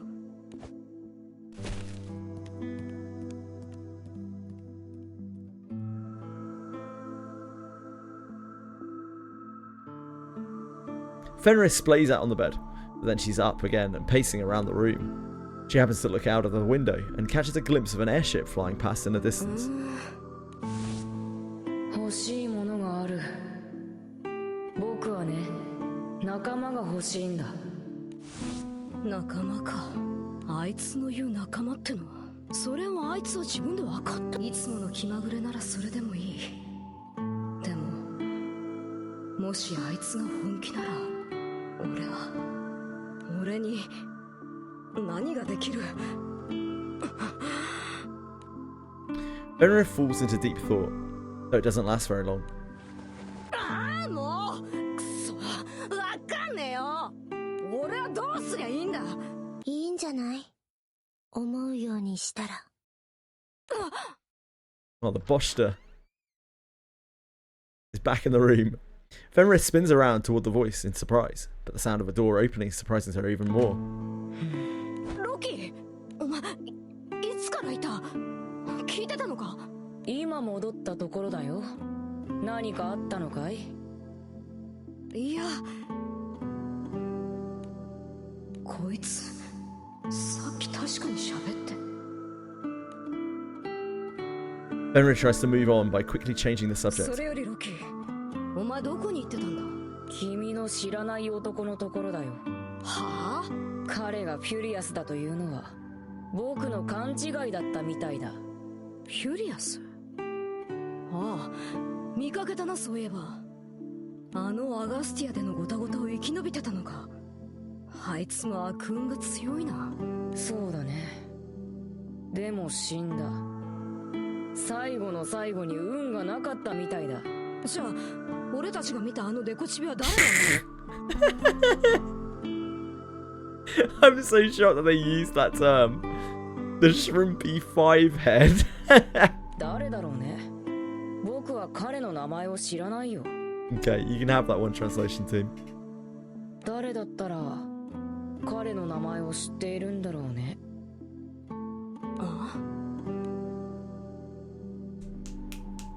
Loki has nothing more to say to Fenrir, whose misgivings are showing.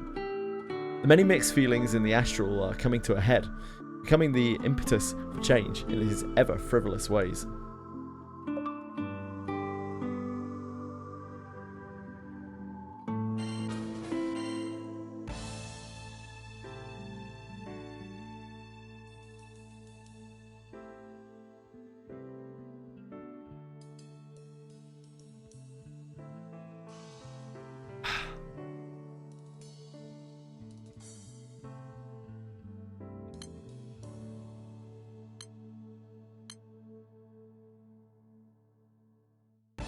Go.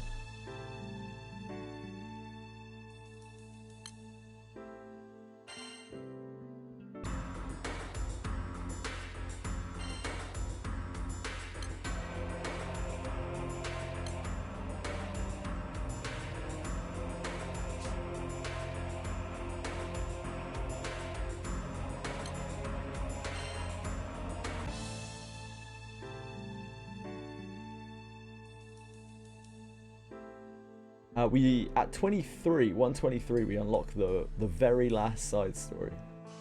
Is the Sturm and Drang one, Mercenary's Life.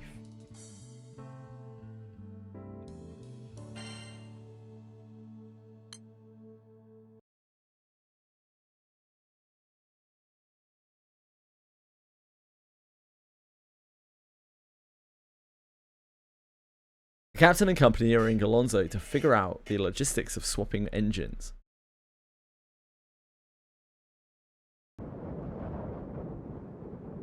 Meanwhile, on Ravi Island, Prime Minister Adam is visiting a prison located in the desert.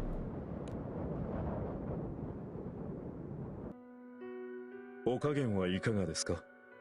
日常生活を送っても問題ない程度には回復したと聞いていますが。I don't understand anything that's happening on chat right now. I'm sure it will make sense eventually. どうかご容赦を。前置きは結構です。何をしにここへ？ Adam continues speaking formally to the prisoner. 外の現在の空域の様子についてはご存知ですか？ある程度は。それが何か？それならば私が来た理由もあなたはもう分かっているでしょう。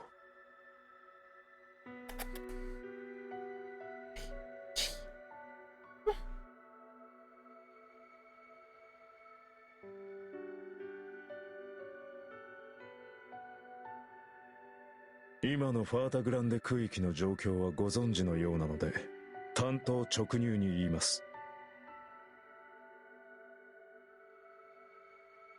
Shook his head. Chili's on the attack.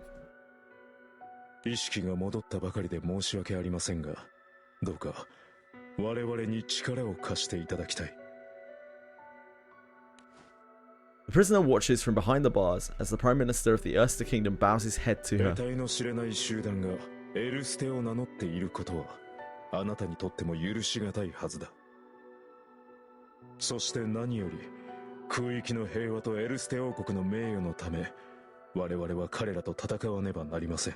そのためには今は少しでも多くの戦力が必要なのです。それはエルステ王国宰相としての言葉ですか？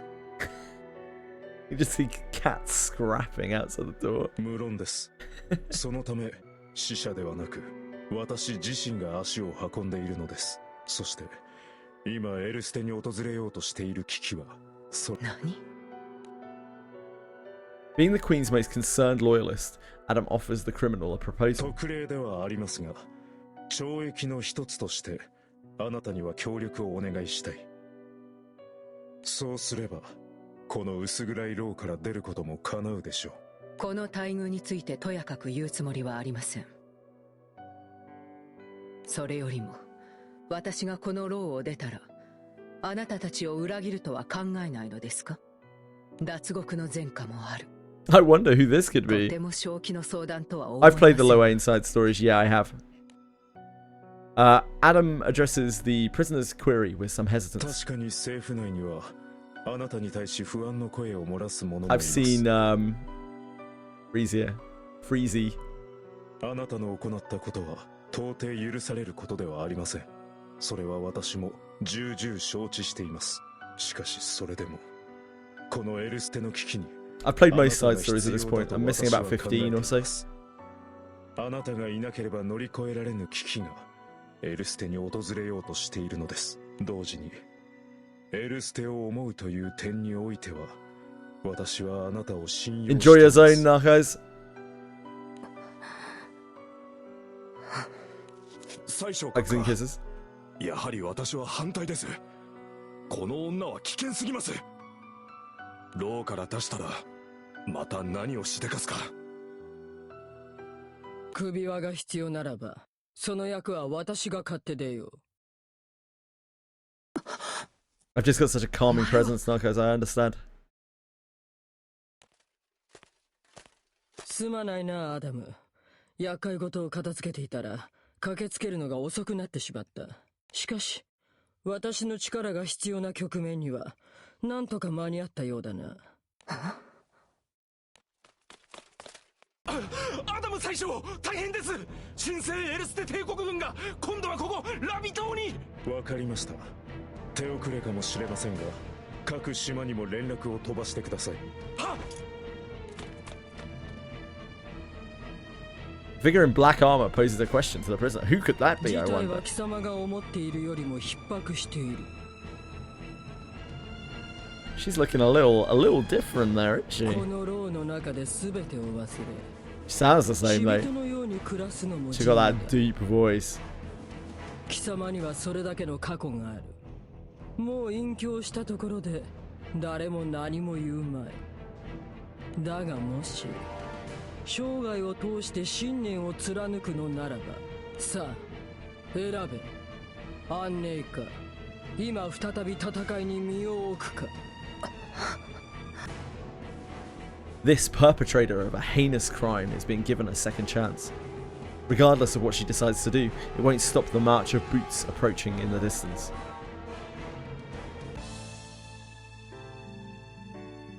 The conquest of Ravi Island by the troops of the Holy Erster Empire proceeds smoothly with Svi as their commander.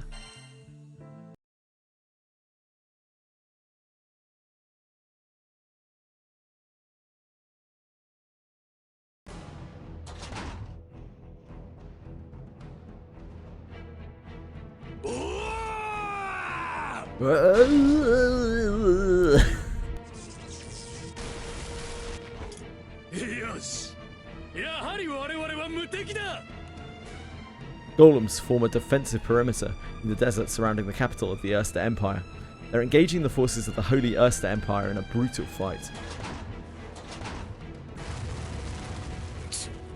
やはり数が多いな。ボーリングオプションは一番前に出て、他の装備はゴーレム相手じゃ相性が良くない。無駄な戦いは避けて。私たちの目的はゴーレムの殲滅なんかじゃない。宮殿に突入したらすぐにオリジナルを探して。それさえ仕留めれば他に用はないんだから。 Thanks to the Golem Girl's expertly issued commands, the troops cut through the kingdom's defenses. 順調なようだな、ツバイ。ゴーレムの相手をボーリングオプションに集中させたのはいい。エリアヘルム宮殿への強襲もボーリングオプションが最前線で問題ない。しかし宮殿内に入れば今度はファイヤーオプションの出番になる。準備をさせておけ。 They made that joke in the collab, didn't they? Because Vern is Alphonse's voice actor, and Apollonia is Edward Elric's, right? オリジナルたちは性格上犠牲を最小限にとどめるために前線に出てくるだろう。そうしたらお前の出番だ、ツバイ。 Apparently it's a running gag because they've done it in other, since the voice actors have done all sorts of things at this point. They've done it in other collabs as well. 私はオーキスだって言ってんでしょ。なんで別の名前で呼ぶの。私をオーキスだって認めないなら。 Furious takes the Golden Girl's outburst in stride, keeps talking. 屋内ではファイヤーオプションが有効だが、煙には注意して運用しろ。ターゲットの存在する今回のような任務で、 Yeah, Apollonia was in the collab. なることは致命的だ。 Tricky. あとはオリジナルを孤立させる作戦についてだが。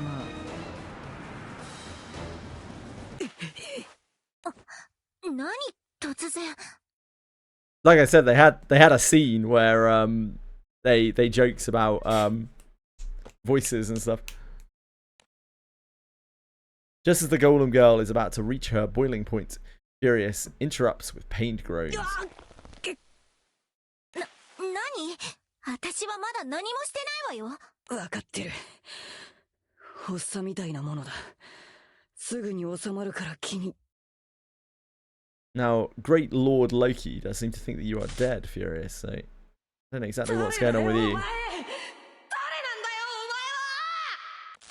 Yeah, that's the original Furious. やめろ。お前、そんなことが許されると思うのか。この偽物の文罪で。何なの。まさかエルステからの攻撃。違う。いいんだ。放っておいてくれ。ここ数日どんどん回数が増えてる。もうあまり。 The Golem Girl remains baffled by Furious's sudden outbursts of pain, which is to be expected. No one but Furious can understand the pain that racks his body. The Grand Cypher is ferried from Port Breeze to Galonzo so that the engine transfer can begin.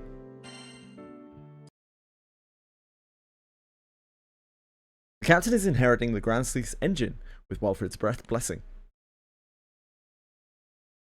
The crew heads back to the Port Breeze, where the Grand Cypher is loaded onto a freighter and brought to Galonzo. The Grand Cypher and the Grand Sleuth are side by side at last.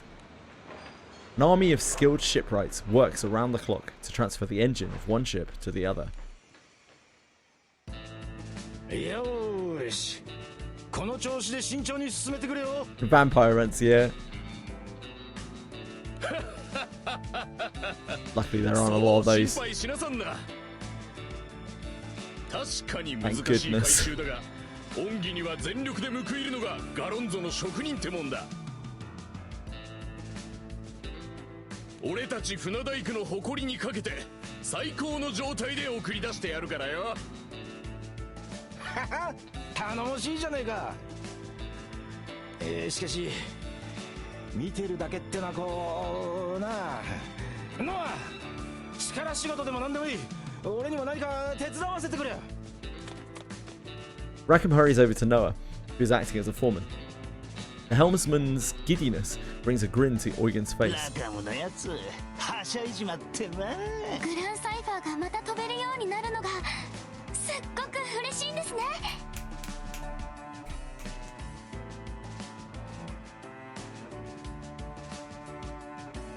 I know the feels. The adventure can go on. そうですね。一時はどうなることかと思っちゃいました。でもまさか親父さんの乗ってた船から動力部をもらうことになるとはな。ちょっとずつかもしんねえけど、なんか親父さんに近づいてる感じが。 The captain can't agree more with Fern's observation. Not everyone is caught up in the moment, however. Io nervously studies the repair schedule. エルステ王国軍の人にバルツに行く予定の日を聞いてきたんだけど、この予定だとグランサイファーの回収が間に合わないのよね。 I don't know the voice actors by name, I'm afraid. 死者を早く助けに行きたいけど、でもグランサイファーが Which events? 11 events?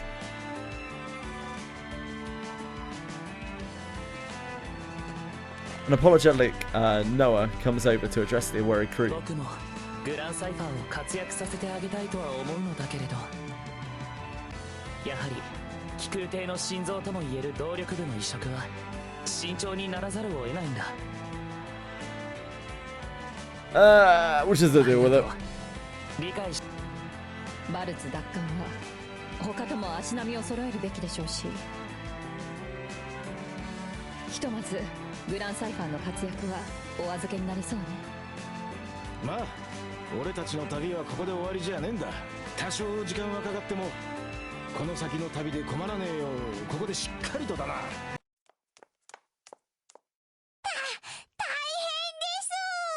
変です。うわ、びっくりした。どうした、そんなに慌てて。神聖エルステ帝国軍が今度はエルステ王国のラビ島に Albert and Eurus Kingdom. Oh, I couldn't deal with those. Does she voice all of the sisters? Dear God, the sisters are so cringe. I just couldn't actually deal with it. I haven't skipped that many side stories in this game, but the Albert one, I just couldn't handle it. I didn't make it that far into it. タイタンスーツ相手ではゴーレムも歯が立たないそうで、至急応援が欲しいとのことです。事態は一刻を争うようね。We have to go! 急ぐとは思うのだけれど、一ついいだろうか。 The captain and company stop. No, it continues 君 quietly. たちがこれから戦いに向かうことも重々承知している。I'm glad. ただ You グ can ラ tell ン us サ how イ to ファ win. ーの総出しとして、ラカムはここに残ってもらえないだろうか。 Okay. ですが、相手はあの神聖エルステ帝国ですし。だからこそ僕は嫌な予感がするんだ。神聖エルステ帝国の背後には神王がいる可能性が高いそうだね。あの男と相対するのならグランサイファーの回収は早く進めておいた方がいい。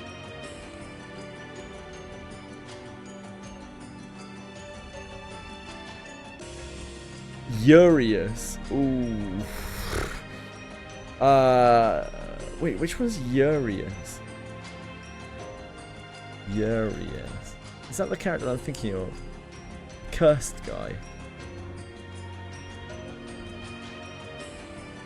No, I'm not thinking of that. I actually don't think I know Urius very well. Probably because I've skipped that most of the chapters. Yeah, I don't know him too well, unfortunately.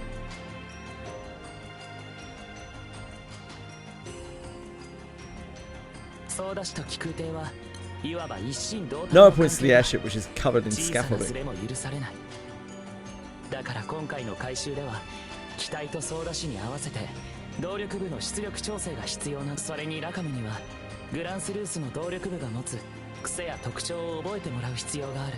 確かにな。気空艇は気空団にとっての拠り所で、動力部は気空艇の心臓だ。その動力部が大きく変わるってんなら、俺もいろいろと練習なり準備なりしねえとな。Noah turns to the captain with a serious face. 団長さん、しばらくの間ラカムを貸してもらえないかな。いや、貸してくれってお前、俺は物じゃねえんだ。Just don't forget to return him. もちろん惜しくないと言えば嘘になるけれど、船と操舵士を立派に送り出すというのも船作りの醍醐味の一つだからね。まあどこで戦っててもグランサイファーが気になっちまってただろうからな。それで団長たちの足を引っ張っちまうよりはよほどいいだろう。Rackham nods to show he accepts the captain's decision. それじゃあ神聖エルステ帝国の件は頼んだぜ、団長。こっちはこっちでグランサイファーを最高の状態にして待ってっからよ。I see what you did that. With one final nod, the crew sans Rackham make haste for a port to find a ship that will take them to Ravi. Unfortunately, Ravi is already undergoing events that can't be undone. Despite the valiant defense put up by the Erster Kingdom, the Holy Erster Empire is right on the doorstep of the kingdom's capital.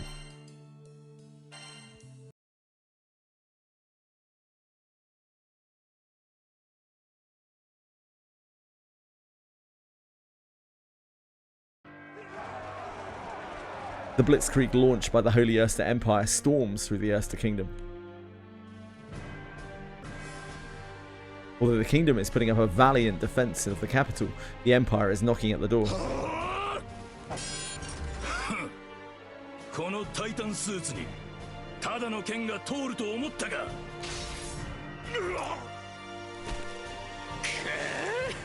タイタンスーツは我々では手に負えませんよ。遭遇した場合はゴーレムの元まで撤退しなさい。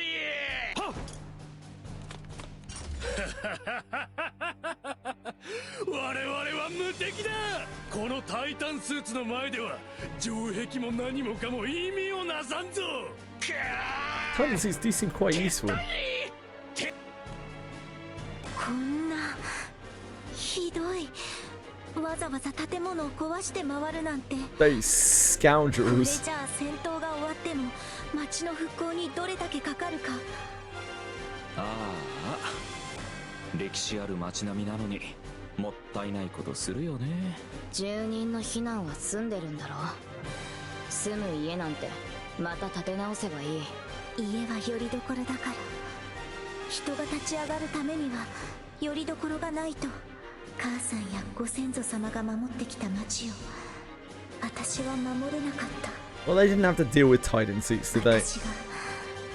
私が不甲斐ない Don't you start, Orcus. 母さんなら偉大な女王ビオラならきっと。陛下。何？ Orcus is startled out of her heavy thoughts. ここは危険です。宮殿の方へ退避なさってください。各島に連絡用に散っていた部隊がじきに集結します。そうすれば戦況も好転するでしょう。ですから陛下はどうぞ奥へお下がりになってください。大丈夫。オルキスは私が絶対に守る。だからオルキスは自分がするべきだと思ったことをやってほしい。オーキスですが。 あなたは Orcus and her contingent are confronted by a golem girl and her squad of Titan suits. ごきげんよう。思ったよりも早い再会だったでしょ。オルキス、私のそばを離れないで。 Orcus nods and steps behind her protector. 回り込まれましたか。退路は私が作ります。陛下たちはすぐ宮殿。証拠りもなくまた現れたな。何度やろうと同じことだ。ま、この状況は僕たちにとってもチャンスではあるよね。あのゴーレムの子が鍵なのは間違いないし、あの子を捕まえられれば一気に逆転勝利っていうのもある。それはそうかもしれませんが。 Drang and company show the intent to fight seriously, but the golem girl's smile never breaks. 私はオーキス。至高にして最高傑作のゴーレム。同じ相手に遅れなど取るものか。 Red threads shoot out from the golem girl and wrap around Orchid's arm. これはやれ。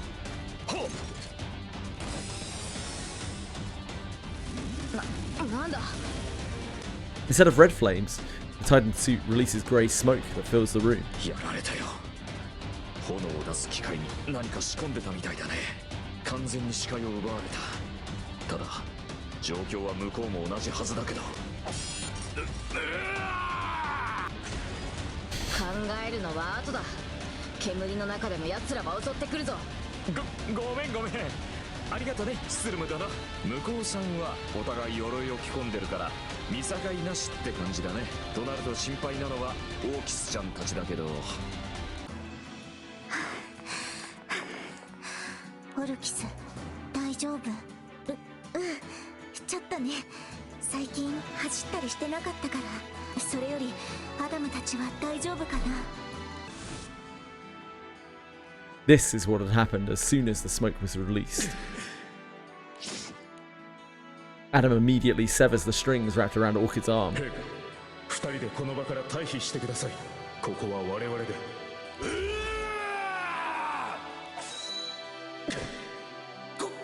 こいつ生身で。いや、そうか。こいつが最小のゴーレムだな。陛下、ここは我々で抑えます。とにかくこの場を離れてください。わかった。 Hi, Lucy's brother. How are you? あの場から逃げ Hope て you're having a good day. オーキス？ It's wonderful to see you, sir. 逃げてきたんじゃない。多分。 Oh, Pie's still here as well. Never count the pie out. Still trying to figure out Orchid's words. Orchid follows Orchid's gaze. The pie. Nothing awkward about him, it's just the pie. The golem girl calmly steps out from her hiding place. 繋がっていなくてもどこにあるかはわかるから。これで邪魔者はもういない。だからこれで私はあんたを殺せる。オルキス、離れて。Orchid summons Lloyd just in time to take the brunt of the golem girl's attack. そう、それだ。それがあればロイド。 Oh, congrats, Lucy's brother. Good going. 私はオーキスになれる。私はオリジナルになれる。 He actually comboed the roses there, I didn't even notice. みんなが私を見てくれる。渡さない。ロイドもこの名 Right, 前も。 you rocked out. You've done a lot of grinding. どういうことなの？ Yeah, for the world boss entrance in Arcarum, you have to have a 5-star evoker. Orchis can do no more than watch the two girls go at each other from where she stands. She can't quell the swirling anxiety in her chest. 待って、あなたの目的は何？私はオーキスになる。ロイドを手に入れて、オリジナルを殺して、私がオーキスになるんだ。あんたたちは知ってるんでしょ？それは、やっぱりあなたは、そう、捨てる予定だったんだってね。私は模造品、まがいもの、なんの価値もない。オリジナルあっての偽物。私はどこにもいない。誰も見てくれやしない。だから殺すの、オリジナルを。そうして私がオーキスになる。そうやってオーキスになって、私はみんなに愛されるの。Orchis and Orchid keep their mouths shut as they listen to the golem girl's twisted dream. Finally, Orchis is the one to break the silence. やめようよ。ダメだよ、そんなの。はあ？あなたはオーキスとは違う。ロイドを手に入れても、オーキスを、殺しても、あなたはオーキスにはなれない。だって、ここにいるのがオーキスだもん。何があっても、それは変わらないよ、オルキス。Orchis frantically tries to get her point across in this life or death situation. The golem girl will have none of it. She laments the curse of the circumstances she was born with. じゃあ、どうすればいいの？それじゃあ、私はどうすればいいの？それは、私はずっとまがいものじゃなくちゃいけないの？永遠に本物にはなれないの？私だって、望んで偽物に生まれたわけじゃない。You're grand sneezing. We all grand sneeze from time to time, Lucy's brother. なのに、偽物は幸せになっちゃいけないの？ Must all take our grand sneezes where they are given.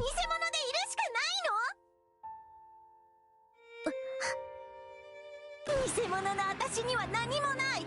だから手に入れるんだ。私私は私を手に入れる。私はオーキスになるんだ。オリジナル、あんたを殺して。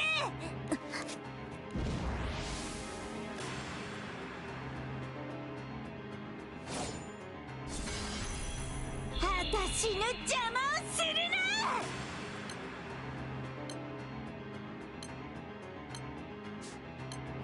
お願い、ロイド、ジュルリ。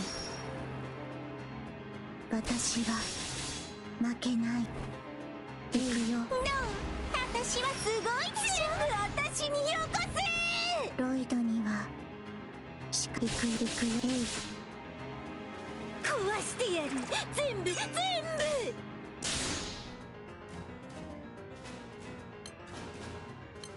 行くよ。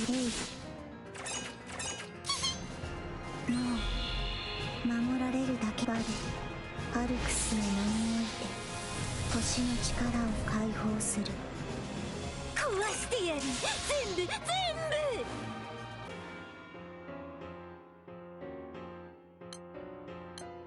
行くよ。 She hasn't hit us for any damage yet. We seem quite shielded. There we go.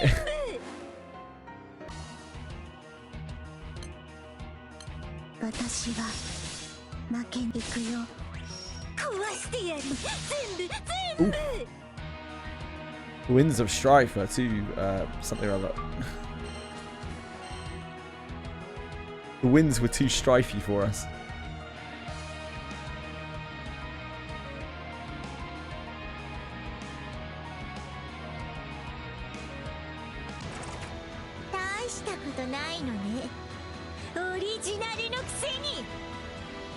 It's cool, CG. Orchid barely has time to blink. She takes an all-out attack from the Golem Girl.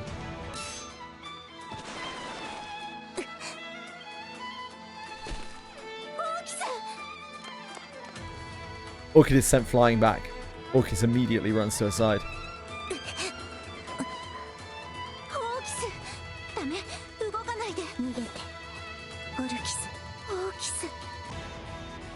Meanwhile, the Golem Girl summons the new power she has just stolen.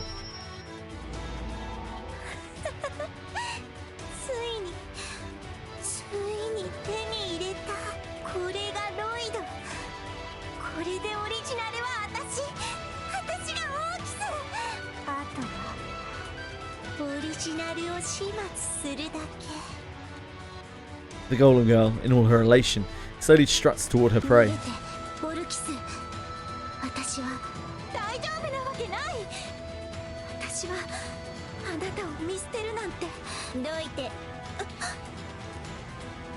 Orchis looks at looks up at the ruthless predator who now has Lloyd in her arsenal.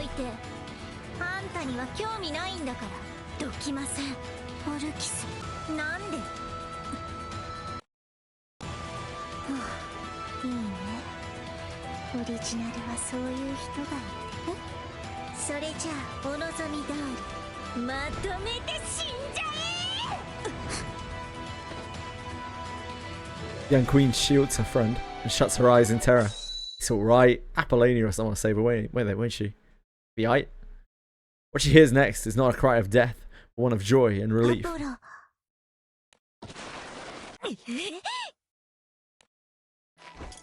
This is slick Black Knight armored. I honestly like the original get-up. I miss the thick black armor. This isn't bad though. This does a job.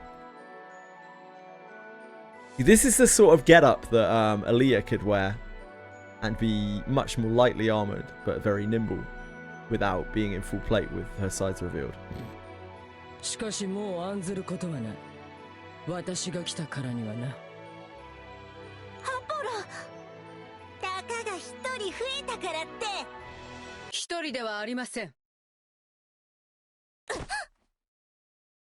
Nice gap. The Golem Girl whirls around to see Frisia putting a gun at her. The unlikely hero, Frisia.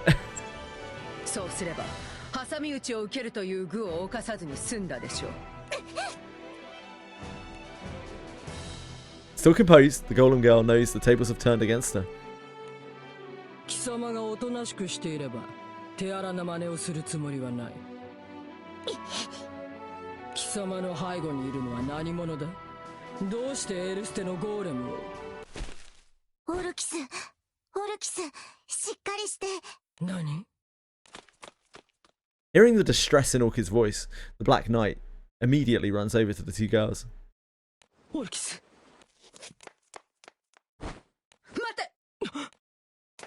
The Golem Girl is gone in an instant, using the Black Knight's moment of preoccupation to turn tail. Yeah, unreal. I can't believe she got away. That never happens either. We never let the villain get away. 今はこちらが優先だ。すぐにアダムを呼んでこい。奴なら何か知っているはずだ。オルキス。 There's something terribly wrong with Orchis. She seems to show no signs of life. But as the girl's warmth slowly seeps out of her, another crisis draws ever closer. What happened to Orchis? Javai? What element is this? It's gonna be dark, isn't it? Oh, okay, it's Earth. We can try to do that, but we probably won't be able to.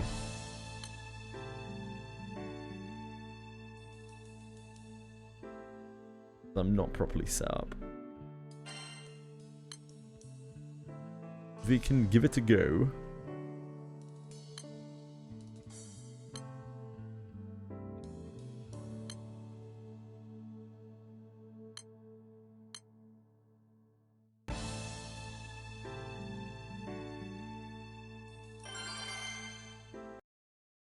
Let's remove Dark Light from the game. Yeah, you got me. I'm with you.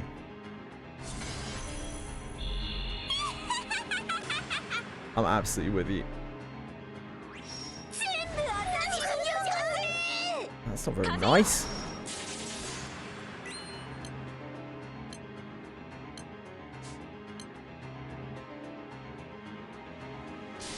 It was revealed what Lloyd was powered by earlier in the story. I think it's in her fate.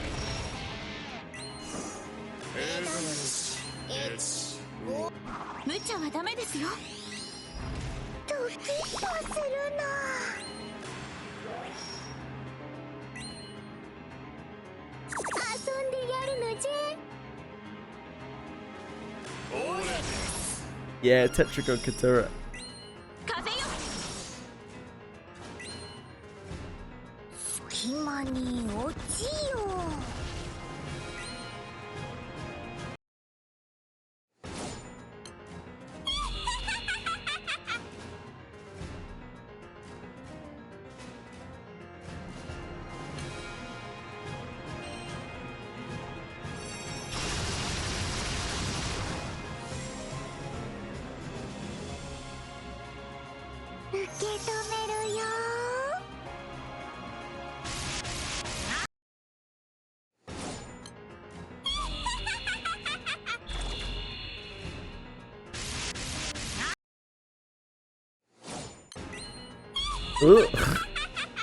We just got chopped up. I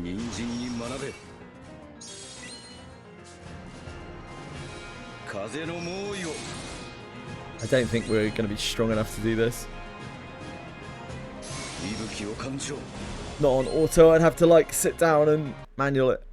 Like the fire one, I think.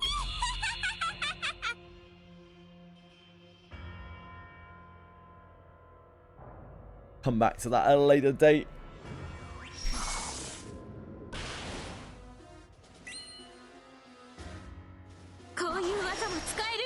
Pride in the ass fight? I don't know.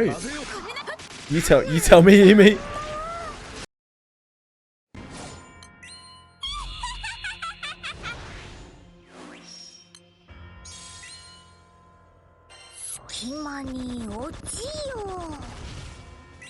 I don't think we can use 8 skills.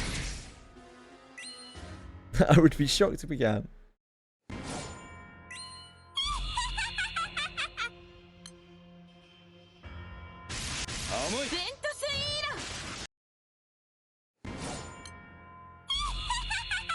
無茶はダメですよ。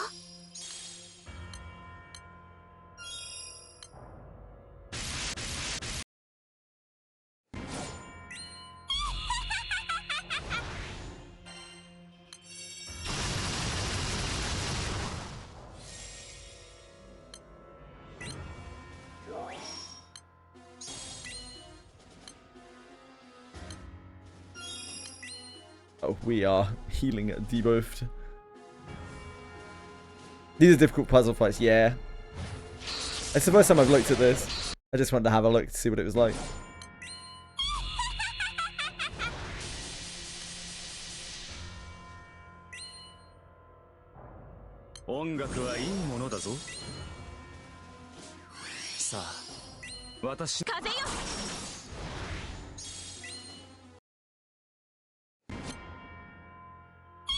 Oof. That killed us very quickly. How many elixirs do you have to spend? I don't think you can use elixirs on those. Tricky.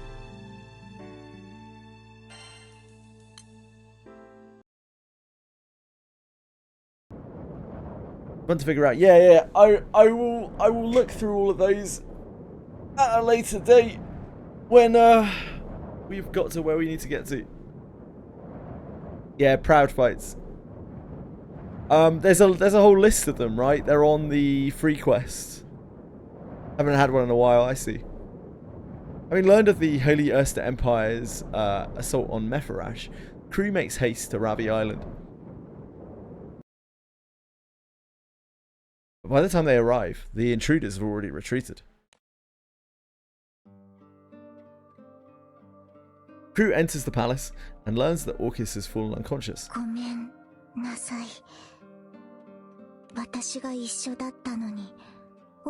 don't really know what she did to her.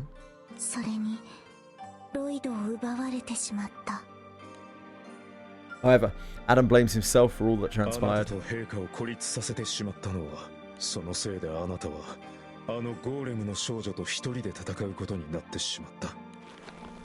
His fist clenched in frustration. Adam describes Orcus's condition to the crew. 意識を取り戻す様子はありません。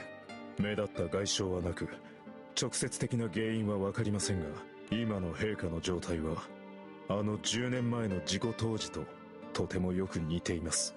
おそらくは事故と同様、体から精神が離れてしまっているのではないかと。それならルリアが吸収した聖少獣デウスエクスマキナの力でなんとかできるんじゃねえか。 Lyra shakes her head with a frown. それが試してはみたんです。 Shoot. でも精神だけのオルキスちゃんがどこにオルキスちゃんが応じてくれないと聖少獣デウスエクスマキナでもどうにもできないみたいです。 The captain expresses frustration at the situation. If only we got in there sooner. Yeah, you're telling me, Eugen. I feel really stupid for even saying that. I don't know why I said it. しかしそのゴーレムのジョーちゃんがロイドを狙ってきたってな、ちっとばかし気になるな。ロイドの中には聖少獣アーカー社が封印されてんだろ。自分がオーキスだっつう証として持ってくにゃちと意味がでかすぎる。ロイドを手に入れればオーキスになれる。ゴーレムの子はそう言っていたのよね。 Orchid nods in response, recalling the events from earlier. All our gold bricks! No! 理由はわからないけど、そう信じてるみたいだった。でもそれ何か変じゃない？だってロイドを持ってるのがオーキスなんじゃなくて。You don't say you. オーキスがロイドを持ってるっていうだけでしょ。順番が逆になっちゃう。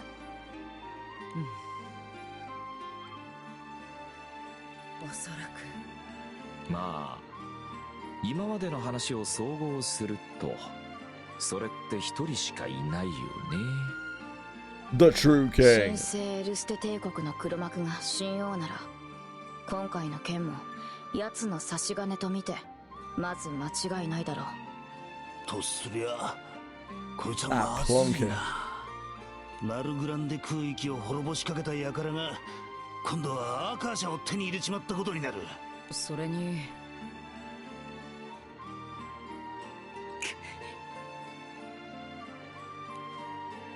Adam readily nods in agreement. もはや一刻の猶予もありません。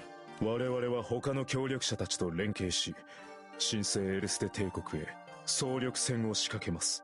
団長、あなたたち気空団も我々と共 I に戦ってい guess, ただけ yeah. ますか。 I mean, I'm here. ありがとうございます。それではすぐに出陣の準備に取り掛かりましょう。いよいよバルツを取り戻しに行くのよね。 Will you shut the fuck up about vows, Theo? Literally everything that comes out of your mouth. 師匠、あんな連中全部私が蹴散らしちゃうんだから。 Captain and company ready themselves for the battle to take Volt's duchy back from the Holy Erster Empire. This final confrontation will be the point where many loose ends converge for the crew.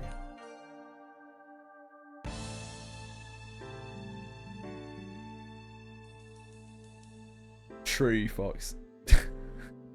Although, you know, she is 10 years old, so... Fenrir interrogates Luki about his options. I think she's 10 years old, isn't she? Not sure if I want to Google how old is EO. That feels like that will get me put on a list. EO age. GPF. She's 11. Yeah, she's 11 years old. As the flames of war continue spreading across Fantagrand, petulant Fenrir opens her mouth, breaking the silence of the room. You know what they say, better petulant than flatulent. なんだいフェンリー。お前なんかあったんだろう、あのデコチビのとこで。 He is a shrimpy five head. 話す気がないならそれでもいい。それでも俺はついてくしな。けどロキ、お前そういうとこだと思うぞ。何がだい？なあロキ、お前の言う仲間って何なんだよ。一緒にいりゃ仲間なのか、同じ気空団なら仲間なのか。正直言うと俺にはよくわからねえけど、そうじゃないんだろう、お前の言う仲間ってやつは。そうだね。確かに僕はただそばに人が欲しいわけじゃない。僕はね、フェンリル、兄さんやあの団長さんのようになりたいんだ。だったら Fenrir pauses for a moment before だ continuing. ったらもう傍観者はやめるべきなんじゃないのか。お前にとっては何もかも舞台の上の劇みたいなもんなんだろう。ロキ、お前は一度だって舞台に上がってない。見て楽しんでるだけだ。今まではそういう距離でよかっただろうよ。でもロキ、お前の言うような仲間が欲しいなら、お前ももう舞台に上がるべきなんじゃないのか。 Biting his lip, Loki puts on a stern expression. ありがとう、フェンリル。 Loki leaves the room without so much as another word. Fenrir looks on with unease in her heart. 大丈夫でしょう、あの様子なら。お前やっぱりもう喋れるんじゃねえか。話せるのと話したくないのは別。星の民は嫌いだから。お前も星の民だろうが。今のロキみたいなのが私一番嫌いなんだけど、でもこれで少しは変わるんじゃない？一度だけ It's a Mikaboshi. 一度だけお前の茶番に付き合ってやる。 He appears to be ascertaining his own resolve rather than speaking to any particular person. No one pays him any mind as he disappears into the crowd.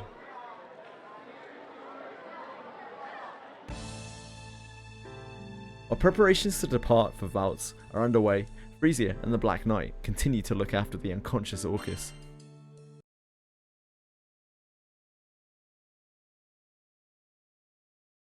The captain and company continue their preparations for the upcoming battle in Valtz. Meanwhile, Frisia and the Black Knight are still watching over the unconscious Orcus. 「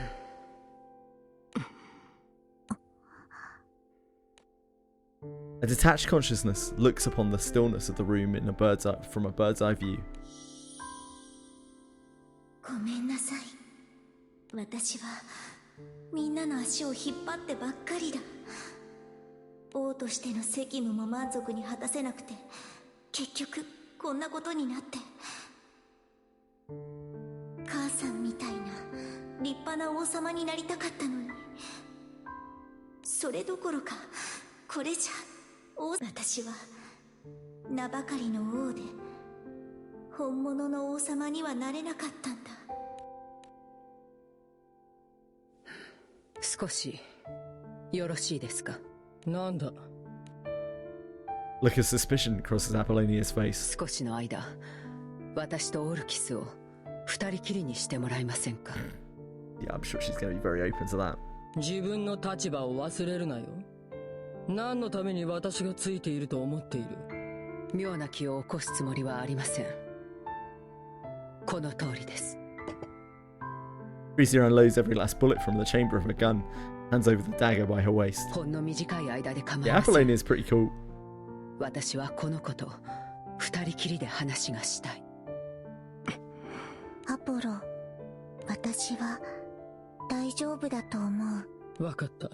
ただし、少しでも不審な物音があれば、すぐにでも踏み込む。その時には容赦はしない。どうなっても文句は言うなよ。無論です。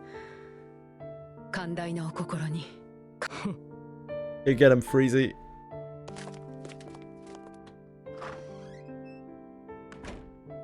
With a disgruntled sigh, Apollonia leads Orchid out of the room. Frisia softens her expression, cherishing this alone time with Orcus. まったく。これがビオラ様の娘とは情けない限りです。即位した年齢に差があるとはいえ、ビオラ様であればこのような不甲斐ない結果にはならなかったでしょう。いつも民のことばかり思って自分のことは後回しで、そういうところは They gave her a mom sweater. 似ているというのに。 Yeah, they kind of did. Frisia gently places a hand on Orcus's cheek. こんな華奢な体で無茶ばかりして。 Frisia removes her hand and quietly remonstrates Orcus in her own way. オルキス、お前はビオラ様の代わりにはなりません。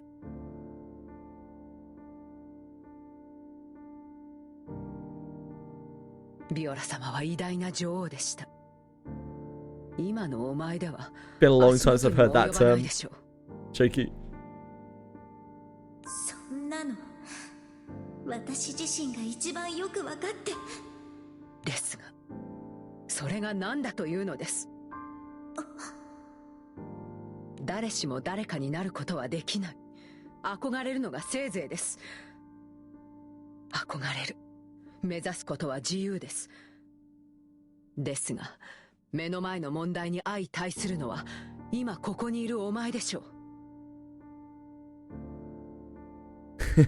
何度も挫折したって構いません。お前はお前の方法で立ち向かっていけばいい。 Frisia ruffles Orcus's hair with the sweet gentleness of her ビオ mother. ラ様がご存命であればきっとこのようにおっしゃったことでしょう。まあそれにビオラ様もお前が思うほど母として必死に娘の前ではカッコつけていた。 Frisia rises from the bedside with a satisfied look on her face. さて、黒い番犬がうなり始める前に。フリーシア、母さんの話もっと聞かせてくれる？それは目の前の問題を片付けてからですね。わかった。それじゃあ楽しみにしてるね。 Orcus at last awakens in high spirits. ありがとう、フリーシア。あなたのおかげで私自分のやるべきことがFrisia cracks a smile at her words. With one problem solved, the Erster Kingdom moves on to tackling the next. Preparations for the upcoming showdown proceed as expected.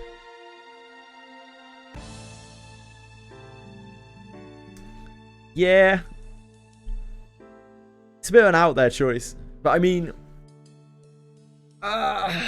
certainly from a kingdom's perspective, right? Astrals are pretty powerful, right? So it's got to be like strengthening your bloodline, I would imagine.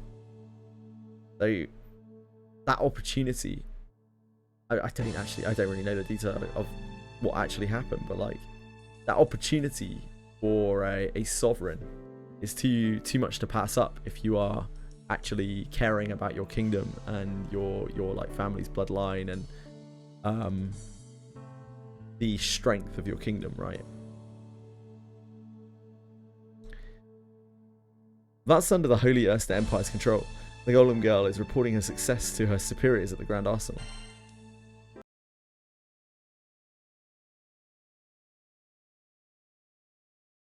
Vol's duchy is currently occupied by the Holy Erster Empire. The Imperial Army stations its main force at the Grand Arsenal, home of the Archduke. It is there that the Golem Girl boasts of her accomplishment to a certain night.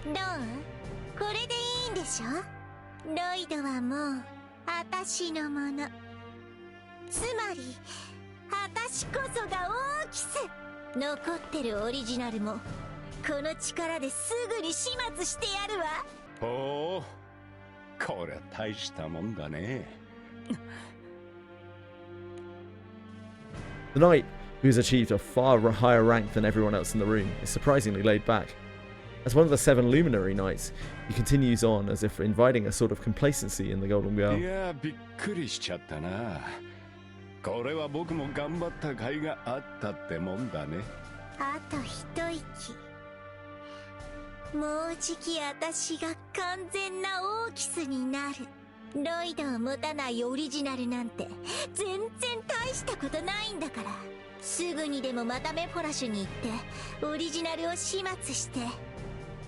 I don't know. Shoki, I have no idea. まあいいよいいよ、そういうの。もうお仕事は終わり。お疲れさん。はあ? Violet Knight continues with a tone of indifference. あのね、君はこのために作られたの。それでお仕事はもう終わったわけ。だから君ももう終わり。お役ごめん。はい、お疲れ様。フュリアス、この子は適当に始末しといて。勝手に暴走されても困るからね。始末？あんた、何勝手なこと言って。取り押さえろ。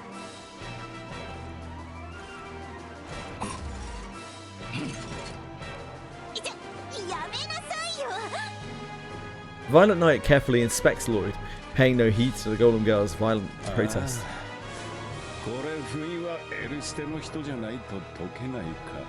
となるとアーカーシャとのご対面はお預けだな。ああ、フィリアス、とりあえず魔性を使ってロイドはこの状態で安定させて。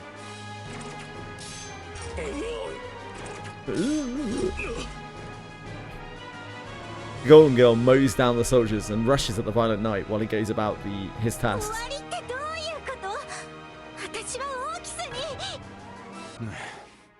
やめときなさいってそういうの。でも、じゃあ私は処分廃棄。よく燃えるようにばらしてね。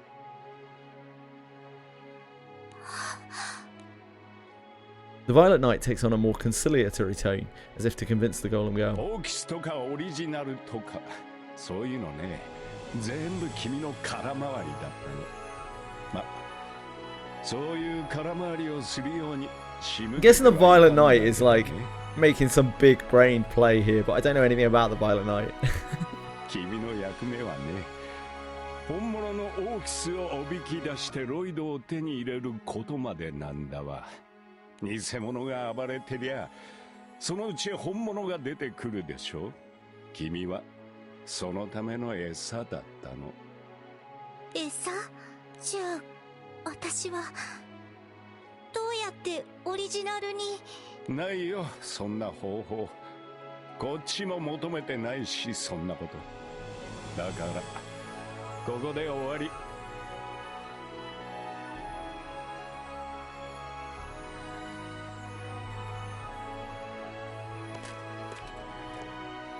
Maybe, yeah. Violet Knight makes his way toward the exit, leaving the speechless Golem Girl behind. その子ちゃんと処分しといてね。僕、ロイドの準備ができたらイスタバイオンに持ってっちゃうから。は。The Golem Girl shoots furious, a pleading look. However,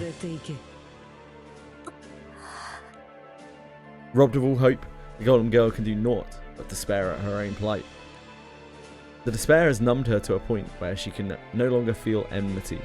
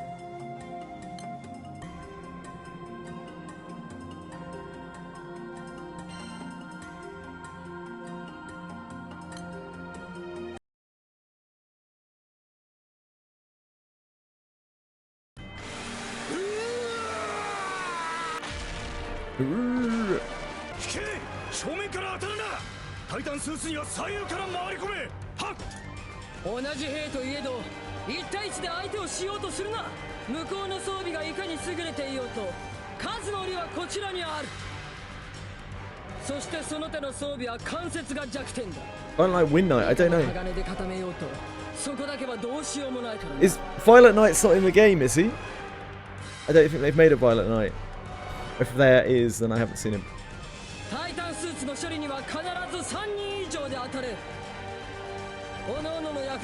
Which is entirely possible, as there are a lot of characters I haven't seen.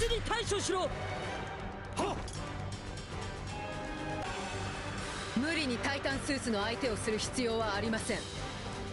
いかに量産が済んでいるとはいえ、タイタンスーツをまとっている者は敵兵の中でもごく一部です。ましてやこの砂漠では重量のあるタイタンスーツは移動において圧倒的に不利。Give me your orders.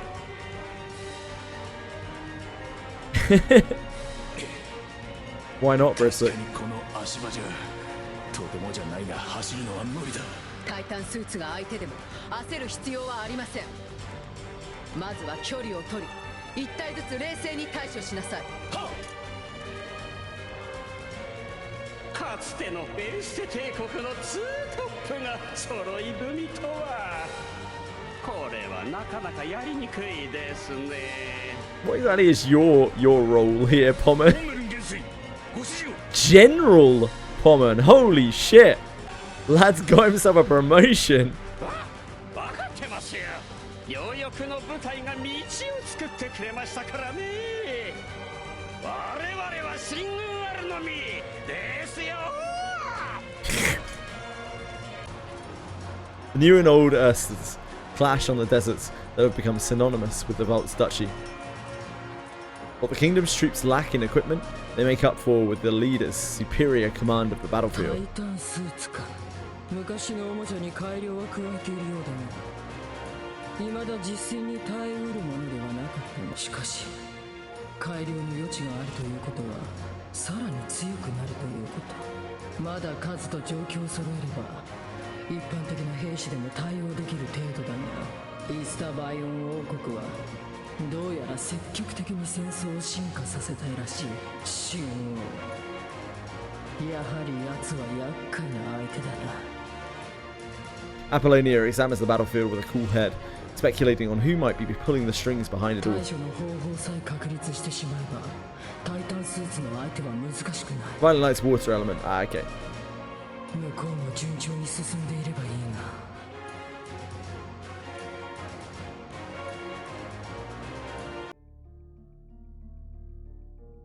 Meanwhile, as the armies continue to clash, A small elite force, including the captain and company, had snuck into the Grand Arsenal ahead of time, intent on retrieving Lloyd. With information gathered from Archduke Zarka, the crew makes for the cell where the Golem Girl is being kept. Walter White element. ファクトリーで働く人からの情報らしいんだけど、オーキスに似たゴーレムのあの子がここに入れられるのを見たって。どうしてこんな場所に？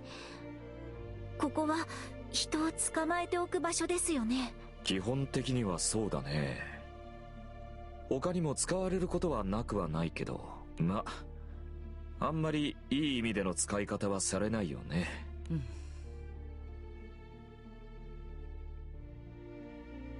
待って、今明かりを。Oh, EA's being useful?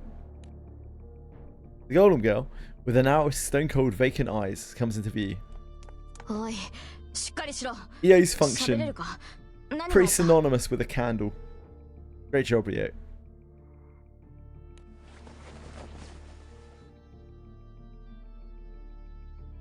ダメだな。受け答えどころか、ろくにこっちを見ないぞ。参ったな、おい。この状態をほっとくわけにもいかねえが。多分この子はもうロイドを持ってないと思います。ロイドからは少しだけだけど青少獣アーカージャの気配がするから。でもここにはそんな気配は全然ない。この子も誰かにロイドを奪われたということかしら。どうする？Let's look for Lloyd. 確かに俺たちの目的はそっちなんだが。ここは任せてください。私たちの目的はこの子ともう一度お話しすることでしたから。They split up. One group continues the search for Lloyd, while the other attends to the Golem Girl. じゃあここは任せたぜ。オイラた I'm ちは not 早く sure. ロイ I'm ドを not 見つけね sure えと。 we should be dealing with the Golem Girl. Seems a little crazy. Especially shouldn't be leaving the girls with her again. Probably.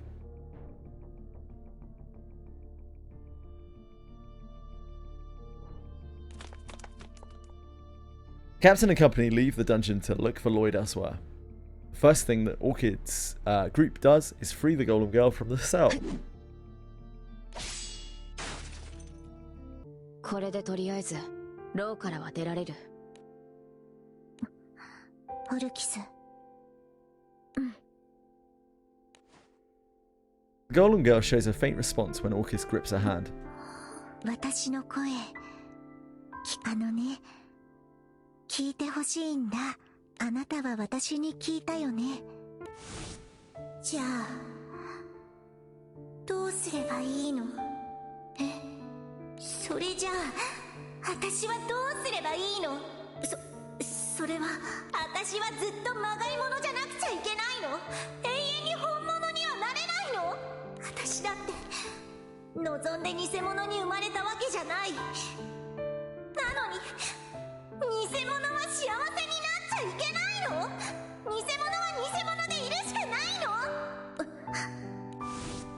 私はあの時あなたに答えてあげられなかったよね。でも今は違う。だから答えるよ。Orchis communicates through not only her voice but also her あ eyes. なたがどうすればいいかなんて答えはね、何もしなくていいんだよ。何もしなくても何もなくてもあなたはあなたなんだから。本物とか偽物とかそういうことじゃなくて誰でもなくたっていいんだよ。それでもあなたはここにいるもの。いいの？偽物でもまがいものでも私は生きてていいの？ Fuck yeah, why not? 偽物 Stop で trying to も kill まがい us. ものでもないよ。 Thanks. あなたはちゃんとここにいるもん。今私の手を握っているのは誰？指先に伝わるあなたの感覚。これは偽物でもまがいものでもないよね。私はここにいるんだよ。何もしなくてもあなたは確かに。困るんだよな、ここにいられちゃさ。なんだこいつ、さっきまで何の気配もなかったぞ。神王騎下の紫の鎧の騎士ね。ああ、ごめんね。今用があるのはそっちのゴーレムだけなのよ。処分してって。 Sounds very sure of himself. なんでまだ元気に動いてるかな。困るんだよね。やっぱり自分でやらなきゃダメかね、これ。させない。Orchid and Orchis immediately stand up to protect the Golem Girl. やめなさいって、そういうの。全滅なんてバカバカしいと思わない？全滅？この人数差でよくそんなことが言えるな。僕たちこれでも傭兵だからね。あんまり自信満々にそういうことを言われると。The Violet Knight lets out a deep sigh upon seeing everyone raise their なんで weapons. そう血気盛んかな。もうちょっと命ってもんを大事にしようと思わないわけ？今さら傭兵の一人や二人増えたところで。じゃあそれが星の民ならどうかな。あなたは。へえ、こりゃまた珍しいよ。How do all these people get in here? Is this not some kind of secure facility? Where did everyone come from? 僕もそろそろ舞台に上がろうと思っ They て need to きた work on ん their だからね。 defenses.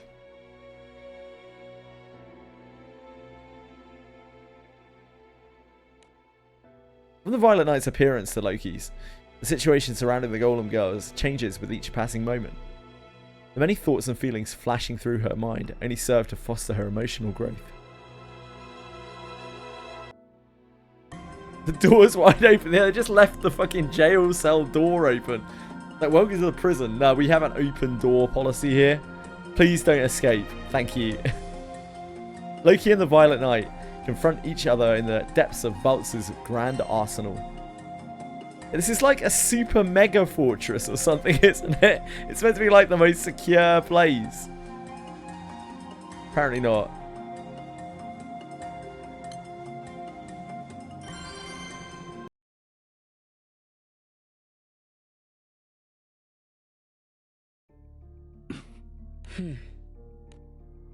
In the underground prison of the Valtz Duchy's Grand Arsenal, the Violet Knight and Loki get ready to square off.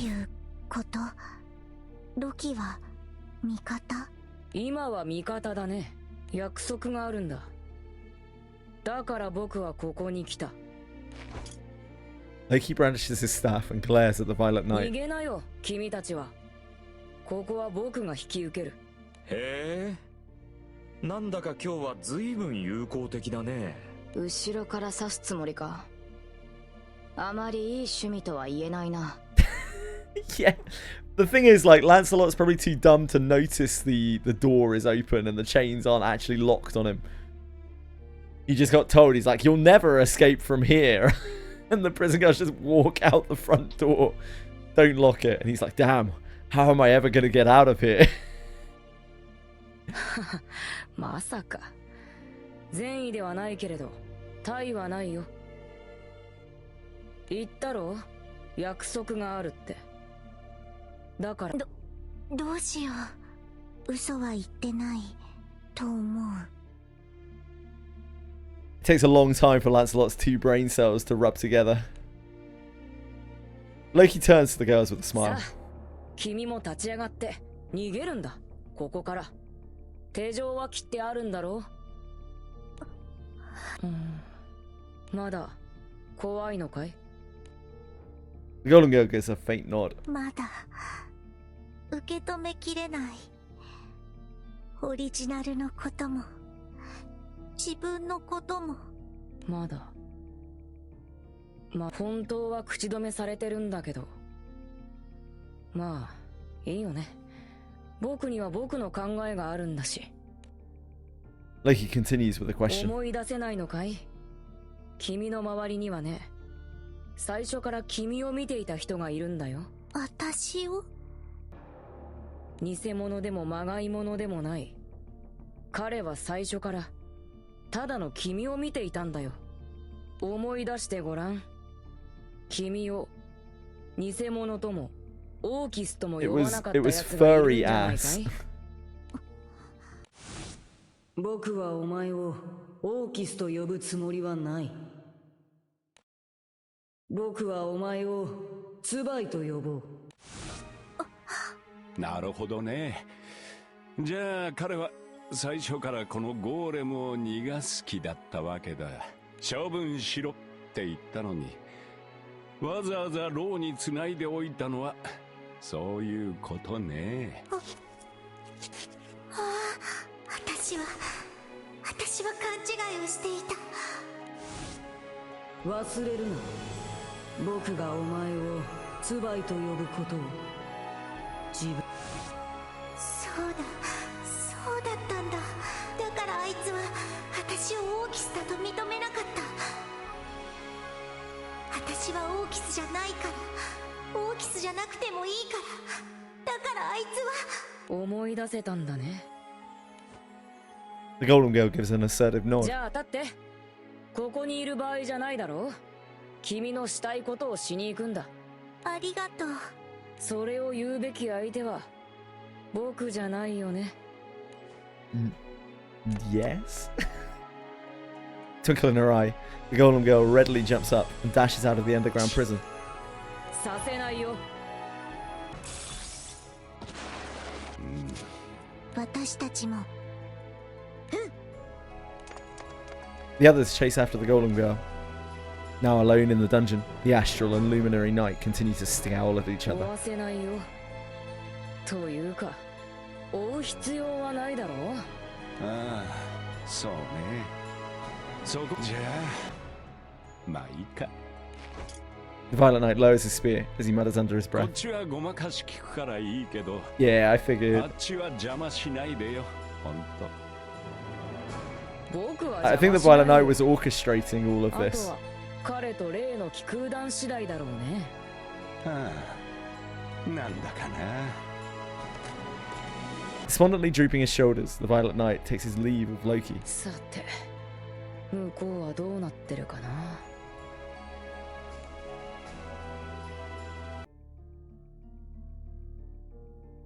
With the prison commotion having settled down, another incident is about to begin elsewhere.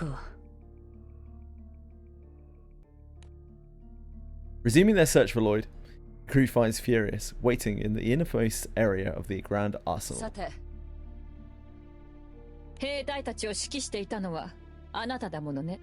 あのゴーレムの子がロイドを持っていないのなら、あとはもうあなたしかいないわ。ツバイだ。Loki trying to form his own crew. You can have it, yo. オーキスでもない。あの子の名前はツバイだ。そう呼んでやってくれ。He wants to win you knife fight, yeah. Lyria's mumbling brings a satisfied grin to Furious's countenance. さて、お前たちが探しているのはロイドだったな。僕はその行方を知っている。だが、それを今話すつもりはない。力ずくで聞き出せってのか？そうだ。お前たちにロイドは渡さない。これが僕の意志だ。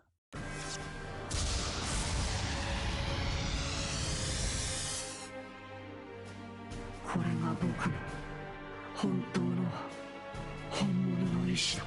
使命でも模倣でもない。僕は僕の望みのために戦う。Where even is this? This is the Grand Arsenal, which is like the big prison.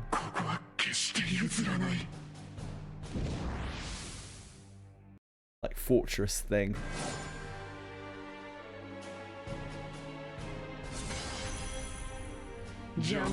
Emperor Furious. We don't need to do that, do we? A few whacks.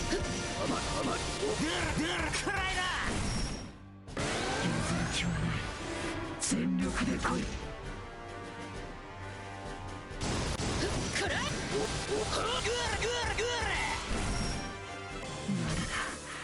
これが決意の証だ。Oh! We're zombified. 気勝手暴れてやるか。役目は終わるか。許してとは言わないし。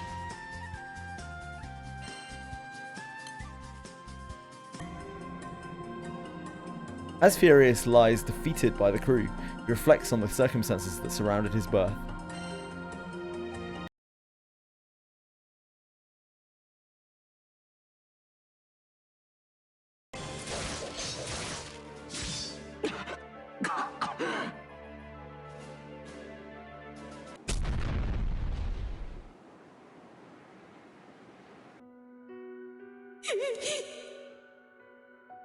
記憶の始まり」「意識を得た僕が最初に目にしたのはひどく怯えたハービンの青年だった」「フュリアスという男」 Ah, so this is the start of the copy's life, not actual Furious.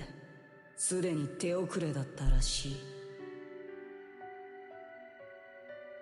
度重なる魔性の酷使、戦闘によるダメージ、これらが重なってすでに精神も肉体もボロボロだったそうだ。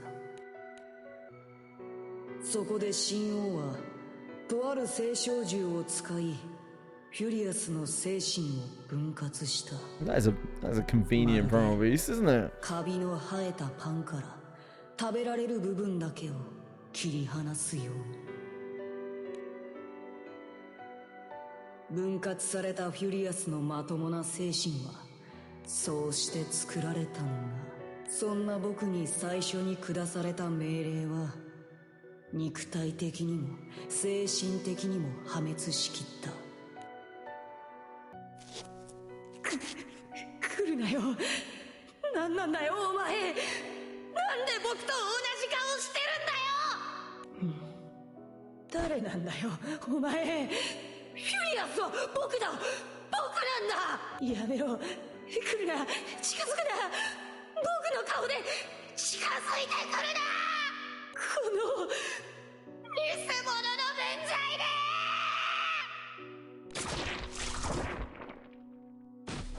Very visceral sound. 相手を始末するのはあまりにたやすいことだった。こうしてオリジナルを始末した僕は晴れて偽物から本物になった。そのはずだった。Yeah, he wished for something different for Javai. 僕が Listen, it didn't work out too well for 本 him. 物を始末した。本物は僕だ。僕が本物。じゃあ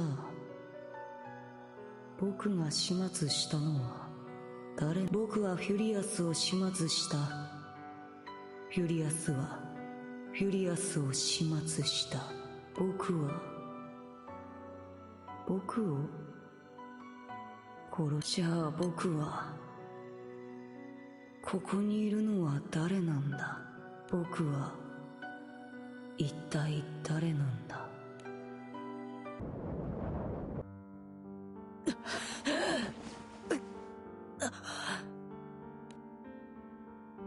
Furious awakens to find the captain and company desperately trying to keep him alive. なんで治癒の術が効かないの？どうして僕に治療を。 Killing's not our style. Neither is apprehending それに criminals. お前さんにはロイドの行方について教えて Stopping people isn't what we do, okay? We like fight people, but we don't stop them. We don't believe in it. He's so useless. He is pretty useless. The young Harvin apologizes with deep regret. すまなかった。足止めをして。ちょっと喋んないで。今直すから。いい。僕は最初からもう長くない。 治癒は無意味な、そういう I mean, that is what we do. That is much more our kind of speed. We let them get away like five or so times, roughly around 5 times, and then like at the end of 5 times, they're like, "Why don't you? Why do you bother with me? I'm just gonna keep doing this again and again." And we're like, "Well, it's because we see something in you. We want you to be better." And they're like, "Oh my God, you're right. It could be better." やっぱりあなた、ただあのフュリアスが生き延びたわけじゃないのね。さあ、どうだかな。Harvin reveals Lloyd's whereabouts in a raspy breath. ロイドは紫の騎士の小型艇に積んである。ただロイドからアーカーシャを取り出すのは誰にでもできることじゃない。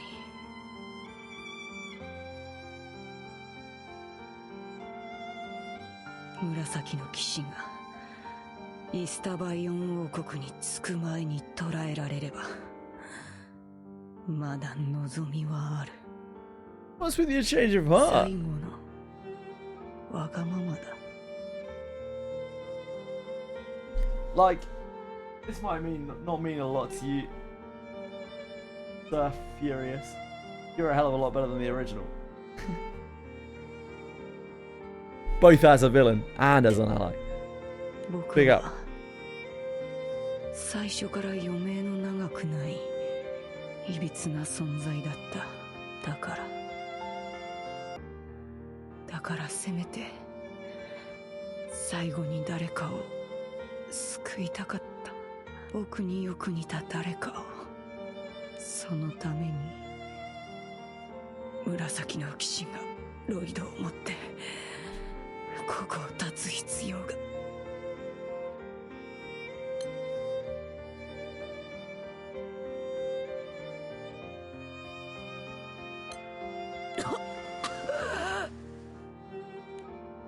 The young Harvin coughs up a bloody splatter, hacking noisily. Healing magic is not going to help. You heard him. Covered in his own blood, Harvin looks to the ceiling with a prayer in his eyes. 結局僕は誰だったんだ。本物か偽物かそれ以外かわからない。わからないが悪くない気分だ。フュリアス。 The golem girl, who had just come in, finds Furious sprawled out on the ground before the crew. フュリアス。なんでそんな。だって嘘。だって私ようやく分かって。だから私ツバイちゃん、これは。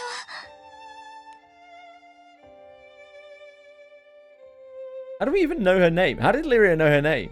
Nobody told Lyria her name. Zwei has tuned out everything other than the sound of her own voice. Lyria's psychic?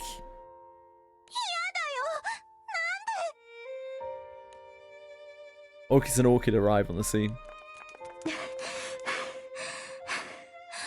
追いついた。団長さん、この状況は。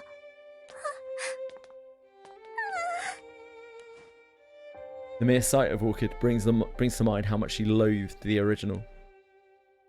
While that hatred has subsided somewhat, Zwei will need more time before she can fully accept Orchid. More pressing is the bloodstained body of Furious before her, surrounded by the crew. Poetic justice, perhaps. Good, evil. Distinction makes little difference to Zwei, as the crimson tint of Furious's blood seems to be the only thing she sees at that moment.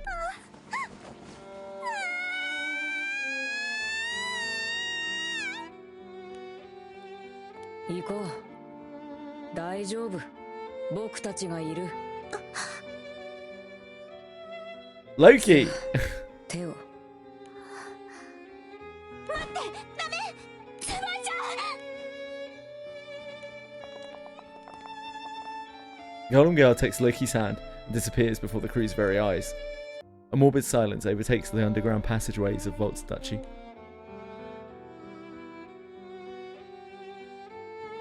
After a grueling, hard-fought battle, the Erster Kingdom successfully liberates Volts from the invaders. Without a leader in place, the Holy Erster Empire gradually crumbles on its own. Peace is once again restored to the Fantagranda Skydom. Crew later meets up with Rackham, who now helms a retrofitted Grand Cypher, in order to retrieve the Golem Lloyd, which stores a primal beast strong enough to alter the fate of the world. The crew sets a course for Nalhagranda in pursuit of the Violent Knight.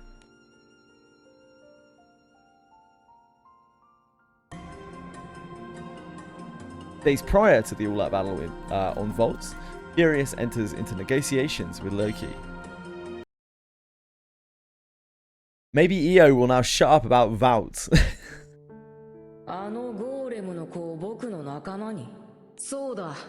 そして広い世界を見せてやってくれ。Days before the showdown in Volts, Furious had approached Loki with a proposition. なるほどね。大体の背景は分かったよ。でもそういうことなら。No, because she would then have to constantly live in the shadow of the other two Orcuses, right? あの子に必要なのは正義じゃない。正しくなくても穏やかにいられる場所が必要なんだ。奴の気空団はオーキスやオルキスと距離が近い。I'm a genius. 最終的に吹っ切れたとしても。その二人を受け入れるまでにはかなりの時間を必要とするだろう。不安定な心のままそんな場所にいれば別の方向に歪んでしまいかねない。随分と過保護だね。あれは僕だ。僕はあれの苦しみを知ってる。そういうものなのかな。そういうものだ。同じ舞台に立って直接向き合うようになればお前にもわかるさ。同じ舞台に。ところでこの茶番のことその子には伝えなくていいのかい。舞台の外から見るにこれは君の善意だ。伝えれば感謝されると思うよ。恩を売りたくてやるんじゃない。僕が救われたいからやるんだ。それにこれからあの子は自由になるんだ。本物とか偽物とか僕が逃げられなかったものから解き放たれる。そこに妙なしがらみは残したくないんだよ。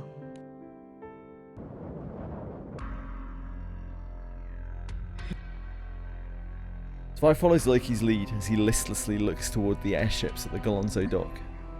謝るよ、ツバイ。君は彼の最後を見るべきじゃなかった。あそこで僕が君の背中を押さなければ。彼の生死について。いい。偽物の希望なんて本当のことを知った時に辛くなるだけだから。そう。君は強くなったね。They continue gazing at the activity around the docks. When a voice calls out from behind.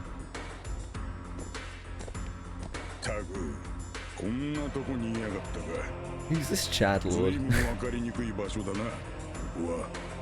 途中で寄り道するからあっちこっちに引っかかりすぎ。あら、興味の幅が広いのはいいことだわ。Deary. This guy's got some style. 三日星ちゃんも小さいうちから閉じこもったりしないで、いろんな He's been taking some tips from Belial. 慣れ慣れしい。それに子供扱いしないで。あら、ごめんなさい。そうそう、本当は随分年上なのよね。星の民ってとっても不思議ね。おいロキ、連れてきたぞ。Seeing everyone gathered, Loki cracks a delighted grin. Yeah, Mikaboshi is an astral. With his head held high, Loki gladly leads the way. Ahead of them is the Grand Sleuth, great wings that have been lying in slumber for quite some time. But their prize may not come easily, for a primal beast stands guard in front of the coveted airship.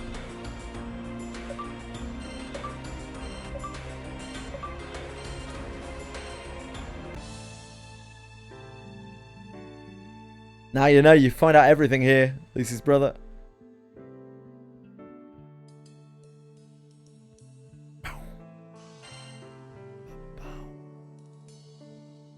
This one, probably right.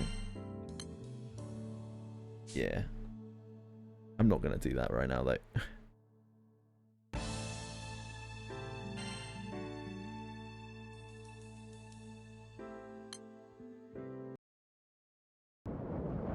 Sweet dreams, folks. Sleep well, man. Thanks for hanging out. Love you very much. See you soon. Captain and company are on a mission to recover Lloyd, a golem with the primal beast Akasha sealed inside it, from the Violet Knight. Before the crew can give chase, they make a brief stop in the Erster Kingdom to resupply.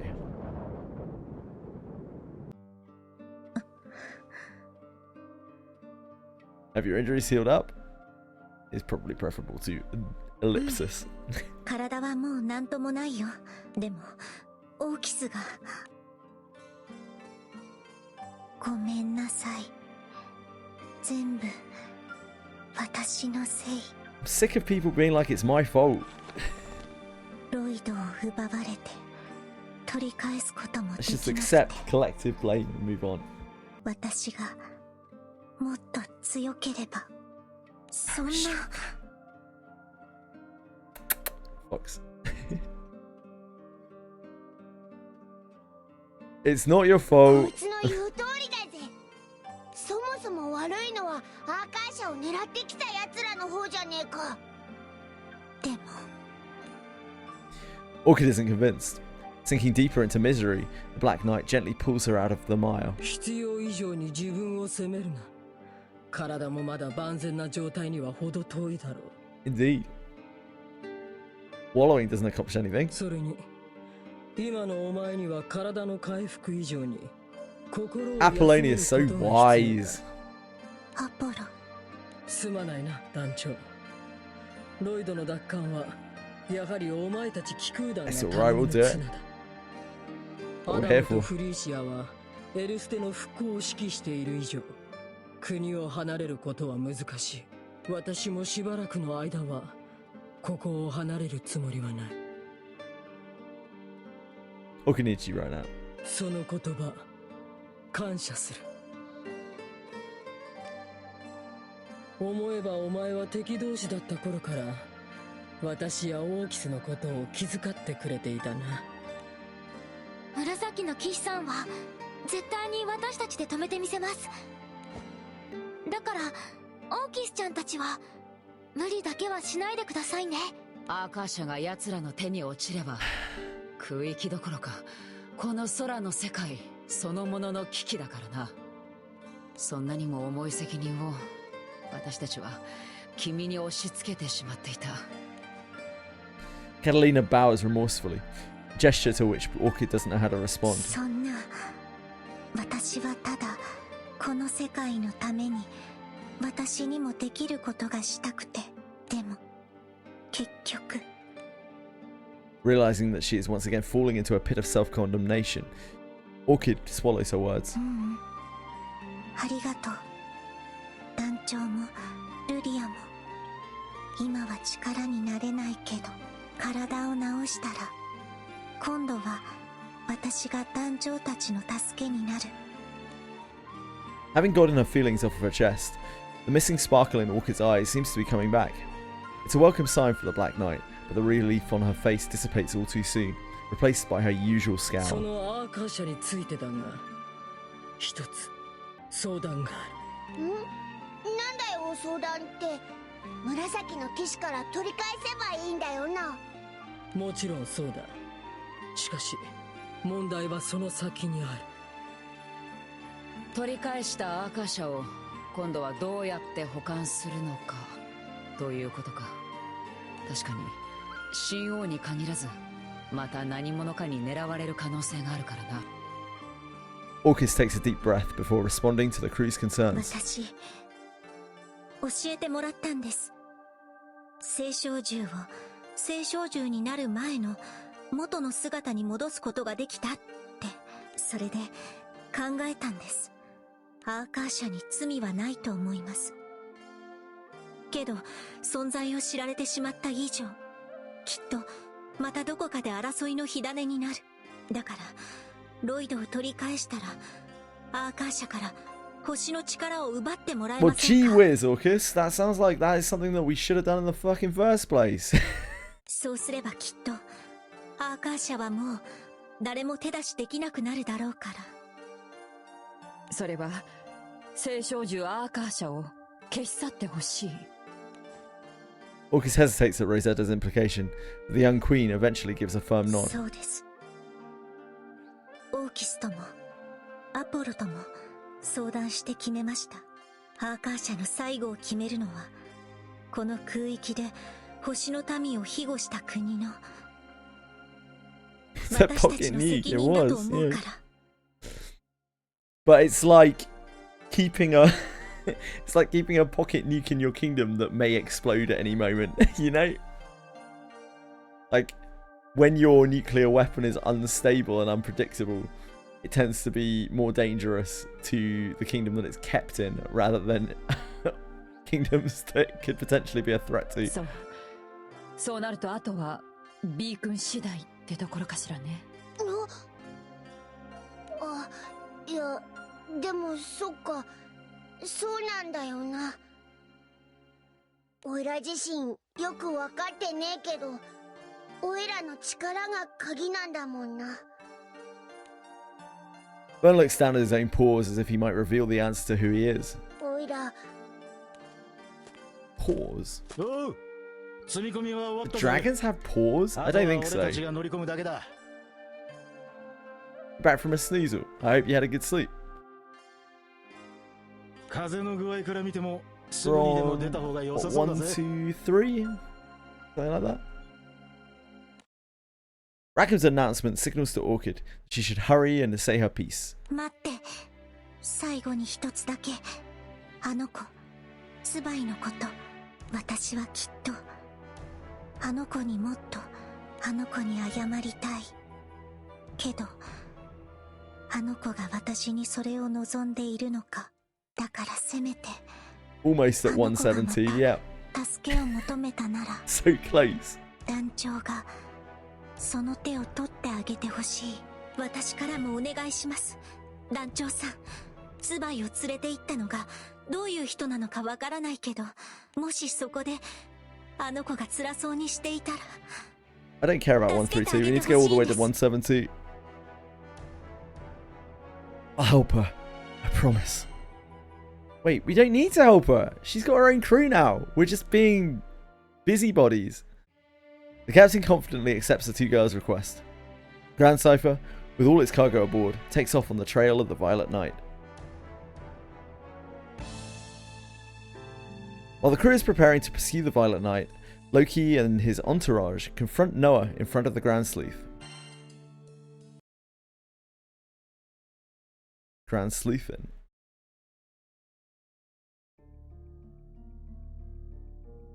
Yeah, we still have to get Lloyd back from the Violet Knight. To be fair, like, it does seem like these guys are about to steal our ship. Or like our engine, at the very least. Whereas one great airship soars through the skies, hunting the Violet Knight. Another great airship is being hunted by an astral-led crew. Wait, does it matter if they steal this? It doesn't even have an engine in it, does it? We've already taken the engine. I don't know. Another great airship is being hunted by an astral-led crew. The ship's primal beast caretaker is having none of it. 担当直入に聞こうか。君たちはここへ何をしに来たのかな。 Don't be an arsehole, Noah. Just let him have the ship, alright? そんな怖い顔をしないでほしいな。僕はお願いがあってここに来たんだ。Loki speaks almost wistfully as he gazes at the weather vessel. 大いなる旅を支えた偉大な翼。飛空艇グランスルース。 Yeah, like he could probably. I mean, that's what I'm saying. Like the ship is useless to us, so like I don't really see the point. Just let him repair it. Let him have it. What's the big deal? その最後の旅路を僕たちに譲ってもらえないかな。最後の旅路を。それはつまりこのグランスルースを再び旅に連れ出そうと。そういうことだね。断ると言ったら。おいおい、断るってのか。腕っぷしに自信のある。 He's got a very deep voice, doesn't he? He's a real man. 青少獣に姿形は関係ない。そこのフェンリルだって見た目はただの可愛い子供でしょ。 Does she? I'm not sure you might be the best judge of character, Mikaboshi. ま、フェンリルは見た目だけじゃなくて中身も可愛いと思うけどね。中堅みたいに悩んだりしちゃって。喧嘩売ってんのかてめえ。フェンリルは強いと思う。でもね、私とは喧嘩にならないの。だって私は星の民で、あなたは青少獣なんだもの。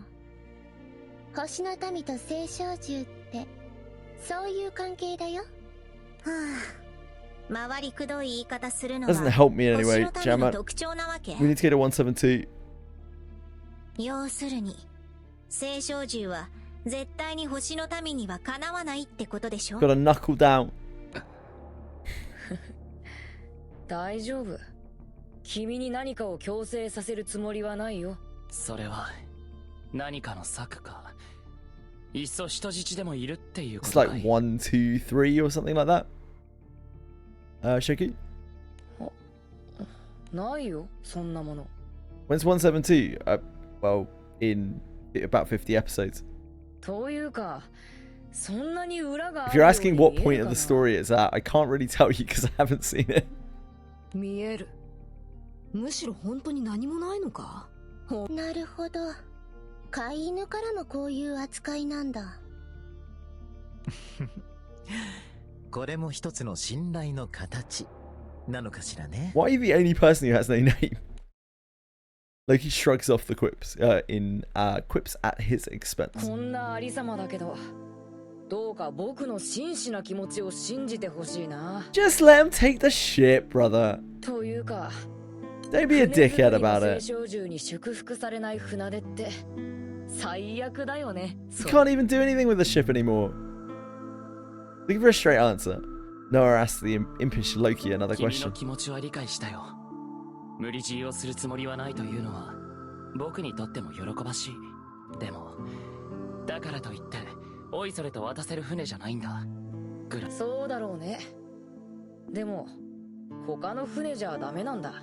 君自身が手がけた船であり、旅の果てに破滅を乗り越えた船でもある。僕が君にこんなことを説くのはおかしな話だと思うんだけど、飛空艇は最後の最後まで空にあって、その勇姿を歴史に刻み続けるべきじゃないのかい？伝説を成したからといって隠居しなければならない理由なんてない。まだ飛ぶことのできる翼をこのまま朽ちさせてしまうのは君にとっても不本意なんじゃないかな。どうだろう。少なくとも僕は I'm actually 100% with Loki. Like this shit is just getting wasted, just rotting away here. Why so 172? That's the end of Sierra's basically. It's not anymore because there's more after it now. But like there's the evoker bit after it. 172 is where all of the rewards that we would love to get for prior to the Fire Guild War are. Noah remains silent, so Loki continues his pitch. そして何より僕たちがこのグランスルースを必要としているんだ。僕たちは君もよく知る団長さんたちを追うつもりだ。そうなると必然的に目指す先は星の島。いや、それよりももっと先のまだ見ぬ世界になる。だから強い力を持つ気空艇が必要なんだ。それが君たちの旅をする理由なのかい？厳密には僕の理由だね。事情なんてものは人それぞれさ。そういうことなら彼らにグランスルースを譲っても構わないと思うが。バルフリート、君は。Because Wilfred is the only mentally adjusted person in this entire world for some reason. The former veteran passenger who had trusted his life to the Grand Sleuth quietly speaks his mind. 船は旅人のためにこそあるものだろう。そこに旅の意志を持つ者がいるのなら、応じてやるのが先達としての務めというものだ。バルフリート。おお、まさかここで会えるとはな。その偉そうな物言い、あの頃からちっとも変わってねえ。As he is, mate. 久しいな。娘が君の世話になったようだ。いや、むしろあしらわれたのはてめえ。He's not happy. なんだ Red threads bind Gandalf's limbs, preventing him from taking his rage out on ちょ Wolfred. っと黙ってて。話が進まない。このクソガキが。はいはい。ちょっとごめんなさいね。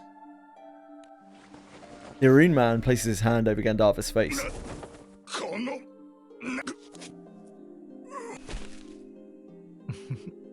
かわいい。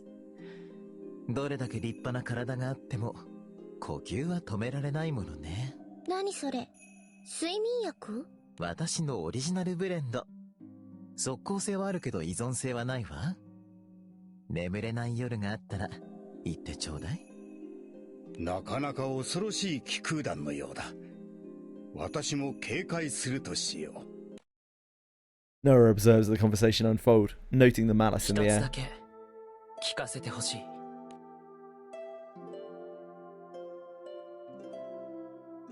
Voice line? Hello? No, guess not. As Loki ponders the... Oh, there we go. 団長さんに対して Better late than never. どういう存在になるつもりなのかな。 As Loki ponders the question, he gives a deliberate answer. 僕は団長さんを眩しく思ってる。それは紛れもない事実だ。でも敵に回らないかどうかは約束できない。逆に聞こうか。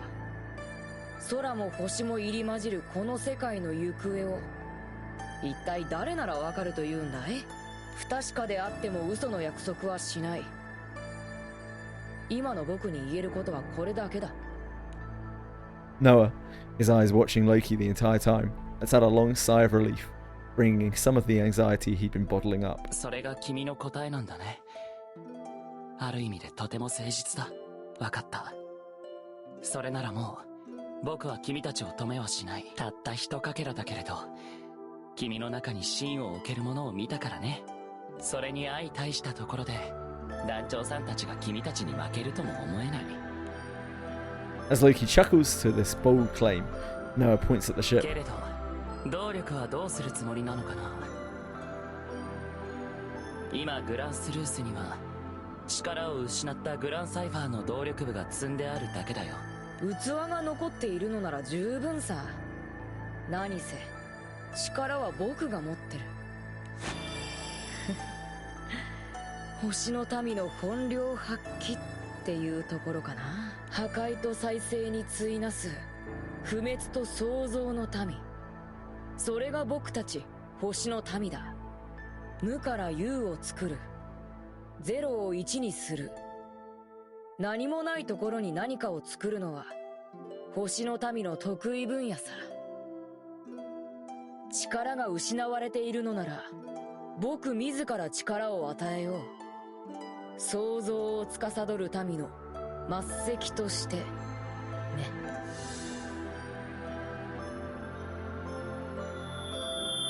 A glow of light emanates from Loki, expanding in size and intensity until it eventually engulfs the entirety of the Grand Sleuth. The light seeps into the ship's engine, filling it with the power of a new purpose.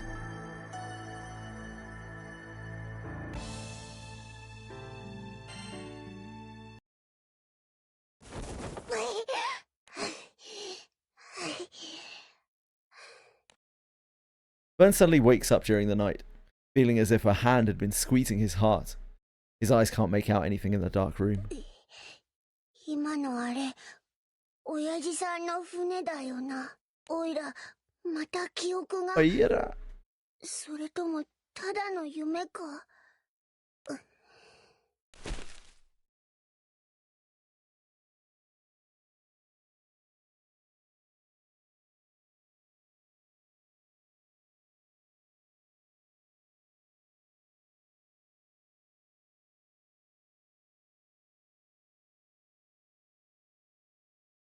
Sorry.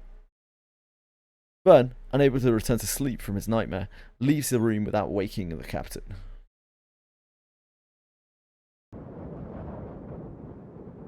A field of stars sparkles above the deck of the Grand Cipher as it continues to gain ground on the violet night. 大丈夫？寒くないかしら？もうじきノースバストが見えてくるわ。空気が冷えてきたでしょ？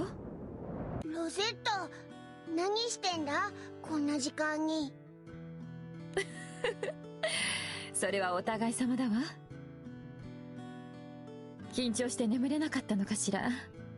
こうやって正面から空域を越えるのはまあ、それもそうなんだけどよ。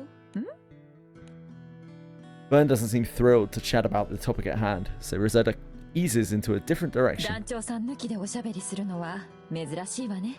こんな風に二人だと昔を思い出すわ。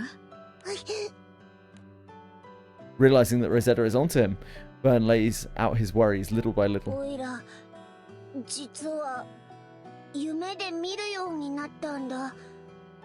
昔の親父さんとの旅のこと。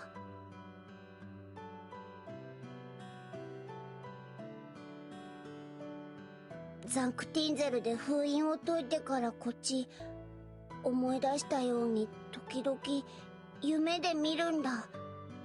場所も順番もバラバラでよくわかんねえのも多いけど、見たこともない島を冒険しててさ、若い親父さんが楽しそうにしてて、でもだからおいらすっげえ怖いんだ。怖い？だってこんな記憶なら別に封印する必要ねえじゃねえか。ってことはこの記憶を巻き添えにしてでも封印したかった何かがあるんだろ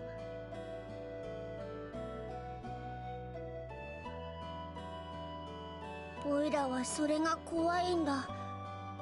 このまま行くと一体おいらは何を見るんだ。リー君。It's clear to Rosetta that Vern is struggling with inner conflict. She decides to give her point of view. そうね。力と一緒に記憶も封印されたのには理由があるわ。でもね、B 君。けどまあ、怖がってばっかもいられねえよな。昼間、オルキスたちがアーカイシャを消してほしいって頼んできただろ。あの時おいら不安だったんだ。親父さんの旅に並んじまうのが。全部を思い出して力を完全に取り戻して、それで記憶が封印された理由を知っちまうのが怖かった。でもあいつは迷わねえもんな。あいつの相棒はオイラなんだ。ここでオイラだけおじけづいてるわけにはいかねえぜ。Rosetta is taken aback by Vern's sudden turnaround. She quickly gathers herself and cracks a smile. そうね。それでこそ団長さんの相棒だと思うわ。ありがとな。ロゼッタに話したらなんかすっきりしたぜ。寒い。落ち着いたら急に寒くなってきちまった。おいらもう戻るけど、ロゼッタはまだ甲板にいるのか？ええ、もう少し夜風に当たっていくわ。そっか。じゃあ風邪ひかねえよ。ありがとう。おやすみなさい、リー君。Vern waves back and heads below deck. After watching Vern disappear into the belly of the ship, a satisfied Rosetta turns her attention back to the night sky. 強くなったのね。あの頃よりもずっと。これも団長さんのおかげかしらね。Who that? 本当に不思議な子。Bird's eye. どうなっていくのか He しら has his ね。moments. 今の私たちの旅は。Rosetta's musings meld away into the twilight backdrop. Soon the crew will come face to face with the Grim Basin, gateway to Nethergrande.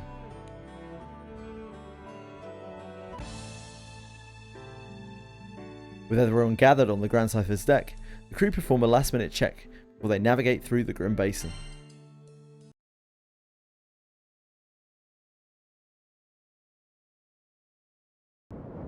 よーし、じゃあ最終確認だ。団長、クーズのかけらは揃ってるな。There's one missing. おいおい、嘘だろ。I was joking.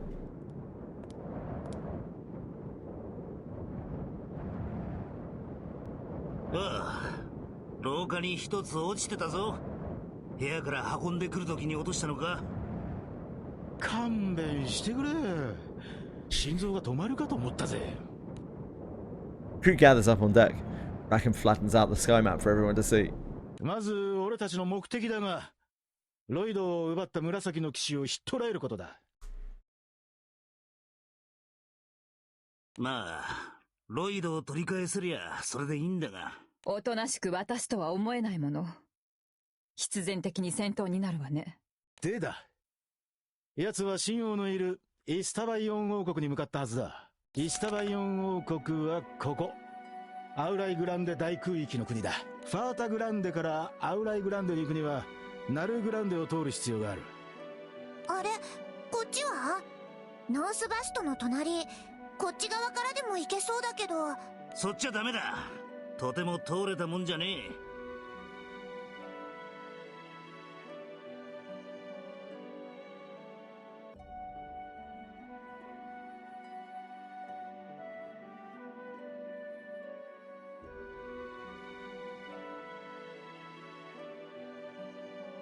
名前もなけりゃ人もいねえ。荒廃した空域なんて呼ばれててよ。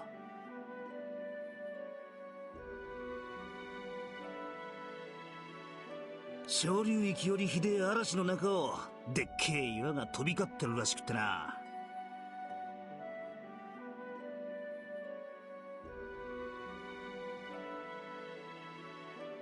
その証拠に荒廃した空域の近くじゃ時たま小流域を突き抜けて岩が飛んできやがる。近づくことすら危ねえ空だ。いくら七葉の騎士でもそっちを通ることはねえだろうよ。急いでいることを考えたらなおさらね。無理に危険な空域を通る理由はないわ。Rackham stabs the outline of Nalhagranda on the map with his finger. まあそういうわけでナルグランデに向かうわけだが、ファータグランデからナルグランデに行くのも航路は基本的に一つだ。ノースバスト、前に歩いて登った場所よね。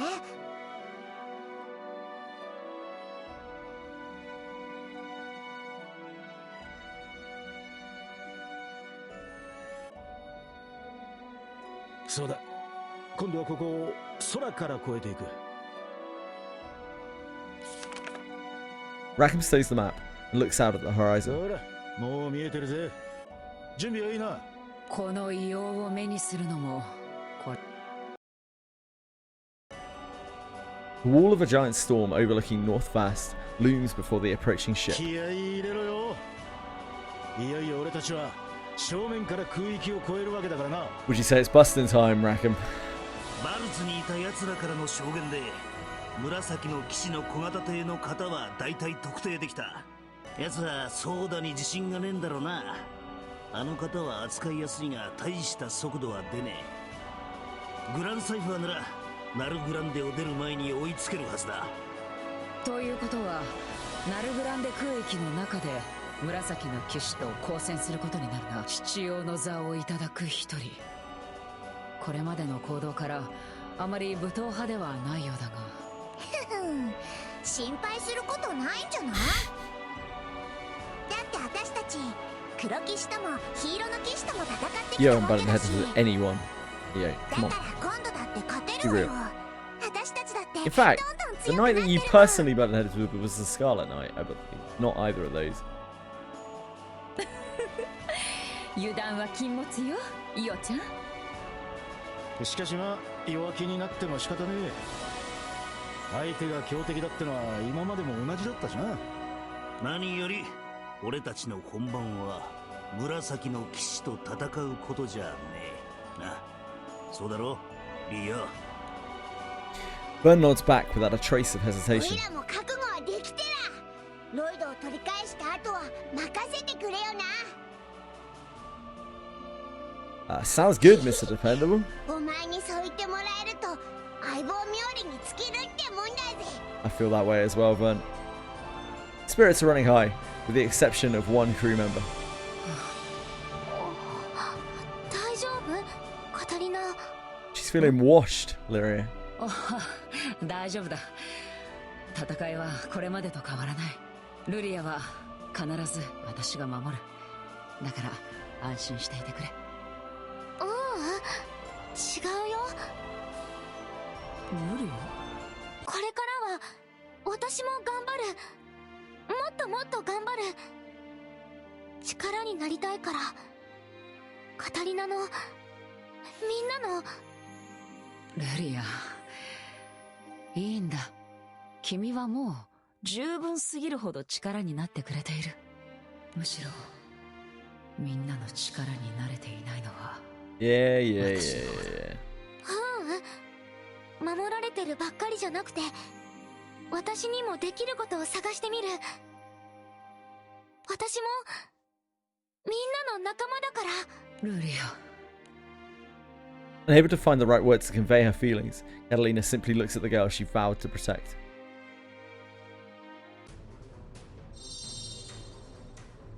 The ship finally knocks on the door of the Grim Basin, and the sky map pieces start to glow, confirming that the crew's request has been heard.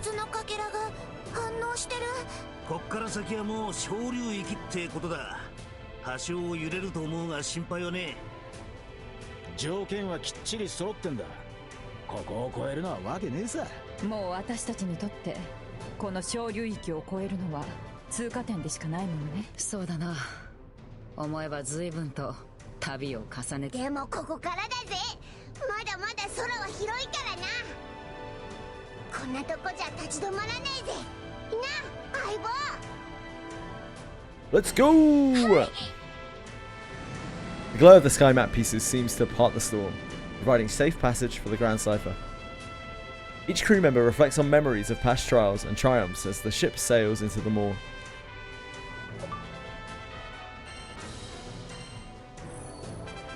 This is the, Sturm and Drang. This is actually the last side story to unlock that is available to us currently.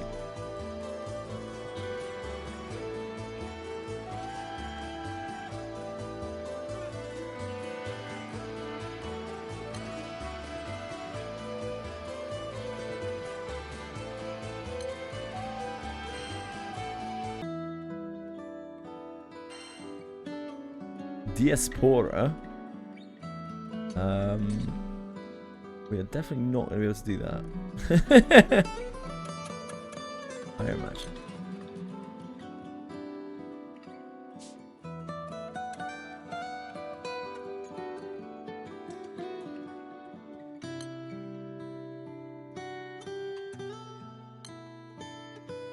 We'll circle around to all this stuff. Where Dark Rapture is. We've got this. How do we do that? Oh, Seraphon. We finally unlocked Seraphon.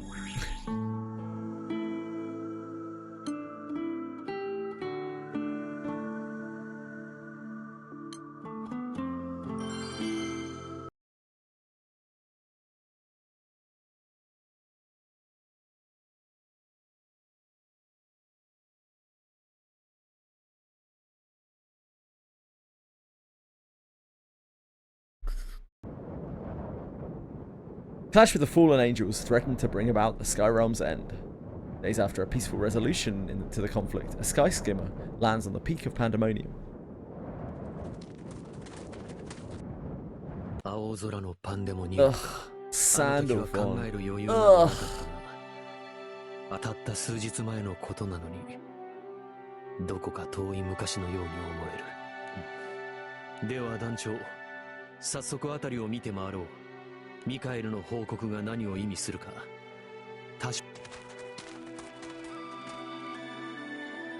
Michael had reported on the whereabouts of Lucilius and Belial. Ever since the collapse of the Divine Tower at Etamananki, all traces of the two have completely vanished, an unnatural phenomenon. To confirm whether the two are dead or alive, Sandalphon and a recuperated captain look into the matter. I'm guessing this is going to unlock the Belial and Beelzebub fights. とすると、結論はやはり、団長、あの時に見た虹は覚えているか？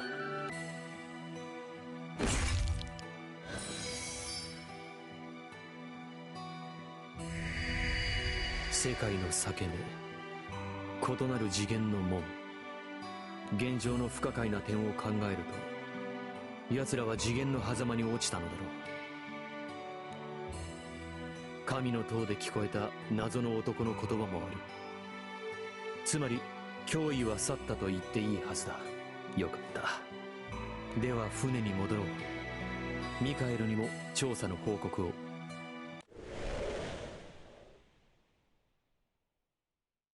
Before they can leave, a gust of wind blows something to their feet. Sandalphon picks up what looks like a piece of cloth. この黒い皮膜は。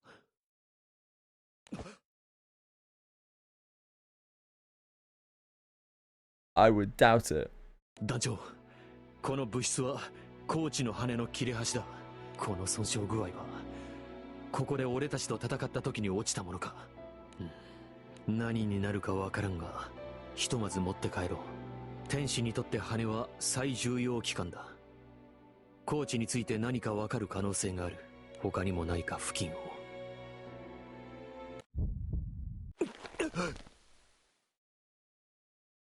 Grinding the EXO event, so difficult. Ah, you're getting there though, Edie, no doubt. なんだ、この感覚は。団長。団長。ここは。俺は何を。そうか。またルシフェル様の記憶を夢に。だが。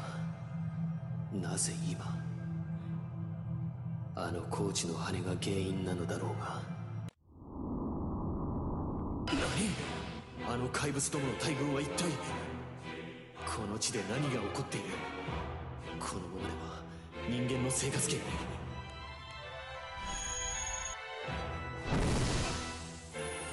間に合ったか。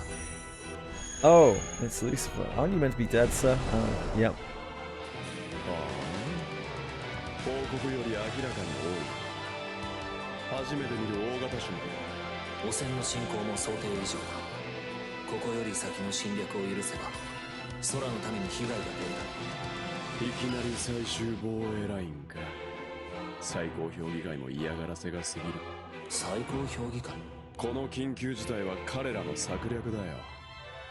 四大天使にサリーにシェムハザー。研究所の戦力が不在の隙を狙ったんだ。聖少獣の活躍で日に日に高まるファーさんの影響力を嫌ってね。そこで天使長の君一人を潰せばいい具合に収まるだろうって寸法さ。なるほど。副官の君が不在でなかったのは偶然。公の場では無能に振る舞っててね。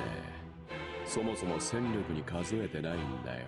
おかげで彼らの目を楽に盗んで君に合流すること。This is always pretended I can't get my sword up in public. I just realized. そうだ。感謝する。来たか。交戦準備は。確かにね。お互い天使の増産以降は士気ばかり。さすがに欲求不満だ。まあその意味で今回はいい機会だ。たまにはハメを外させてもらおう。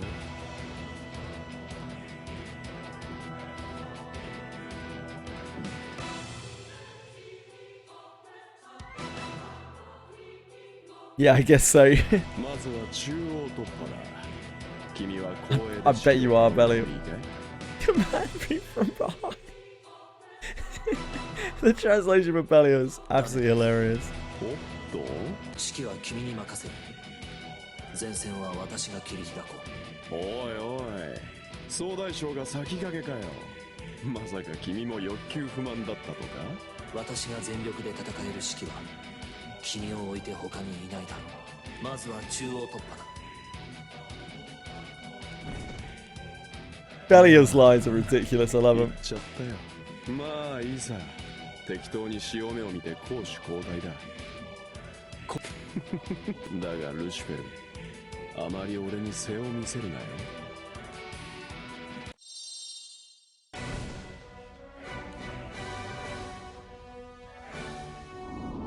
Next moment, an explosion of light explodes in the center of the enemy forces. An explosion of light explodes, not the best writing, followed by countless light beams piercing the earth.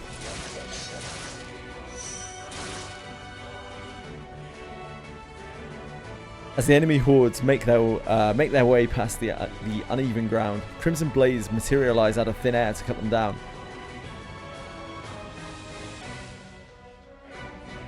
A simple flutter of their wings, followed by hand and face gestures, allows the two to coordinate their attacks perfectly. There are perhaps none more equal than these two when it comes to power and intellect. ルシフェル様とベリー、この記憶の歓喜はコーチのあれが6枚羽に刺激を与えたせいか。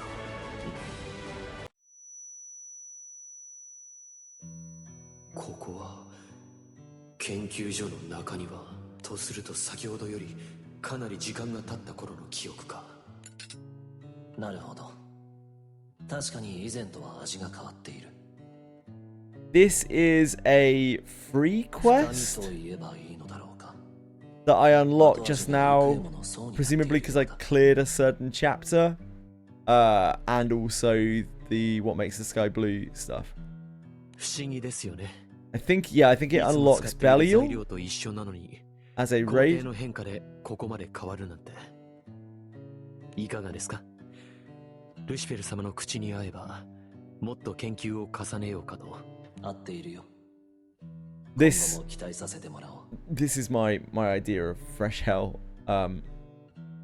Watching Sandalphon and Lucifer converse over coffee. But thank God Belial's here.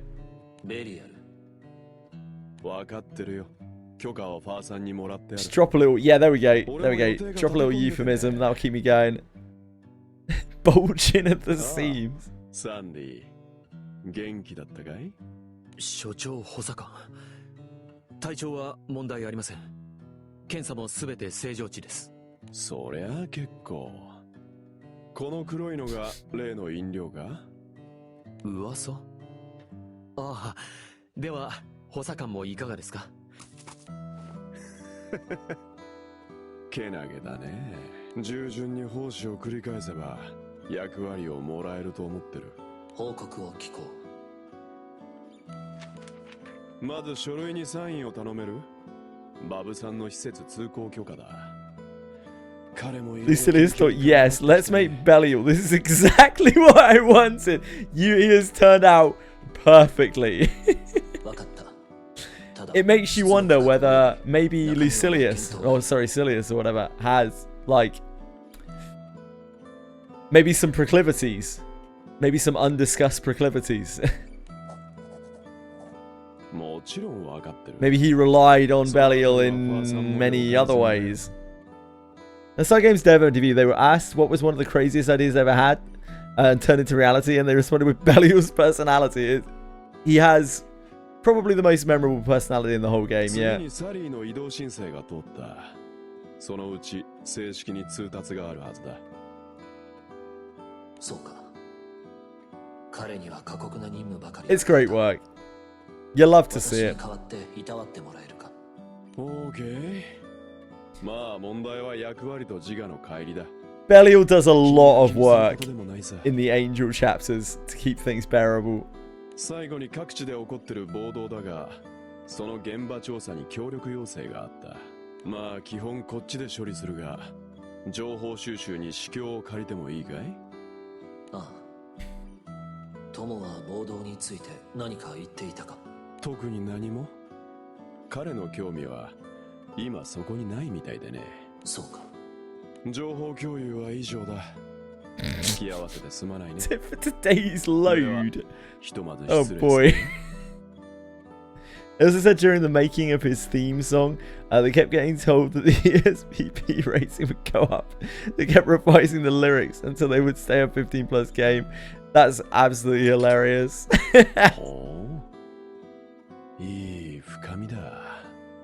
少々俗っぽいが気品がある。It's literally every single text box. 補佐官、すみません。ただいま準備が整ったのですが。It's like the only character where I wish I could understand what he was actually saying in Japanese. コーヒーごちそうさま。How much it matches up. 飲んだけど美味しかったよ。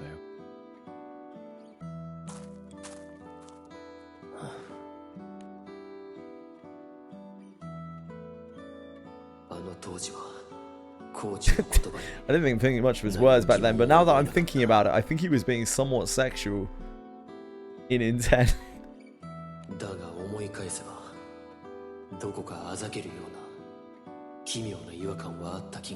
Isn't that his standard tone? 本当に奴は何を考えていたのか。カノン、この場所はまさか。ごきげんよう。久々だね。元気だったかい？天使長様。反応がないな。気配は残ってるが、息は絶えたか。だが残念だよ。理想は君とバブさんの相打ちだったが、まさか一矢も報いずに決着するとはね。不滅を滅する力が予想以上だったか。何か戦えない事情でもあったのかい？ここで君を眺めてると思い出すよ。ファーさんの首が転がってる光景を。誰がやったのか考えずとも分かった。あのファーさんが微笑んでたんだぜ。なあ、微笑んでたんだよ。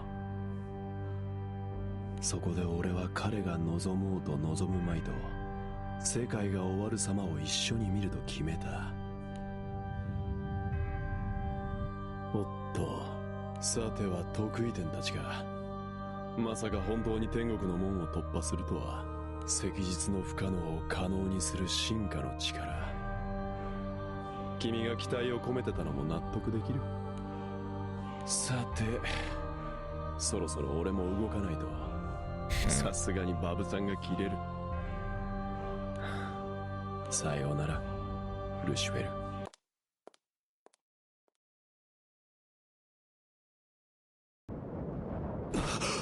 Less of you, Sam. Less of you. パンデモニウム、目が覚めたのか。だが、視界が妙に歪んでいるようにも。That's probably because you were looking at Belial, mate.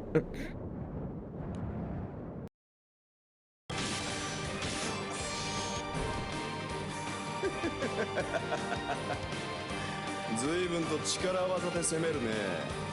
荒っぽいのが趣味なのか。だが少々感心するよ。天使長の力と四大天使の力をその身に収め安定させると。アインショフオール。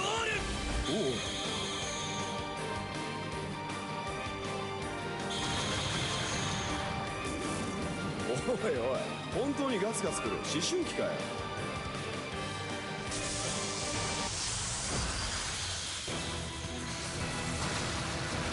8枚羽。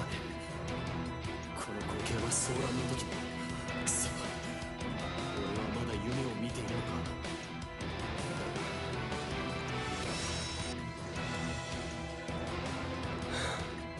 優先順位を誤った。先に君を排除するのが適切だったか。得意だ。人間が天使の問題に首を突っ込むな。くっ。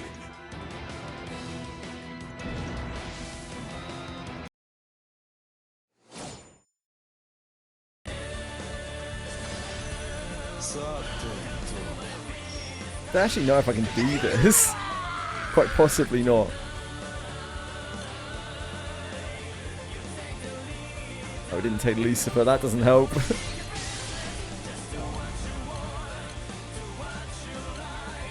Probably not. Yeah, I don't think I'm going to be able to brute force this right now. Somehow.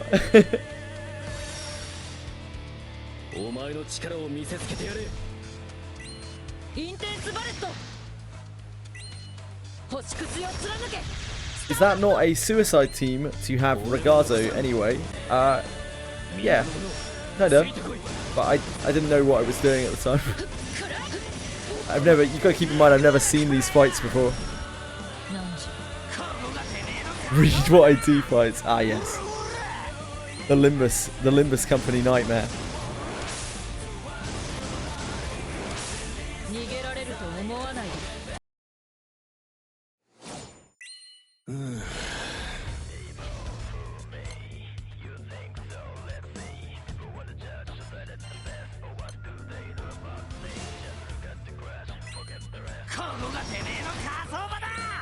Why my main? Not really, no. Wind is my main, really, but my fire is actually stronger than my wind right now.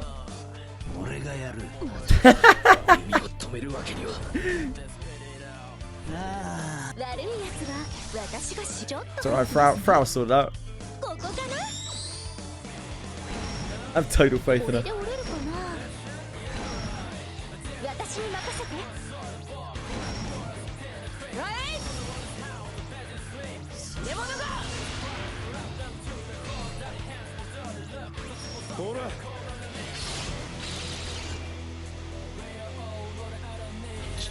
Frau's apparently coming to Relink, yeah.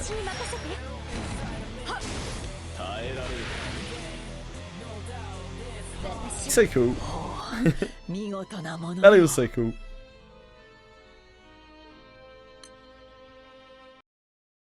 Wish I was as cool as Belial.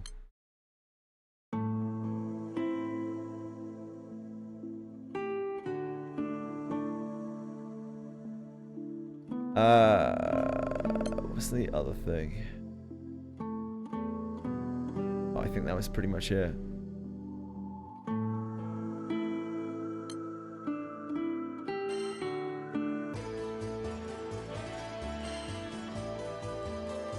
We've got our mastery trials now. We're unlocking things. Right, I gotta take off. I'll be back tomorrow. Tomorrow is Wizardry patch. Probably some various Wizardry shit. And then any time that I've got left will be on Granblue. I'm going to leave the Limbus stuff till Friday so that other people have a chance to play it through before I do. Thank you for being here. I appreciate it. I will see you all tomorrow. Good luck. Good luck with whatever you're up to. I love you very much. I hope you have a great night. Thank you, Lisa Brother. Thank you, Quantum. Thank you, Penguins. Thank you, KO Team. Thank you, Umi. Thank you, Shaq. Thank you, Shoku. Thank you, Edie. Thank you, Jam Man. Thank you, everyone else who is still out there. I appreciate you, whether you are active or lurking or whatever. Thanks, Blue Irony. Thanks for the follow, Shoku. It's very kind of you. Yeah, I'll be back tomorrow.